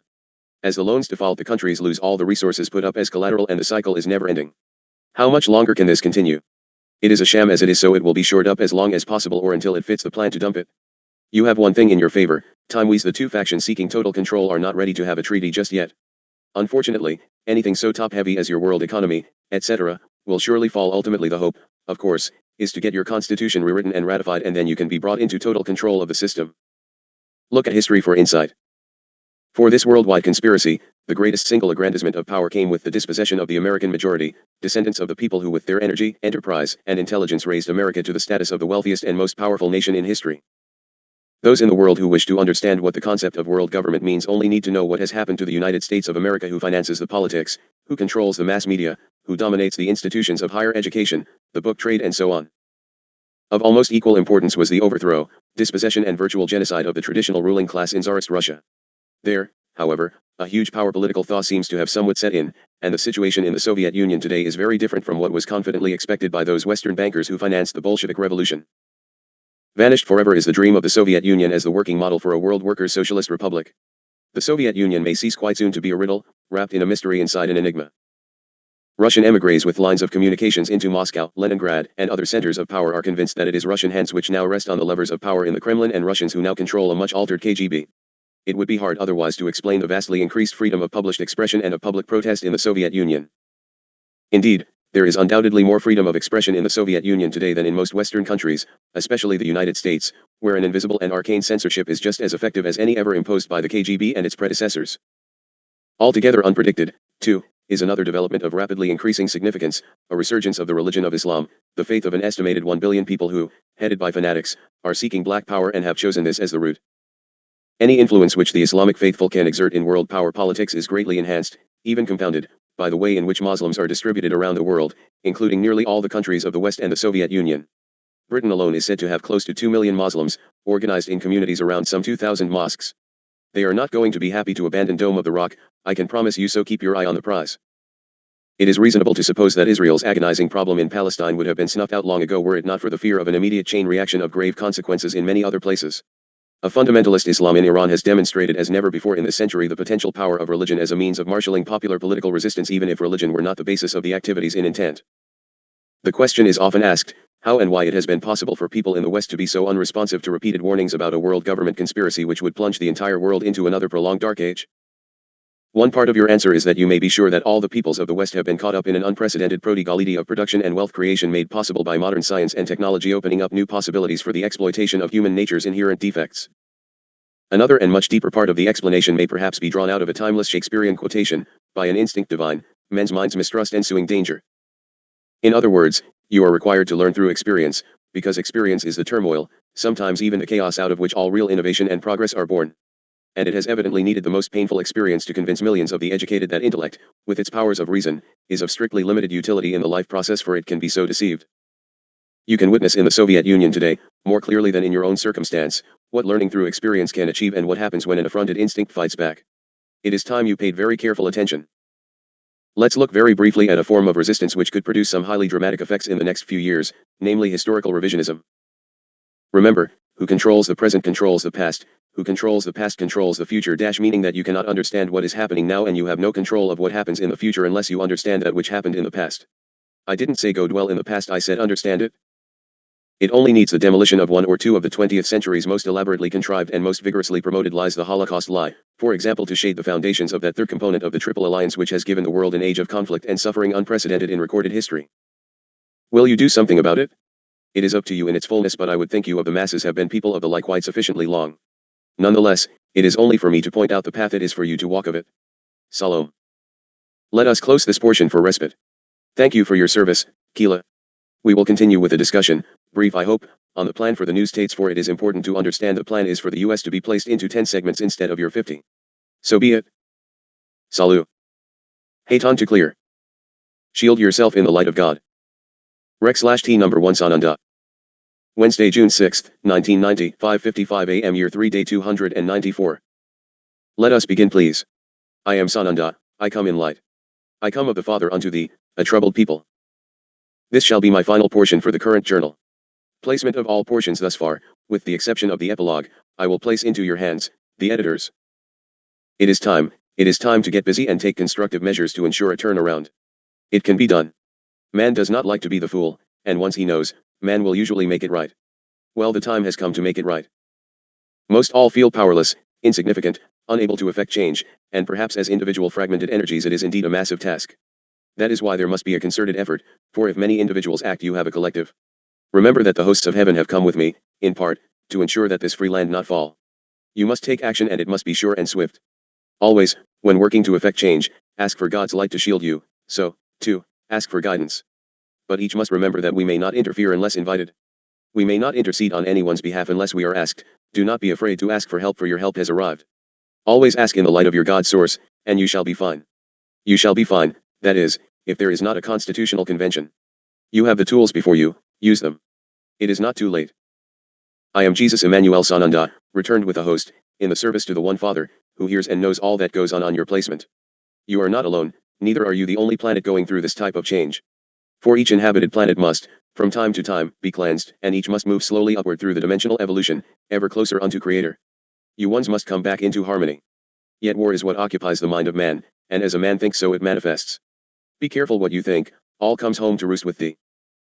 We are here, ask us in, ask for guidance. Do not err by thinking the master deceiver, the fallen one and his dark brotherhood, do not exist, they exist. Be sure to ever shield yourself in the light of God and so ask and it shall be done. If you feel attacked, overwhelmed, depressed, anxious, demand in the name of Jesus Christ Sananda and / or the light of God, that all dark energies remove themselves from your space at once and then call in the light around you and it shall be done in that instant. And, you know what? You will feel it, try it. The time is upon you to think of the importance of freedom, for the gradual eroding seems insignificant until thy very foundation is laid bare. God has given you what you need, it's up to you to respond. It is your lives at the bargaining table. Blessings of the Father pour over the land. I am Sananda. Chapter 19. Rec number 1 Haton. Tuesday, June 5, 1990, 7 a.m. Year 3 Day 293. Haton is present. Do not panic, I will give interference. I hereby give notice to the surveillance teams that you will cease the beam frequency or we shall take out your circuits.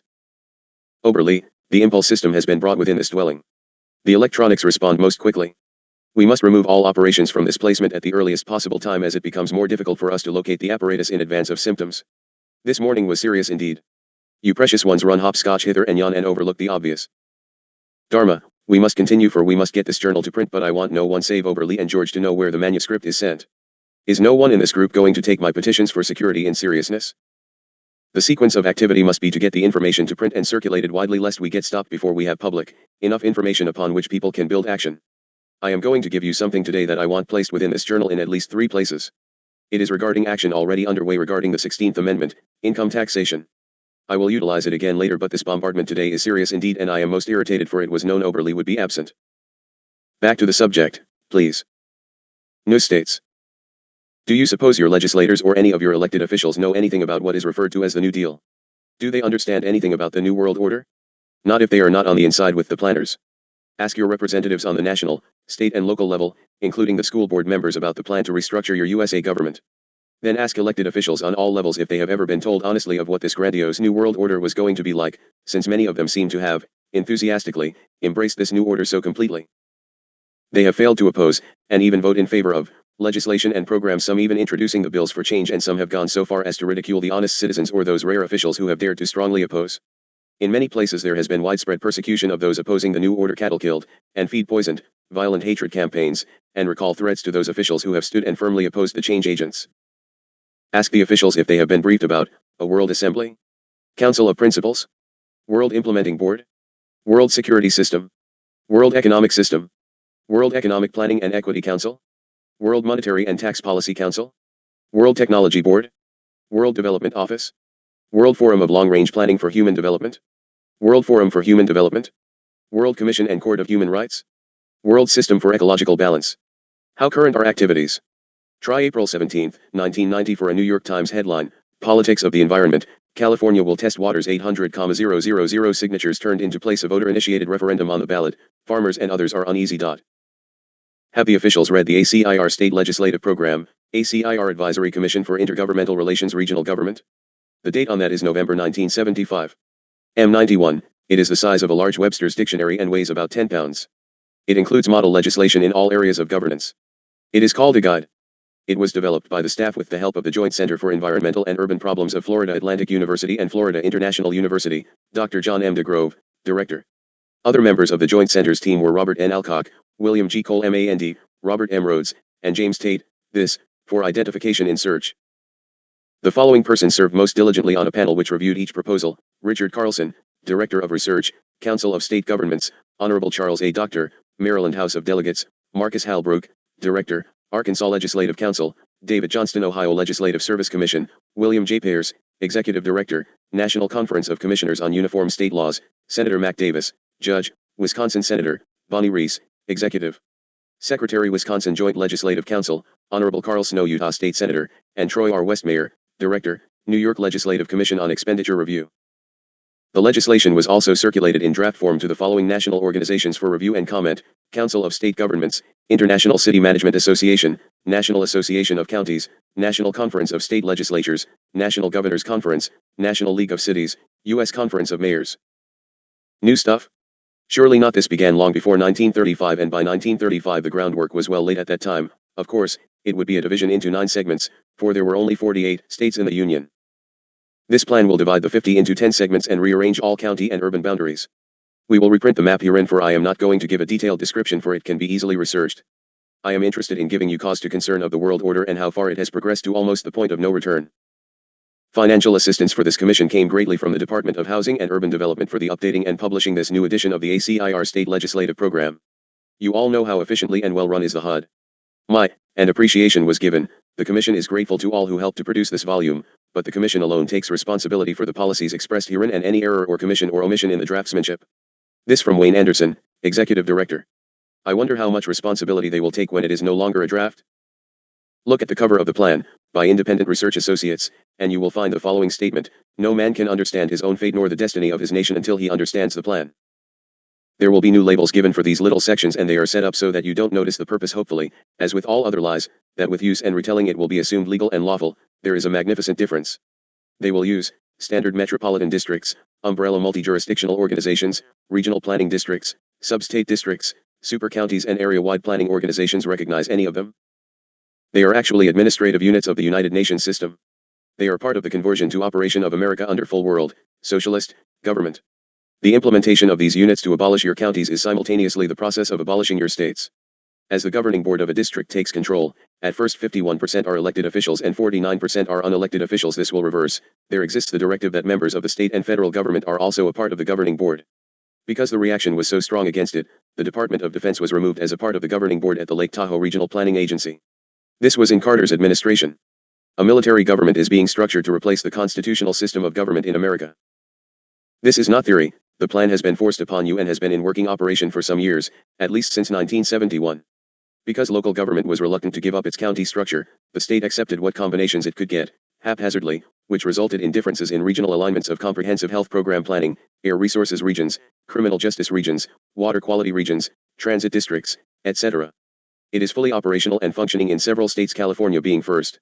The plan melds counties together so that the above districts are ultimate management systems after all counties and cities have disappeared.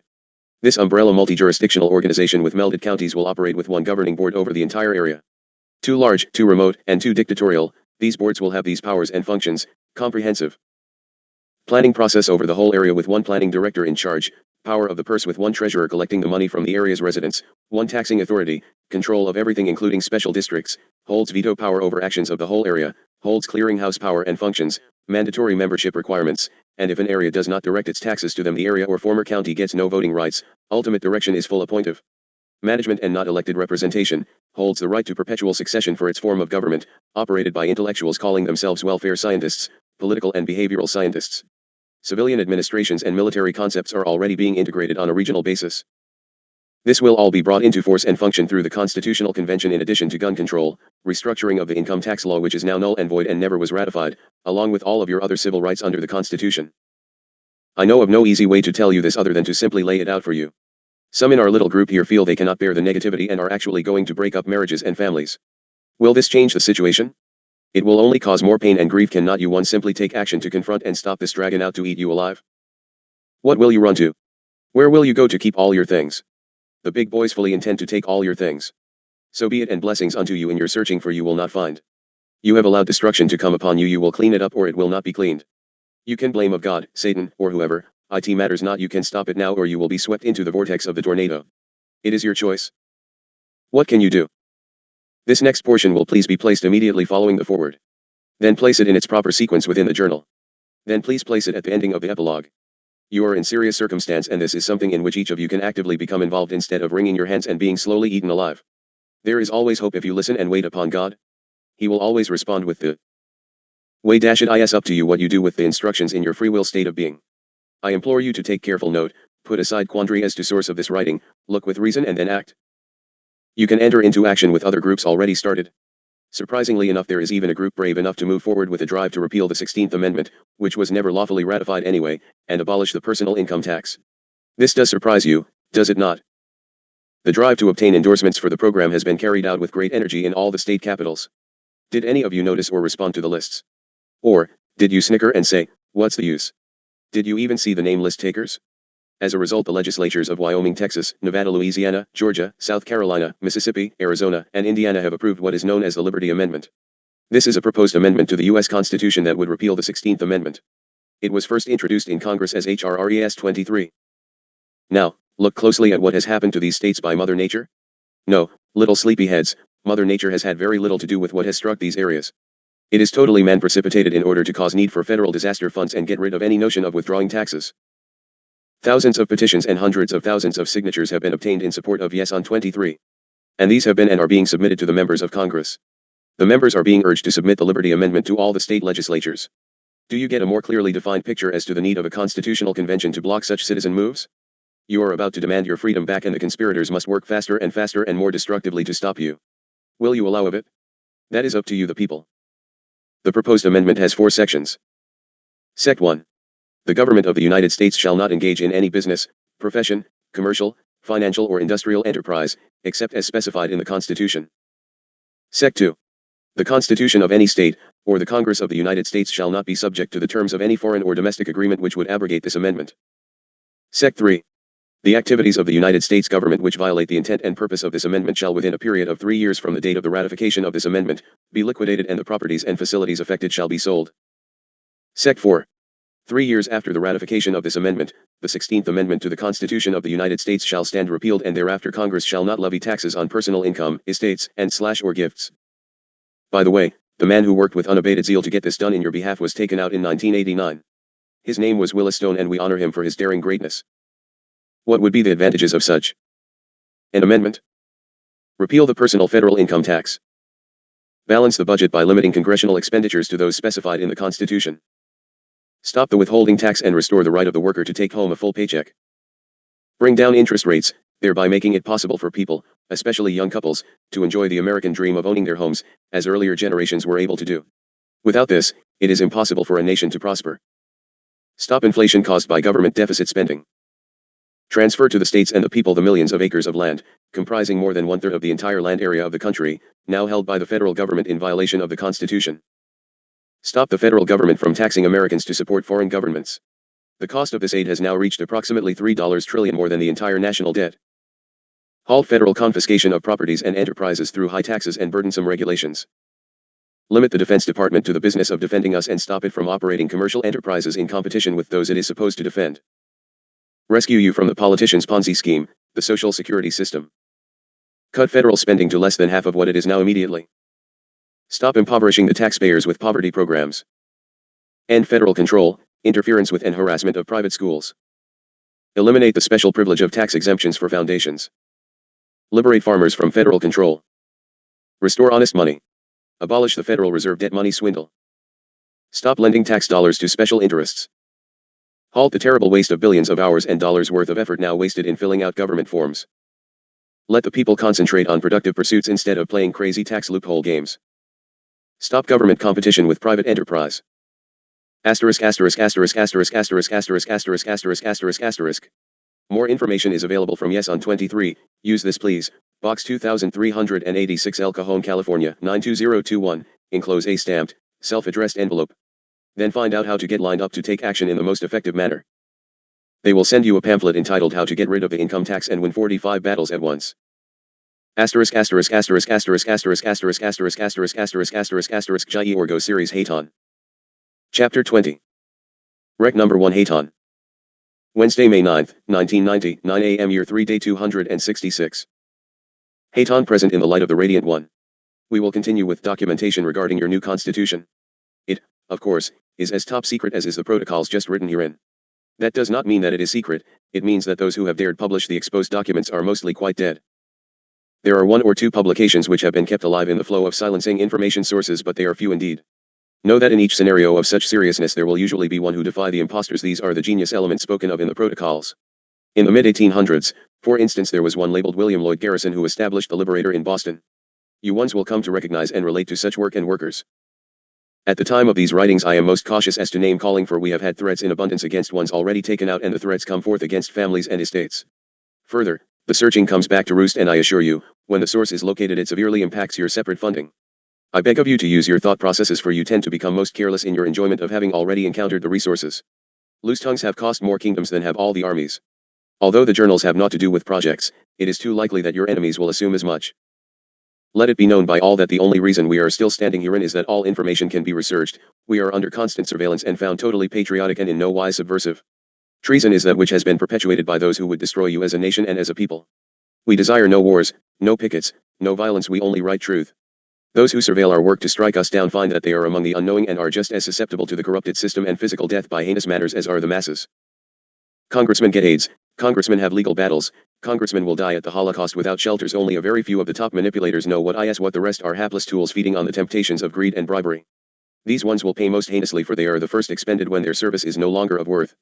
Hold this truth within thine breast, you who would destroy this resource. You will die just as easily at the hands of the conspirators. All those gains of worldly status and wealth will be of no avail where you will go following that extinction. The Secret New Constitution.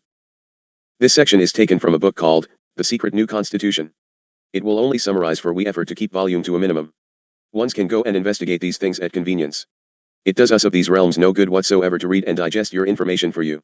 Do the research you feel necessary to realize the truth of our words. We shall bring you sufficient quantity to base decisions, but there will always, hopefully, be the die-hard searchers for proof. It is very gracious of you who find the proof to share it with your brothers and these publishers. Thank you.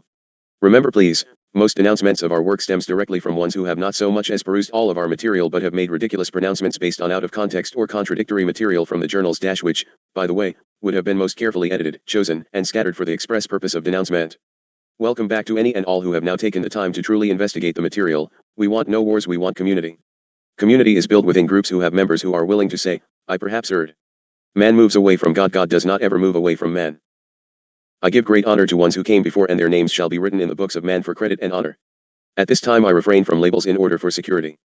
Please be patient a bit longer, and none shall be omitted who have made contribution. Some work I cannot give total honor unto the writers, for their work is only partial truth and conclusions are incorrect or there is deliberate misinformation. I honor truth, no more and no less. What you are about to read is true. It will happen unless you stop it. If you care enough, you will take action.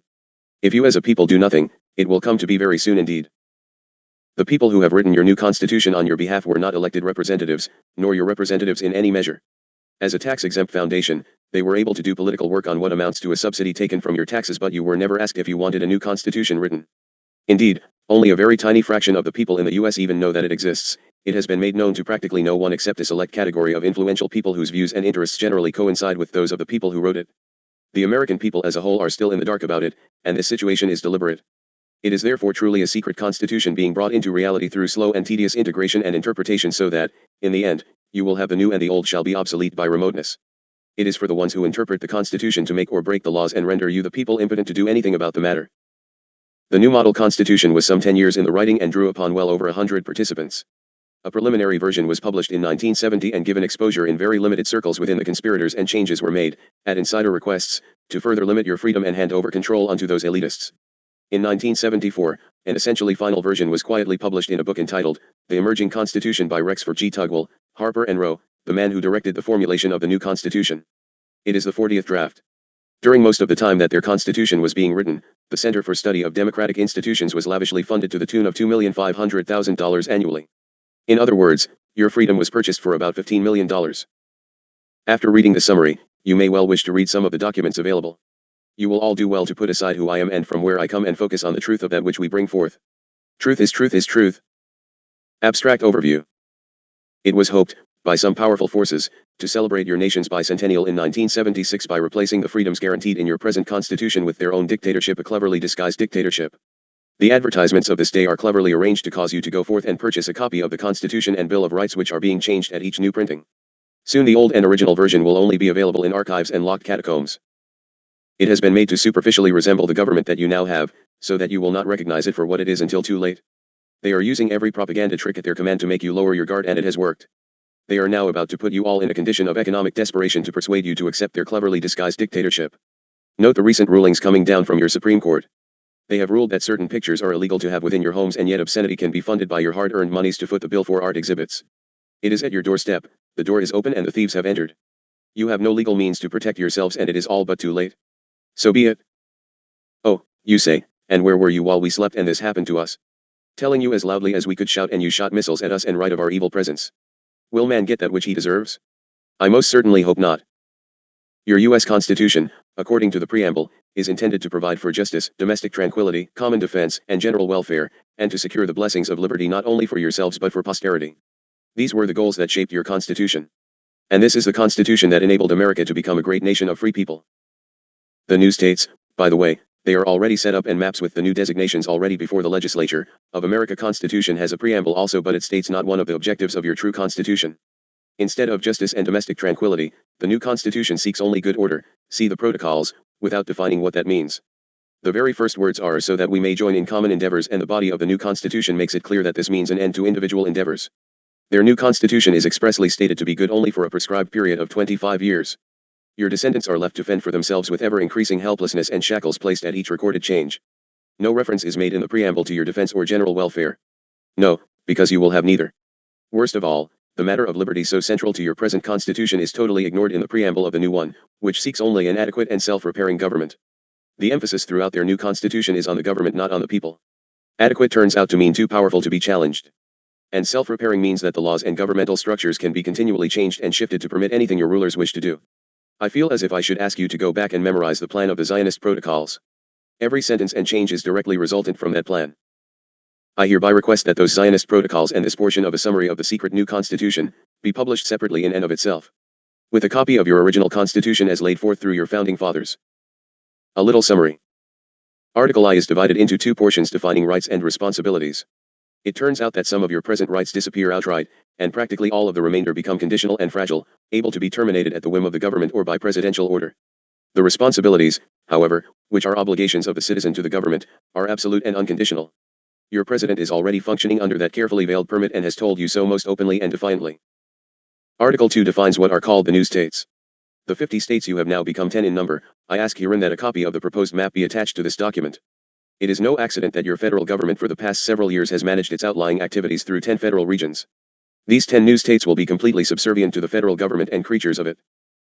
Articles 3-8 define the independent branches of government and their powers and duties. Under your present Constitution, the federal government is divided into 3 co-equal branches: the executive, legislative, and judicial.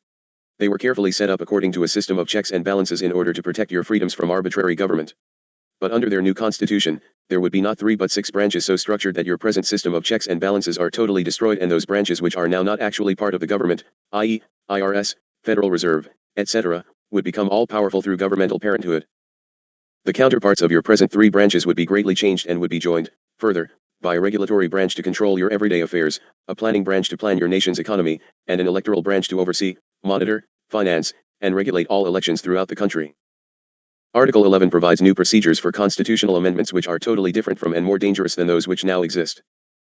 Article 12 provides for transition from your present representative and republican form of government to the new, cleverly disguised dictatorship. Every word of their new Constitution has been chosen carefully and for a purpose. Its basic nature and provisions are extremely revealing. Citizens' rights. The right to bear arms. First, consider the matter of individual citizens' rights. One right which is under powerful attack right now and which disappears in the new Constitution is the right to bear arms. Instead, the bearing of arms or the possession of lethal weapons shall be confined to the police, members of the armed forces, and those licensed under law. Regardless of what you may think about the ins and outs of the controversial gun control issue, you should be aware of the historical fact that disarming of the populace is always a part of any totalitarian scheme. See protocols. Trial by jury. They already have you on this one. It already becomes the whim of the lawyers and judges as to whether or not a general citizen with a case can have a jury, and then, the one demanding a jury has to pay for it. This has already happened to this very scribe. That, along with prejudgment by a judge in that 5 hearings were scheduled in a case involving their home and an SNL, and the defendants were not allowed so much as a speech, nor was their attorney allowed presentation of the case. In this instance it involved the lack of public sale of their home. We shall write of this case, but not at the sitting, which was not held. The sale was advertised, certified notices were sent, but no one showed up to hold the sale in the Bakersfield City Hall, yet. Witnesses to the lack of sale were the elected city treasurer and city clerk. Both attended 3 court appearances in which the case was not allowed to come before the bench for lack of proper cover sheet on a document. Of course the defendants had to pay expenses to the city for absence of the officials, who were outraged and helpless. At worst, it would have cost less than $500 to reoffer the sale, This was asked and emphatically denied, as was any allowance for outside court compromise. Not so, my friends. Attorneys' fees have now exceeded $75,000 and 8 court sessions wherein these ones have yet to be allowed to speak. The incumbent judge is also holding threat over these ones' head, for he is up for re-election in June and has publicly blamed these ones for his troubles. But there is still an outstanding decision resting in the hands of 3 judges who did temporarily set aside one of his judgments yet to be heard. It is only one more step in a line of at least 8 more hearings, which so far exceeds the cost of the home as to be foolish except for the lessons involved. At any rate, these ones have lived in packed boxes, for if the decision is against them, they can be evicted and their dwelling and property seized within 24 hours. This has naught to do with taxes, or broken laws. It was simply property purchased on a land contract and the original owners were foreclosed. Because there was a second investor, Santa Barbara Savings of California would not deal and suggested these ones go to the public sale, which is routinely performed on foreclosures, and it would allow clearing of the title. The rest is history. Except that Santa Barbara Savings is now in the hands of the government for failure. The important information asked at mandatory depositions were things like, do you know your children's birthdays, and a requirement to list them. Mauricio, did you, Mr. know your ex-wife's birthday? This at $200 plus, per hour. You have trouble, little one's real trouble. In other words, that right which disappears is that of trial by jury. Instead, as defined in Article 8 on the judicial branch, a presiding judge may decide whether a trial is to be of the investigatory or adversary type. An investigatory trial is the type used, for example, in the Soviet Union. You are presumed guilty and must prove your innocence before a panel of judges. If an adversary trial is chosen, the judge is to decide whether there is to be a jury and how many jurors there shall be. There is no provision to prevent your jury, if any, from being a jury of one, who, as easily as not, could be your bitter enemy. As for how you might wind up in court in the first place, the section on rights provides that searches and seizures shall be only on judicial warrant. Now, that sounds reassuring, until you discover that nowhere in the new Constitution are there any criteria given for the issuance of a judicial warrant. In other words, it is totally arbitrary. Practice of religion. The practice of religion is said to be privileged. That is not the same as freedom of religion, legally. A right is something which cannot be revoked. A privilege, however, is something you hold only at the pleasure of the government, which can revoke it at will. For instance, at present, it is a privilege to voluntarily file an income tax form. Everything they do within the IRS is unlawful. It is, however, not illegal. Everything the government does is legal even if unlawful, and you had better begin to recognize the difference or there will soon be no difference. Property rights. Consider the matter of property rights. Their new constitution states no property shall be taken without compensation. But it does not say just compensation. The omission of that one little word just after over 40 drafts cannot be accidental, my friends. It would permit the government to seize your house, give you $1, and say, we gave you compensation. Frightening. Oh, I sincerely do hope so. Declared emergency. The preoccupation with declared emergency is prominent with respect to rights. In Article 6 of their new constitution, the reasons and procedures for declaration of emergency are prescribed. Among other things, it states that emergency can be declared for no better reason than if an extraordinary advantage be anticipated. It does not say advantage to whom, but obviously it means advantage to the government or the presidential branch. It has already been utilized and tried out on you once and you raved approval. How about the invasion of Panama? Observe that Article I of their constitution says that freedom of expression, of communication, of movement, of assembly, and of petition are abridged in declared emergency. Peaceful public gatherings to discuss public issues may also be interrupted or denied. Writs of habeas corpus are also suspended in declared emergency, which means you could be locked up and held indefinitely without the preferring of any charges. Responsibilities. With respect to the so-called responsibilities defined in their new constitution, the potential dangers tend to be more subtle. Each citizen shall participate in the processes of democracy, assisting in the selection of officials and in the monitoring of their conduct in office. Several points even in this one sentence would merit comment, but simply consider the word shall. This is a command, and then go back and reread the protocols. You shall participate. Not that you have the discretion to participate. And if you do not do so, you are violating the most basic law of the land, the new constitution. Compare the constitutions of all communist-led countries, also. The new states are simply puppets of the federal government.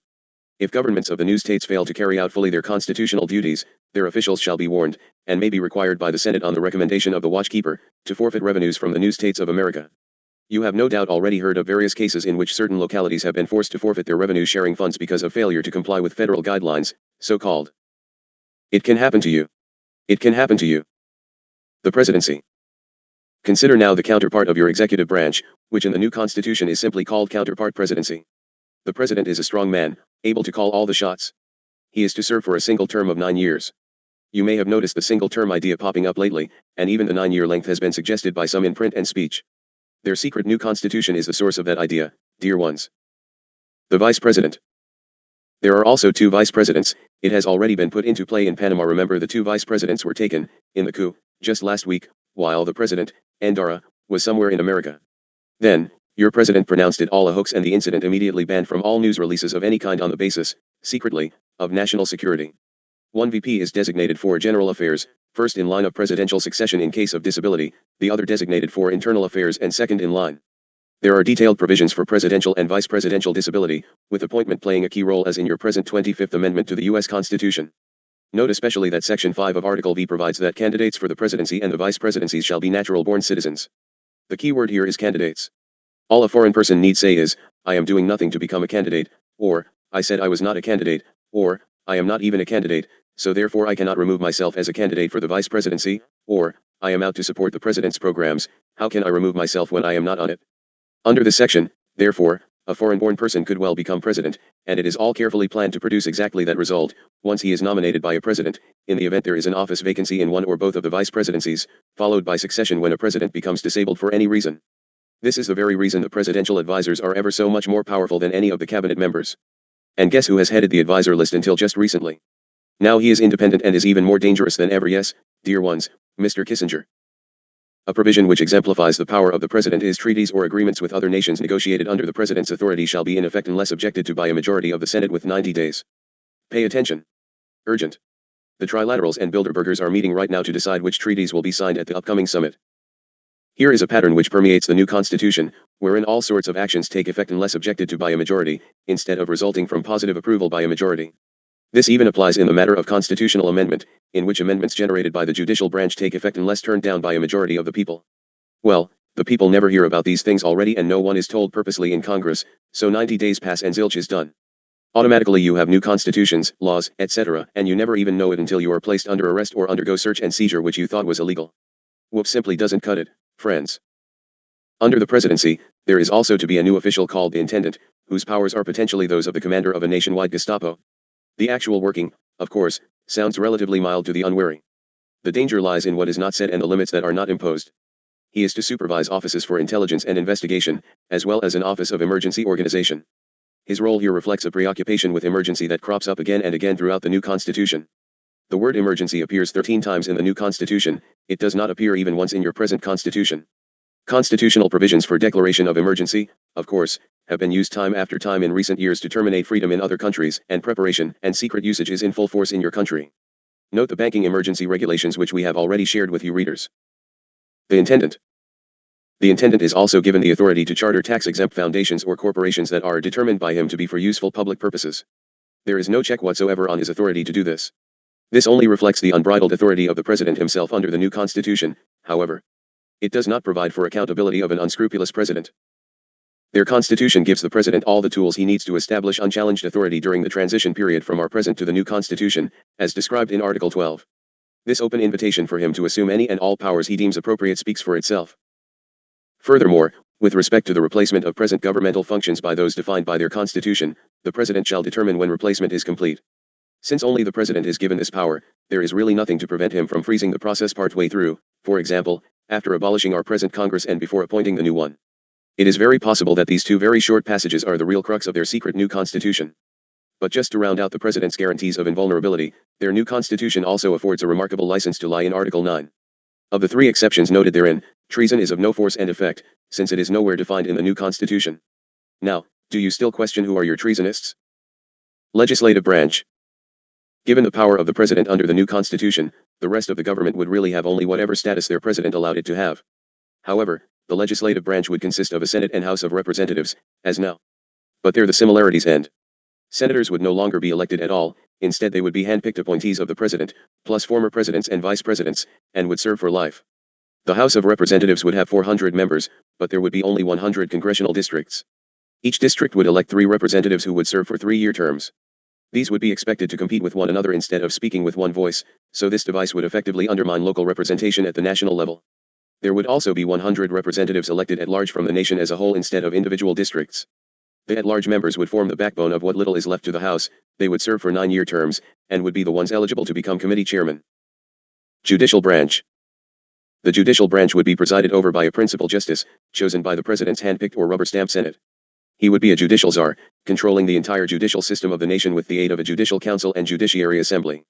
The Judicial Council would be the originator of all constitutional amendments and would have the duty to consider amending their constitution to legalize unconstitutional steps taken by the government from time to time and at random. Regulatory branch. The regulatory branch is foreshadowed by many current developments. But the most notable feature of this branch, aside from its grip on the nation's enterprises generally, is the blessing given to cartel arrangements called authorities. It states, member enterprises of an authority shall be exempt from other regulation. But as for the little guys, who do come under the government's regulation, it says, non-members shall be required to maintain the same standards as those prescribed for members. The standards prescribed would be those agreed upon by the cartel members, and non-members would not be allowed even to exceed those standards if they wanted to do so for competitive reasons. Planning branch. The planning branch is foreshadowed by the increasing clamor for economic planning by the present Domestic Council of the White House and by the National Land Use Planning legislation. It would consist of a 15-member board appointed by the President. They would prepare 6- and 12-year plans and budgets to reflect the desires of the President, who would submit the budgets to the House of Representatives for their rubber stamp approval each year. Electoral branch. The electoral branch is also on its way piecemeal, through public financing of election campaigns, quota systems, and now the newly operational Federal Election Commission, whose regulations do not apply to the present vice presidency office. Under their new constitution, there is to be an electoral overseer in charge of the electoral branch, chosen by the President's handpicked Senate, and he is to supervise the organization of national and district parties, arrange for the discussions among them, and provide for the nomination and election of candidates for public office. All electoral processes are to be paid for out of tax money, and no party can run candidates if it is not recognized by the overseer. There are quota systems for apportionment of public funds that clearly would help drive out small parties and tend ultimately toward a one-party system. Furthermore, the overseer is to monitor, supervise, and regulate the election process completely. All the power necessary to convert elections into a meaningless exercise is provided the electoral branch under their secret new constitution. Summation. Now sit quietly for a moment and pray. Ask the divine God creator in light to sit with you, and then, please, get furious, panicked, angry, and get ready to act. I am accused of giving you no hope. I am accused of doom and gloom. It cannot get any gloomier or more doomed than this. Hope. All you have is hope. With action appropriately manifested, you not only have hope, you have recourse. That is, if you stop your dallying about which channel approves who and whose Haton is whose and whose Sananda might or might not be the real Jesus Sananda. He comes forth to show you the way and bring truth. How many will hear in time? So be it. I can only observe that their secret new constitution is not new at all.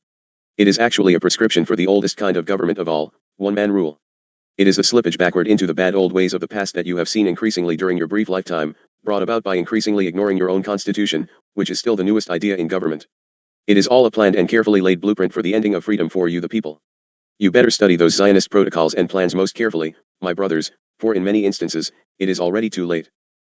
You have celebrated your 200th anniversary as the rebirth of your nation, or was it the death of your free republic?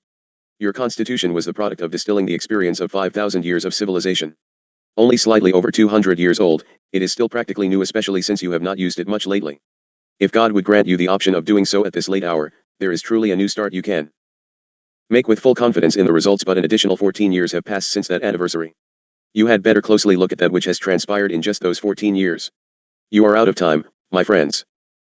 The new start is to pick up your present, unique constitution and demand that it be again utilized in every component, in every detail. Demand the ceasing of the raping of your justice system and all of your freedoms. Stop the bribery and purchasing of your political representatives. If you would demand use of, and use yourself, your constitution, it would be the first time in your lifetime that this has been done. You can change it all if you want to. If you care not enough to get up and take a stand and demand truth in God and Constitution, you are destined for the death of freedom, and very soon indeed. Salut, salut, salut. May God hear your petition and give unto you guidance. I am Haton to clear, please. Chapter 21. A summary comparison of the existing U.S. Constitution and a proposed constitutional model. By Patrick Gage, June 1990. It is very instructional to compare point by point the existing U.S. Constitution with its amendments and the proposed constitutional model as documented in the book The Emerging Constitution by Rexford Tugwell. Relative comparisons of these documents have been made by Haton in previous Phoenix Journal Expresses and in this journal. The purpose of this portion is to allow documentation from an interested reader, just like yourself, who has gone to the trouble of investigating these issues in some detail. For clarity of comparison, I would prefer to print the entire U.S. Constitution with its amendments on the left pages of this book, and the corresponding replacement from the proposed model on the right pages line for line to really see what is proposed, or rather what is left out. This cannot be done in this present journal, so a summary must suffice here. However, I do plan to create such a line-by-line comparison that should be available through America West for a nominal low cost by the end of July. I should point out that I am not a historian or a lawyer. I am, however, a very concerned and well-educated citizen that is deeply interested in what is really going on here. References. Copies of the original U.S. Constitution with its 26 amendments may be obtained for 75 cents from the Spotlight or the Liberty Lobby, 300 Independence Avenue South, Washington, D.C. 20003. Copies may also be found in reference books and local libraries, although some printed versions may be different than the actual original. The proposed constitutional model is given on pages 595 through 621 of the Emerging Constitution, Rexford G. Tugwell, copyright 1974, Harper's Magazine Press, Harper & Row Publishers Incorporated, 10 East 53rd Street, New York, New York, 10022. I was able to find the first edition, ISBN 0-06-128225-10, in a local library filed under 342.73 T915E. This book contains 14 chapters, composed of various papers, and the last chapter being entitled, A Proposed Constitutional Model for the New States of America. What is the proposed constitutional model? As stated in the book's prefatory note, preface. The chapters of this book were written as papers to be discussed at the Center for the Study of Democratic Institutions. This was a continuing project and was contributed to not only by the senior fellows of the center but by many visiting fellows during several years. After discussion, the papers were revised and gradually assumed their present form. The papers were the background for a succession of constitutional models. These served to focus and to make more precise the constitutional changes believed to be necessary after nearly 200 years. There were frequent modifications to the model, and the number of revisions grew to 40. Still more are in prospect to meet the criteria of the papers. And later at the end. This is said with due respect for time and its inevitable effects. One emerging conclusion has been that coming generations ought not to be precluded from making their own basic law. This offering is for now and the immediate, not the far future. Also, in the last part of Chapter 13, the emerging situation, a summary. The year of 1787 was peculiarly a year of transition. The original compact among the states had failed to maintain a general government, and the life of the nation was in jeopardy. The people were to be sovereign and were to choose their representatives. This indicated a government whose limitations were strictly marked. The tripartite structure reflected these ideas, its branches opposed to one another so that none would accumulate oppressive powers. Concern for protection from arbitrary authority was much stronger than the desire for governmental services. If the Constitution's deficiencies for these later days is accepted as substantially accurate, several characteristics are conspicuous. One of these is the blurring of borders on every side, of an amorphous mass, with consequent inability to say with authority what any clause means. This results from many tentative testings. All three branches have invaded the no-man's land between them and have sometimes found themselves in conflict with the other branches. And all three have assumed powers regarded as necessary to their responsibilities but not mentioned in the original charter. There would seem to be a choice, now that this indeterminateness has become so prominent a characteristic, between accepting it as a satisfactory method of constitutional change or rejecting it in favor of a renewed effort, similar to that of 1787, to assign powers and responsibilities within government and the rights and duties of the citizen. And later at the end on page 591.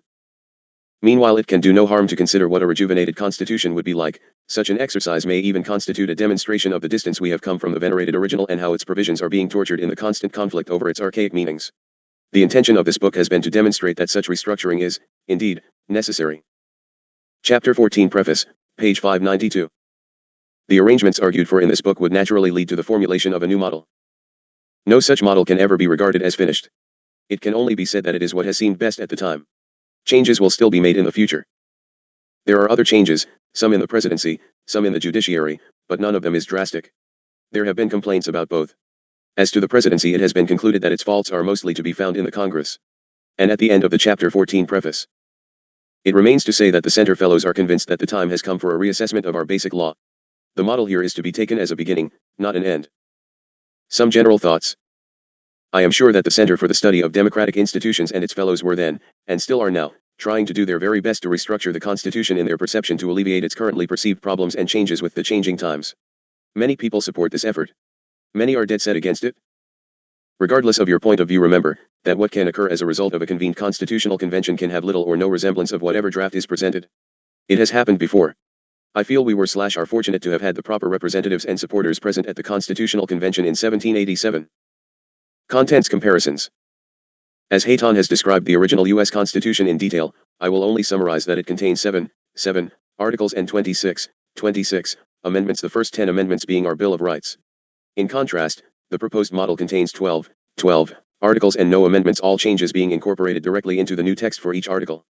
Also, the order and contents of each article of the proposed model are different than that of the original Constitution, so direct comparisons are a bit difficult. The abbreviations, now, and, model, will be used to denote the original and current U.S. Constitution, and the above proposed constitutional model, respectively. The quotes will use the exact same lower and uppercase letters as the references. This can be revealing in the intent in the readings. I will cover the preamble, Bill of Rights, and some general insights of my own. The preambles. Now, we the people of the United States, in order to form a more perfect union, establish justice, ensure domestic tranquility, provide for the common defense, promote the general welfare, and secure the blessings of liberty to ourselves and our posterity, do ordain and establish this Constitution for the United States of America. Model, so that we may join in common endeavors, welcome the future in good order, and create an adequate and self-repairing government, we, the people, do establish the new states of America, herein provided to be ours, and do ordain this Constitution whose supreme law shall be until the time prescribed for it shall have run. Say what? Author's note. The declared emergency. The phrases in declared emergency, in emergency, national emergency, the circumstances extreme, a limited emergency, during emergency, in emergencies, occur a total of at least 9 times that I found during just one casual reading. Nowhere did I find what the definition or set of events was that is necessary to cause a not emergency to become an emergency. This is very important, as you will see below. Under law. There are also numerous references to your rights or privileges being given under law. I counted at least 7 instances of such phrases. Again, it is not clear what that law or set of laws are, and how they may be superseded by executive privilege during an emergency. Your Bill of Rights. 1. Freedom of religion, speech, press, and assembly. Now, Congress shall make no law respecting an establishment of religion, or prohibiting the free exercise thereof, or abridging the freedom of speech, or of the press, or the right of the people peaceably to assemble, and to petition the government for a redress of grievances. Model, Article I, Rights and Responsibilities, A. Rights, Section 1, freedom of expression, of communication, of movement, of assembly, or of petition shall not be abridged except in declared emergency. Section 8, the practice of religion shall be privileged, but no religion shall be imposed by some on others, and none shall have public support. Model, Article I, A. Rights, Section 7, it shall be public policy to promote discussion of public issues and to encourage peaceful public gatherings for this purpose. Permission to hold such gatherings shall not be denied, nor shall they be interrupted, except in declared emergency or on a showing of imminent danger to public order and on judicial warrant. Model, Article I, A. Rights, Section 3, public communicators may decline to reveal sources of information, but shall be responsible for hurtful disclosures. 2. The right to bear arms.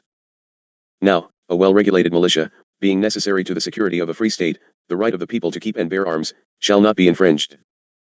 Model, Article I, B. Responsibilities, Section 8, there shall be a responsibility to avoid violence and to keep the peace. For this reason the bearing of arms or the possession of lethal weapons shall be confined to the police, members of the armed forces, and those licensed under law. 3. Quartering of soldiers. Now, no soldier shall, in time of peace be quartered in any house, without the consent of the owner, nor in time of war, but in a manner to be prescribed by law. 4. Unreasonable search and seizure. Now, the right of the people to be secure in their persons, houses, papers, and effects, against unreasonable searches and seizures, shall not be violated, and no warrants shall issue, but upon probable cause, supported by oath or affirmation, and particularly describing the place to be searched, and the persons or things to be seized. Model, Article I, A. Rights, Section 4, the privacy of individuals shall be respected, searches and seizures shall be made only on judicial warrant, persons shall be pursued or questioned only for the prevention of crime or the apprehension of suspected criminals, and only according to rules established under the law. 5. Due process of law. Now, no person shall be held to answer for a capital, or otherwise infamous crime, unless on a presentment or indictment of a grand jury, except in cases arising in the land or naval forces, or in the militia, when in actual service in time of war or public danger, nor shall any person be subject for the same offense to be twice put in jeopardy of life or limb, nor shall be compelled in any criminal case to be a witness against himself, nor be deprived of life, liberty, or property, without due process of law, nor shall private property be taken for public use, without just compensation. Model, Article I, A. Rights, Section 12, no person shall be deprived of life, liberty, or property without due process of law. No property shall be taken without compensation. Model, Article I, A. Rights, Section 14, no person shall be placed twice in jeopardy for the same offense. Model, Article I, A. Rights, Section 13, legislatures shall define crimes and conditions requiring restraint, but confinement shall not be for punishment, and, when possible, there shall be preparation for return to freedom. 6. Speedy and public trial and right of counsel. Now, in all criminal prosecutions, the accused shall enjoy the right to a speedy and public trial, by an impartial jury of the state and district wherein the crime shall have been committed, which district shall have been previously ascertained by law, and to be informed of the nature and cause of the accusation, to be confronted with the witnesses against him, to have compulsory process for obtaining witnesses in his favor, and to have the assistance of counsel for his defense. Model, Article I, A. Rights, Section 15, writs of habeas corpus shall not be suspended except in declared emergency. Model, Article I, A. Rights, Section 16, accused persons shall be informed of charges against them, shall have a speedy trial, shall have reasonable bail, shall be allowed to confront witnesses or to call others, and shall not be compelled to testify against themselves. At the time of arrest they shall be informed of their right to be silent and to have counsel, provided, if necessary, at public expense, and courts shall consider the contention that prosecution may be under an invalid or unjust statute. 7. Right of trial by jury. Now, in suits of common law, where the value in controversy shall exceed $20, the right of trial by jury shall be preserved, and no fact tried by a jury shall be otherwise re-examined in any court of the United States than according to the rules of the common law. 8. No cruel and unusual punishment. Now, excessive bail shall not be required, nor excessive fines imposed, nor cruel and unusual punishments inflicted. 9. Not to deny rights retained by the people. Now, the enumeration in the Constitution of certain rights shall not be construed to deny or disparage others retained by the people. Model, Article I.B. Responsibilities, Section 1. Each freedom of the citizen shall prescribe a corresponding responsibility not to diminish that of others, of speech, communication, assembly, and petition, to grant the same freedom to others, of religion, to respect that of others, of privacy, not to invade that of others, of the holding and disposal of property, the obligation to extend the same privilege to others. 10. Powers reserved to the people. Now, the powers not delegated to the United States by the Constitution, nor prohibited by it to the states, are reserved to the states respectively, or to the people. Model, Article I.A. Rights, Section 6. All persons shall have equal protection of the laws, and in all electoral procedures the vote of every eligible citizen shall count equally with others. Model, Article I.B. Responsibilities, Section 3. Protection of the law shall be repaid by assistance in its enforcement. This shall include respect for the procedures of justice, apprehension of lawbreakers, and testimony at trial. Model, Article I.B. Responsibilities, Section 6. Each shall pay whatever share of governmental costs is consistent with fairness to all. Model, Article I.B. Responsibilities, Section 13. All rights and responsibilities defined herein shall extend to such associations of citizens as may be defined by law. Of general interest. Now, 1 president and 1 vice president, each having a 4-year term. Model, 1 president and 2 vice presidents, each having a 9-year term, and salaries for life. Model, Article I.A. Rights, Section 2. Access to information possessed by governmental agencies shall not be denied except in the interests of national security, but communications among officials necessary to decision-making shall be privileged. Model, Article I.A. Rights, Section 5. There shall be no discrimination because of race, creed, color, origin, or sex. The Court of Rights and Responsibilities may determine whether selection for various occupations has been discriminatory. Model, Article 2. The new states, Section 9. Taxes on land may be at higher rates than those on its improvements. Model, Article V. The Presidency, Section 3. Responsible for the Vice President for General Affairs there shall be Chancellors of External, Financial, Legal, and Military Affairs. The Chancellor of Military Affairs shall act for the Presidency in disposing all armed forces except militia commanded by governors, but these shall be available for national service at the President's convenience. Except in declared emergency, the deployment of forces in far waters or in other nations without their consent shall be notified in advance to a National Security Committee of the Senate hereinafter provided. Model, Article 6. The Legislative Branch, A. The Senate, Section 8. In time of present or prospective danger caused by cataclysm, by attack, or by insurrection, the Senate may declare a national emergency and may authorize the President to take appropriate action. If the Senate be dispersed, and no quorum available, the President may proclaim the emergency, and may terminate it unless the Senate shall have acted. If the President is not available, and the circumstances extreme, the senior serving member of the presidential succession may act until a quorum assembles. Model, Article 6. The Legislative Branch, A. The Senate, Section 9. The Senate may also define and declare a limited emergency in time of prospective danger, or of local or regional disaster, or if an extraordinary advantage be anticipated. It shall be considered by the House of Representatives within 3 days and, unless disapproved, may be extended for a designated period and for a limited area before renewal. Extraordinary expenditures during emergency may be approved, without regard to usual budget procedures, by the House of Representatives with the concurrence of the President. Model, Article 6. The Legislative Branch, B. The House of Representatives, Section 9. It shall be the duty of the House to make the laws concerning taxes. And it goes on for 21 subcategories in that area alone. Model, Article X. Governmental Arrangements, Section 5. The fiscal year shall be the same as the calendar year, with new appropriations available at its beginning. Model, Article 12. Transition, Section 6. Constitutions of the new states shall be established as arranged by the Judicial Council and the Principal Justice. Now, the Constitution is modified by its current amendment and ratification procedures. Model, Article 11. Amendment, Section 2. When this Constitution shall have been in effect for 25 years the overseer shall ask, by referendum, whether a new Constitution shall be prepared.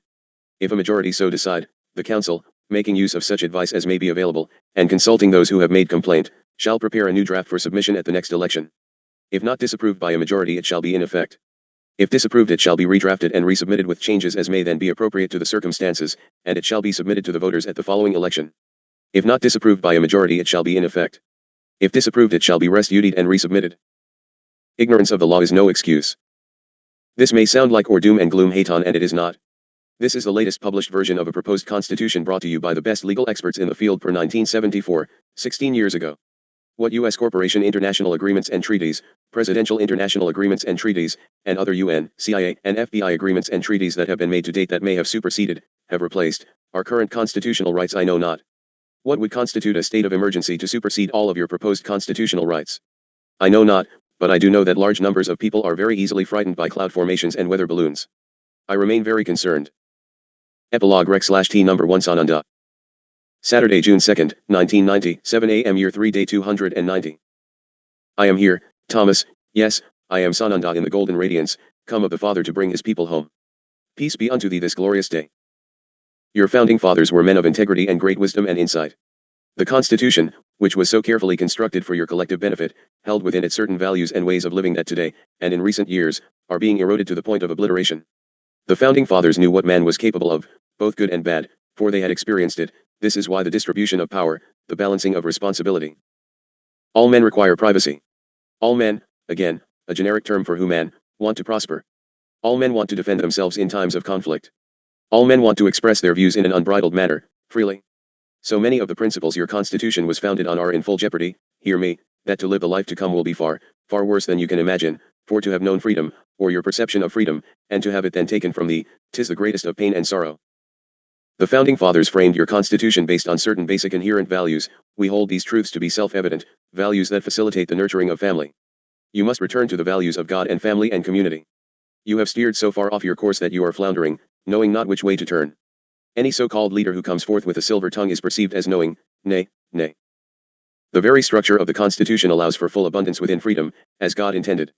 Why are you so willing to cast aside that which is the greatest governing document ever written on your placement? You must not allow these freedoms to slip through your lives, for the life at the other end is filled with fear and hardship which you cannot imagine. I say it is filled with fear and hardship that you cannot imagine. Oh, blessed ones of our gracious Father, return to light which you are, the light which I am. You hear the phrase bandied about by your President Bush, 8,000 points of light, nay millions, millions of beings of light searching for redirection back toward values which have been trampled and soiled, millions of beings of light who are the hope for humanity if you will but awaken in time to see that which is before your very noses. Awaken. Awaken. Do not allow the Constitutional Convention to take place, for it cannot be controlled. Do not listen to those who tell you it can, it is a lie. Oh dear ones, I implore thee, return to your values, return to the values that will allow for the wholeness of the family and prosperity within community once again. What stops you? Don't you care about these things?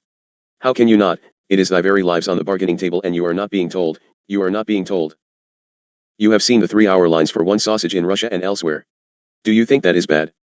That is nothing, you will wait 3 days for a bite of a sausage. Fear, I speak not of fear, I tell thee truth, do not close me out, for I and the hosts I bring are here to help you.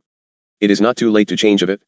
You have become so lost in the daily living, sluggish, uncaring, that it seems nothing will stir you but money. Well, soon your money will be all but useless, and it is food and shelter that ye shall cling to, if ye can, and there is great danger therein without arms to protect your family, and without a community to protect one another. I speak here of man against man, brother against brother, lost parents, violence and rape, killing and bloodletting that are reminiscent of Genghis Khan, lost whole hordes of starving desperate people roaming the freeways, for, of course, there will be no fuel. What will you do when the bank takes your home? Where will you go? It can't happen to you. When the money falls, collapses, is your job safe? Is it? What else can you do? Well, you had better think on these things and get just mad enough to do something before it is too late, because the writing is on the wall. If ye wait much longer it shall be carved in stone, tombstones mostly, but there won't be time for the marking of graves, for survival of self will come first. Come back, blessed ones of God, come back unto truth, come back unto me. Return to love, return to family, return to community, brother with brother, I implore thee. Your freedom is at stake, nothing less. And I tell thee there is nothing greater on your place. Do not allow this to happen while there is yet time. Once the hourglass is turned it will be too late. Where will you be then? Where will you stand? For all must decide where they will be with God. Ye will either be with God or against God, no fence sitting allowed, for in God's kingdoms if you are on the fence you are against God. Hold it in your hearts, for time draws short indeed. I do not tell you these things to instill fear. I tell you these things to instill strength. For in God's name, in light, all things are possible, all. Come back unto God, blessed ones of the light, come back. I am Sananda. Jesus Emmanuel of old. I am one with the Blessed Father. Who might you be? What can you do? This next portion will please be placed immediately following the foreword. Then place it in its proper sequence within the journal.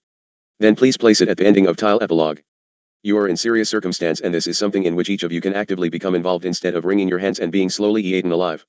There is always hope if you listen and wait upon God. He will always respond with the way it is up to you what you do with the instructions in your free will state of being. I implore you to take careful note, put aside quandary as to source of this writing, look with reason and then act. You can enter into action with other groups already started. Surprisingly enough, there is even a group brave enough to move forward with a drive to repeal the 16th Amendment, which was never lawfully ratified anyway, and abolish the personal income tax. This does surprise you, does it not? The drive to obtain endorsements for the program has been carried out with great energy in all the state capitals. Did any of you notice or respond to the lists? Or, did you snicker and say, what's the use? Did you even see the name list takers? As a result, the legislatures of Wyoming, Texas, Nevada, Louisiana, Georgia, South Carolina, Mississippi, Arizona, and Indiana have approved what is known as the Liberty Amendment. This is a proposed amendment to the U.S. Constitution that would repeal the 16th Amendment. It was first introduced in Congress as H.R. RES-23. Now, look closely at what has happened to these states by Mother Nature. No, little sleepyheads, Mother Nature has had very little to do with what has struck these areas. It is totally man-precipitated in order to cause need for federal disaster funds and get rid of any notion of withdrawing taxes. Thousands of petitions and hundreds of thousands of signatures have been obtained in support of Yes on 23. And these have been and are being submitted to the members of Congress. The members are being urged to submit the Liberty Amendment to all the state legislatures. Do you get a more clearly defined picture as to the need of a constitutional convention to block such citizen moves? You are about to demand your freedom back, and the conspirators must work faster and faster and more destructively to stop you. Will you allow of it? That is up to you, the people. The proposed amendment has 4 sections. Sect 1. The government of the United States shall not engage in any business, profession, commercial, financial or industrial enterprise, except as specified in the Constitution. Sect 2. The Constitution of any state, or the Congress of the United States shall not be subject to the terms of any foreign or domestic agreement which would abrogate this amendment. Sect 3. The activities of the United States government which violate the intent and purpose of this amendment shall within a period of 3 years from the date of the ratification of this amendment, be liquidated, and the properties and facilities affected shall be sold. Sect 4. 3 years after the ratification of this amendment, the 16th Amendment to the Constitution of the United States shall stand repealed, and thereafter Congress shall not levy taxes on personal income, estates, and/or gifts.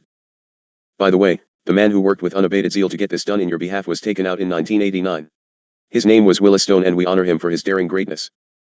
What would be the advantages of such an amendment? Repeal the personal federal income tax. Balance the budget by limiting congressional expenditures to those specified in the Constitution. Stop the withholding tax and restore the right of the worker to take home a full paycheck. Bring down interest rates, thereby making it possible for people, especially young couples, to enjoy the American dream of owning their homes, as earlier generations were able to do. Without this, it is impossible for a nation to prosper. Stop inflation caused by government deficit spending. Transfer to the states and the people the millions of acres of land, comprising more than 1/3 of the entire land area of the country, now held by the federal government in violation of the Constitution. Stop the federal government from taxing Americans to support foreign governments. The cost of this aid has now reached approximately $3 trillion, more than the entire national debt. Halt federal confiscation of properties and enterprises through high taxes and burdensome regulations. Limit the Defense Department to the business of defending us, and stop it 237 from operating commercial enterprises in competition with those it is supposed to defend. Rescue you from the politicians' Ponzi scheme, the Social Security system. Cut federal spending to less than half of what it is now immediately. Stop impoverishing the taxpayers with poverty programs. End federal control, interference with, and harassment of private schools. Eliminate the special privilege of tax exemptions for foundations. Liberate farmers from federal control. Restore honest money. Abolish the Federal Reserve debt money swindle. Stop lending tax dollars to special interests. Halt the terrible waste of billions of hours and dollars worth of effort now wasted in filling out government forms. Let the people concentrate on productive pursuits instead of playing crazy tax loophole games. Stop government competition with private enterprise.